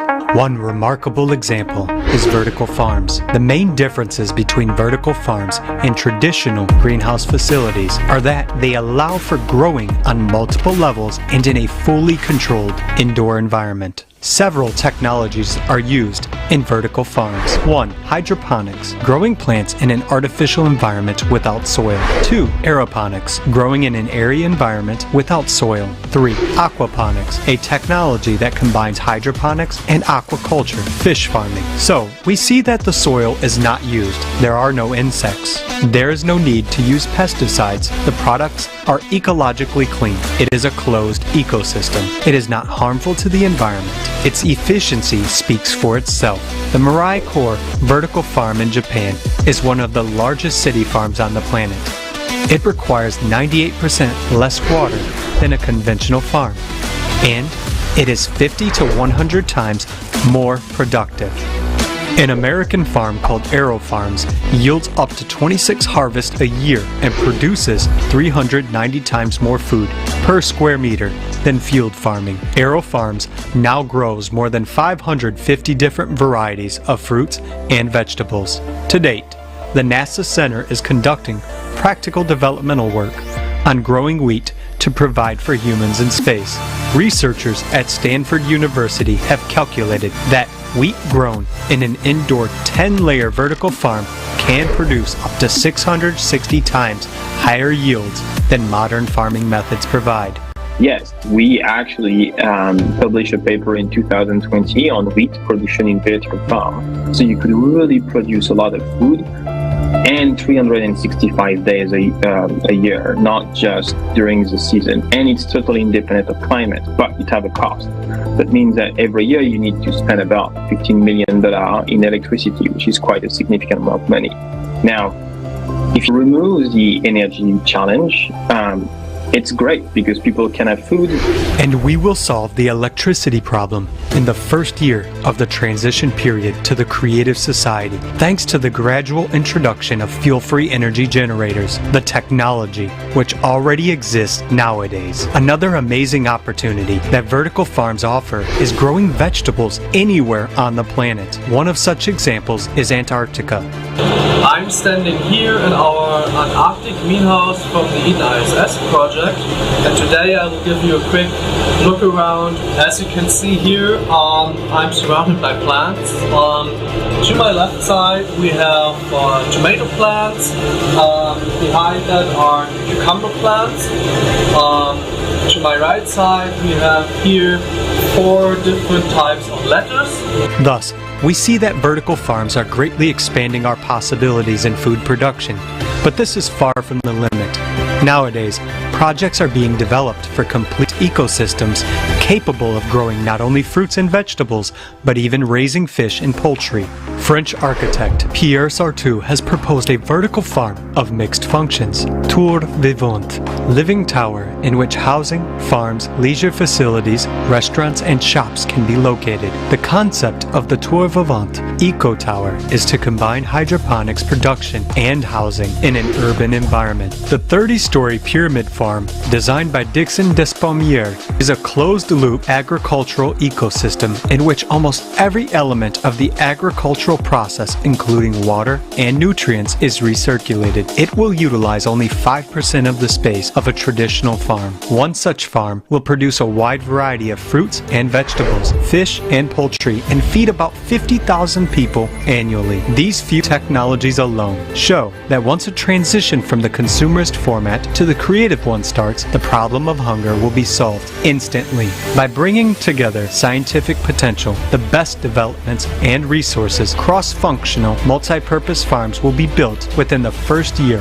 of the transition period to the creative society. In such facilities, in addition to plant cultivation, there will also be fish, livestock, and poultry farms in one building. The first floor is a fish farm. The second and third floors are allocated to livestock farming. The upper floors are for agricultural products, plants, berries, fruits, and vegetables. We can create such farms even in areas where nothing grows and the land is not suitable for human habitation. We will turn the Sahara Desert into the most fertile area on Earth. Fresh products without chemical treatment or pesticides will be on your table at any time of the year, anywhere in the world.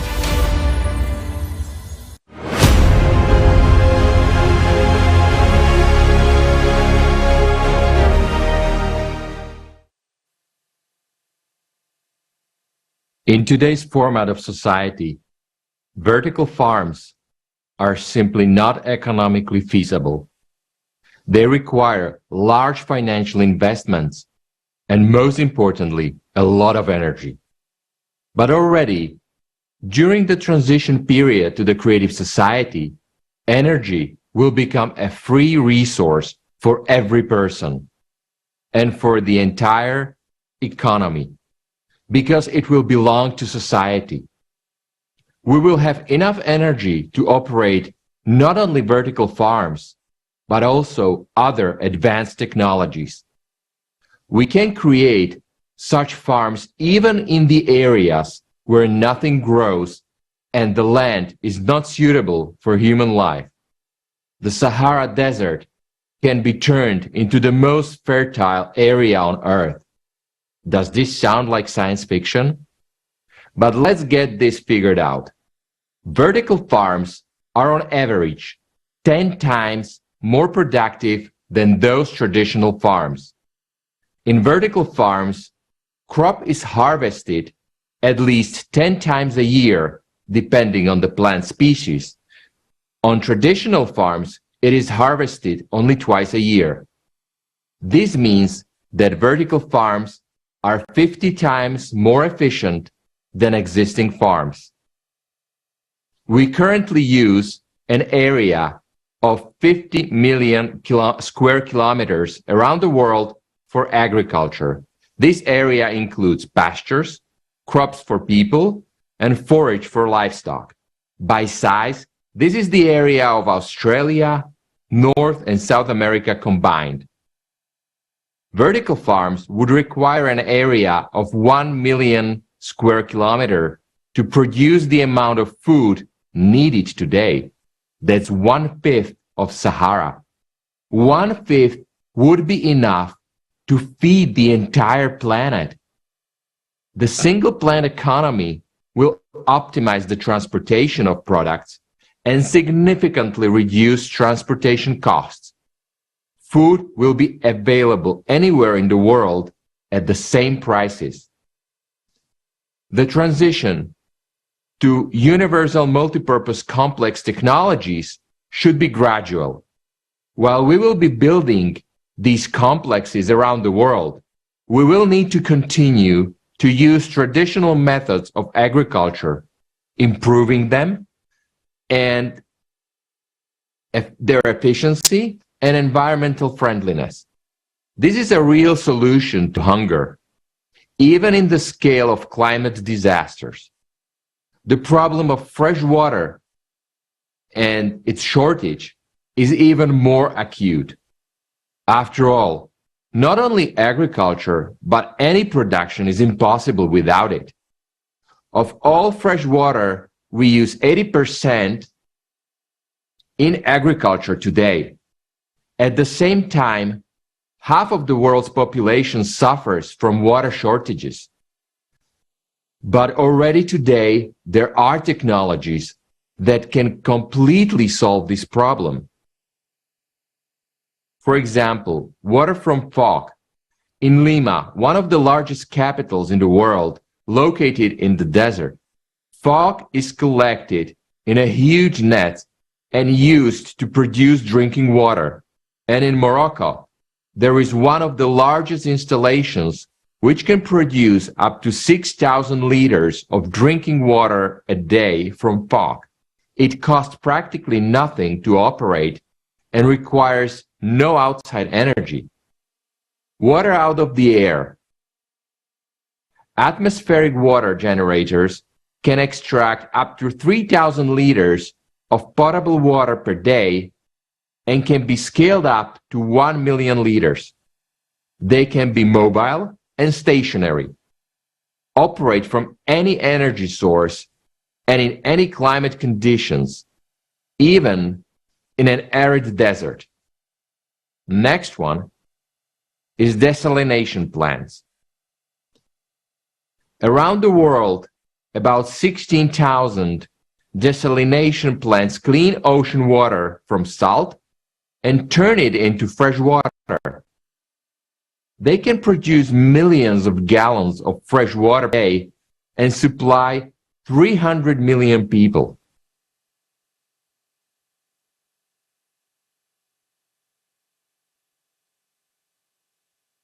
Water recycling. The technology has undergone many tests. It allows the purified water to be used for watering, cooling, and any other technical needs. The quality of water purified in this way exceeds the standards of the World Health Organization. And this is just a small part of the technology we know. Now we are being told that there are too many of us. In the consumerist format, we are offered the only solution, population reduction. Whereas in the creative society, for the development of humanity, we will need at least 50 billion people, which our land can easily feed, and even the climate will not be an obstacle. Because only in the creative society, advanced technology will be able to work for the benefit of all people. And when we pass through the transition period to the creative society, we will get such technologies that we won't even need vertical farms. Now back to our hosts.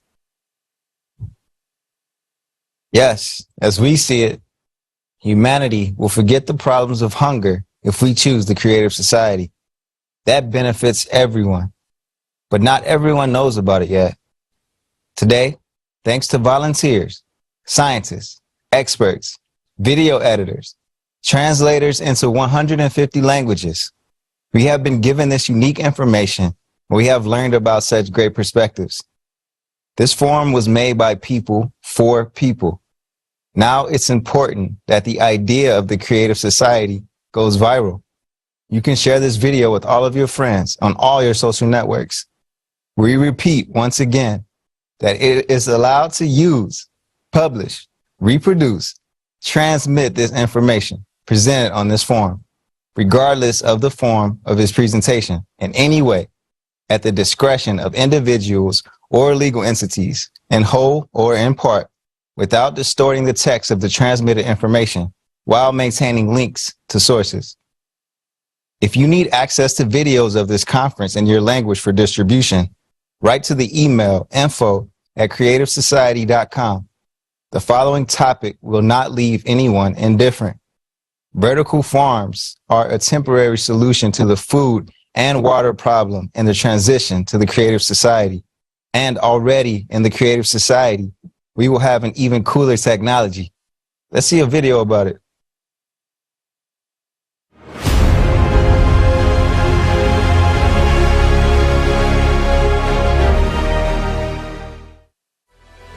In the creative society, a new technology such as a replicator will be available to all people. A replicator is not science fiction. It's a device that works according to the laws of physics. Let's take a lobster, a t-shirt, or a phone, for example. In appearance, they are completely different, but if we look at them on a micro level, we'll see that they are made up of the same elementary particles. Only their number is different, and they are arranged in a different way. These particles form atoms, and atoms form molecules. Due to a given combination of these elementary particles, we get either a lobster, or a t-shirt, or a phone. The working principle of the replicator is basically to assemble the elementary particles in the proper combination to get what we need. A hot breakfast, or fashionable trousers. Moreover, they are brand new, already ironed, and of the highest quality.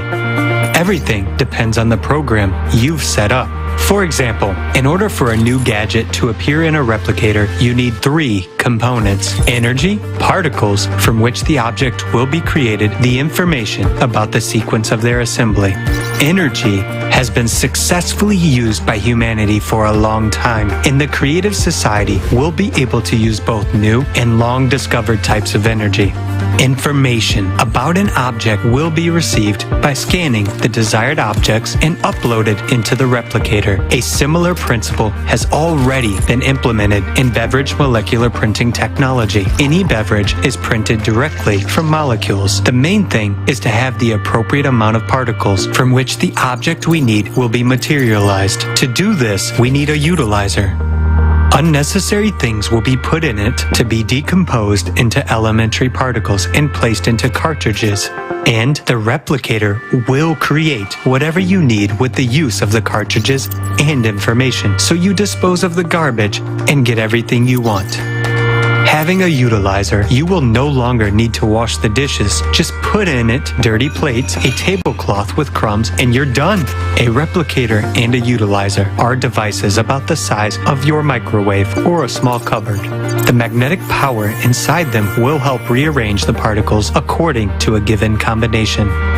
In milliseconds and at any moment, you get everything you need and completely free of charge, without harm to your health or the planet's ecology. A replicator will not only benefit every person, it will also benefit the entire planet. For example, to enjoy a delicious, fresh bun at breakfast today, a whole chain of complex production processes must occur. You need to plow a field, and you need a tractor for this. To produce a tractor and all its component parts, we have to build different factories. And all these factories emit tons of poisonous gases, whereas their wastewater contains dangerous chemical compounds. We also need raw materials that people extract from quarries and mines. To grow wheat, we need pesticides and chemical fertilizers, which poison the soil and the crops. Delivery of everything we need requires a huge expense, fuel and lubricants. We need transport, trucks, ships, and trains. Look how much damage an ordinary bun does to the environment. And the same story is in every manufacturing sector. In the creative society, all these destructive to the environment processes will disappear, as everyone will have a replicator at hand. Just press the button, and here's a bun for you to eat. Everything will be enough for everyone, anywhere on the planet. We'll be able to cleanse the air, the earth, and the ocean of all dangerous radioactive pollution. Garbage will become the most valuable resource, that is, a source of elementary particles for creating new, beautiful things. The creative society is a world where you will enjoy the most advanced technology and your life will be financially independent, comfortable, and prosperous.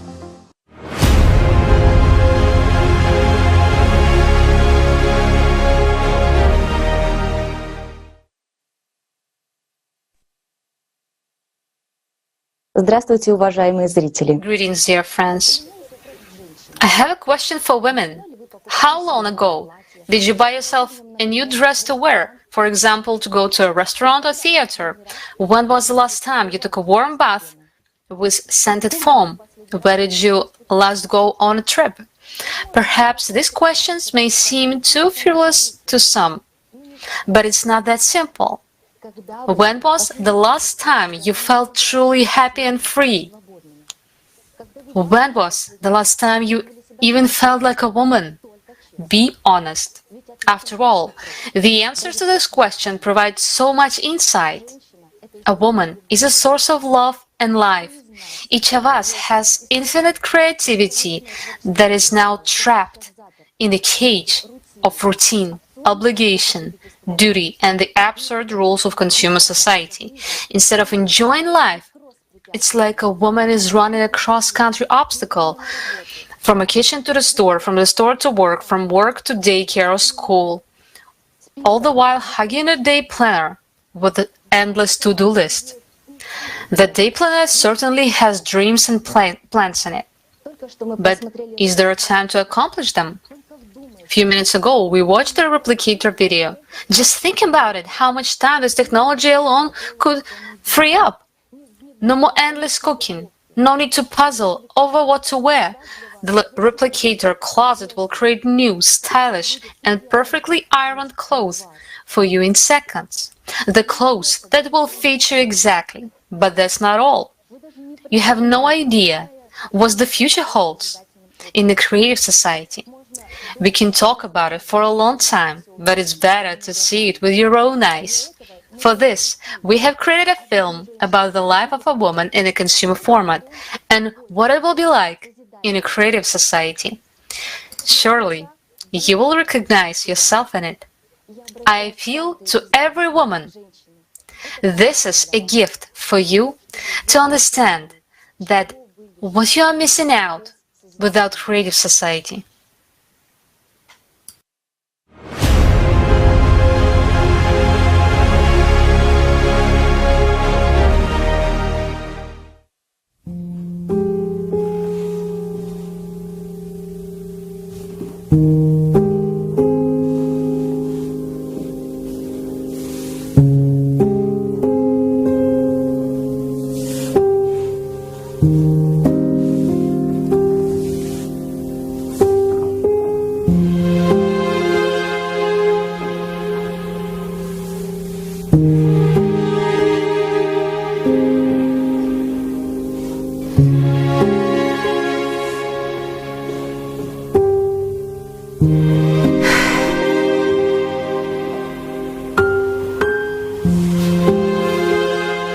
I'm so sick of this.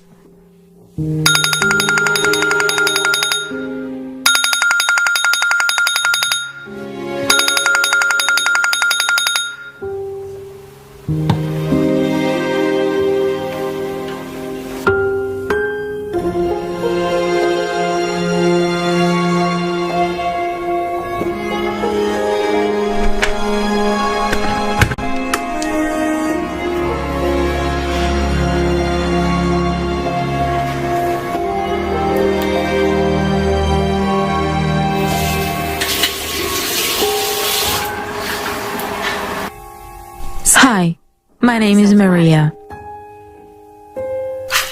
I'm a housewife.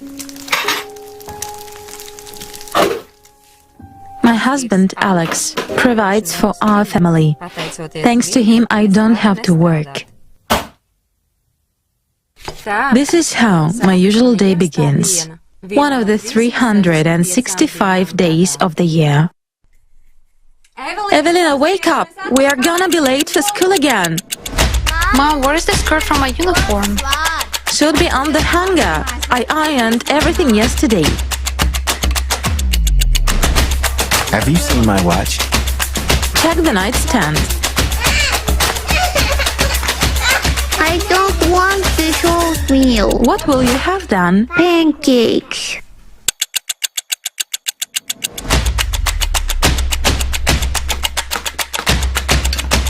My uniform, Mom! Just change quickly. It's not there.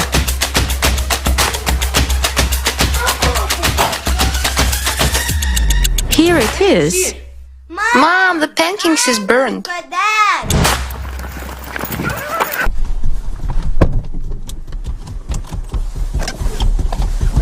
Go, go, go. Hey, Hello. Hi. You didn't forget you're supposed to come for a haircut today. Oh shoot, I totally forgot. Can I reschedule for Saturday? I don't have any time today. This is the third time you're putting it off. You shouldn't put yourself last. I know. How do you manage to find time for everything with your job on top of it? But I don't. I'm sick of it already. After coming home from work, I wash, cook and clean until midnight. Every day the same thing. I wish I could retire already, take a break from all this. Okay, I got you. Let's make it Saturday.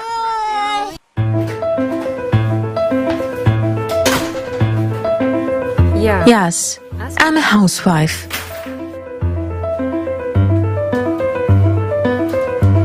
It would seem that I don't work. But I have no personal life at all.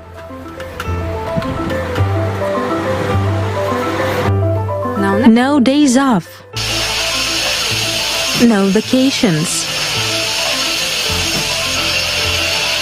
Why did I even go to college? I have no time for self-development or self-fulfillment. It's like I'm a hamster running on a wheel.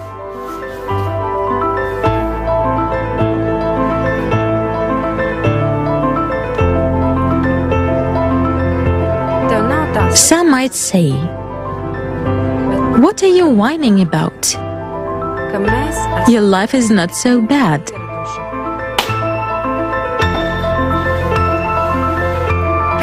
But the problem is, we are so used to it that we no longer see that we are slaves.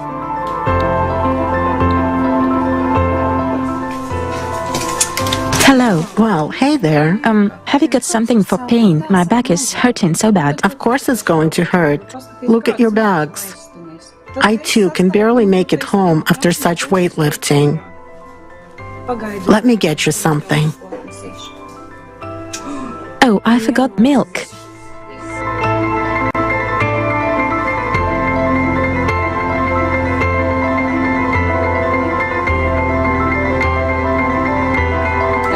Daiga? Hi. Hi. Is it supposed to be your shift today? No, we're just short on money, so I take more shifts. Did you get your electricity bill yet? Not yet, but I can imagine what's there. I'm so tired, honestly. Some things got to change. Yes, but what can we do? I'm looking forward to the time when kids grow up. Maybe it will be easier. At least I wouldn't have to work so hard. Right. Only when kids grow up, we'll have grandchildren.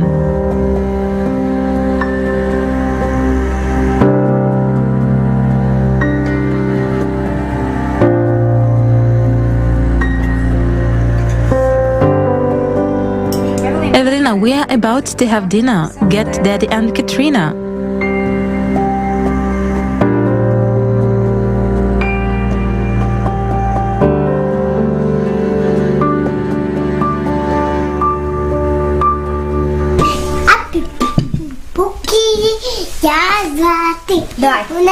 And where are you going? I'll be right back. Just unpack the laundry while I still remember.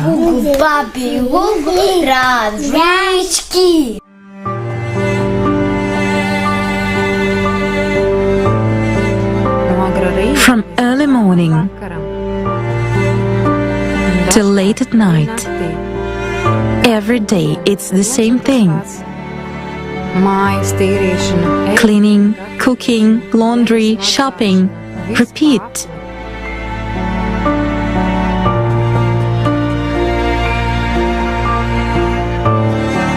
Taking kids to and from school. But when do I get to leave?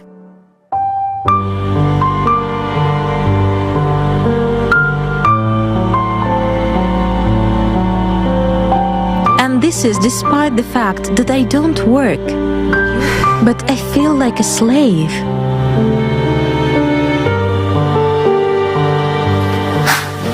Did God really create humans to be slaves?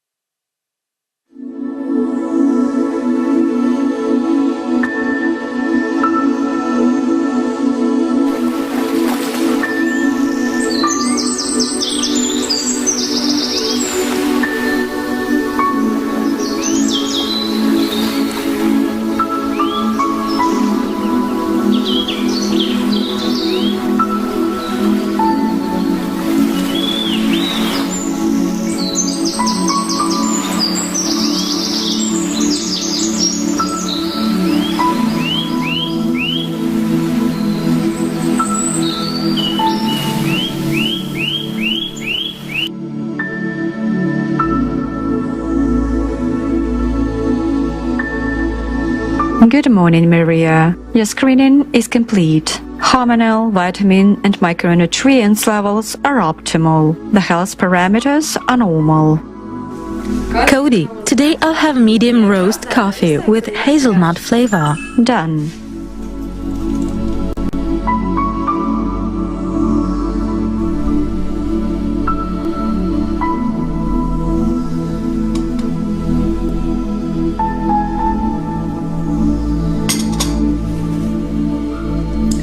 Cody, I want to set the table for breakfast. Suggest options.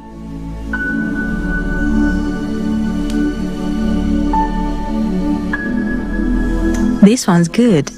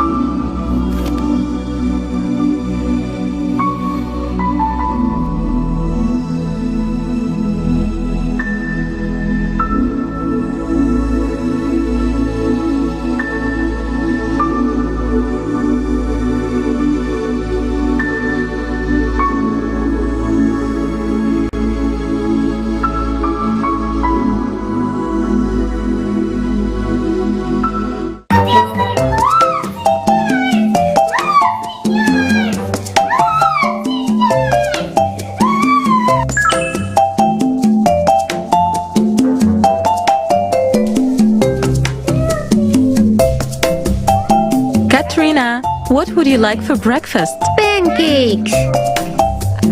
With your favorite jam? Yes. And I'll have baked rolls. And I'll have my favorite salad.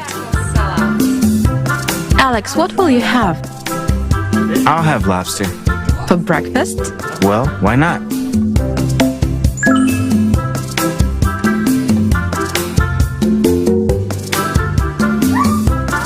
Lobster. Is that a lobster? Oh my my god, it is so ugly. No, I'd rather have steak. At least I'm used to it.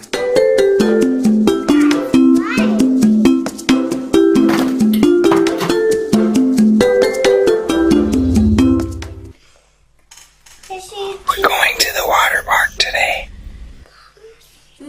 Mom, are we going to water park today? Yes, Dad will come home from work and at 3 o'clock we'll be at the water park. Yay!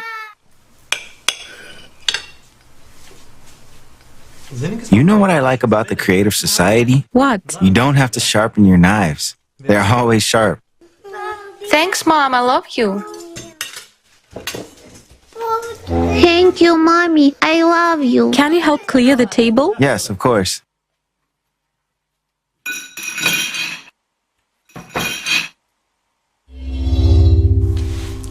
It's empty. Empty.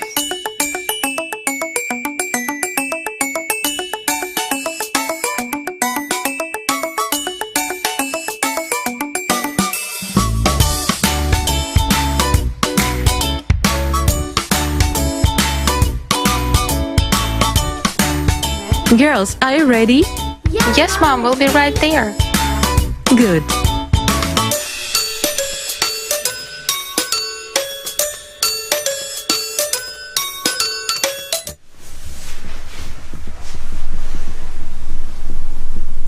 Cody, let's read that book we started. Chapter 12, The Architecture of Machu Picchu. Cody, turn on the deep cleaning function. Launching. Continue reading? Yes, go ahead.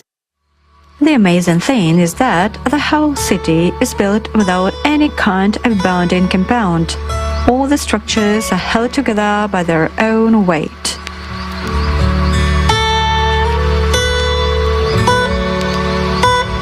Mom, we are leaving. Have a nice day. Cleaning is complete.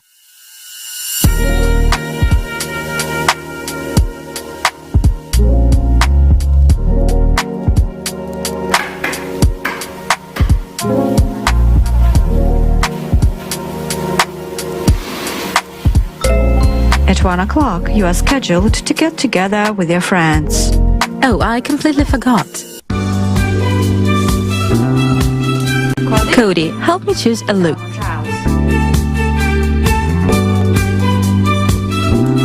No. Not this one. This one's cool.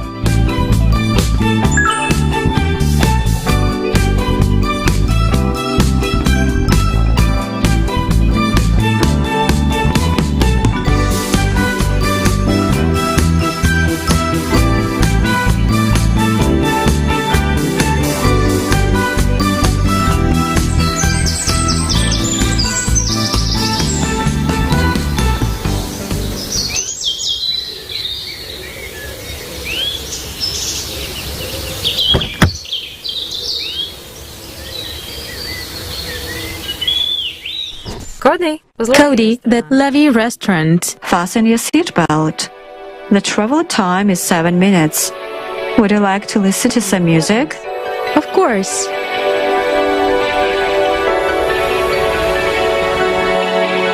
Time has come for us to see. It's up to you, it's up to me to build a world we wanna be, the creative society. Take a look around, there's so many wars. Do you even know what we're fighting for? Take a stance, raise your voice. We need to make a choice now.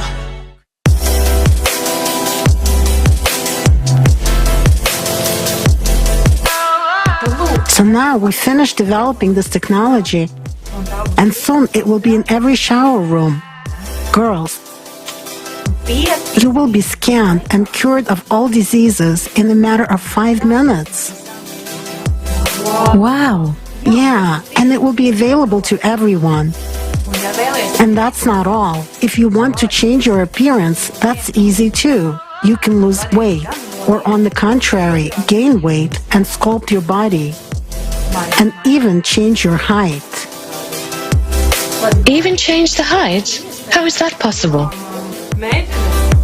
Girls, I look at you and I'm so happy. How beautiful you are. Finally, we became women and stopped being slaves.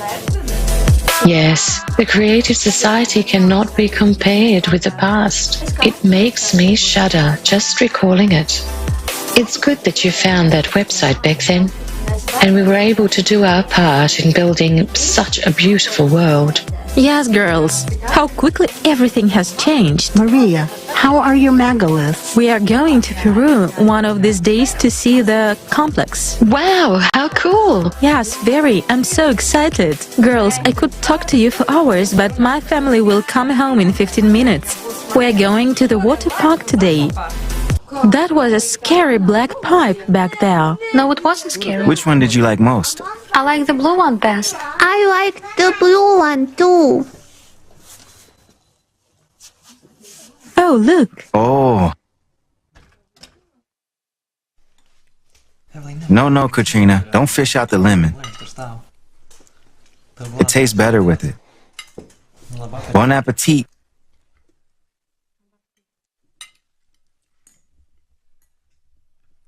So, starting tomorrow, I'm on vacation. Have you planned the next 2 months for us?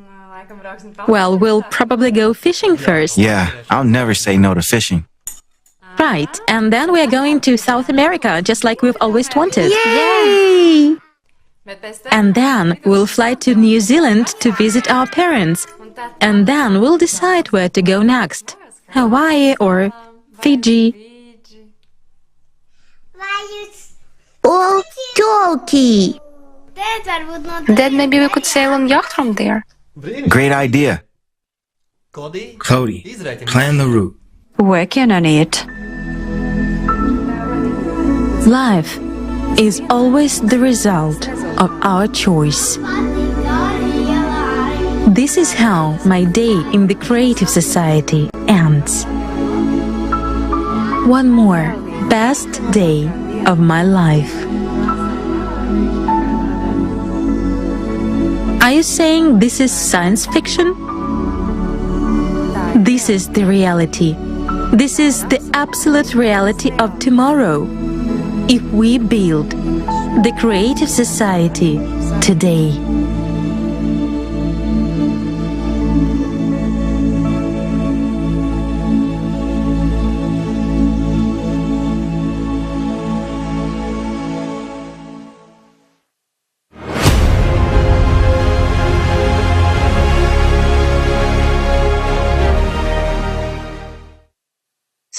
Dear friends, hello. To be honest, this video makes me want to burst into tears of shame that we still do not have the creative society. Oh my God, I want that kind of life. Everything you've seen about the life of a housewife in consumer society is true. My life and the lives of my friends look exactly like this, if not worse. I would also add that the whole routine is endless. I'm catastrophically short of time. I cannot even spend enough time with my husband or just sit quietly to read a book. All the time I have for myself is when I'm in the bathroom or taking a shower. And that's it. I have tons of business ideas and plans for my life, but I just don't have time or resources to do it all. As you've understood, all the time is taken away by household chores. Every day I just work like a horse, without days off and breaks, and no one pays me any money for that. The entire life of a housewife is in cooking and cleaning. And I also keep thinking that my life is not successful, and I haven't achieved anything in it. Even though I love my husband and children, I often have such thoughts. Now, after watching this film, everything resonated inside me and just opened my eyes on what my life and the life of every woman in the creative society can be like. I couldn't even imagine such a thing. The creative society gives you a chance to get enough sleep, gives you a lot of free time for self-development, acquiring new skills and fulfillment of your desires. The most important thing is that all household chores will be done by robots. No washing, ironing or cooking. Just imagine robots do all the chores at the snap of a finger. That is everyone's dream, isn't it? Even my children want to live in the creative society. I was scrolling through Instagram the other day and found a photo of a kid from Africa with a poster of the Creative Society. He wants the Creative Society. He supports it and informs about it. Meanwhile, there are adults who know about the Creative Society but do not say anything to anyone. Don't they want the Creative Society? Don't they want to free their women from household slavery so that they can be free and reveal themselves as true members of society?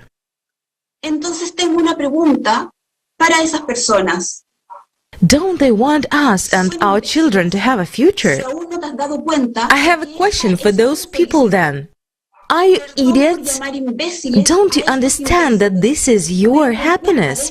I'm sorry for calling these morons the morons, but because of those idiots, I will now have to come home and spend all my time cooking and cleaning after the forum. If it were the Creative Society, I would only have to push a button or say 2 words, but now I have to come home, work hard for hours and waste my personal life, which is already very short for us, people, on cleaning up the mess, feeding my always hungry family, washing the dishes after them and dirty clothes. I live in such a shithole because of those stupid people who don't understand simple things, that today we can make our world better, more beautiful and safer. I have a question. Why do these morons think that women were born to exist in this household slavery? Yet they dream of being welcomed home by a queen. Right now, I have neither physical strength nor mental energy. Why do I have to live in constant stress and worries? Why do I have to worry whether my child will return from school alive and unharmed, whether there will be a nuclear war, or worry about the uncertainty of tomorrow, and a lot of housework that can never be done? And what awaits me tomorrow? More cleaning and cooking and the same fears? Why do I have to suffer? Because there are idiots who don't understand the prospects of the Creative Society for themselves and for all people. In the Creative Society, all wars or threats to life are impossible. So what should I call those who don't want to build a Creative Society? Friends? They are not friends. They are bastards. They are so stupid that they cannot see further than their own noses. I'm tired of all the worries and anxiety. I just want to be a woman, not a tractor that plows from morning till night. I just want to enjoy life, spend time with my husband and children, develop and always be beautiful and rested. Isn't that bliss? Isn't that a dream? It's a dream that can become a reality. For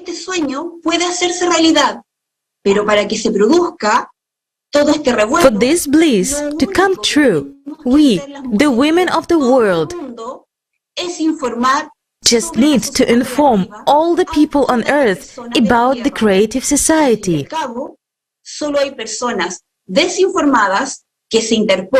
After all, there are only uninformed people standing between us and our wonderful lives. We should remember that if we now have someone around us who doesn't know about the Creative Society, he is the reason that you and I, dear women, remain in this household slavery. In order to get out of it, we only need to inform everyone, because we all want to be free and happy. So inform everyone you can, whether in the street or in a hair salon, in a store, or at the doctor's, wherever you talk to people. Inform them and support this topic. If you cannot do anything at all, you are sitting at home, write a poster, "I support the Creative Society," and hang it outside your window or put it in your yard. Let people read it. Use every possible way to inform them. Women, I appeal to you. Let's build the Creative Society and finally be free, happy and enjoy life. We deserve it.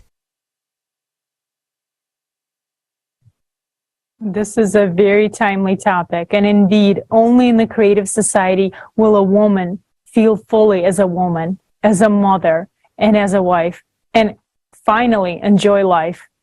I wish this could happen as soon as possible. Now we are in the first stage of building the Creative Society, which is the informational stage. We are being asked, what can be done right now?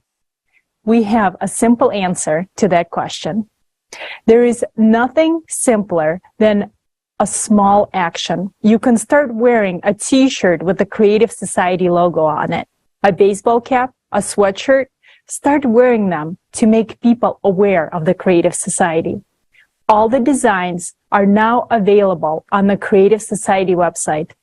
Tell me, what's the point of buying a branded t-shirt from a well-known company and for your own money to wear their ads in these huge letters? I would rather wear a t-shirt of the Creative Society because I want to live in the Creative Society. I want my children and parents to live in the Creative Society. I want all the people in the world to learn about the Creative Society. And now I would like to welcome Shayla Bonick, an incredibly talented, creative, beautiful, and most importantly, a person of great heart. Many of you know her as a leading singer of the legendary music band Bonnie M. Shayla is also a songwriter, performer, co-producer, fashion designer, author, among other things.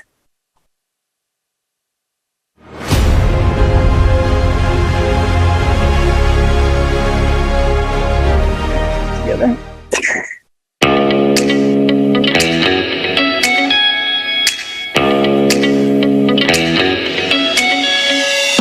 Hey, let me tell you something. Hey, lend me your ear. We're here to tell you it will be okay. We'll find a better way. There's no need to be afraid if we unite today. We just want to be happy. We just want to live. We just want to be happy. We just want to live. We just want to be happy.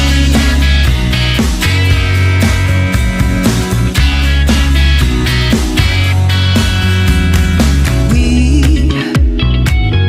hear you loud and clear.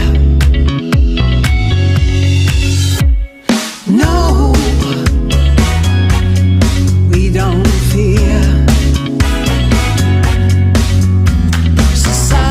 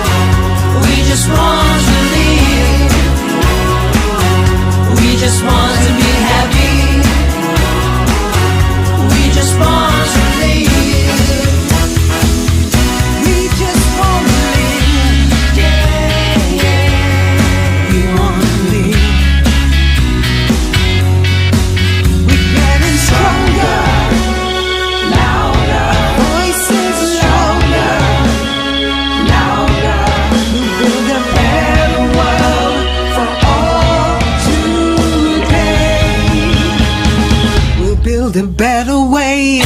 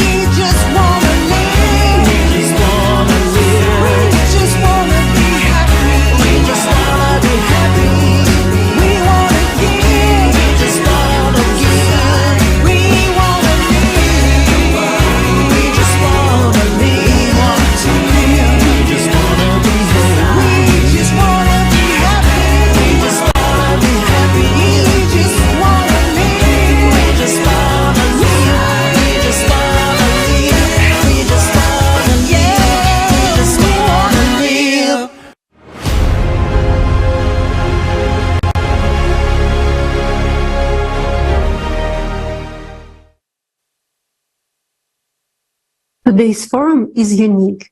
It's filled with both the awakening truth and the love of those who reach out to humanity through their actions and creativity. Our survival is in unity. We can do it, but only together. This beautiful song has now reached the hearts of many people. It's very inspiring and motivating not to stop, to keep informing people about the creative society. Have you ever thought that if human life is the main value of the creative society, then the top priority of the creative society would be to keep people healthy? Right now, we are 8 billion of patients in the consumerist format. On the one hand, there is a lot of money circulating in medicine.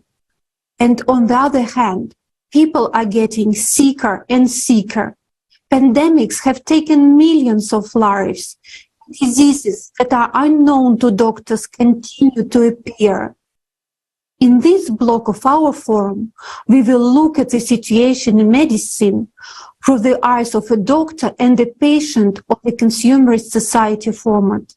And also we will learn about the incredible technologies of health improvement and life prolongation, which will be available for everyone in the creative society.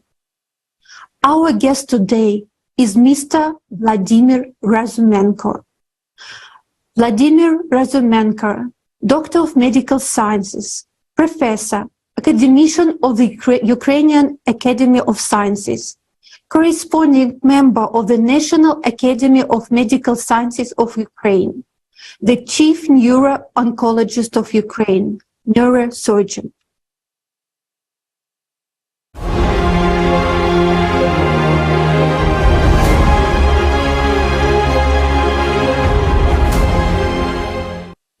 My name is Vladimir Razumenko. I am a physician by occupation. That's the main thing in my profession. I am a doctor of medical sciences, professor. I am also an academician of the Ukraine Academy of Sciences and a corresponding member of the National Academy of Medical Sciences of Ukraine. By position, I am the chief neuro-oncologist, that is, a neurosurgeon who deals with oncological diseases. I spend almost every working day in the operating room. I perform the most complicated surgeries on the brain in case of brain tumors. Without the development of medicine, it is impossible to further discuss the issue of health of the entire world's population. With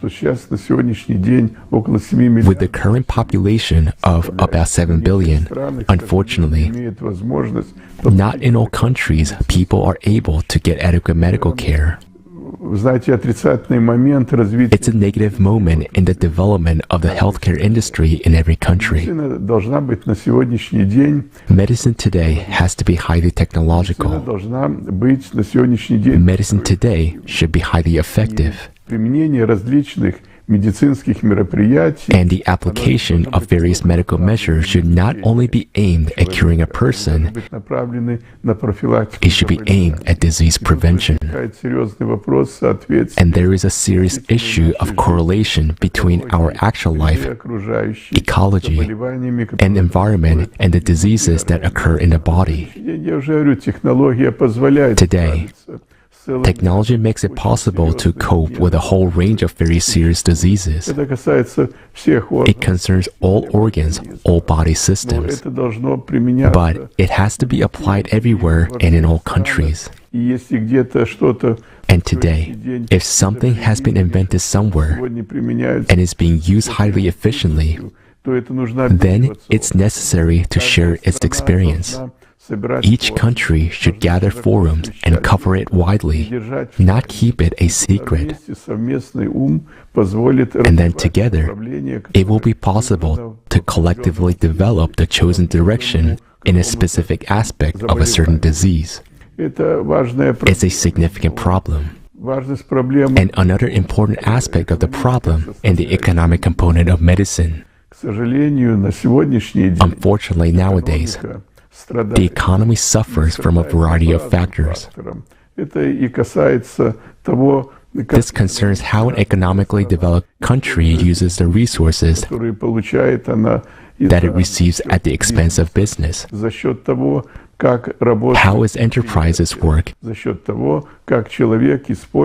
and how people use the accumulated balance and accumulated funds for development of healthcare. It is considered that if the economy is high level, then the therapeutic measures must be high level too.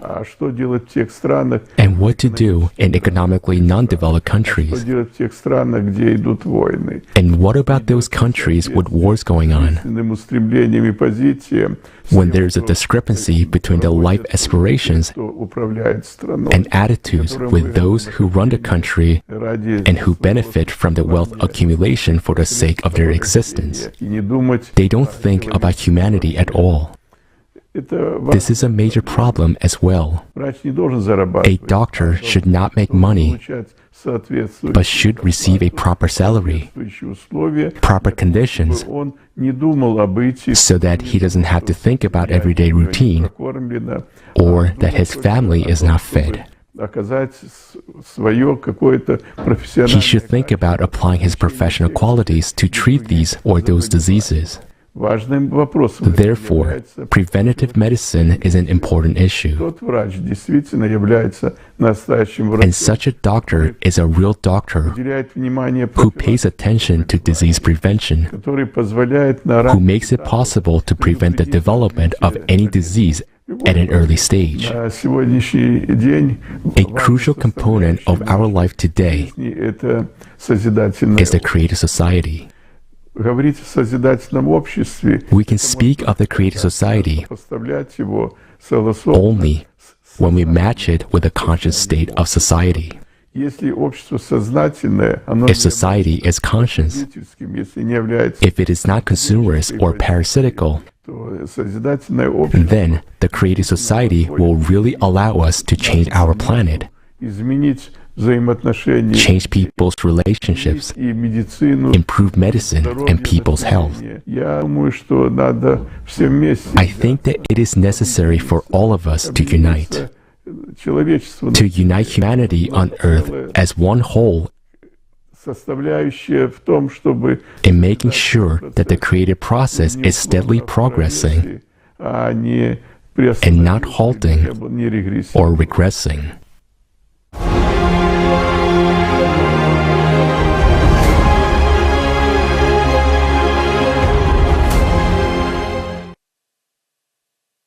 Professor, thank you for being honest about what's going on with medicine. The field of healthcare requires radical changes. Today we say with certainty that the medicine of the creative society will provide the most important thing, the protection of a person's health. We already have enough technology to cure all diseases. In the creative society, people will not fall ill at all, and our life expectancy will increase considerably. Let's watch the video.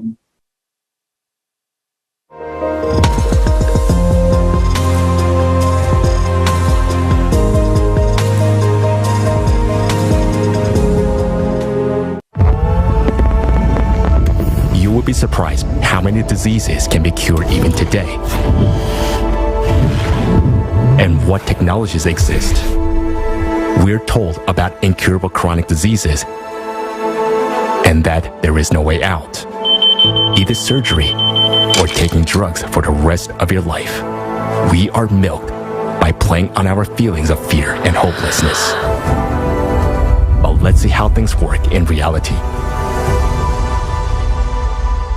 Genetic engineering technologies are already working wonders. Gene therapy affects the human body at the DNA level.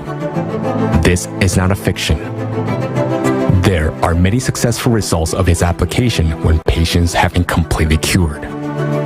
You can find information about these technologies in public access by Googling them or by visiting the offices of the development companies.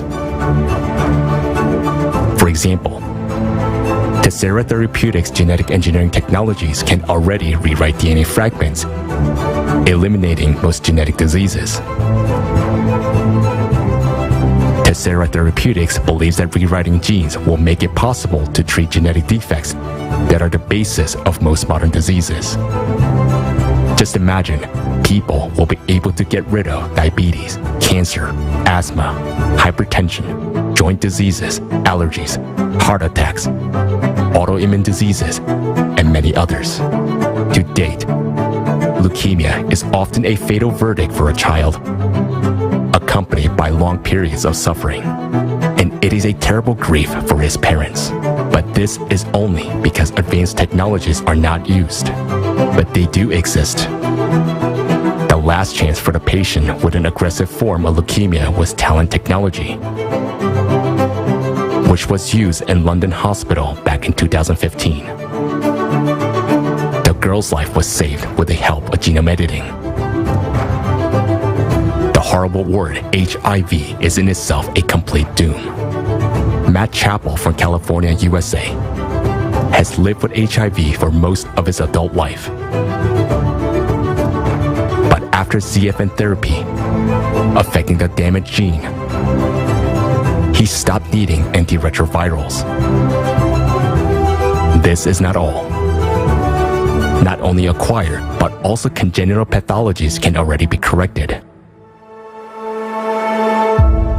Today, it is a terrible misfortune to give birth to a child with severe vision loss caused by retinal diseases.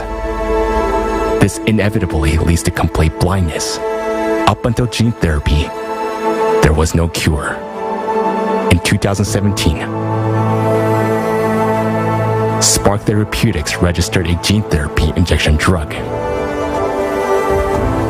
Thanks to these technologies, 27 patients from the US have already regained their sight, and very quickly. After treatment, these children saw stars for the first time. But this is just the beginning.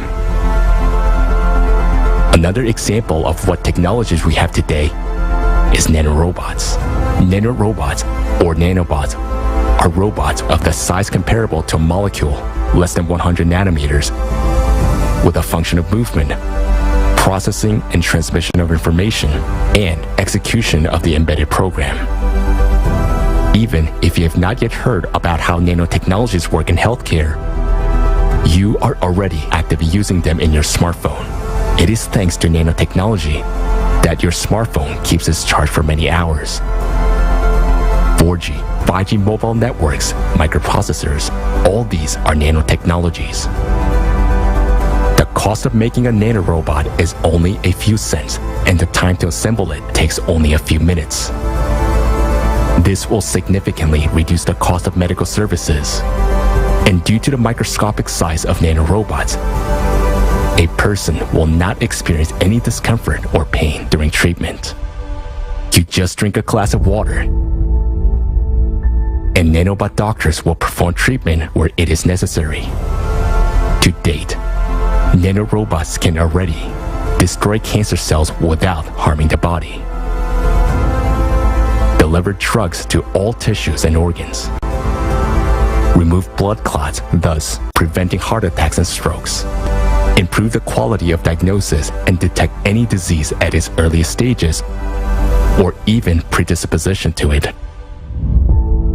Destroy pathogens of any infectious diseases, including the fatal ones.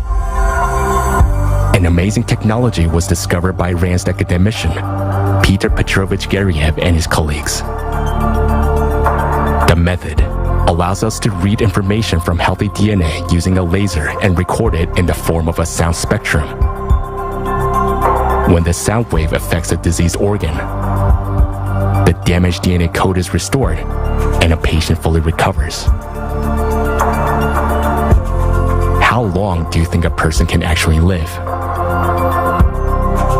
Prolonging a person's life is already possible. Nowadays, our long livers look like this. But prolonging life is not only an opportunity to live more than 100 years without diseases, but also to live precisely in the young body. The key to youth and longevity has already been found. Stanford University has developed technology for genetic age reprogramming and obtained a license for its use. Just imagine, at 100 years old, you will be able to do sport and be in the same physical shape as you were when you were 25. These are just some of the technologies that exist. They are not available to you today because today, your life has no value for anyone but you. Any person in the consumerist format faces diseases and loneliness. But everything will change in the creative society. All advanced medical technologies will be available to everyone, even during the transition period to the creative society. Artificial intelligence technologies will combine the knowledge of specialists from all over the world to help make diagnosis accurately and restore people's health. Such notions as medical error, misdiagnosis, complications from treatment, and side effects will disappear. Healthcare will quickly become exclusively preventative, whereas in the creative society, people will stop getting sick at all. Every home will have a revitalization capsule. When you enter it, you will be able to scan and repair your body in a matter of minutes, and also correct your body shape as you wish. At last, you will be able to eat your favorite dishes and desserts without harming your health. A pleasant bonus in the creative society will be prolonging life beyond the species limit. Even at 125 or older, people will look and feel like they are 20 years old. You will be able to make all your dreams come true. Climb the Great Wall of China. Walk 50 kilometers across the South Island of New Zealand in one breath. Run with your grandchildren and dance salsa until dawn in your 60s or 90s.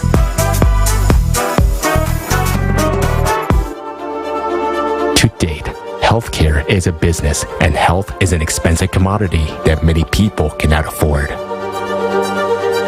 It's time to make healthcare high quality and free for all. Eternal youth and good health is your reality in the creative society. Share this information with everyone right now.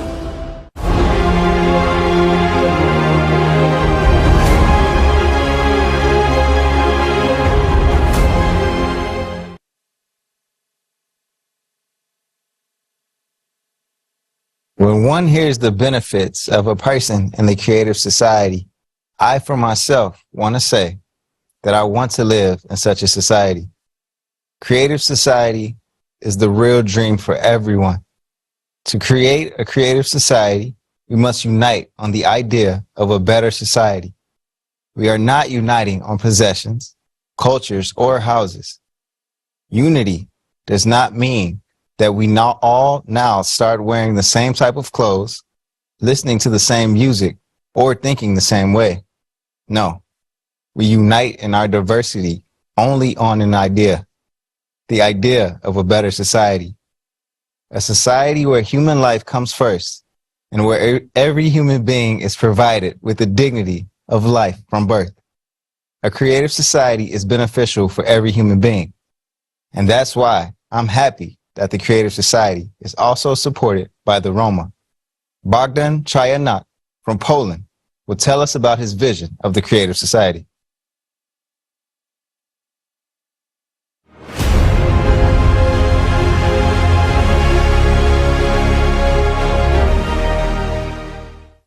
Let the gracious God grant everyone goodness and happiness. Let everyone be healthy and happy. Roma all over the world.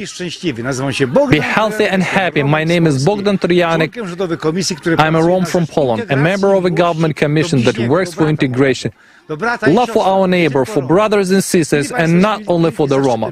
Dear ladies and gentlemen, I am honored to be a speaker together with you today here at this international forum where I can share my love and warmth for my Romani brothers and sisters, but not only for my Romani brothers and sisters, but for all people with a good heart. And I know that people with a good heart are watching and participating today. People who strive for big changes when love, tolerance, and nature will reign. The world is beautiful. It's just that people spoil it, but thanks to all of us, tremendous support and great love, this world will become more beautiful.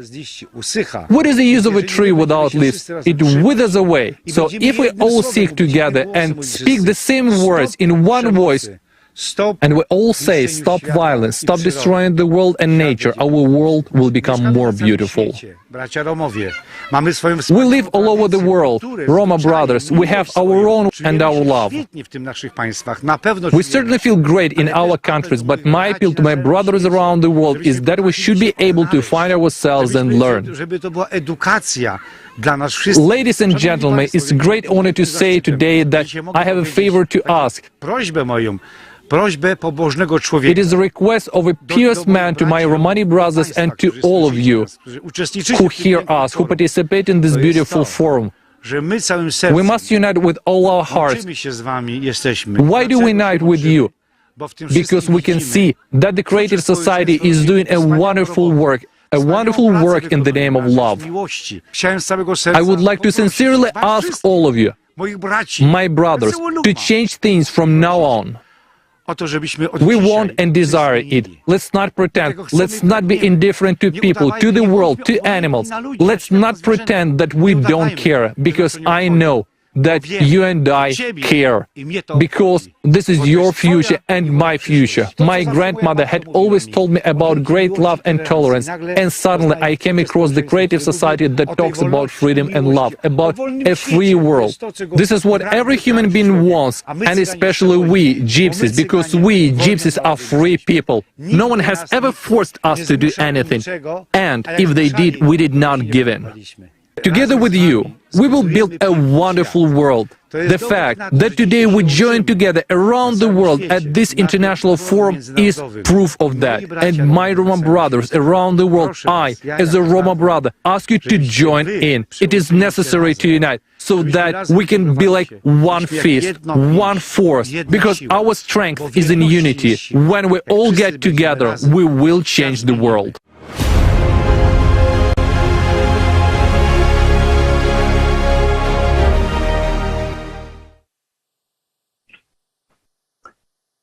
У вас может возникнуть вопрос, кто же все эти люди?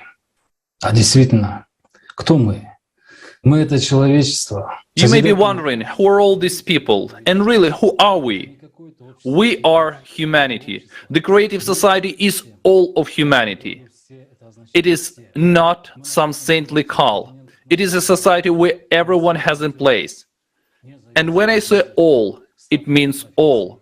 We are on every continent of our planet. We are all volunteers, regardless of age, status, profession, or hobby. We all contribute to the common future of humanity in our own time and our own way. We are bikers and businessmen, bankers and teachers, criminals and generals, construction workers and terrorists, politicians and taxi drivers, scientists and sailors, students and athletes. There are members of all religions and sects among us. And yes, there are even Freemasons among us, and they too are doing a lot of good and working for the common good of the whole of the people. Even alcoholics and drug addicts share our views. Are they not human beings? Don't they want a normal life? Whoever you name, they will be in our ranks anyway, from the Talibs, the orcs, the banderas, the communists, the fascists, and the mafia. I will tell you more. There are even Democrats and Republicans among us. Do you know why they are? Do you know why we are so divided? Because before we didn't have one common idea, we didn't have the creative society. The consumerist format has fragmented us all and put us in our own niches, forced us to get our own bread in different ways, turned us away from each other in pursuit of personal happiness.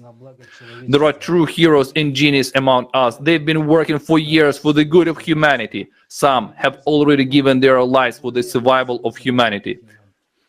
The consumerist format does not allow us to say their names because the consumerist format will inevitably exterminate them.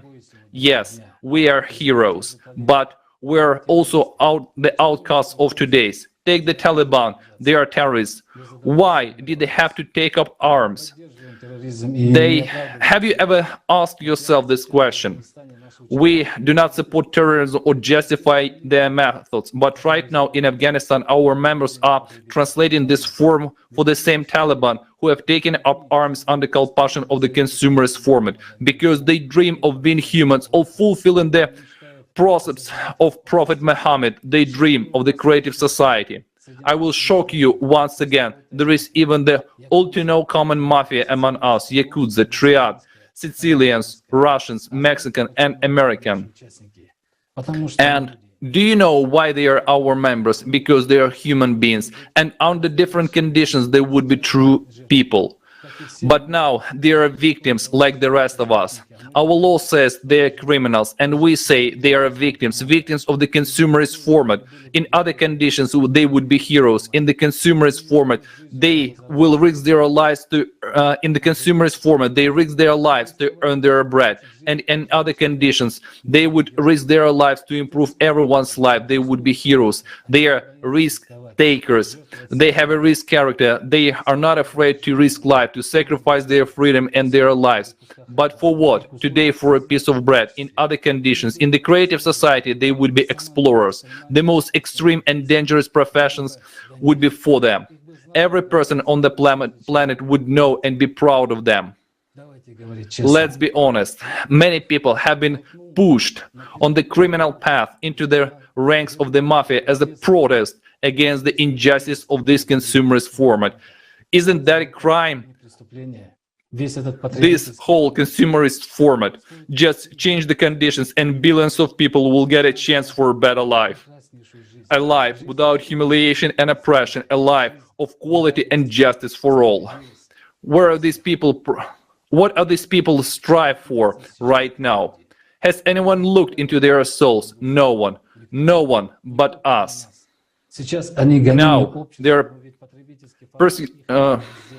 Now they are persecuted by society, but in the consumerist format that has made them to be like that. The consumerist format has divided us, made us banderas, fascists, communists, anything but humans. The consumerist format has divided us as much as it possible, but we want to unite and become one civilization. When one lives in prosperity, there is a tomorrow, and the whole world is beautiful. All the best will flourish in every human being, and that's the point of the creative society, not only to save humanity physically, but also morally.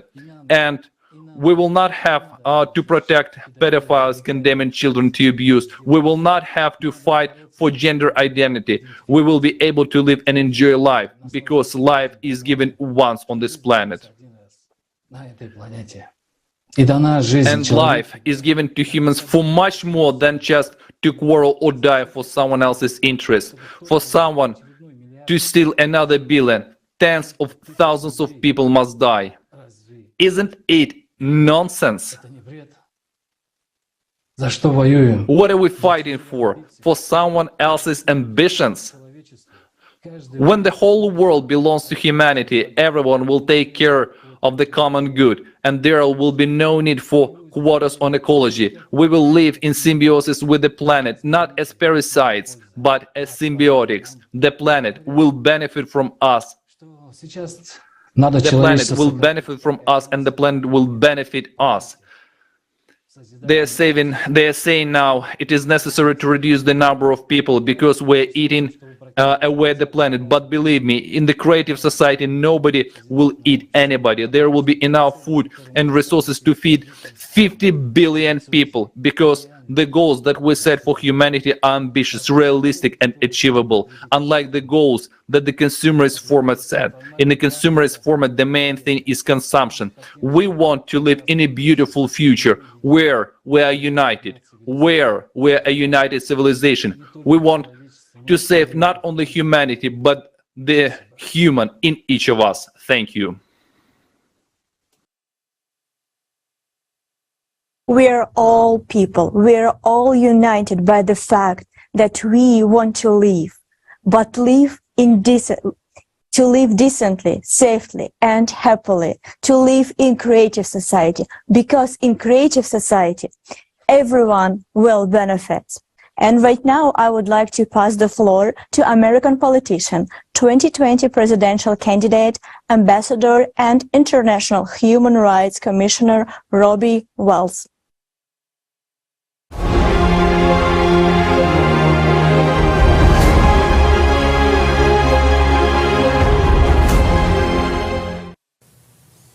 Hello, ladies and gentlemen. I am honored to participate in this landmark international forum.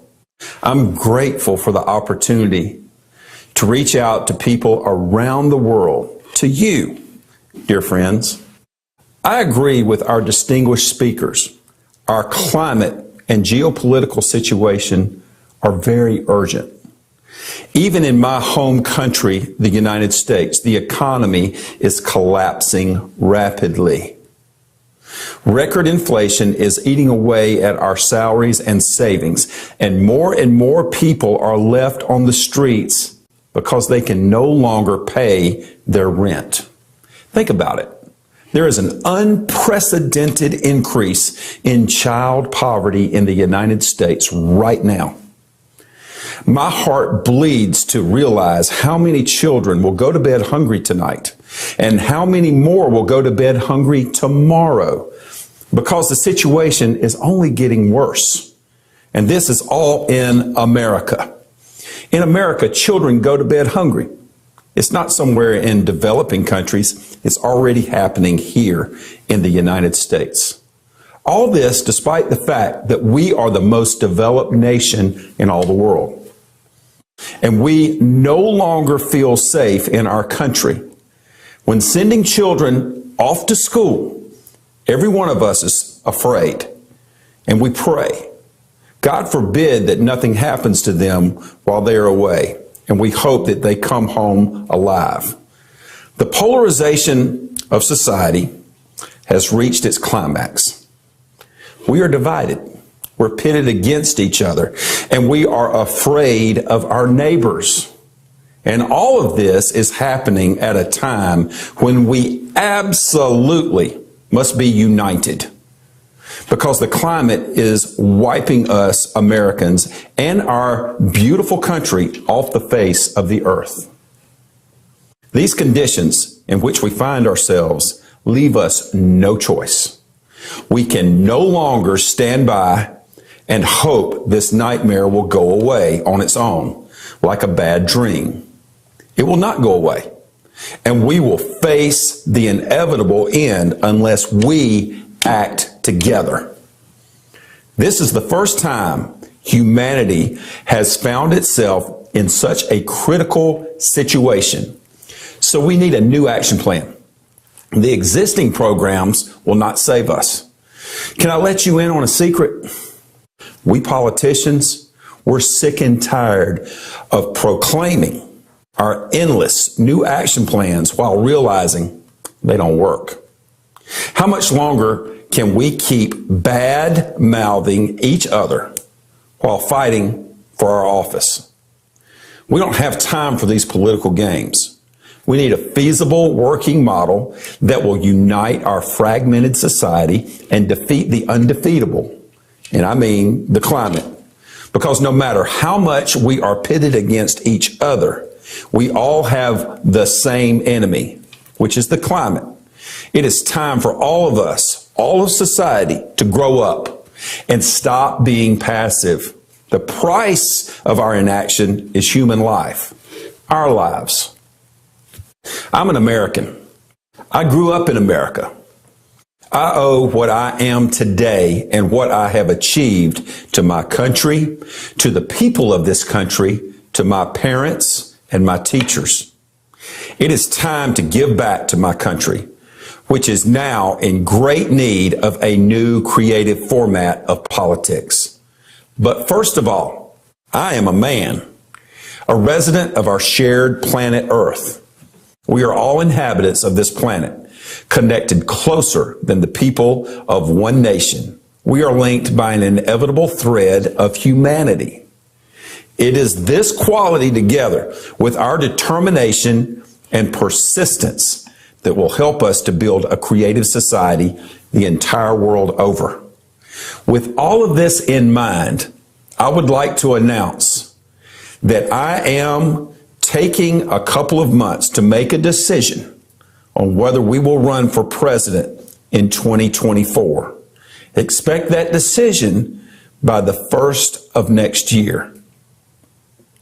The cornerstone of my election, if I choose to run, will be the building of the creative society, because only the incorporation of the 8 pillars of the creative society into the Constitution will guarantee a secure, stable, comfortable, and happy life for all people. Why the 8 pillars, you may ask? Well, I often travel around America and talk to voters.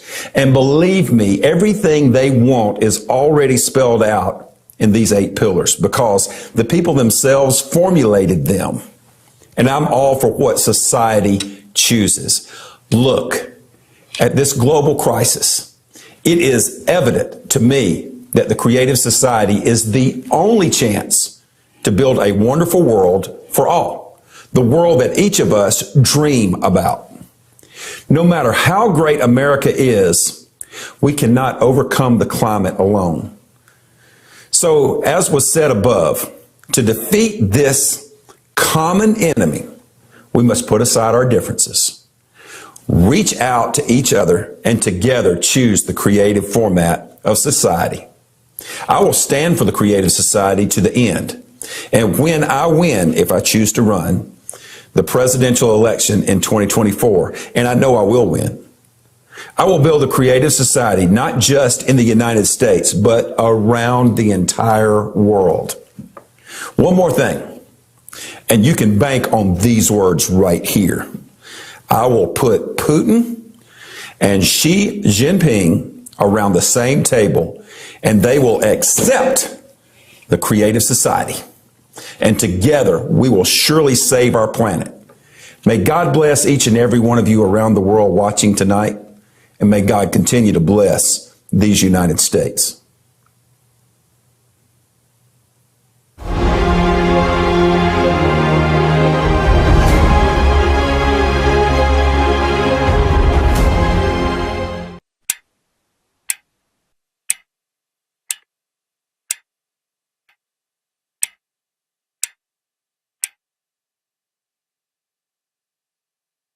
Wow, this is a very honorable promise. And absolutely all people want to live in the creative society. But many don't know about this format yet. At today's forum, we described in detail how the creative society will benefit each individual. Now, let's watch a video and hear from the people themselves.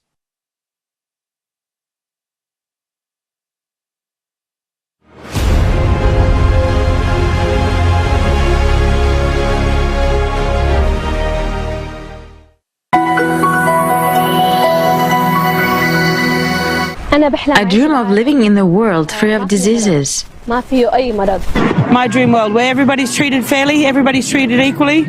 I believe that something like universal basic income would be quite reasonable. Everyone has the right to water, safety, an education, and either a supply of food or the means to provide food for their families.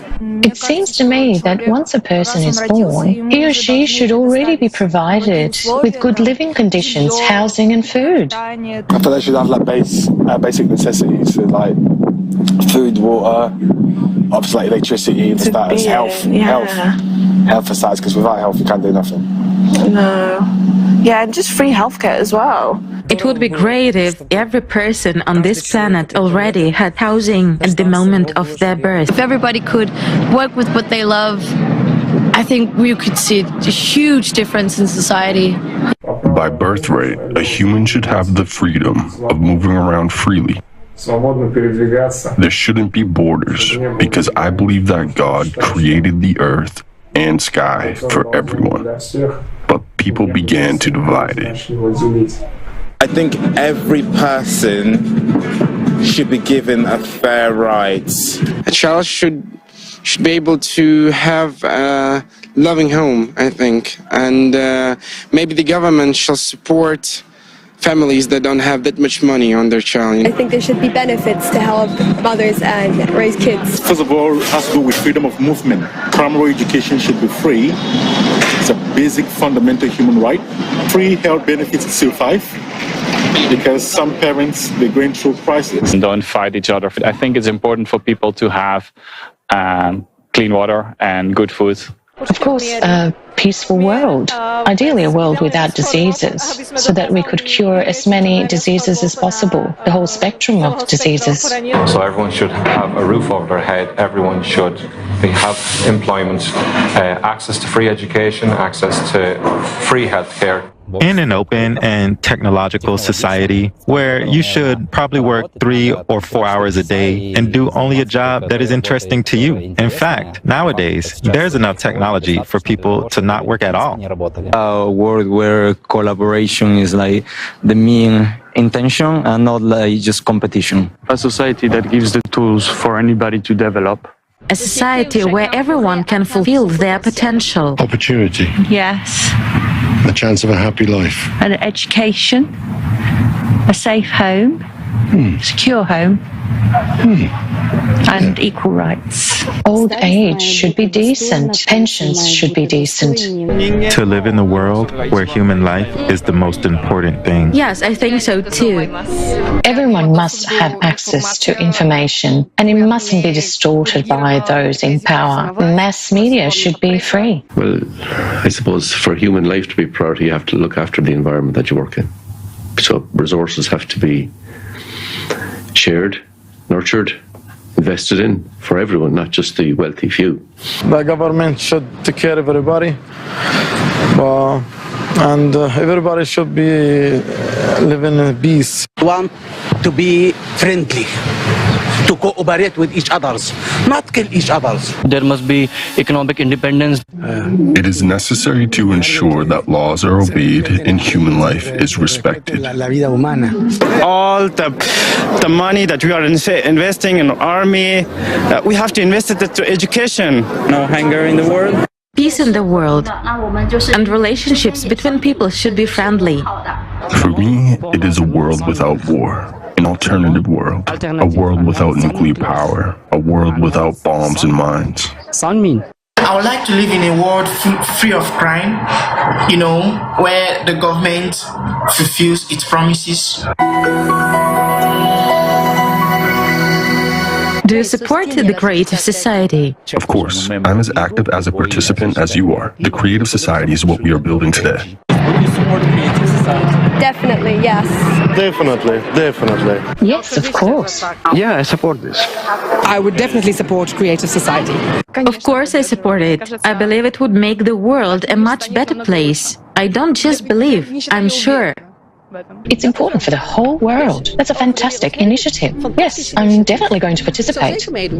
I want the creative society, a society of kind, open and bright people, to be for the future generations. And I would like it for us too. Sure, because I'm actually already doing it now. Deep inside, we all know what is right. At some point, we shifted responsibility onto others because we thought they could save us. But the only ones who can really save us is ourselves. Of course, I want it too. Who wouldn't want it? We all want to live in such a society. Yes, absolutely. We are supporting and we are dream about like this society. Yeah, definitely. Yes. Yes, I would definitely want it. I dream about it. Do you support the creative format of society? No doubt. I surely do. Yes, definitely. I'm definitely on board, 100%. Of course, I would like to live in such a creative society. Sure, definitely. I think all reasonable people support it. Of course there will be a new world, and I definitely support it. Not only with words, but also with deeds and actions. Of course. I believe it's the only way for us to survive in the world that we have created. Absolutely, yes. I want all people to start living in the creative society as soon as possible, because I believe that it's our chance to really live a happy and peaceful life.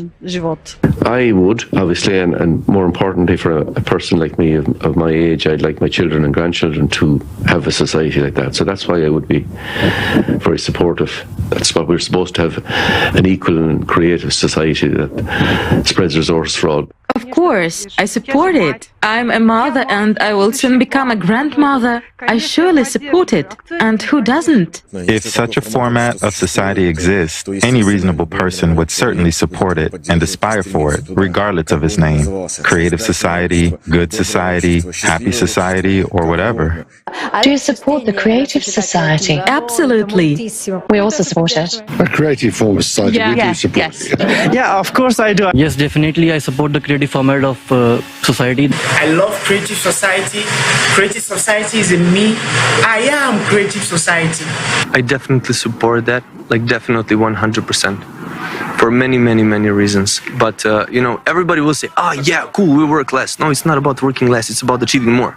Naturally. Well, yes, I think that's what many people want and actually what everyone wants, what everyone is somehow striving for. That would be the greatest society. If we all really become united, there would be no evil.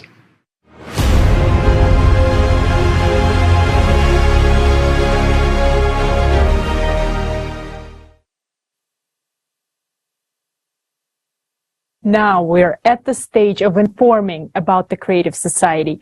We need to start talking openly and loudly to everyone that we want to live in the creative society. We need to spread this information. Now you can tell everyone about the creative society, and in this way, we will form an electoral request to politicians. At the next election, we will vote only for politicians who support the creative society. And if there are no such people, then we will not vote for anyone. This is the only way we will change the format of society to the creative one, peacefully and quickly. There is nothing more valuable than human life. It cannot be returned or bought. Let's restore our right to life.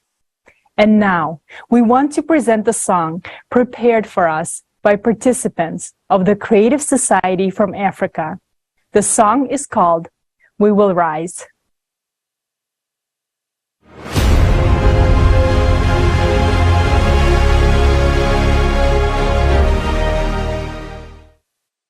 We will rise, we will rise, we will rise, we will rise, creating society. We will rise in power of unity. We will rise. Every day you wake up, you want the news and ask yourself, why? If one day the hatred and all the fight comes to an end,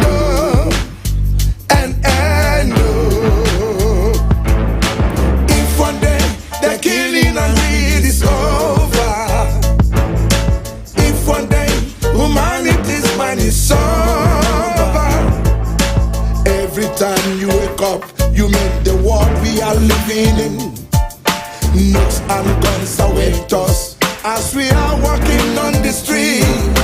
We are sent to kill each other in wars. Do we want to? No one even asks us.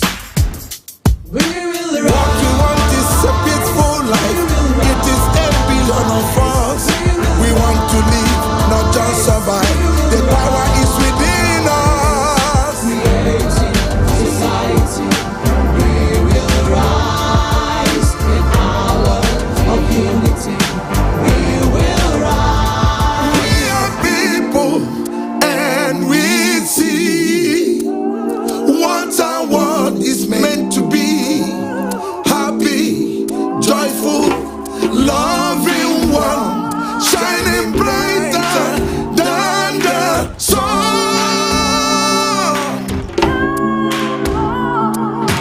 Creative society, we will rise and shine. The power is within us, the power of unity. Every one of us, we will shine.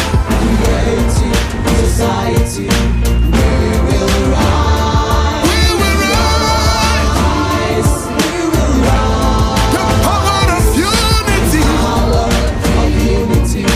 We will rise.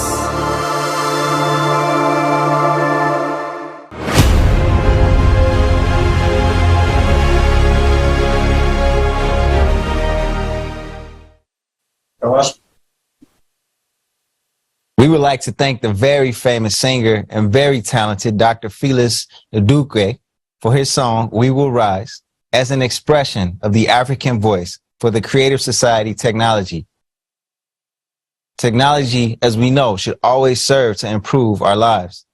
But today, it's impossible to achieve this. Even though we live in a time of technological breakthroughs, we are limited by the consumer format.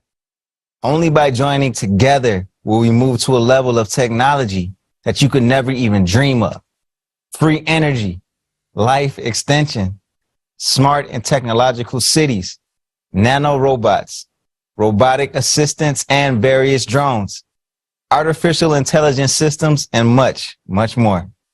There's simply not enough time to list all the technologies. So let's watch a video about the essential technologies available to everyone in the Creative Society.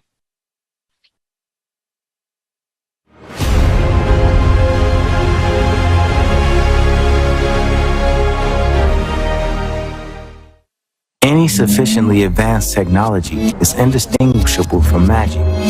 Arthur C. Clarke. What is your wildest dream? What will you get when it comes true? A big, beautiful house? A super modern car? Lots of traveling. Do you want to work less and spend more time with your family and friends? What do you personally dream of? What if dreams come true for every person on Earth and the Creative Society will come? What will your life be like? Have you thought about it yet? A human being is the most valuable element in the Creative Society. Therefore, the first thing that will be developed and applied is technology that will free you from hard, grueling, and dangerous labor.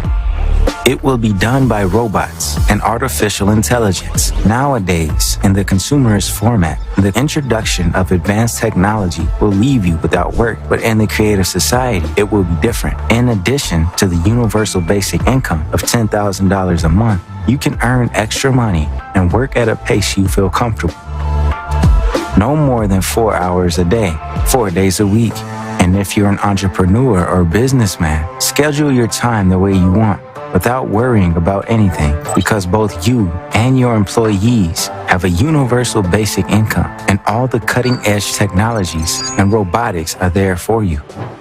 As of today, robots are already capable of taking on the most labor-intensive tasks in agriculture, metallurgy, mining, automotive, and other industries, and even in the neutralization of radioactive waste. If you don't want to work, Then don't work. You can afford it. But how long will you be able to lie on the couch? A week? A year? You'll have lots of opportunities to do what you love and earn an income that you could only dream of before. You will be able to learn new professions and skills and educate yourself as much as you want. In education, there will be use of technologies that will make the learning process super interesting, easy, and interactive. Virtual reality glasses and holograms are already being used today. One of the most important areas that will be upgraded with the most advanced technology is the protection of human life and his safety. Thus, you will be safe and secure everywhere. You won't be afraid to come home late at night. You won't be afraid to let your child be alone outside. You will be able to go anywhere in the world and nothing bad will happen to you. Safe city systems have already been created based on artificial intelligence. They can quickly respond to emergencies, protect citizens and visitors every day, investigate and even prevent crimes. Intelligent systems and road infrastructure are already capable of controlling traffic throughout the city and ensuring safety. They can prevent traffic jams, send a signal to the car about a pedestrian who is about to jump out onto the road, and even intervene in case of a possible collision and activate the brakes. Imagine that you're going home in such a smart city, for example, and an autopilot air taxi. You chat via video call or watch your favorite movie. You walk into your beautiful big house and you already have a hot dinner waiting for the whole family. Smart gadgets and artificial intelligence have already washed, ironed, tidied everything and ordered food delivery. Who has cooked the dinner then? Home robotic kitchens can already scan your refrigerator, find the right gadgets in your cupboard, and cook a meal of any world cuisine on its own. The updated version will be able to put dirty dishes in the dishwasher and put clean ones in the cupboards. And these innovations will become available to you already during the transition period from the consumerist format of society to the creative one. And in a few years in the creative society, there will be even more pleasant surprises awaiting you. There will appear replicators of food, clothing, and everything you need. Have you ever heard what a replicator is? It's a device which creates an item you need, from a hamburger to a t-shirt, or earrings from elementary particles. To do that, it uses the information about the object and a small amount of energy. A company from California has already created the technology of the future, a printer that makes drinks right from molecules. The cartridge system makes it possible to make thousands of natural drinks with almost no waste. And this is just the beginning. The breakthrough discovery of nanotube technology by Massachusetts and Yale graduates allows them to manipulate matter at the molecular level and already obtain gasoline and other fuels directly from the air. When this technology is everywhere, what does that future look like? What I'm picturing is something like the size of a mini fridge that essentially can take waste materials and turn them into useful products like fuels and building materials. Or it can pull CO2 out of the air and turn it into fuels or building materials. The use of replicators will not only make our lives easier, but will also greatly improve our health. We will stop eating artificial foods, as we do now, which contain a lot of harmful chemical additives and flavor enhancers. Food from a replicator will be real, very tasty, and healthy. It is made from elementary particles, the same as in natural products. Finally, we will remember the taste of really natural food. Of course, if you love to cook yourself, you'll cook your own pleasure, maybe even in tandem with the famous chef. Your smart house in the creative society is a house that not only takes care of chores and food, but also of you and your family. It will be able to monitor your health indicators. For example, acoustic tissue has already been developed. It can monitor your heart and breathing in real time without you noticing it. You can even talk through it, answer the phone, and communicate with other people. Smart toilet with the smart health function will take tests and send the results to artificial intelligence and, in case of abnormalities, to your doctor. It will advise you on how to adjust your diet. It will tell you what kind of food is not good for you and warn you about the risks of certain diseases. Smart mirror will track your health vitals while you're getting dressed. It will help your elderly parents stay in touch with the doctors. It will also take care of your skin. It will detect problems in time and even help to choose the right product for you. In the creative society, even for beauty, there will be used the most advanced technologies. You will be able to save time by getting your manicure in minutes and building your eyelashes by an ultra-fast robot, or try on clothes in a virtual dressing room. Sure, you like it already. What's next? Watch this. Thanks to the introduction of energy innovations, such as a fuel-free generator, the house will be completely autonomous. No more utility bills, not even for the heating. In the creative society, everything will be focused on the continuous improvement of goods and services. Imagine you won't have to repair your car or home appliances because they don't break. What will you do after a delicious lunch? Do you want to go to your favorite band's concert? The supersonic train will get you there in minutes because it can reach speeds of over 1,000 kilometers an hour. Countries such as the USA, Canada, China, and South Korea are actively developing vacuum and magnetic train technology, and they are competing for leadership in this futuristic technology. Do you want to spend a vacation somewhere on uninhabited islands or meet up with a friend on the other side of the planet? Already today, NASA is developing a silent supersonic aircraft for commercial use. It will cut the duration of flights by at least in half. And this is just the beginning, because space technology and the creative society will serve people on Earth as well. You will get anywhere in the world, not only quickly, but absolutely for free. No visas, no bureaucracy. There will be complete freedom of movement for everyone. You will be welcome in every corner of the world. There will be one world. No wars, no enmity. We'll have nothing to fight about anymore. True human values will finally return to society. Cutting-edge technology will cleanse the planet of all garbage without harming the environment. Even today, innovations make it possible to completely recycle unsorted waste into raw materials for repeated further use in industry. You will be surprised to know what great prospects await us in the creative society. Garbage will become the most valuable raw material because the introduction of replicator technology will help to completely break down garbage and unnecessary things into elementary particles, and then read everything we need from them without leaving home, from food and clothes to gadgets and so on. We will no longer have to destroy the planet and kill animals to survive. In the creative society, we will be able to breathe clean air again, drink crystal clear water, and enjoy the pristine beauty of the oceans and forests. Have you decided what you'll do in the creative society? Have you long been dreaming of spending more time with your family or changing your career? Or would you like to learn how to surf on the best beaches in the world after work, travel with friends? Or maybe you dream of seemingly simple things, for your parents to be protected and live long, for your children to be healthy, and that for you, yourself, that you won't grow old and live more than 100 years. The creative society is better than your dreams. You'll have something you couldn't even imagine.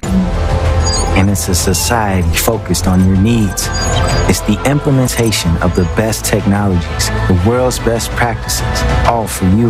Imagine your dream. It will become a reality in the creative society.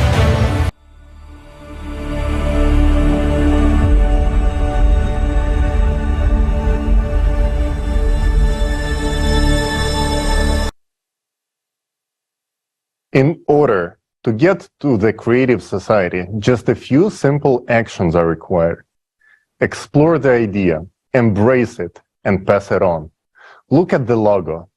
If we make it so popular that when you go into any supermarket, cafe, hairdressers, gym, cab, turning on any channel, go into any social network, you will see the logo, that would mean that the idea of creative society have spread.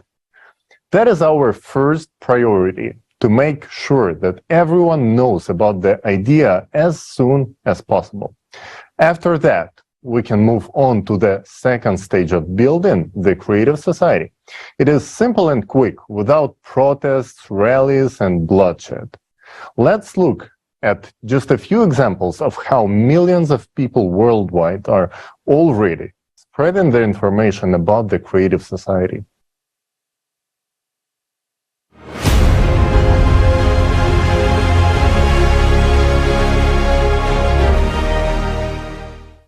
It is important that all 8 billion people learn about the Creative Society project and support it. How can this be achieved? Where to start? Tell your family, friends, neighbors, work colleagues, basically everyone you know about the Creative Society. Share the information about the Creative Society on social media. You can write comments to videos, write video blogs, write posts, and share them on social networks. Post banners on your personal websites and accounts. Make your social networks explode with information about the Creative Society, and every user of your network will spread the news to the whole world. I work with a large group of volunteers, and we have an official Creative Society account. I am over 60. I'm a grandmother and a blogger. In my posts, I talk about the Creative Society. Hello friends, my name is Gabo Korchak. I'm a chef. Informing is the first and most difficult stage in building the Creative Society. That's why I do my best to inform people about the Creative Society at every opportunity, whether it's meeting different people, guests, and so on. Because every person I talk to wants to live in peace, love, and prosperity. Wear clothes with a Creative Society logo, such as t-shirt or a baseball cap. We use pullovers, t-shirts, and caps. We hand out cards with the logo and the webpage. You're always on trend when you wear the Creative Society logo.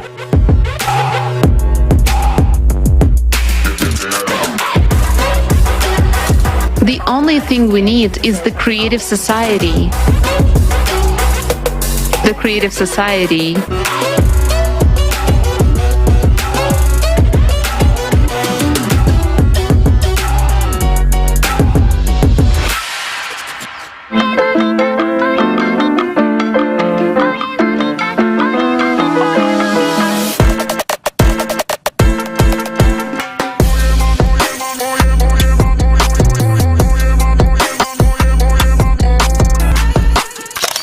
Put a sign in your yard. Attach a sticker with a Creative Society logo to your car. Decorate your bicycle with the logo. As you can see, I have a t-shirt with the Creative Society logo printed on it. Well, it's one of the ways. I also put a sticker on my car, which says the Creative Society and has a QR code which people can scan to access the project homepage. I support Creative Society and I inform people every single day about Creative Society, as you can see on my car and even on the plate.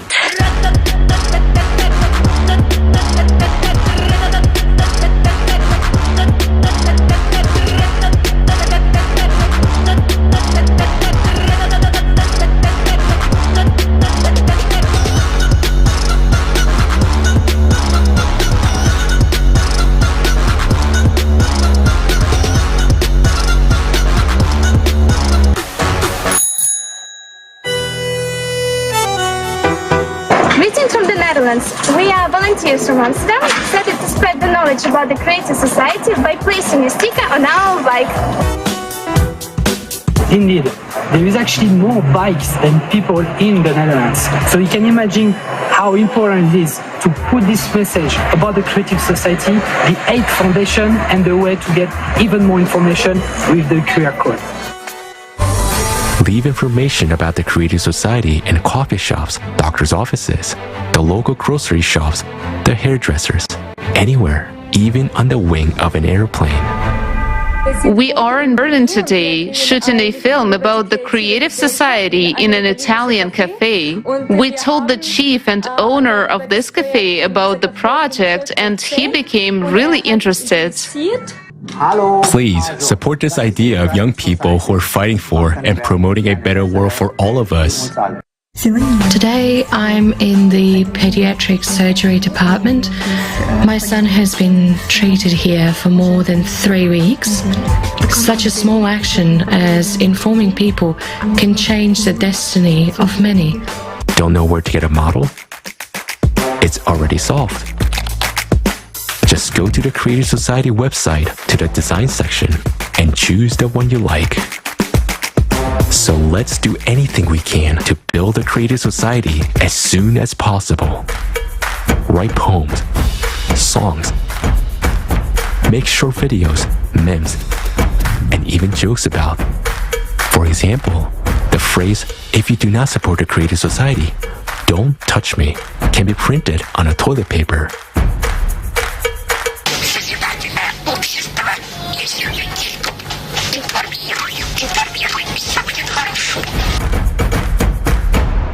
If you are a business owner, put the Creative Society banner on your website or add the logo to your products. Show that you care about all people. Since I have my own tailor shop, I inform people when I'm at work.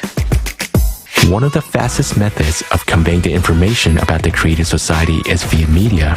Participate in talk shows, podcasts, news, or any other program about the Creative Society and its benefits. It's the most important thing I can do in my life, and it's the most important thing I can do for all of humanity. We were also invited as guests to the Storytime program on Radio Italy, where we talked about the Creative Society. You can also put advertisements about the Creative Society in articles, newspapers, magazines, and on billboards. Place the Creative Society content on television, both local and global. Great news! Soroka TV is now showing interviews and excerpts from various videos about the Creative Society project. The more creative content there is, the faster we will succeed in building the Creative Society. The Creative Society project's logo should be everywhere, all over the world. It should be recognizable in every corner of the world.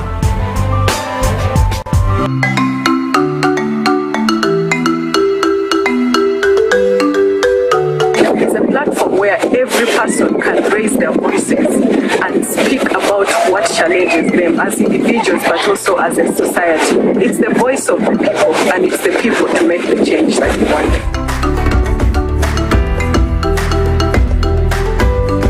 It's only together that we can change the world.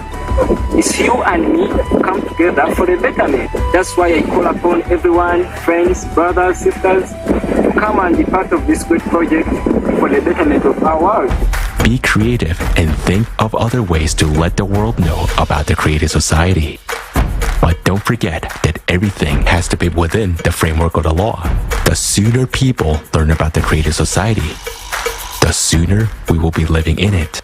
If you want to have a decent life, tell everyone about the Creative Society. We're all unite on one platform, on the Creative Society platform, and we talk about the fact that we need to change the system that we're in, from the one that's consumer-oriented with money and power is number one, to the one where we deserve to live. I have a big flag, and when I ride my bike, I attach this flag and the small ones to show that this way I draw people's attention to the Creative Society. The marathon is a great way for the city to learn about the amazing project, the Creative Society.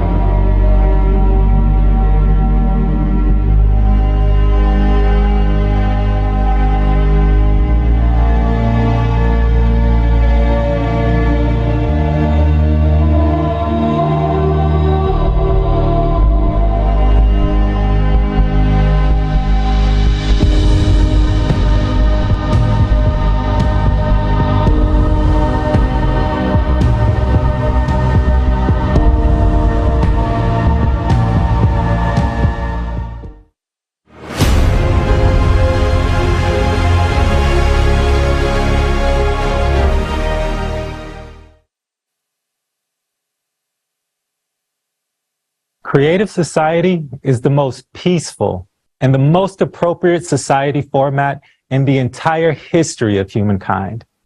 Only in the creative society can we cope with the climate threats and the crisis of the entire humanity. The best investment in your future is an investment in the creative society. Every active volunteer of the creative society, those who are implementing the hardest and most difficult part, that of informing people, deserve to receive a Peace Prize from the creative society. Every participant of the creative society deserves to be recognized and remembered in the future by grateful descendants. In a transition to the creative society, anyone who devotes time and effort will be rewarded. Let's discuss bringing understanding to this. An award should be structured in such a way that it reflects the efforts of people who inform about the creative society. A volunteer Peace Prize can be broken down into 5 categories. First, those volunteers who currently inform a few people, those are the people who put stickers, "I support the creative society" on their cars, who talk to their colleagues, friends, and acquaintances everywhere, who just work with a few people. Those people will receive $1 million. Second, those people who inform dozens of people, those who could be cafe owners, bloggers, those who travel, explain, talk, who are not shy to talk in buses or somewhere else and massively inform dozens of people, they get $2 million. Third, those who inform hundreds of people get $3 million. Fourth, those who have the opportunity to communicate with people and notify thousands of people get $4 million. And fifth, those who are able to inform millions of people, bloggers with multi-million followers, people who speak on huge platforms, who participate in conferences, singers who can create concerts watched by millions of people, they'll get $5 million. We must recognize that such incentives will only be given away in a creative society, not now. Awards are determined based on how much personal responsibility a person assumes when making information about the creative society available to others. A new history will begin with the names of the volunteers who contribute their hearts and souls to the creative society. Building a creative society is true heroism. It is saving the lives of billions. It is saving all of humanity. Therefore, we should not only thank such people financially, but we should also write their names in our history. After all, they really deserve to have their names immortalized. There'll be a monumental building raised in honor of those heroes. The building will have 6 levels. Each person's name, every volunteer who informs millions and thousands will be on the first floor. Furthermore, there'll be the same gradation from 1 to 5 million Peace Prize recipients. 2nd to 5th floor will be dedicated to the real philanthropists, those who supported the informational stage and made creative society possible. On the top of the building will be tributes and portraits of all politicians who were so courageous and the first to declare their support for the creative society. In addition to help us create voter demand for a creative society, these politicians will remain in the public memory for generations. A creative society logo will be installed on the top of the monument. The effort we are now investing into the building of the creative society is the greatest thing we can do. We are building the future, not only for ourselves, but for our children and the generations that will come after us. And we can only do this by uniting the whole world.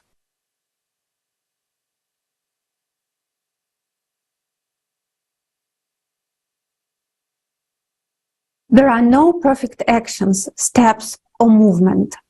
While waiting for the perfect moment, we are losing the most important, most valuable resource, time. On the subject of time, I have an example to show you. Tell me, what are the statistics on average life expectancy in your country? Let's say 80 years. Let's take 78 years, which is inactive life. So, 78 years. Look, this is our lifespan, 78 years. So the span of our life is roughly this long. You can take a piece of paper and draw a line for your 78 years. Look, some of us are 30, some are 40, some are 50, 60. I will cut off the time of my life that's already gone.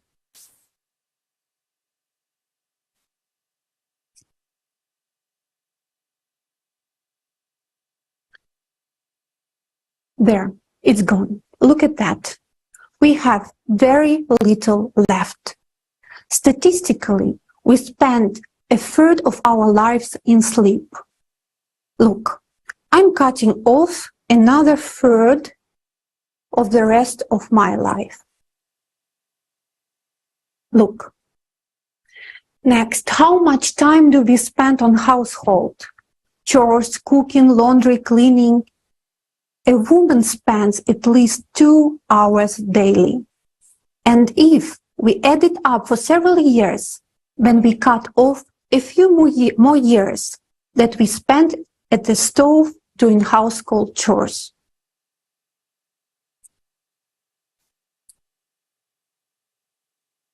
That's how much quality life we have left. And if we subtract from that the time for work, often unloved, for the struggle to survive, too bad, but we have to cut off another slice.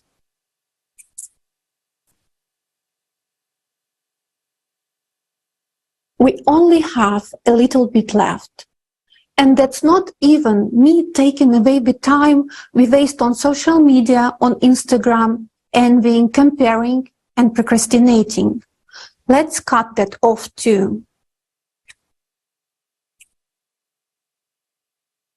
And look what we are left with. We have only 6 years and we don't act. When will we act? We have almost no time left. I didn't take into account the climate threat that's hanging all over all of us. It doesn't really matter how old you are now. The climate situation has leveled us all. We have 6 years old. We will sleep for 2 years and walk for 2 years.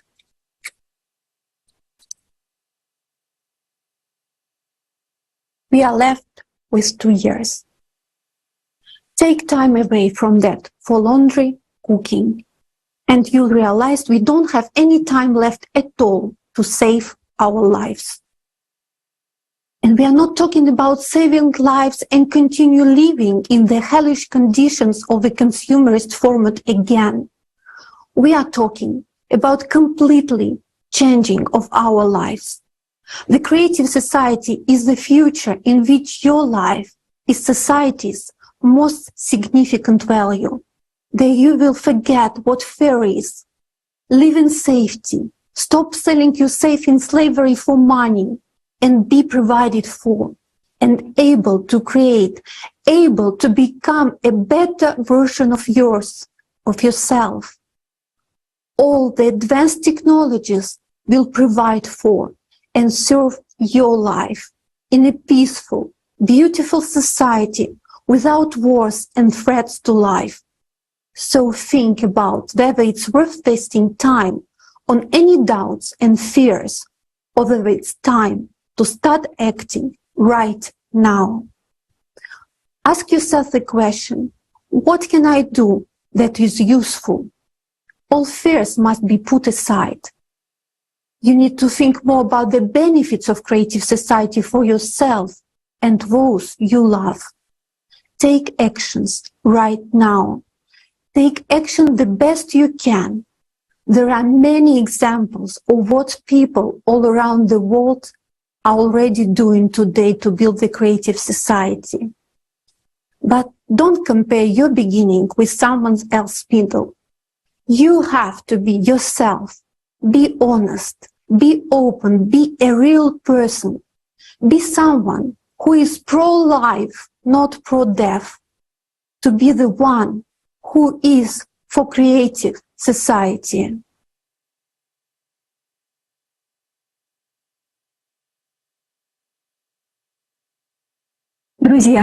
Friends, it is really high time we start acting right now.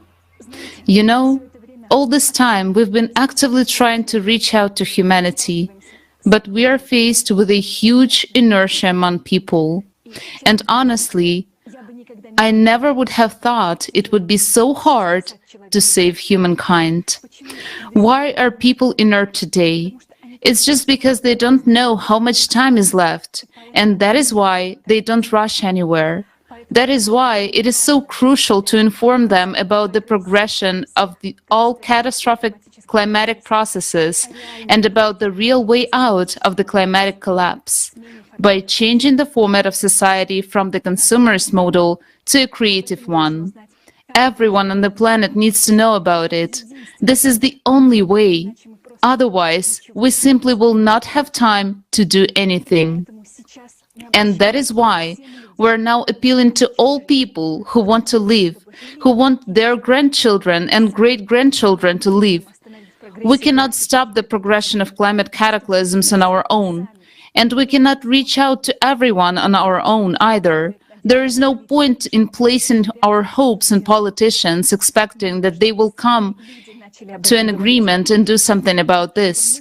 We people need to start talking about this. And you and I need to get this message out to all the mass media, to every person out of the 8 billion people living on Earth. This is the only opportunity we see right now. We have a chance to leave this planet as dead as Mars, but we still have chance to save our planet. And right now, as we speak, right now on our planet, magma is making its way to the surface through new faults that are being formed because of earthquakes. It is a fairly rapid process. This is a fact that we have been living for more than 10 years. And as of today, you also will have to live with it. Because now you too understand that this is really an apocalyptic doomsday bomb with a clock. And now you understand too that the only solution for us as a civilization is the creative society. And everyone has to learn about this. Each second of our inaction here diminishes our chances of survival. Today, it is up to each person to make a choice.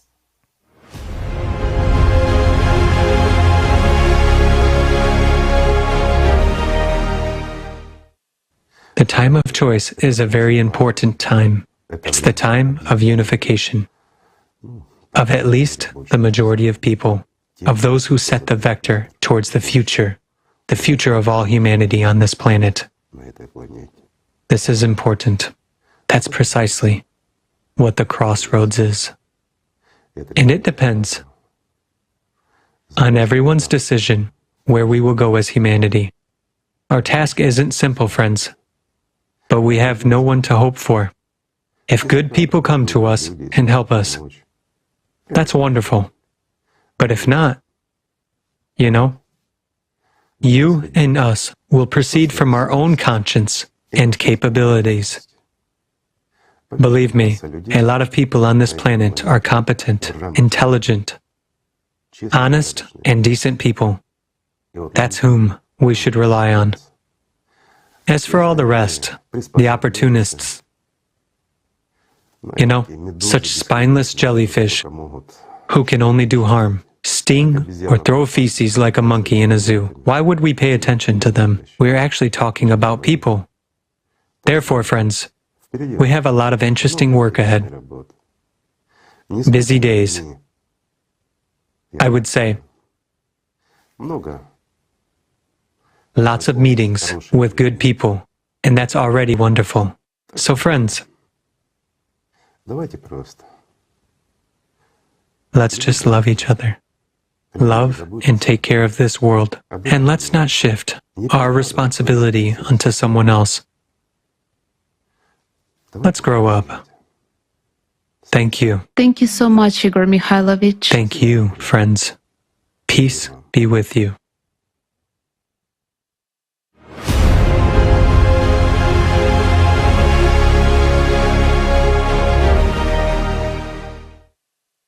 Dear friends, our forum has come to an end.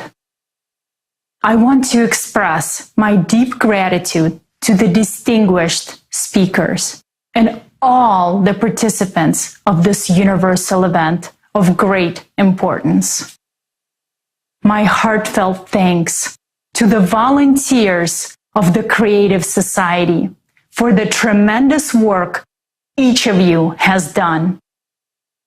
It's only out of great humanness, love for people, and faith in our common cause that you act so selflessly and with such dedication. You are true heroes, and thanks to you, all of humankind still has a chance. Dear friends, this forum has lasted only 12 hours, but it feels like we lived a whole life. A life full of shocks and insights. And after all we've heard and seen, everyone will have to live with this information. But the main question of today's forum is, how long? 2036. I'm sure this date is still on your mind.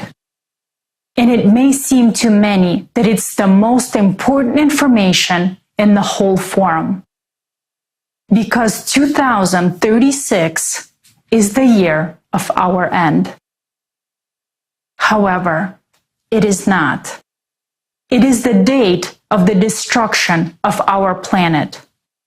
But we, as humanity, will die much sooner. We simply won't live to see this date. So today, it is not that important. For us, it's much more important to have time to unite, to build the creative society, and as a result, to find a solution that will stop the destruction of our planet and save us from death. After all, presented studies and facts, it should be obvious to everyone. The creative society is our only way out. Whether we want to admit it or not, building the creative society is a necessity. It is a lifeline to a sinking humankind. But it's up to us to take this last chance or not. It is a challenge to all of humankind. But how do we respond to it? Will we live out our last years with this information in our heads, which is impossible to forget? Or will we unite so that we can have thousands of years of prosperity ahead of us? The time for games is over, and it's high time for us to take our lives seriously. Today, the destiny of all humankind depends on the decision of each individual, whether to build the creative society or not. All of us will have to work hard in order to survive. The truth is, we won't be able to build the creative society without you.